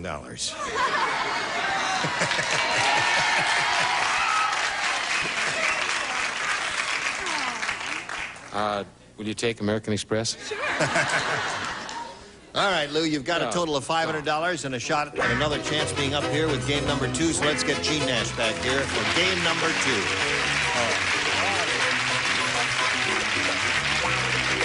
Welcome back, Gene. Hello? Are you ready?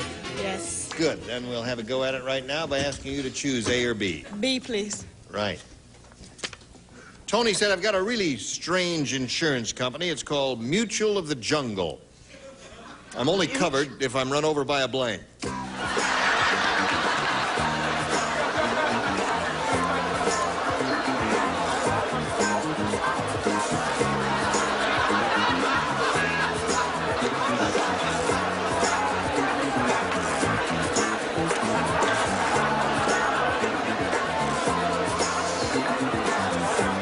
You waiting for me? No.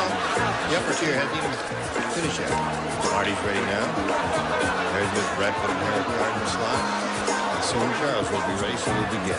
Tony said, I've got a really strange insurance company. It's called Mutual of the Jungle. I'm only covered if I'm run over by a blank. Elephant. Elephant. All right. Welcome to Mutual of the Jungle. I said cheetah. By a cheetah? Why? Hey, I knew! Give that kid a break. Why did you say cheetah? Was there a special reason? It's arbitrary, I know. It was arbitrary. That's I exactly thought of the reason. snakes and all of those No, I things. just I'm just thought of wondering if there's cheetah. some special reason why you said that. What What did do you you say? call a whole group of lions? A pride of A lions. pride of lions. I couldn't think of a pride of lions. So then I thought about a gaggle of geese. Right. And then I thought about those people in the pear tree. But then I came up with a herd of elephants. A herd of elephants. All right, one for Gene. How do you spell elephant? E-L-E-P-H-A-N-T. I'm going to match, and I didn't write one of those letters on my card. Ha ha. How am I going to do it? Ha ha. How is he going to do that? Elephant. Elephant. Jenna! Aha. That's not an elephant. Wait a minute. That's a cheetah. No, wait a minute. Wait, I got a question to ask. An anteater. Oh, wait a minute. Are the censors here? Can we show these dirty pictures on television? This is an elephant that has, well, a few physical problems. Tony said a really strange insurance company, Mutual of the Jungle, only covered them run over by a No, I can't. Stampede of elephants. stampede of elephants. What do you say, Mr. McLean? What? Sorry, someone just shouted an obscenity at me in the audience. Yeah. What was that you shouted? No, something about the fact that I should have said the eyes have it. I feel so badly about that. Yeah, I know that you must too, Lou. Gets That's right. $10,000. That's enough to pay the celebrities for 2 weeks. 2 weeks? Why Okay, 3 pretty. months? I said elephant. All right. Everyone for 4. Gene, 4. Oh, I'm sorry, McLean. I'm so sorry. That was Elephants. a sound effect to go with my elephant. All right. So you've got 5. Now you've got some catching up to do, but first we got this for you. Hello. It's time to go, ladies. We can't do another question now, but we'll look forward to seeing you tomorrow. Yeah. Now, you're working in a film, or I did work? finished You the and me, film. right? Yeah. You Yeah. finished that. What's Yeah. that called? Pandemonium. Pandemonium. Really? Pandemonium. Pandemonium. Do you want to tell who else is in it? I think it would be nice. Tom Smothers is in it, and Carol Kane. Right? Yay, Tom! What's it, a scary picture? It's a comedy. Funny. It's funny. Funny, And scary. it'll be good. All right. It'll be out. Deborah Lee gets killed. Is that the whole Yay? plot? What is that? What do you mean, yay? You can't yay for Deborah Lee getting killed. That's not very That's not nice there. Not until the end of the film. She's so I'm all surprised. hard. All right. On a scale of 1 to 10, what do you think of Marty Cohen on his first show? 10,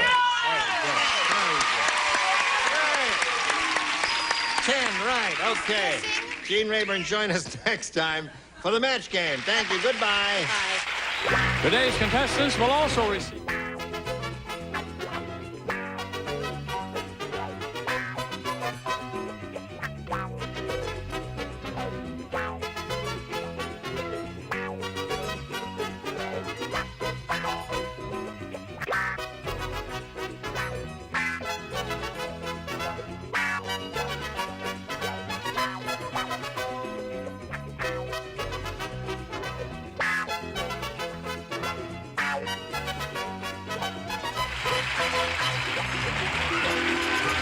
This is Johnny Olson speaking for Match Game, a Mark Goodson, Bill Todman production.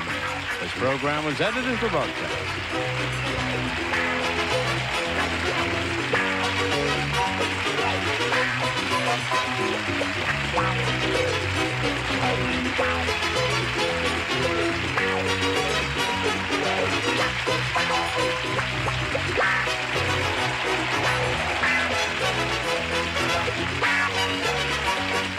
Get ready to match the stars from CPO Sharkey, David Lansbury, Brett Summer, Charles Nelson Riley, from Barnaby Jones, Lee Merriweather, Richard Dawson, from the Bob Newhart Show, Marcia Wallace, as we play the star-studded Big Money Match Game 77. And now, here's the star of Match Game 77, Gene Rayburn.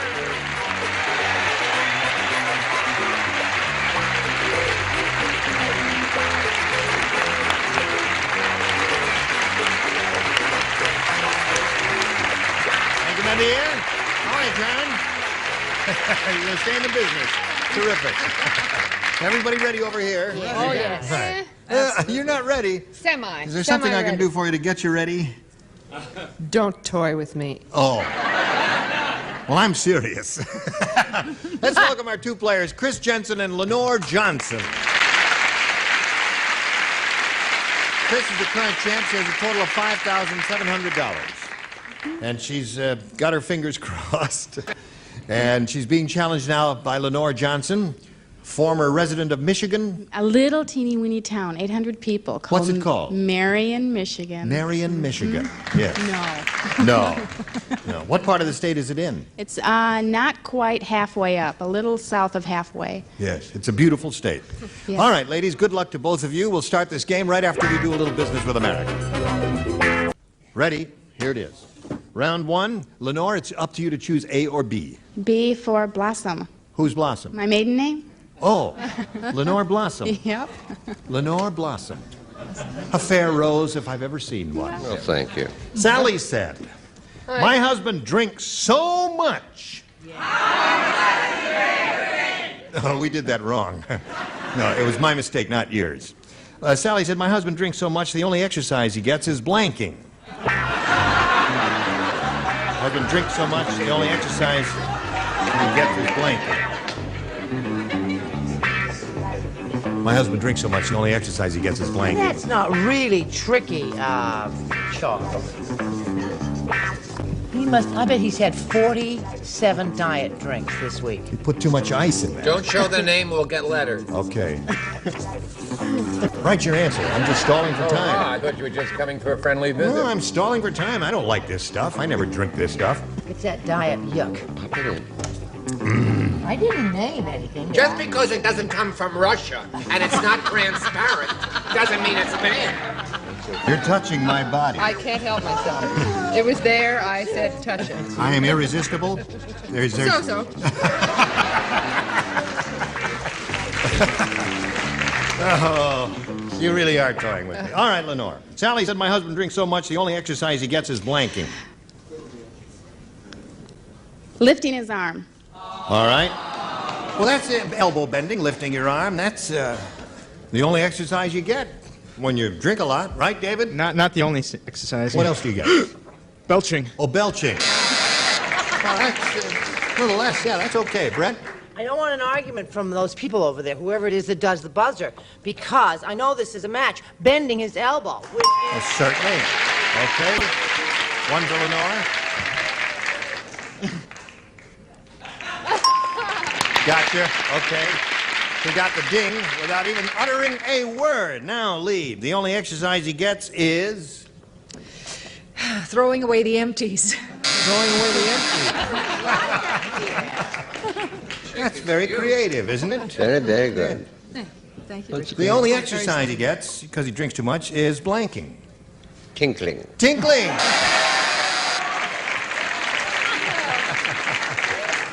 How very picturesque. Yes. You had to be there, I guess. Yes. I don't know how much exercise involved, but anyway, we won't go into that. What do you say to this? What do I say to this? Yes. I say falling down. Falling down is another good one. Well, we had some wonderful answers there, and 2 matches for Lenore. Now we have a first rounder for Chris, which reads, Norm said, I'll never go back to that druggist. He was out of mustard plasters, so he tried to sell me a blank plaster. He was out of mustard plasters, so he tried to sell me a blank plaster. Do your questions go with a dud thud? Well, this one did. This one didn't get much reaction.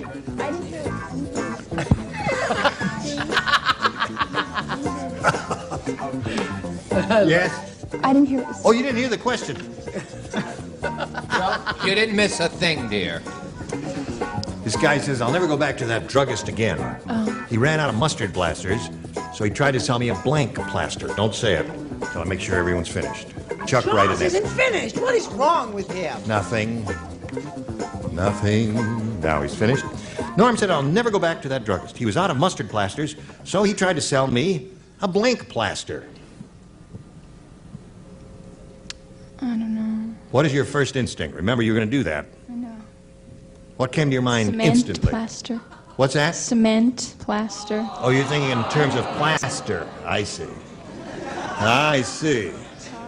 Well, David, I was thinking in terms of on other terms. What were you thinking of? I was thinking along the lines of a wall. A wall plaster. Yeah. Well, now you were on the same wavelength with Chris, but not with me. What about you? Now, I said adhesive plaster. Adhesive plaster. Really? I'm not crazy about that question. No. Well, listen, I'll be the first to admit, the question really laid an egg. The audience, there was a deafening silence when we read it, and so far it's going downhill even further. I was having my diet drink, and it really interrupted my whole train of thought. I said, like David, a wall plaster, yeah. But he was a drugstore. A plaster wall is the phrase, the way it usually goes. Lee, this druggist was out of mustard plasters, tried to sell a guy a blank plaster. A ketchup plaster. Mustard and ketchup. Yeah, look at Chris's face. Oh, P.U. Now, wait a minute. What's wrong with Good that? acting. That's excellent acting. You could do that on the screen now. That's one of the first times that the audience has ever said, hey, that's good, Lee. And you're putting her down. No, I didn't. Wasn't Oh, you, she's Leanne? better than Patty, too. Oh. It wasn't you, Leanne. I wouldn't go that If you're far, gonna do that, Charles. you should face the camera, hon. Now, the thing It was is, the question. the question You've heard of that, haven't you, Chris? No. You've never heard of mustard and ketchup? Yes. But not in that They have it context. on hot dogs and in the things. diner, when there's usually mustard and ketchup and the salt and pepper and all that together. Are you a citizen, darling? This is a drugstore. Any idea at all? Anything? No, the reason she didn't say ketchup because it was in a drugstore. The locale threw her off. I see. Instead of mustard plasters, he tried to sell me a ketchup plaster. That would have been good. That's what she said. She said cement over there, however. El Ketchupo. Ketchup. What came to your mind, if any? Honey, you don't want to know. And I certainly... Now, every once in a while a person goes blank. Right. And they come up with something so dumb and so boring Yes. that when it's their turn, Well, they just enough want about to Brett. Get right on with along. the, But imagine my surprise When it turns out to be right. Samantha. Oh!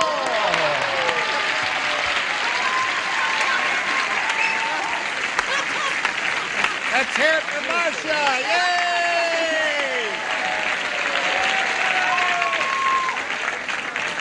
So at this moment at the end of round one, the score is 2-1 in favor of Lenore. Round two coming up after this. Hurry back. Here we go. Round two coming up. Final round. Lenore, you may have A or a B. I'll stick with B. Okay. 4 people play. David and the lower tier. When Weird Wanda went to the prom, she didn't need a corsage. That's because Wanda has a flower growing out of her blank.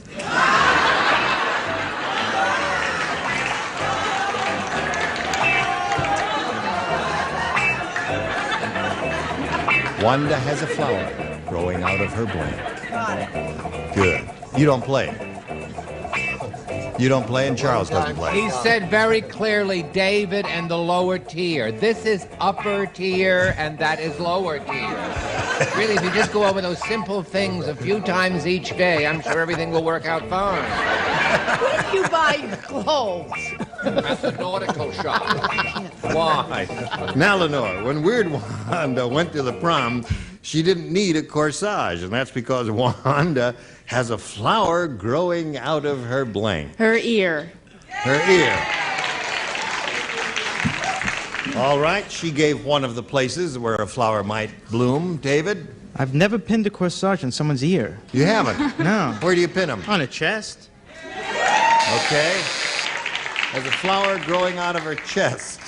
Got it. Naturally. Lee, where is this flower growing? I missed it by about 5 inches. This is one of my favorite answers. I say it a lot. Nose. Nose. I'm sorry. Okay, she's looking for an ear, Richard. Give her a little ear. Oh, of I'm course, a sorry. nose man myself. No, I thought boob. Oh. That's where they have them, don't they? Yeah, they put them right up here. Yeah. Yeah. Or here.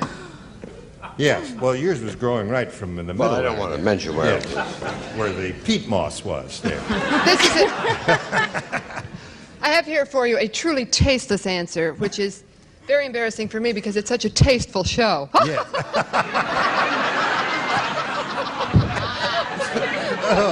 Sorry. Cement again? Yeah. Cement. So we'll just let this pass on. All right. Armpit. Oh, dear. Oh. I am offended. It was my answer. We and may I'm not have you back for another week. Okay. Now, Chris, here we are. We're getting down to the final nitty-gritty here. Yeah. And what you have to do is match 1 to tie and 2 to win. Let's see what we have for you. Sally the Sailor said. Yeah.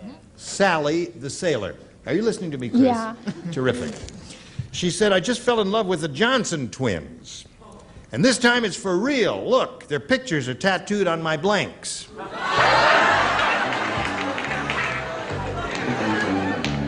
their pictures are tattooed on my blanks. Right. I got you.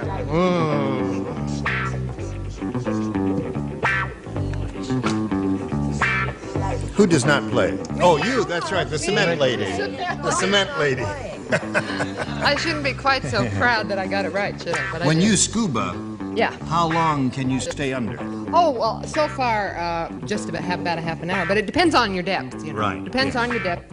There, if you don't go below 30 feet, you can stay down there for about 300 minutes. Is it fun? It's wonderful. Yes. I've always admired those Jacques Cousteau films. Are you ready, Chris? Yeah. There, here we go.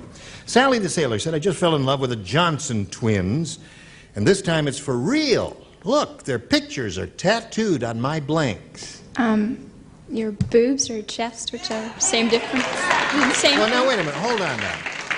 Make up your mind. Boobs or chest? Boobs. Okay. What do you say, David? She must have worked in a bakery. The buns. Buns. Well, that was the other good answer. What do you say? I say, if you got them, flaunt them. Boom. Boom. Score is now tied 2-2. Don't go for it. You won't Well, go we're back. waiting. One more pair will win the I game. said buns only because if you want me to go into it, it's a long, heavy explanation. Well, will it be amusing? Exciting. I know it gets me going, but I think we can go right on. Would you like to submit your explanation in writing, Charles? We need another pair here, Lee. We do? Yes. All right, bazoom. That wins the game. There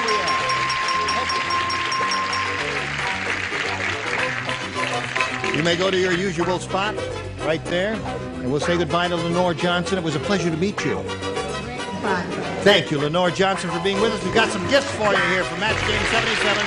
While we spin her off, we've got to spin a message or two just for you.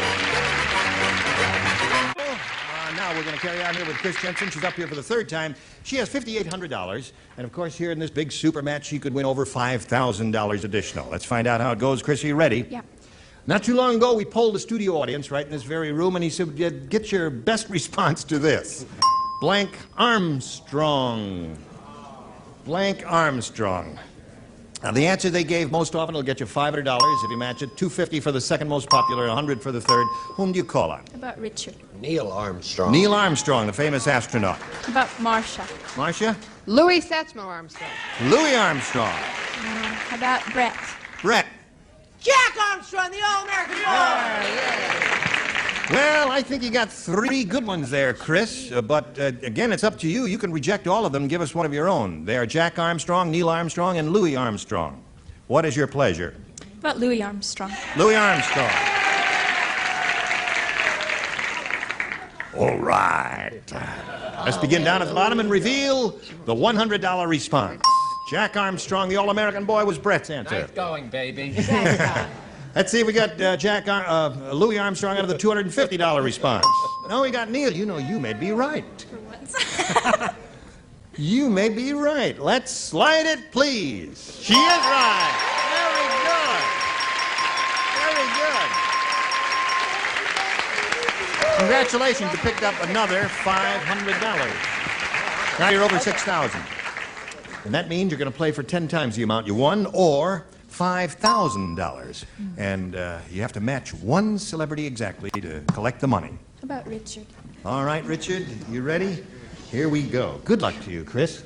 This is worth $5,000 to Chris, and it reads as follows. Dollar blank. Dollar blank. Dollar blank. Dollar blank. He's finished. You give us an answer that matches his, we give you $5,000. How about dollar sign? Dollar sign. I think they're thinking of something else. At least I was, anyway. Richard, what were you thinking of? Bill. Bill. Dollar bill. Yeah. Did you think of it and reject? Both of them dollar are bill? excellent. You know, you Yeah. could have Oh, been yeah. either Dollar or. sign is good. Dollar bill is good. You just did the first thing that came to your head, and that's what we tell you to do, and that is okay. Now, Chris, you've got a total of $6,300 and a new competitor, Donna Beeson.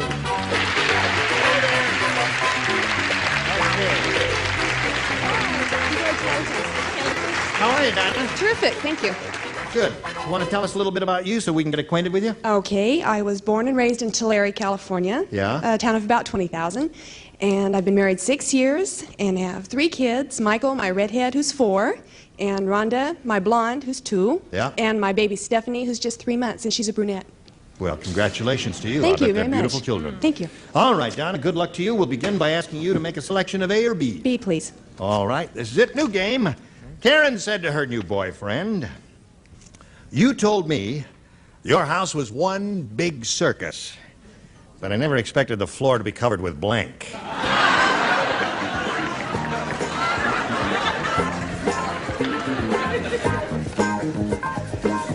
I don't need your answer. Look, I'm watching. I bet his answer will be rotten, too, and he's over there just hiding it like anybody wants it. Oh, wonderful. Okay, here we go with Donna Beeson. Karen said to her new boyfriend, "You told me your house was one big circus, but I never expected the floor to be covered with..." Sawdust. Sawdust is a good one. Sawdust is what traditionally covers the floor. I'm so embarrassed. Why are you embarrassed, David? Elephant manure? Well, we have a little man who has a little shovel and a broom, you see, and he follows the elephants around, so you don't see too much of that. And what, and give up show business?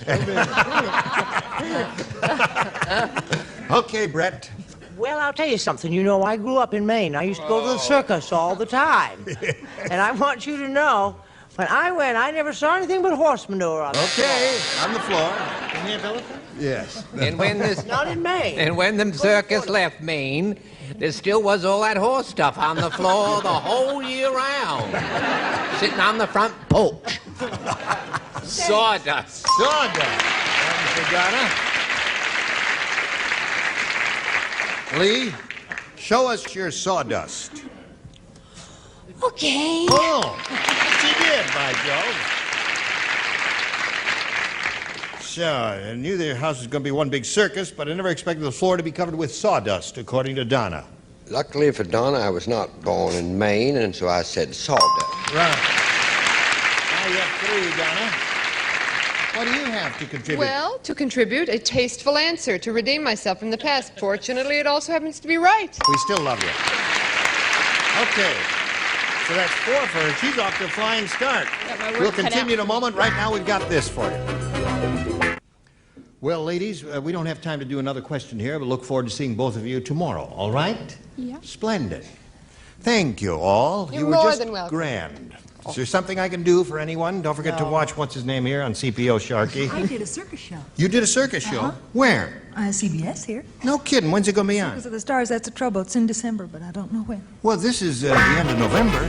So it's for a while, right. Join us tomorrow for Match Game 77. Gene Rayburn here. Goodbye.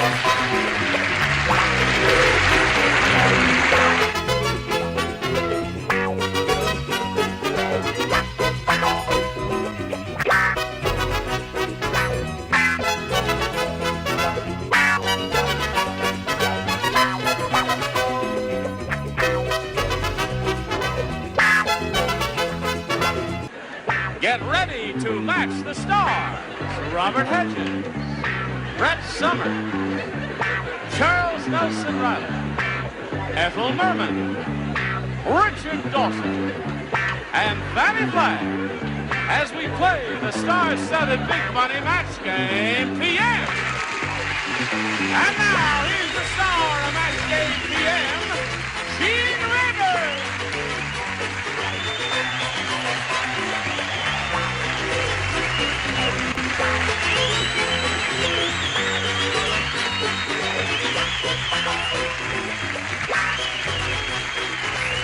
Johnny Olson, friends. Got a good bunch out there, huh? No whistling, please. It's going to damage the cameras and my timpani, and oh, it's terrible there. But we welcome you, and thank you for your enthusiasm. And shall we sell 1,000 shares or buy 1,000 shares? I'm wearing Sell. my banker suit here. certainly This are. is Brett, what's her name? You know all of her. And there's Charles Nelson Riley, who looks so neat and chic. Those are 2 regulars. Not from the waist down, he does. This is the 3rd regular of the... I'm irregular. Oh, he's one of the triumvirate. There's Fanny, who's wearing a picture of... This is a picture of Brett when she was in her early 40s. That smile will be on the other side of your face. And this lady, you know, I would have given anything to have seen you do some of the great shows you've done on Broadway. Did you see any of them? Oh, I saw some of them, but there's so many more that I want to see. Those early Cole Porter shows. Well, were just, then I'll just have to come to my just, dressing room and sing all the songs. I'll there. audition for you. Jim. Okay. Yeah. Now, Robert Hedges here. This is, we're delighted to No have. longer a rookie. No longer, no, that's right. He's a veteran here from Welcome Back, Cotter, and we welcome you. Now, let's say hello to our players, Jim Kelly and Sharon Lancaster. Now, we'd like to find out something a little about each of you. We'll begin with you, Sharon. Please tell us where you're from and all that sort of thing. Well, I'm happily married in Selmar, California. I have 2 children. Can one be happily married in Selmar, California? Very. Okay. I have 2 children, a little boy, Dwayne, he'll be 5, and a little girl named Melissa. Okay, we welcome you. Wish you the best of luck. And you, sir? Thank you. I'm from Olathe, South Carolina. I'm Yes. environmentalist with the State Environmental Quality Control Office, and I'm out here attending USC at the Environmental Management Institute. Well, I admire you for choosing that line of work. I mean, that's wonderful. Need more guys like Jim Kelly in this world. Now, here on Match Game PM, we'll give each of you 3 chances to match as many of our celebrities as you can. And the one who scored the most matches at the end of the 3rd round will be the winner. We'll go on to play the Big Money Super Match, which can pay off over $10,000. All right. Here we go. Sharon, you make a selection here if you would, please. You may have A or B. B, please. All right, we are off and running. Poor Mildred. Oh. What happened? She sneezed so hard, she blew her blank off. Oh, no! Yes. Isn't that a calamity? Mildred sneezed so hard, she blew her blank off. Blew her blank off. Right. Blew her blank off. Okay. Everybody down here ready?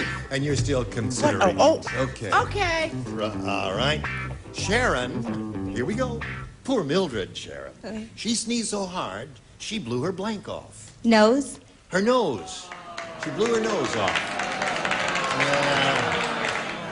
Well, I don't know. You may get a nose or two here, but we'll see what happens. Oh, What do you she think? blew so hard she blew her nose off. Oh, she did? Yes, she did. And you were awing her. Holy mackerel. What do you say? I think they're both crazy. I said she blew a little rug off. Her rug off? That's your little toot when you go, achoo. Fanny's happened many times.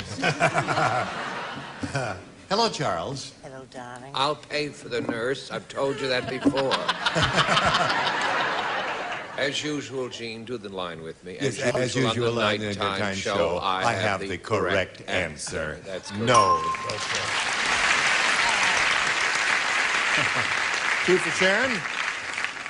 Poor Mildred sneezed so hard she blew her nose off, is what she says. What do you say? Well, she had an upturned nose, so she blew her hat off. Blew her hat off. Yeah. Yeah. Okay. What did she blow off, Richard? What happened to poor Mildred? I had a nasty chill. I matched Brett. Wig. Wig, yeah. It'll get That's a to you. horrible feeling. Yes. So hard she blew her blank off. Now, we're looking for a nose. Kiss. What's this lady's name? Mildred. Mildred, right. This happened to her, and a lot of people, she lived in the valley, you know. Oh, she And when did? it happened, a lot of people said it must have been a sonic boom because she blew her bra off. Oh.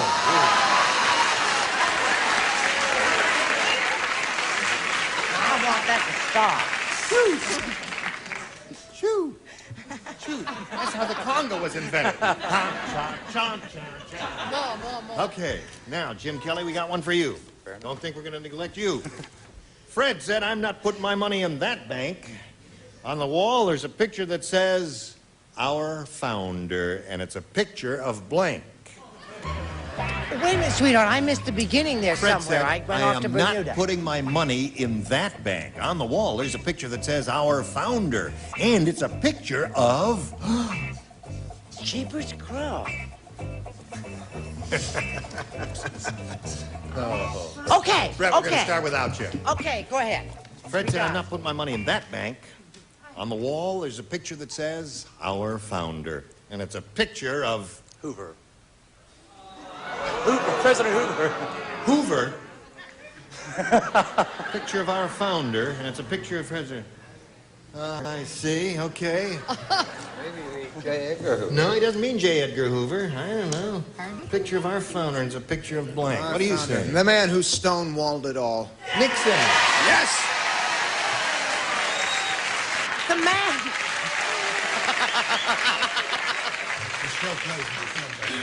Okay. Woo! I'm only kidding, Jim. The man who is no longer in the WH. Nixon. Is that a win? No? We're looking for Herbert Hoover. Have you seen him? As a matter of fact, I knew him. Did you really? Yes, he used to live at the Waldorf Astoria Towers, and I was the young mail boy who delivered his mail. And these memories do come back, but it's true, you can check on it, and I have pictures. I'm crying already. Well, it was less flamboyant than her answer. The Nixon Savings Bank of San Clemente. All right. On the wall there's a picture. It says our founder, and it's a picture of blank. Oh, it was a Chicago bank, so there was a picture of Al Capone. Al Capone. All right.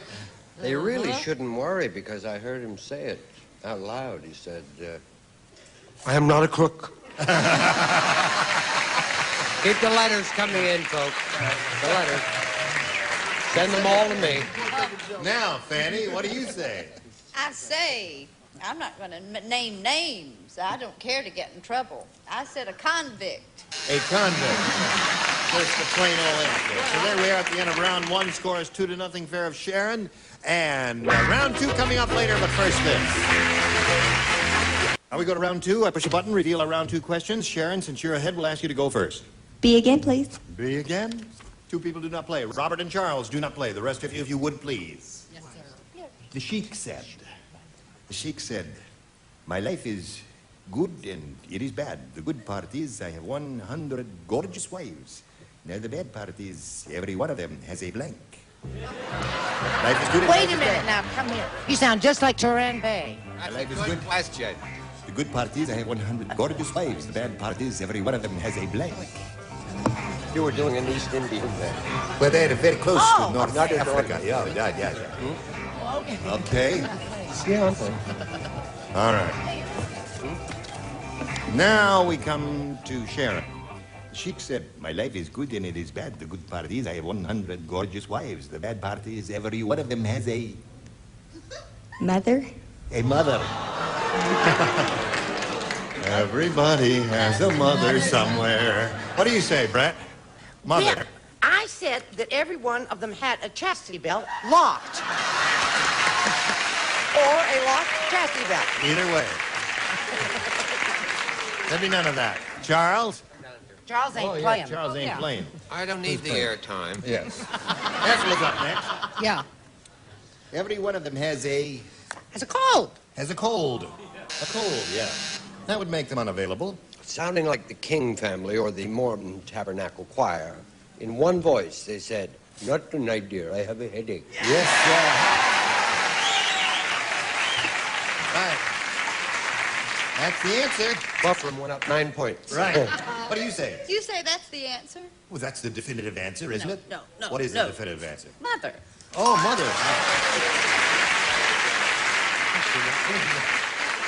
The definitive answer is not always the winning answer. Oh, I thought it was. Are you ready, Jim? Ready. Okay, listen to this. Lola, the stripper, said. She said, tonight, I could hardly concentrate on my dancing. All during my act, this guy in the first row was blanking my feet. Could hardly concentrate on my dancing. This guy in the first row was blanking my feet. Okay. Okay. Now, we'll come over here to Jim Kelly. Lola, the stripper, said, tonight I could hardly concentrate on my dancing. All during my act, this guy in the first row was blanking my feet. Kissing. Kissing my feet? That would be rather distracting, wouldn't it? Yes. What do you say? How you say pulling? Pulling my feet. Pulling his Right. feet. She was tripping all over the place, isn't there? What do you say? I say, if you want to make it twinkle while you shake it, kissing. Kissing. All right. I know it's No, difficult. I Charles, thought but we lightning must go would on. strike twice for him, so I said Herbert Hoovering. Herbert But I didn't Hoovering. know. I said, well, Jane, do the line, because do the Yes, line. since this is a nighttime show, No I sense, naturally, just on. the nighttime show, I give the Tickling. perfect answer. Kissing. Tickling. Okay. This guy in the first row was tickling my feet. Tickling? No, kissing. He said kissing. Oh, well, sometimes the wind, when the door is open, Well, tickling is a very good answer. Probably the best. What do you say? He kept leaning over and kissing. Kissing. Boy, it's not 3-2. What do you think of that? I think it's pretty good. That's kissing. Boy, now 3-3. A kiss or a tickle? I'm sorry, a tickle. A tickle, Yeah, okay. sorry. So we got 3-3 there. That's the end of round two. We go to round three here. The score is tied. Since Sharon went first last time, Jim will ask you to go first this time. Stick A, please. A. Okay, here we go. Brett does not play. Richard does not play. Ethel does not play. The rest of you, if you would, please. Susie said, my business is picking up. You see, I'm a blank. Oh, now you see, I never get the good questions. Help him out. Okay. My business is picking up. You see, I'm a blank.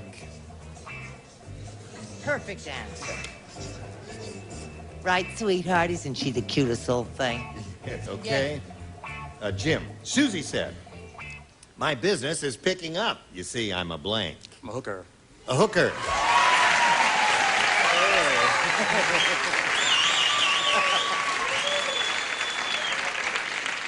Is you the hooky or the hooker? I'm the hooker. You're the hooker. Now we come to you, sir. As usual on the nighttime show, I don't get them always right. Maid. You're the maid. The maid. You're the maid? Picking up. You see, I'm a maid. Picks Well, up. maids pick up after you in a hotel room. Yeah. Sometimes. All right, Fanny, it's your turn. Yes. What do you say? I say we don't say hooker. In What do the we South. say? We say good time girl. Good time, girl.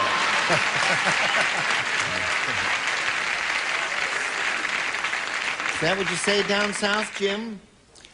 We don't speak about it too much. Oh, we don't.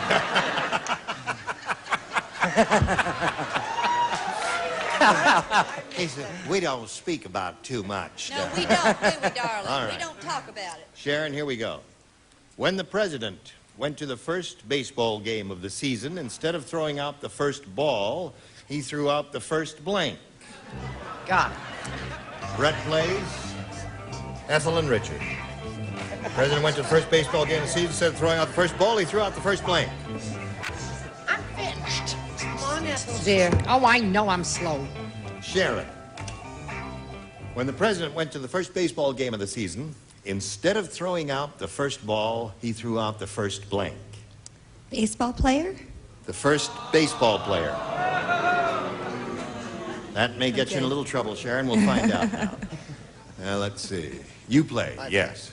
You do not. I pass. You pass. He don't play. All I right. play. You're in. Why, honey, he threw out the first lady. The first lady. Good. Good one, right? No, that's great. Yeah. I'm going to hide mine again. You gonna hide yours again? Yeah. You're With ashamed all of this, it, then. No, Yeah, with what all the the trouble that's going on, Margie, you threw out the first senator. The first senator, I see. Okay. Oh, that means Jim Kelly wins the game. First bat there. Congratulations. All right, hang around here for a moment or so while we say goodbye to Sharon. We've got some gifts for you together Thank with our you. thanks for being here on Match Game It's been GM. fun. Sharon Lancaster. While she's spinning off, we're going to spin these messages for you, then come back, see how old Jim Kelly does. All right, old Jim, you ready? Ready. Here we go. It's time for the Big Bunny Super Match, where you can win over $10,000. Now, to do that, we have 2 audience matches for you. And whatever you win in these audience matches, you'll have a chance to multiply by 10, okay? Here we go. We polled a recent studio audience, and we got their best response to this. Gum blank. Now, the answer that group gave most frequently is worth $500 if you match it. If you match the second most frequently given response, you get $250. Then the third gets you $100. Now, we are permitted to solicit responses from 3 of the 6 celebrities, one at a time. Let's try Fanny. Okay. Let's see. I believe, Jim, I think I'll say gumball. Gumball, all right? Richard. But I always wanted to be a gumshoe. A gumshoe, right, okay. Charles. There's a saying which it's a very rare saying, but in the third place it might come in handy.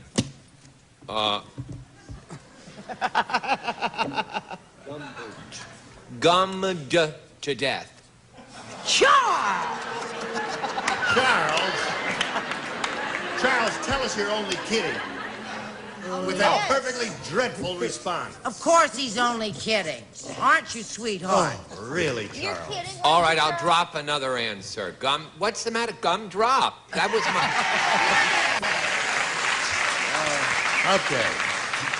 Gumdrop, gumshoe, and gumball. You want one of those? You may have a better idea. Let's go with gumball. You want gumball? Gumball. All right, let's find out if we got a gumball up there. Let's begin down at the bottom and reveal the $100 response. Gumshoe. That's a detective that Richard tried to foist off on you. All right, sweetheart. Now let's see if we got a gumdrop, a gumball under the $250 response. Yes, we do indeed got a gumdrop, but we are looking for a gumball.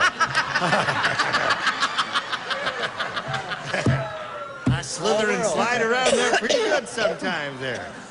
All right, you think it's going to be up there? Okay, Earl, slide it. I'll give you $500. Congratulations, Jim. That's $500. It means the least you'll be playing for is 10 times that amount, or $5,000. Now, we're going to see how much more you can win with our second audience match. Slide it, Earl. Blank Downs. Now, remember the 3 numbers apply, and let's see what responses we get from our celebrities. Fanny again. Oh, gosh. You know, I'm going to try to go with a person. Other than the things I've been going with. No, Hugh Downs. Okay. Right. Richard. Churchill Downs. Churchill Downs. Robert. You Downs. Fanny said We that. already did that. We already did that one? Yes. Well, since You we must did have that another one because Oh! Oh! Oh! Yes! Ah, Something yes. just came to you, did it, Robert? They're the basic ups and downs. Ups and downs. We got ups and downs, Churchill Downs, and Hugh Downs. That's the choice. Churchill Downs. Churchill Downs. Churchill Downs. Well, let's see. Now, he may fool you. He's got me fooled, I'll tell you that. Let's see if we got a Churchill Downs out of the $100 number. Hugh Downs is down at the bottom, but that's where he's always been. I'm only kidding, Hugh. I love you, Hugh. Let's see if we got Churchill Downs under the $250 number. Yes, we do. Congratulations, Hugh. Another $250. All right, just for the heck of it, let's slide the top one and find it. What's that? Upson. That was Robert. That was Robert's answer, wasn't it? Ups and downs. You want another 250? Multiply by that 10 makes 2,500. Add it to the previous $5,000, give you $7,500. Now, to collect the $7,500, you got to match one celebrity, and this has to be an exact match. Fanny. Fanny. All right, get ready, my dear. You swing around, stand on the adhesive tape, and face me. And this is it, worth $7,500. Cover blank. C-O-V-E-R blank. Cover blank.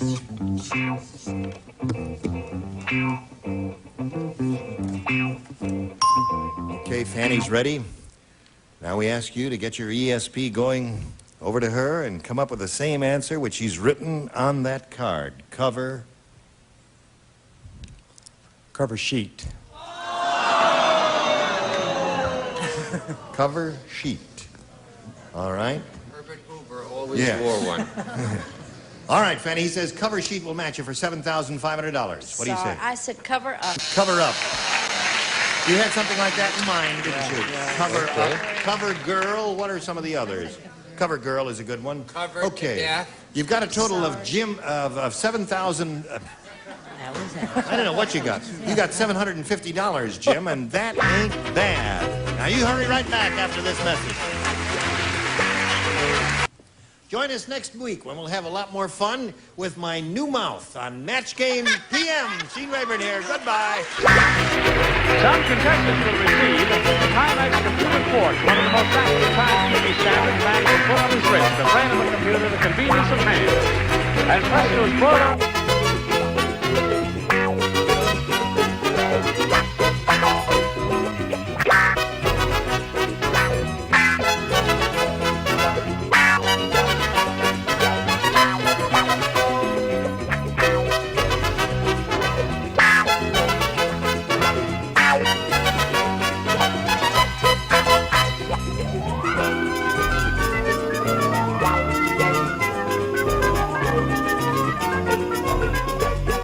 Formula bonds to critical surfaces, reducing friction and wear in your car's engine. Bardol, run with us.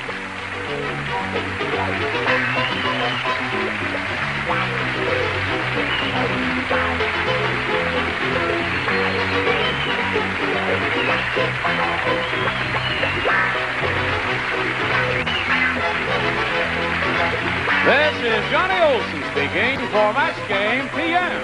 A Mark Goodson, Bill Todman production.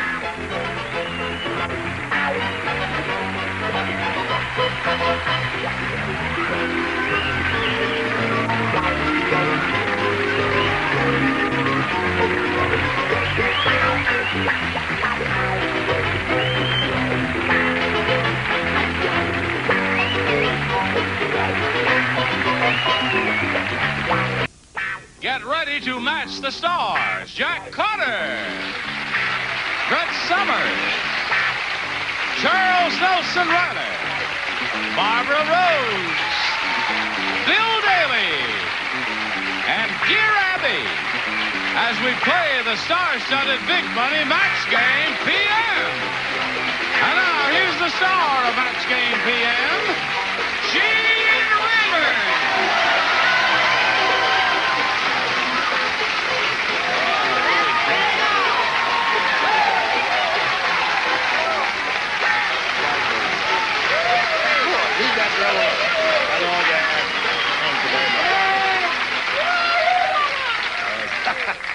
Thank you, one and all.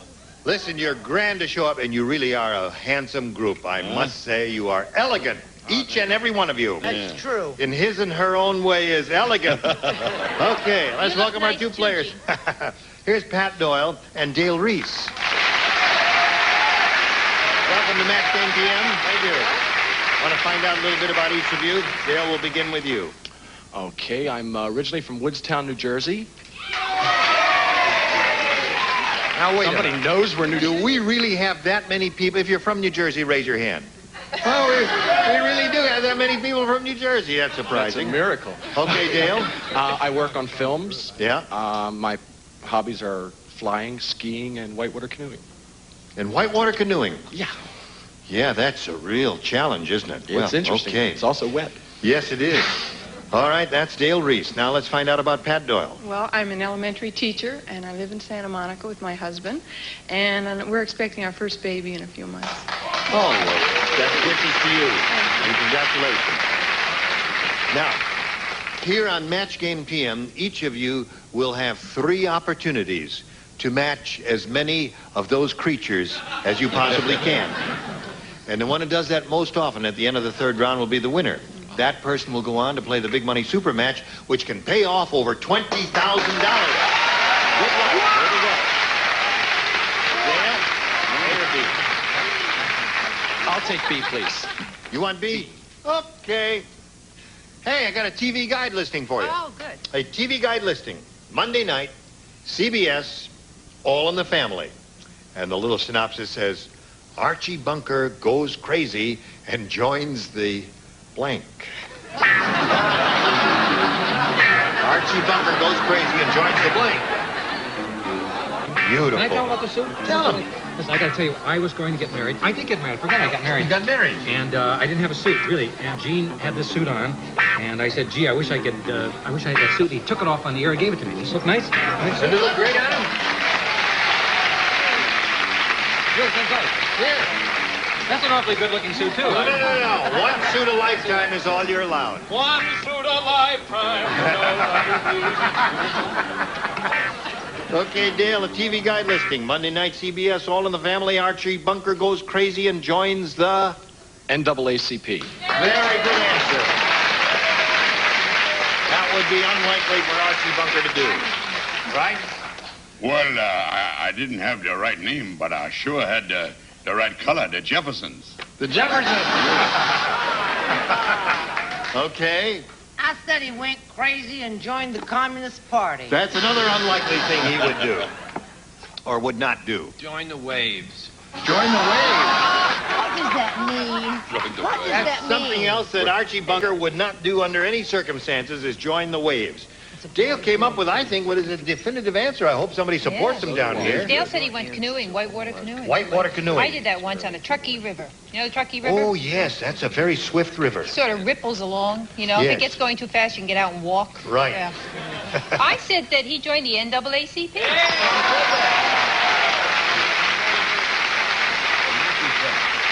good. Thank you. The Now kid that with I a have good look. my Gene Rayburn smart suit on, NAACP. Very smart suit.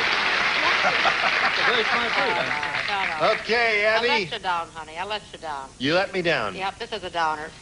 Join the union.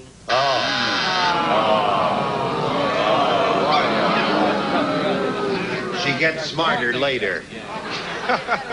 Okay, Pat, we've got one for you. Let's see what yours says. At Dracula's castle, one vampire killer said to another, You idiot. You're supposed to drive a stake through his heart, not a blank.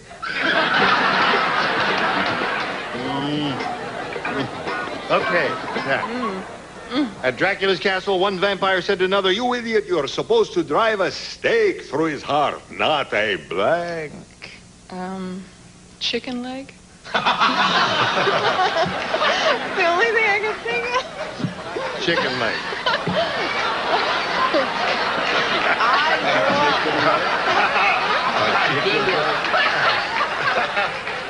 Oh, that's great. I wish I had it. That's Gene, funny. I hope you don't feel bad. That's how you kill. That's how you kill a Jewish monster with a chicken leg.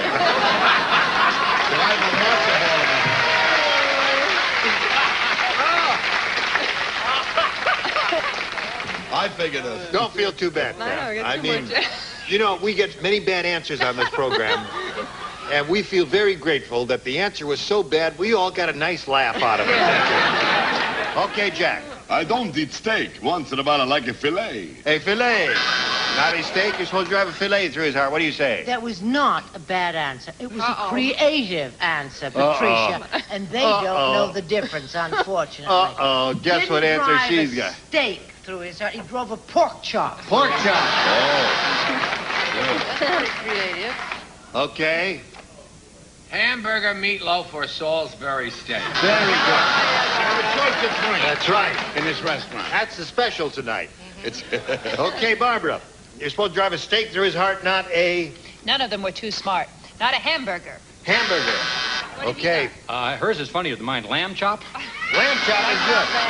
That bad. No, lamb chop is a very good response. Thank you It really is a Why good is response. lamb chop better than pork Because chop? I have a suit on, that's why. Everything I say is good. Pork chop is good. Lamb chop is good. They are of equal goodness. Then why is Well, chicken I leg want not that so kind good? of enthusiasm for my answer. Well, put on the suit, man. Depends if you're kosher. Okay, Abby. I was going to say a hot dog. That would have been good, wouldn't it? Yes. Right. But I didn't. I said hamburger. Hamburger. She wanted a chicken leg. Now let's go to round two. Dale, you're ahead, so we'll ask you to go first. I think I'll take B again. B again. One Commercial. commercial. You want a commercial? Commercial. All right, I'll put it there. After the commercial. You want a commercial? Commercial. Okay, you got a commercial. We cooperate here. Okay. Now, we're back. Listen, before we go on, Dale, let me see that. I don't know if... oh, yeah, we can get a tight shot of that. Now, wait a minute. Let's aim at... You want the jacket? Where? No, aim it at camera 2 there. See if you can read that there. Can you read that? Can you read that, audience? It says Reuben Brothers. Yeah. What is that? What is yours? Who did he get it Yours from? says Reuben Brothers? No kidding. Mine says Reuben Brothers. Only difference is I had to buy mine. Oh, you bought yours.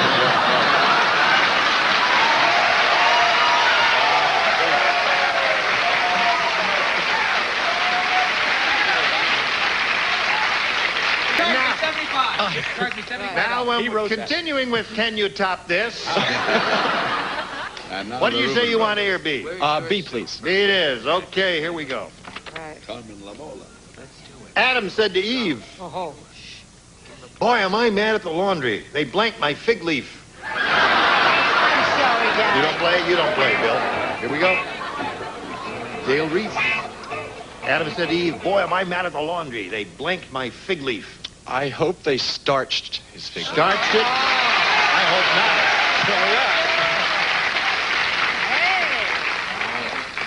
I hope they didn't starch it. I certainly hope not for his sake. Yeah. What do they do to it, Jack? Well, starch entered my mind, but doesn't fit as well as shrunk. They shrunk my fig leaf. Exposed person. All right. Starched or shrunk? Brett? Oh, honey, he had such a little rash he couldn't stand. He went crazy. Didn't have any cornstarch. Starch. Starch it is. Okay, keep it in. What does that say? Salvation Army. 1903. Now, wait a minute. No, I don't think your cameras can read exclusive French labels. You know, you can give away these free suits and make a big thing. Now, But wait a this minute. is from Paris. From Paris. Paris, France? From Paris. Paris, Maine. Wait a minute. Let me see. It says... Don't pull the collar. It's only basted. Jean-Paul Germain made in France. It's a German suit. Aha. Okay. You know, can you touch this fabric?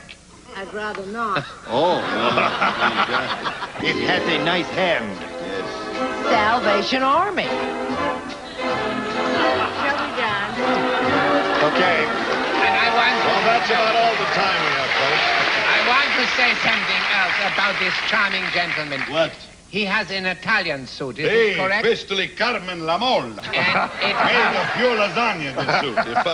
And Look you at the can- Rorschach test. And Italian... How about Barbara showing her suit?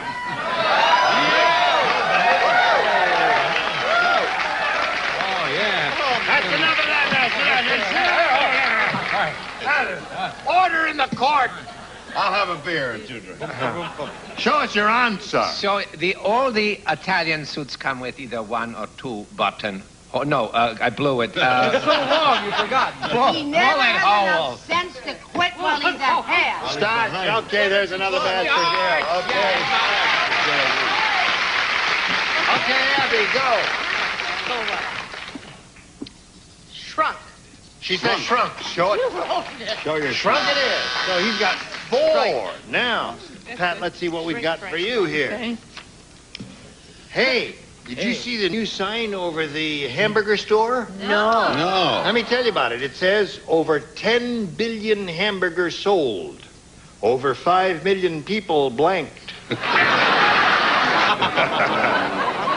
Reuben. Okay, Pat. The new sign of the hamburger store, it says over 10 billion hamburgers sold, over 5 million people blanked. Poisoned? Poisoned. Well, okay. He said poison. Would I hurt an expectant lady who may have it right here? Poison. Aha! Okay, Brett. Oh, no, darling, they went that one step too far. They died. It went all the way. They died. Okay, Barbara. Over 10 billion sold, over 5 million. Dead. Okay. Another match? That's not a match. Well, I'm dying with this one. I'm dying with this died dead. Okay. Dead died. Little poison there, Abby? Dead indeed. Okay. Poison dead, not dying. Kaput. So it's Finished. 4-1 at the end of the second gotta round. die. Dale, you're still ahead. We'll ask you to go first, A or B. B again, please. B again. Jack, you B play. again. Jack and Abby are the only two. Jack and Abby, ready? Right. Here we go. Oh. The bionic man said to his inventor, every time I pass a house with an automatic garage door, my blank opens. Okay, Dale. Ready. Bionic man said to his inventor, every time I pass a house with an automatic garage door, my blank opens. My zipper open. Sure. Yes. Well, I was going to add that, but I put the funny. That's it. Isn't that... Fly. That's the that's You got to have a flying zipper. What do you got to say I for think he yourself? has a very dirty mind. No. No, yes. You know what I put? What'd you put? There it is.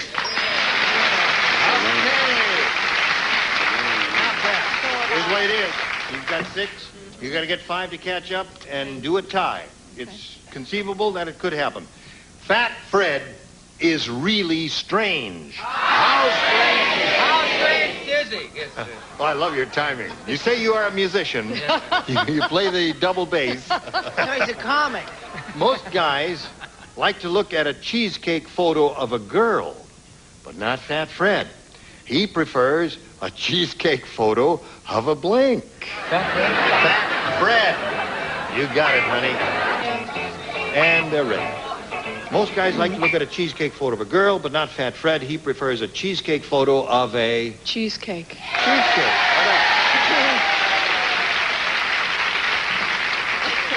She said cheesecake. What do you say? I've always loved to come through for a little mother. Cheesecake. Cheesecake. Are we done with this? Cheesecake. Score is now 6-3. You need 3 more to achieve a tie. Let's see what happens. Barbara. Cheesecake. You say cheesecake. What does the weird one say? In my $95 Gene Rayburn suit, I say cheesecake. 65. You need one more for a tie. Abby!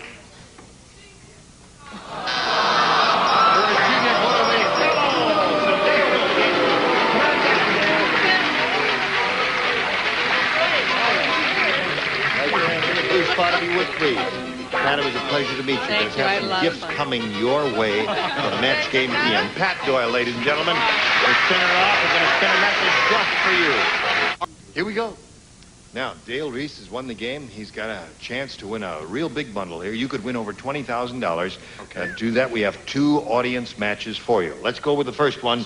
We polled the studio audience not too long ago. Dale said, write down your best answer to this. Highway blank. $500 for you if you match the answer they wrote down most often, $250 for the second most popular, and $100 if you match their third most popular answer. Now, as you look at our stars, look into their eyes and see which ones have a glimmer of intelligence there. But if they're averting your gaze, obviously, they don't have an answer. In other words, don't... I'll take my father. Highway Patrol. Highway Patrol.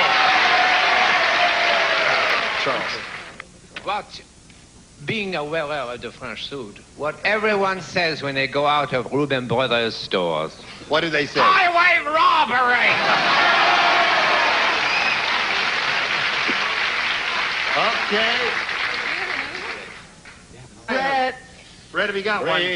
what was that television show? Highway Patrol. No, the other one. the Highway old. 66. Highway 66. Yeah. Oh, that was Surfside. Okay, Highway 66. What was So you did give me Highway Bomber Robbery, Show. Highway 66, and Highway Patrol. Now you can choose one of those, or give us one of your own if you want one. Highway robbery. Highway Robbery. That's Charles' answer. All right, let's see if Highway Robbery is up there. If it is there, where is it? Is it under the $100 number? Highway 99.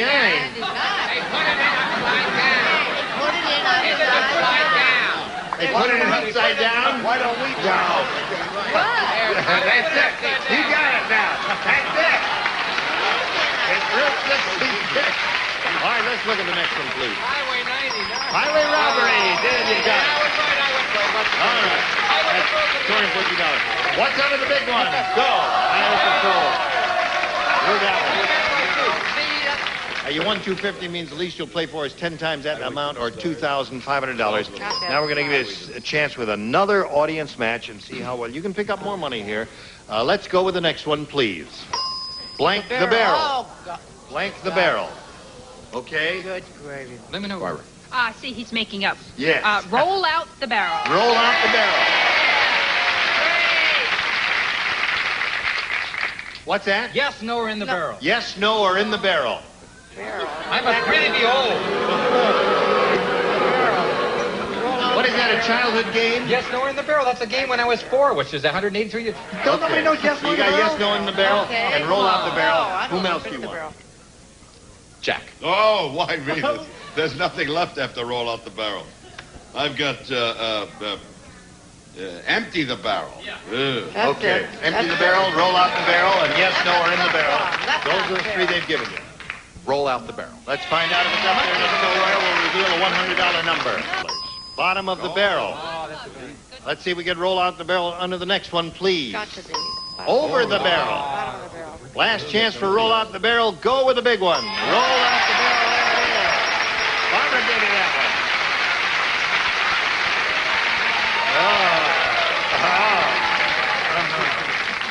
Now you won another $500 multiplied by 10 is $5,000. Added to the previous amount you won is $7,500 is the pot you are shooting for, but you're going to spin the wheel and you can make that easily into $15,000 if you get a lucky spin of the star wheel. Good luck to you. Here we go. Let's see if he goes a double.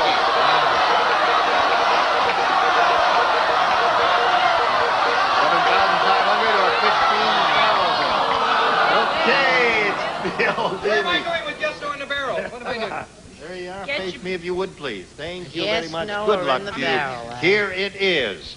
Hawaii blank. Hawaii blank. Don't say it because it may be a rotten answer. Thank you very much for your cooperation. Hawaii blank. He's finished. If you give us the answer that he's got on the card, you get $7,500. What do you say? 5-0. 5-0. Well, the audience is with you. Okay, Billy says Hawaii, 5-0. Show us your pineapples. Kumquats. All right, I'm taking off my suit. Come on now, Bill. I Let's give see your in. card Sorry. there. I'm sorry I said 5-0. That's right.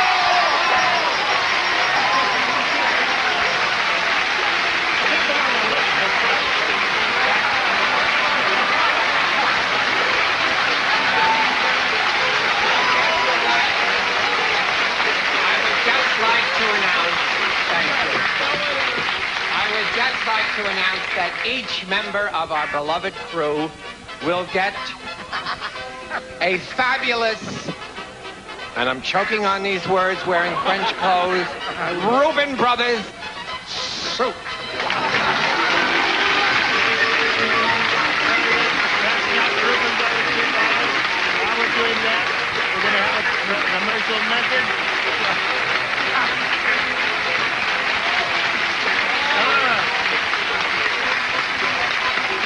Because these are too expensive. Hurry back. $8,250 for Dale Reese. Join us next week for Match Game PM. Gene Rayburn, goodbye. Some contestants will receive the Amana Touchmatic 2 radar range up in the next generation of microwave ovens with a fabulous Rollawave cooking system. If it doesn't say Amana, it's not a radar range. And the Maytag Jet Clean dishwasher with energy-saving no-heat fan drying and exclusive jet wash 3-level spray action. Nobody gets dishes cleaner than Maytag. And a 7-piece Performa gourmet cutlery set with extra sharp chrome stainless steel blades and ebony Fleetwood handles. Dishwasher safe from washing and forge. And a 22-piece Master Mechanic multi-drive socket set from True Value hardware stores who combine value and personal service in over 5,000 locations. A new curl dry blow dryer attachment from Aline Curtis softens the blow of your hair dryers. The curls don't blow away. Fix most hair dryers. Curl dry, new from Aline Curtis. And a delicious gift selection of hickory smoked bacon, country ham, whole hog pork sausage, and home-style soups furnished by the Burring Food Group companies. And Scrunch scrubber sponges are made tougher than steel pads. Just scour without scratching. Use one in the kitchen, one in the bag.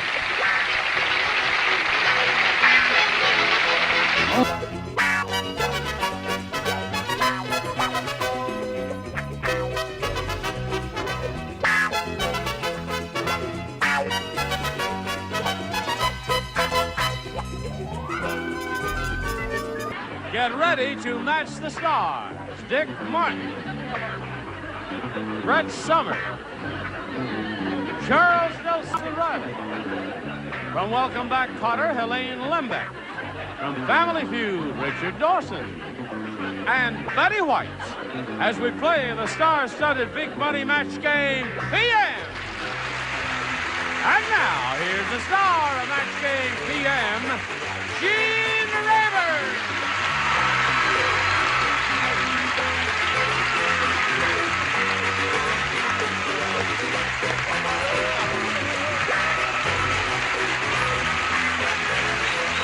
Johnny Olson, how are you?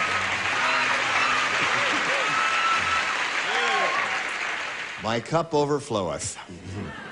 And so do some of yours, too, I see. Thank you for joining us here on Match Game PM. You're going to have a good time because they open the doors to the loony bin.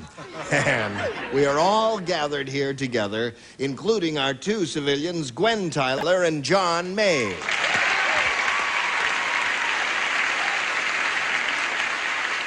Now, we'd like to find out a little bit about each of you before we begin. John, we'll begin with you. Anything you wish to contribute is okay with us. Fine, Gene. How much time have I? Oh, you got about 8 seconds. Good. I'm a retired welfare administrator. I have 6 kids ranging in age from 41 to 16, 3.5 grandchildren ranging in age from 16 down to almost. I like fishing, I like gardening, and I think that the Los Angeles Dodgers are just beyond compare. You're rooting for the hometown, eh? Yes. I like your spirit, John. Well, thank you. Good luck to you. Now let's find out about Gwen Tyler here. I'm from Diamond Bar, California. I have a lovely husband and 2 beautiful daughters, Andrea, 6, and Jennifer, 1. May I And make just a slight correction, you see? If your husband were here, he would say, I have a lovely wife. But you can't say you have a lovely husband because that just makes How him a about little strange. handsome and wonderful. Handsome and wonderful. Terrific. okay. You have a handsome and wonderful husband, yes. And I'm a full-time homemaker. And you're what? Full-time homemaker. A full-time homemaker. Right. Okay, good luck to both of you. Here on Match Game PM, each of you will have 3 opportunities to match as many of our celebrated, beautiful people as you possibly can. Did you call me Jean? Yes, I did. And the one who's done that most often at the end of the 3rd round will be the winner. And we'll go on to play the Big Money Super Match, which can pay off over $10,000. Here we go. Johnny, you ready? I'm ready. A or B? I'll take A. A for John May. A for John May. Fred said. Okay. Fred said, I suspected my wife didn't love me anymore, but my worst fears were realized when I went to bed and found blank between us. I suspected my wife didn't love me anymore, but my worst fears were realized when I went to bed and found blank between us.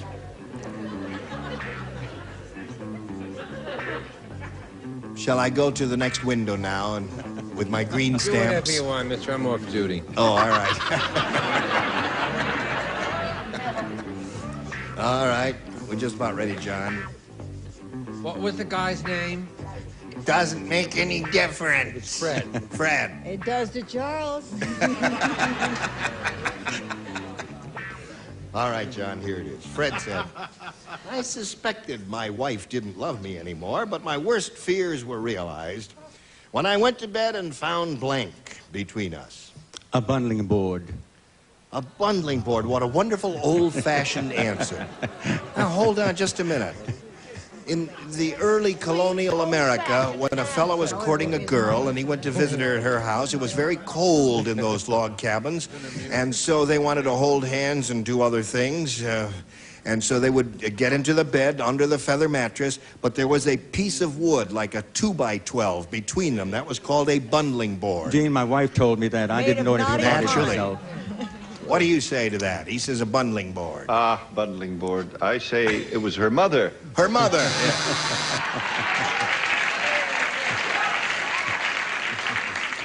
A live bundling board. What do you say? Well, she had a lot of plans for leaving the country. Her fiancé. I went to bed and found her fiancé between us. Well, what do you say to that? I said my brother Arnold. My brother Arnold. When I went to bed and found my brother Arnold between us. That would be very bad. Worst fears were realized when I went to bed and found a bundling board between us, according to John May. No, I was a little bit more practical. I said her lover. Her lover. Well, we're slowly going downhill here, Richard. But we're all going together. That's the right. good thing. We'll have a good time. My wife didn't love me anymore, but my worst fears were realized when I went to bed and found a bundling board between us. No, Charles Nelson Riley.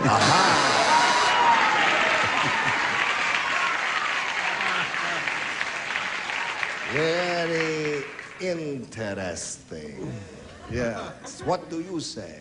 Is that who that was? Yes. I Yes. could have sworn it was Gene Rayburn. Really? I think I would know the difference. Me and Charles, eh? Okay. I'm going to give that panel just one more chance, Gene. No. 2 more. Okay. 2 more. Well, John's okay. Betty White's goldfish hasn't been the same since Betty washed her blank in the goldfish bowl.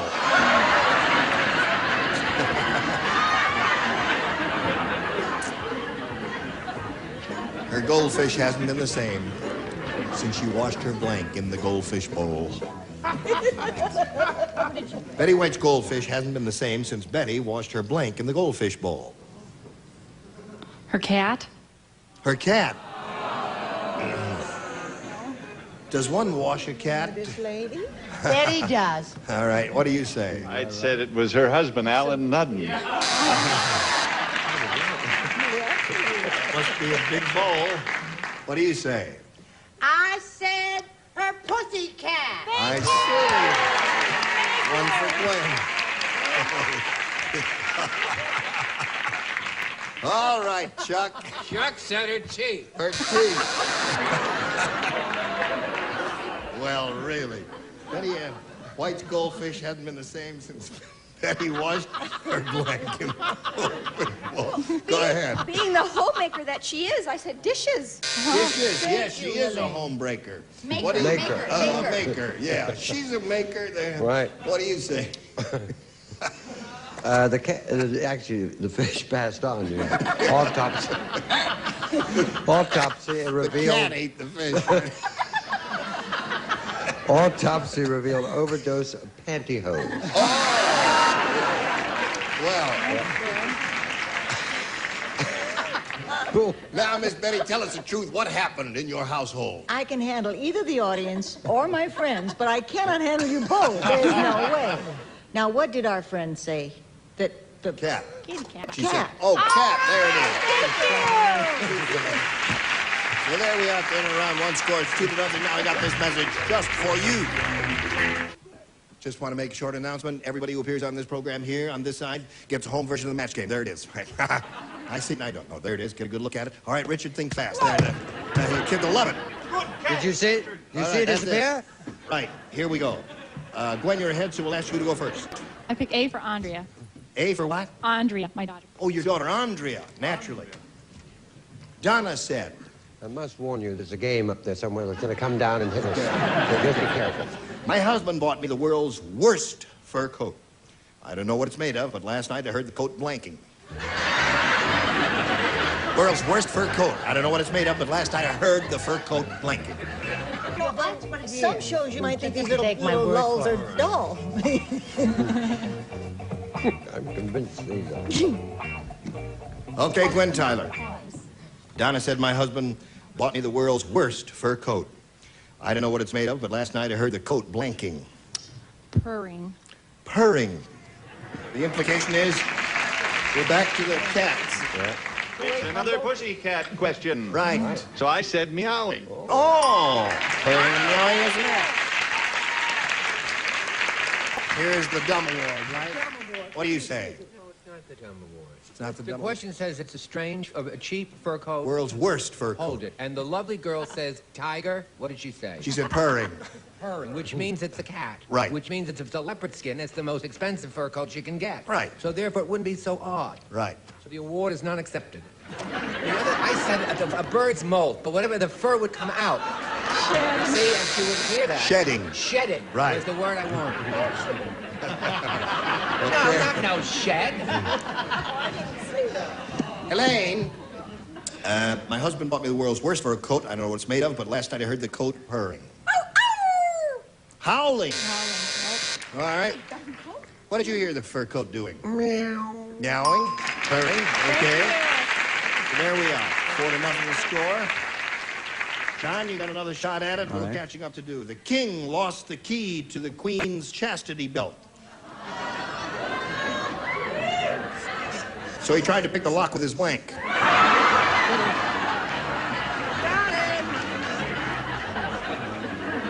Right. Okay, so we're right in the slot there. Finish there. Right. John May. The king lost the key to the queen's chastity belt, so he tried to pick the lock with his finger. With his finger. Okay, John. You do have a retirement income, don't you, John? Yes. I mean, Social Security, all that stuff is coming through. You were a civil servant. You'll be well taken care of, but not here. No. This is one of those things that comes with his back teeth. With his back teeth, yes. Always back Right, teeth. naturally. It's tough. You've got to be quick. That's right. What do you say? He said, I don't need the bloody key. I'll use my toothies. Toothies. Teeth seems to be the answer so far, John. Charles? Those are kind of the acting vignettes you do not see every day. No, Beautiful. you sure don't. And aren't we lucky for that? Now, Helene. The king lost the key to the queen's chastity belt, so he tried to pick the lock with his... Teeth. Teeth it is. Got 4 of those so far, John. Richard, show us your teeth. Teeth part 2. Right. Well, I should have son of teeth, but I don't. I said scepter. His scepter. Oh, that's right. He had this. Except her. Now we go to round 3, and Gwen, you're still ahead, so we'll ask you to go first again. I'll keep A for Andrea. A for Andrea was good to you last time. 2 people played, Charles and Helene. Did you hear? They threw Weird Wanda out of the jazz club. Oh. Let me tell you. She was beating her blank in time to the music. There it is, in black and white. We're not playing, don't I know that. Only 2 people played, Charles and Helene. Here he comes now. He's picked up his pen, folks. It's moving All right. across the paper. Did you finish, Elaine? Put it right in the slot, and away we go. Did you hear that they threw Weird Wanda out of the jazz club because she was beating her blank in time to the music? Boobs.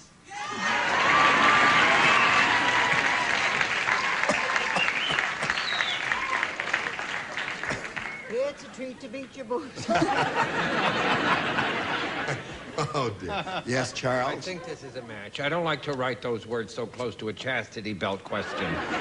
Chastity. Oh, I Thank you, Charles. see. Okay. Speaking of boobs, Elaine. Yeah.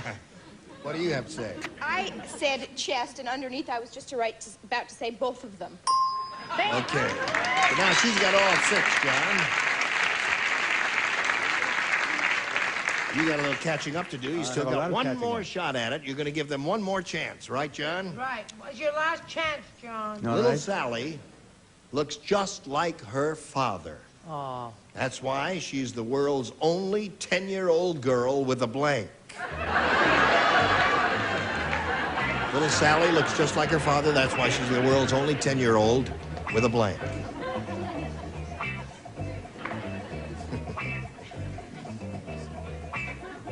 Right, there you go.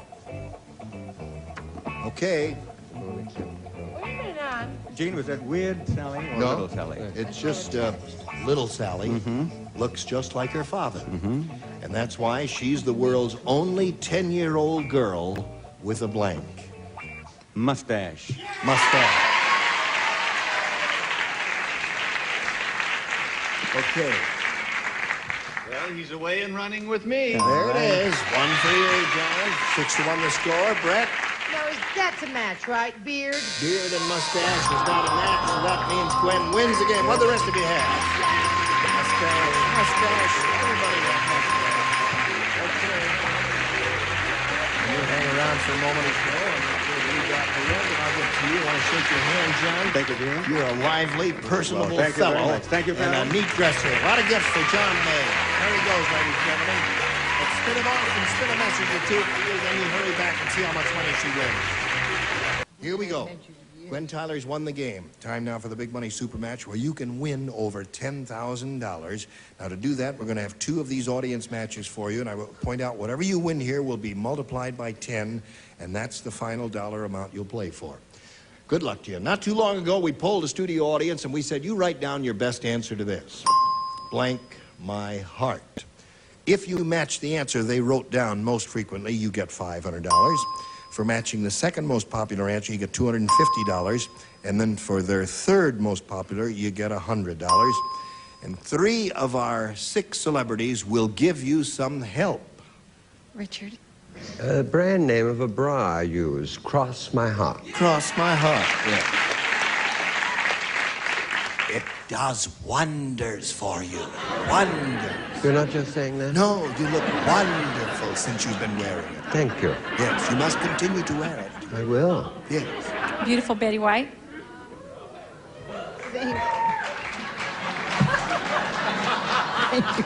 Thank you. Be still my heart. Be still my heart. That's 2. And Charles.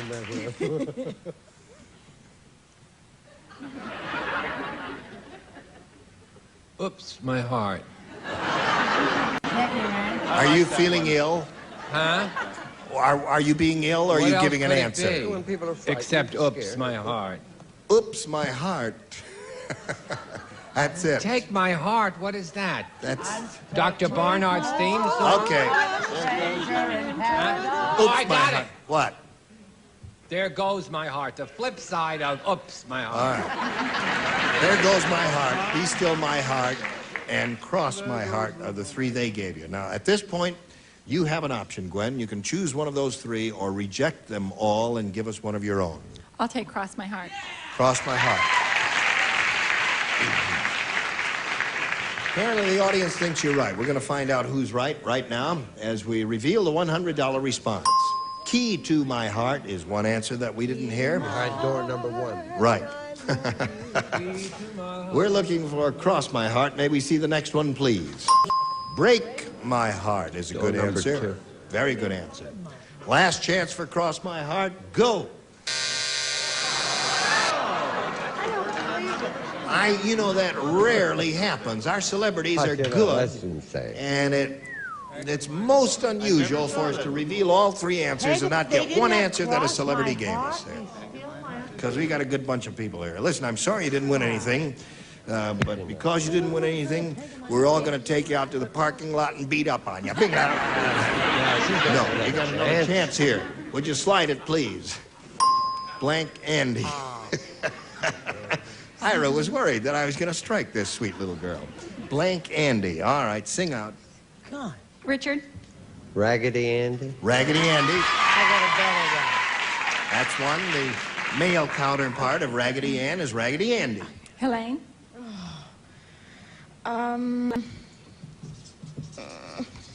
Amos and Andy. Wait a minute, she may get an idea. Something's coming to her. I like. That's right. That's right. That's what I was going to say. Let me go. What do you mean, go over to your place? Yes. Amos and Andy. Amos and Andy. Idea just came to you just like that, huh? Okay, one more. It was the breathing Brett. that helped. Handy Andy. Handy Andy, Amos and Andy, and Raggedy Andy are the three. Make your decision, ma'am. I'll take Raggedy Andy. Raggedy Andy is Richard's answer. Let's go over here and look at the $100 response. Handy Andy is one answer a celebrity gave you. Let's see if Raggedy Andy is under the $250 number. Yes, it is. Congratulations to you. What do you think is on the big one? Amos and Andy. You think it's Amos? Yeah. If it's Peg of my Andy, I'm walking off. Well, I guess it's got to be Amos and Andy. Let's see it, please. Amos and Andy. Okay. Very good. Now, Gwen, you've won $250. We multiply that by 10, gives you $2,500. That's the pot you're shooting for, and we want to give you that money, but we can't until you've matched one celebrity exactly. Richard.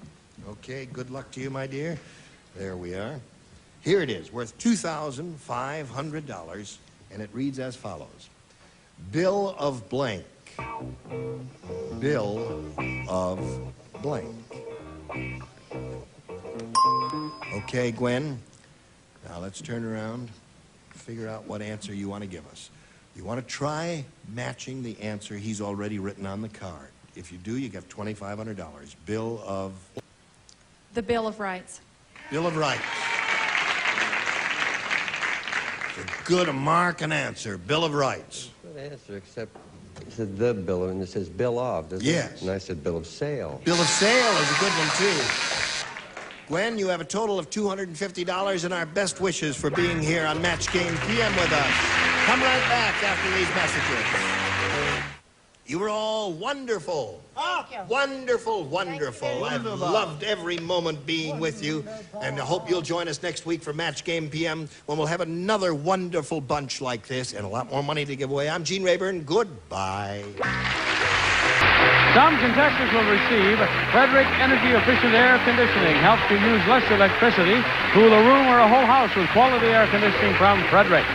And Rinse and Back Carpet Cleaning System lets you clean your carpet like a professional at only a fraction of the cost. Rinse and Back, available for rent. And Dexter Shoes, we're out in the town or kicking around. Dexter makes the right shoe for both feet.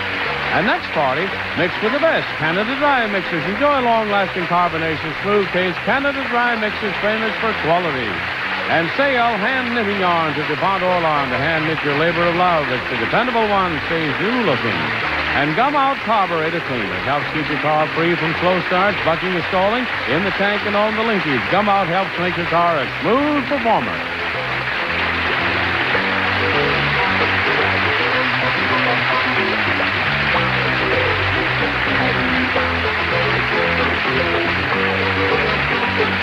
This is Johnny Olson speaking for Max Game PM, a Mark Goodson, Bill Todman production.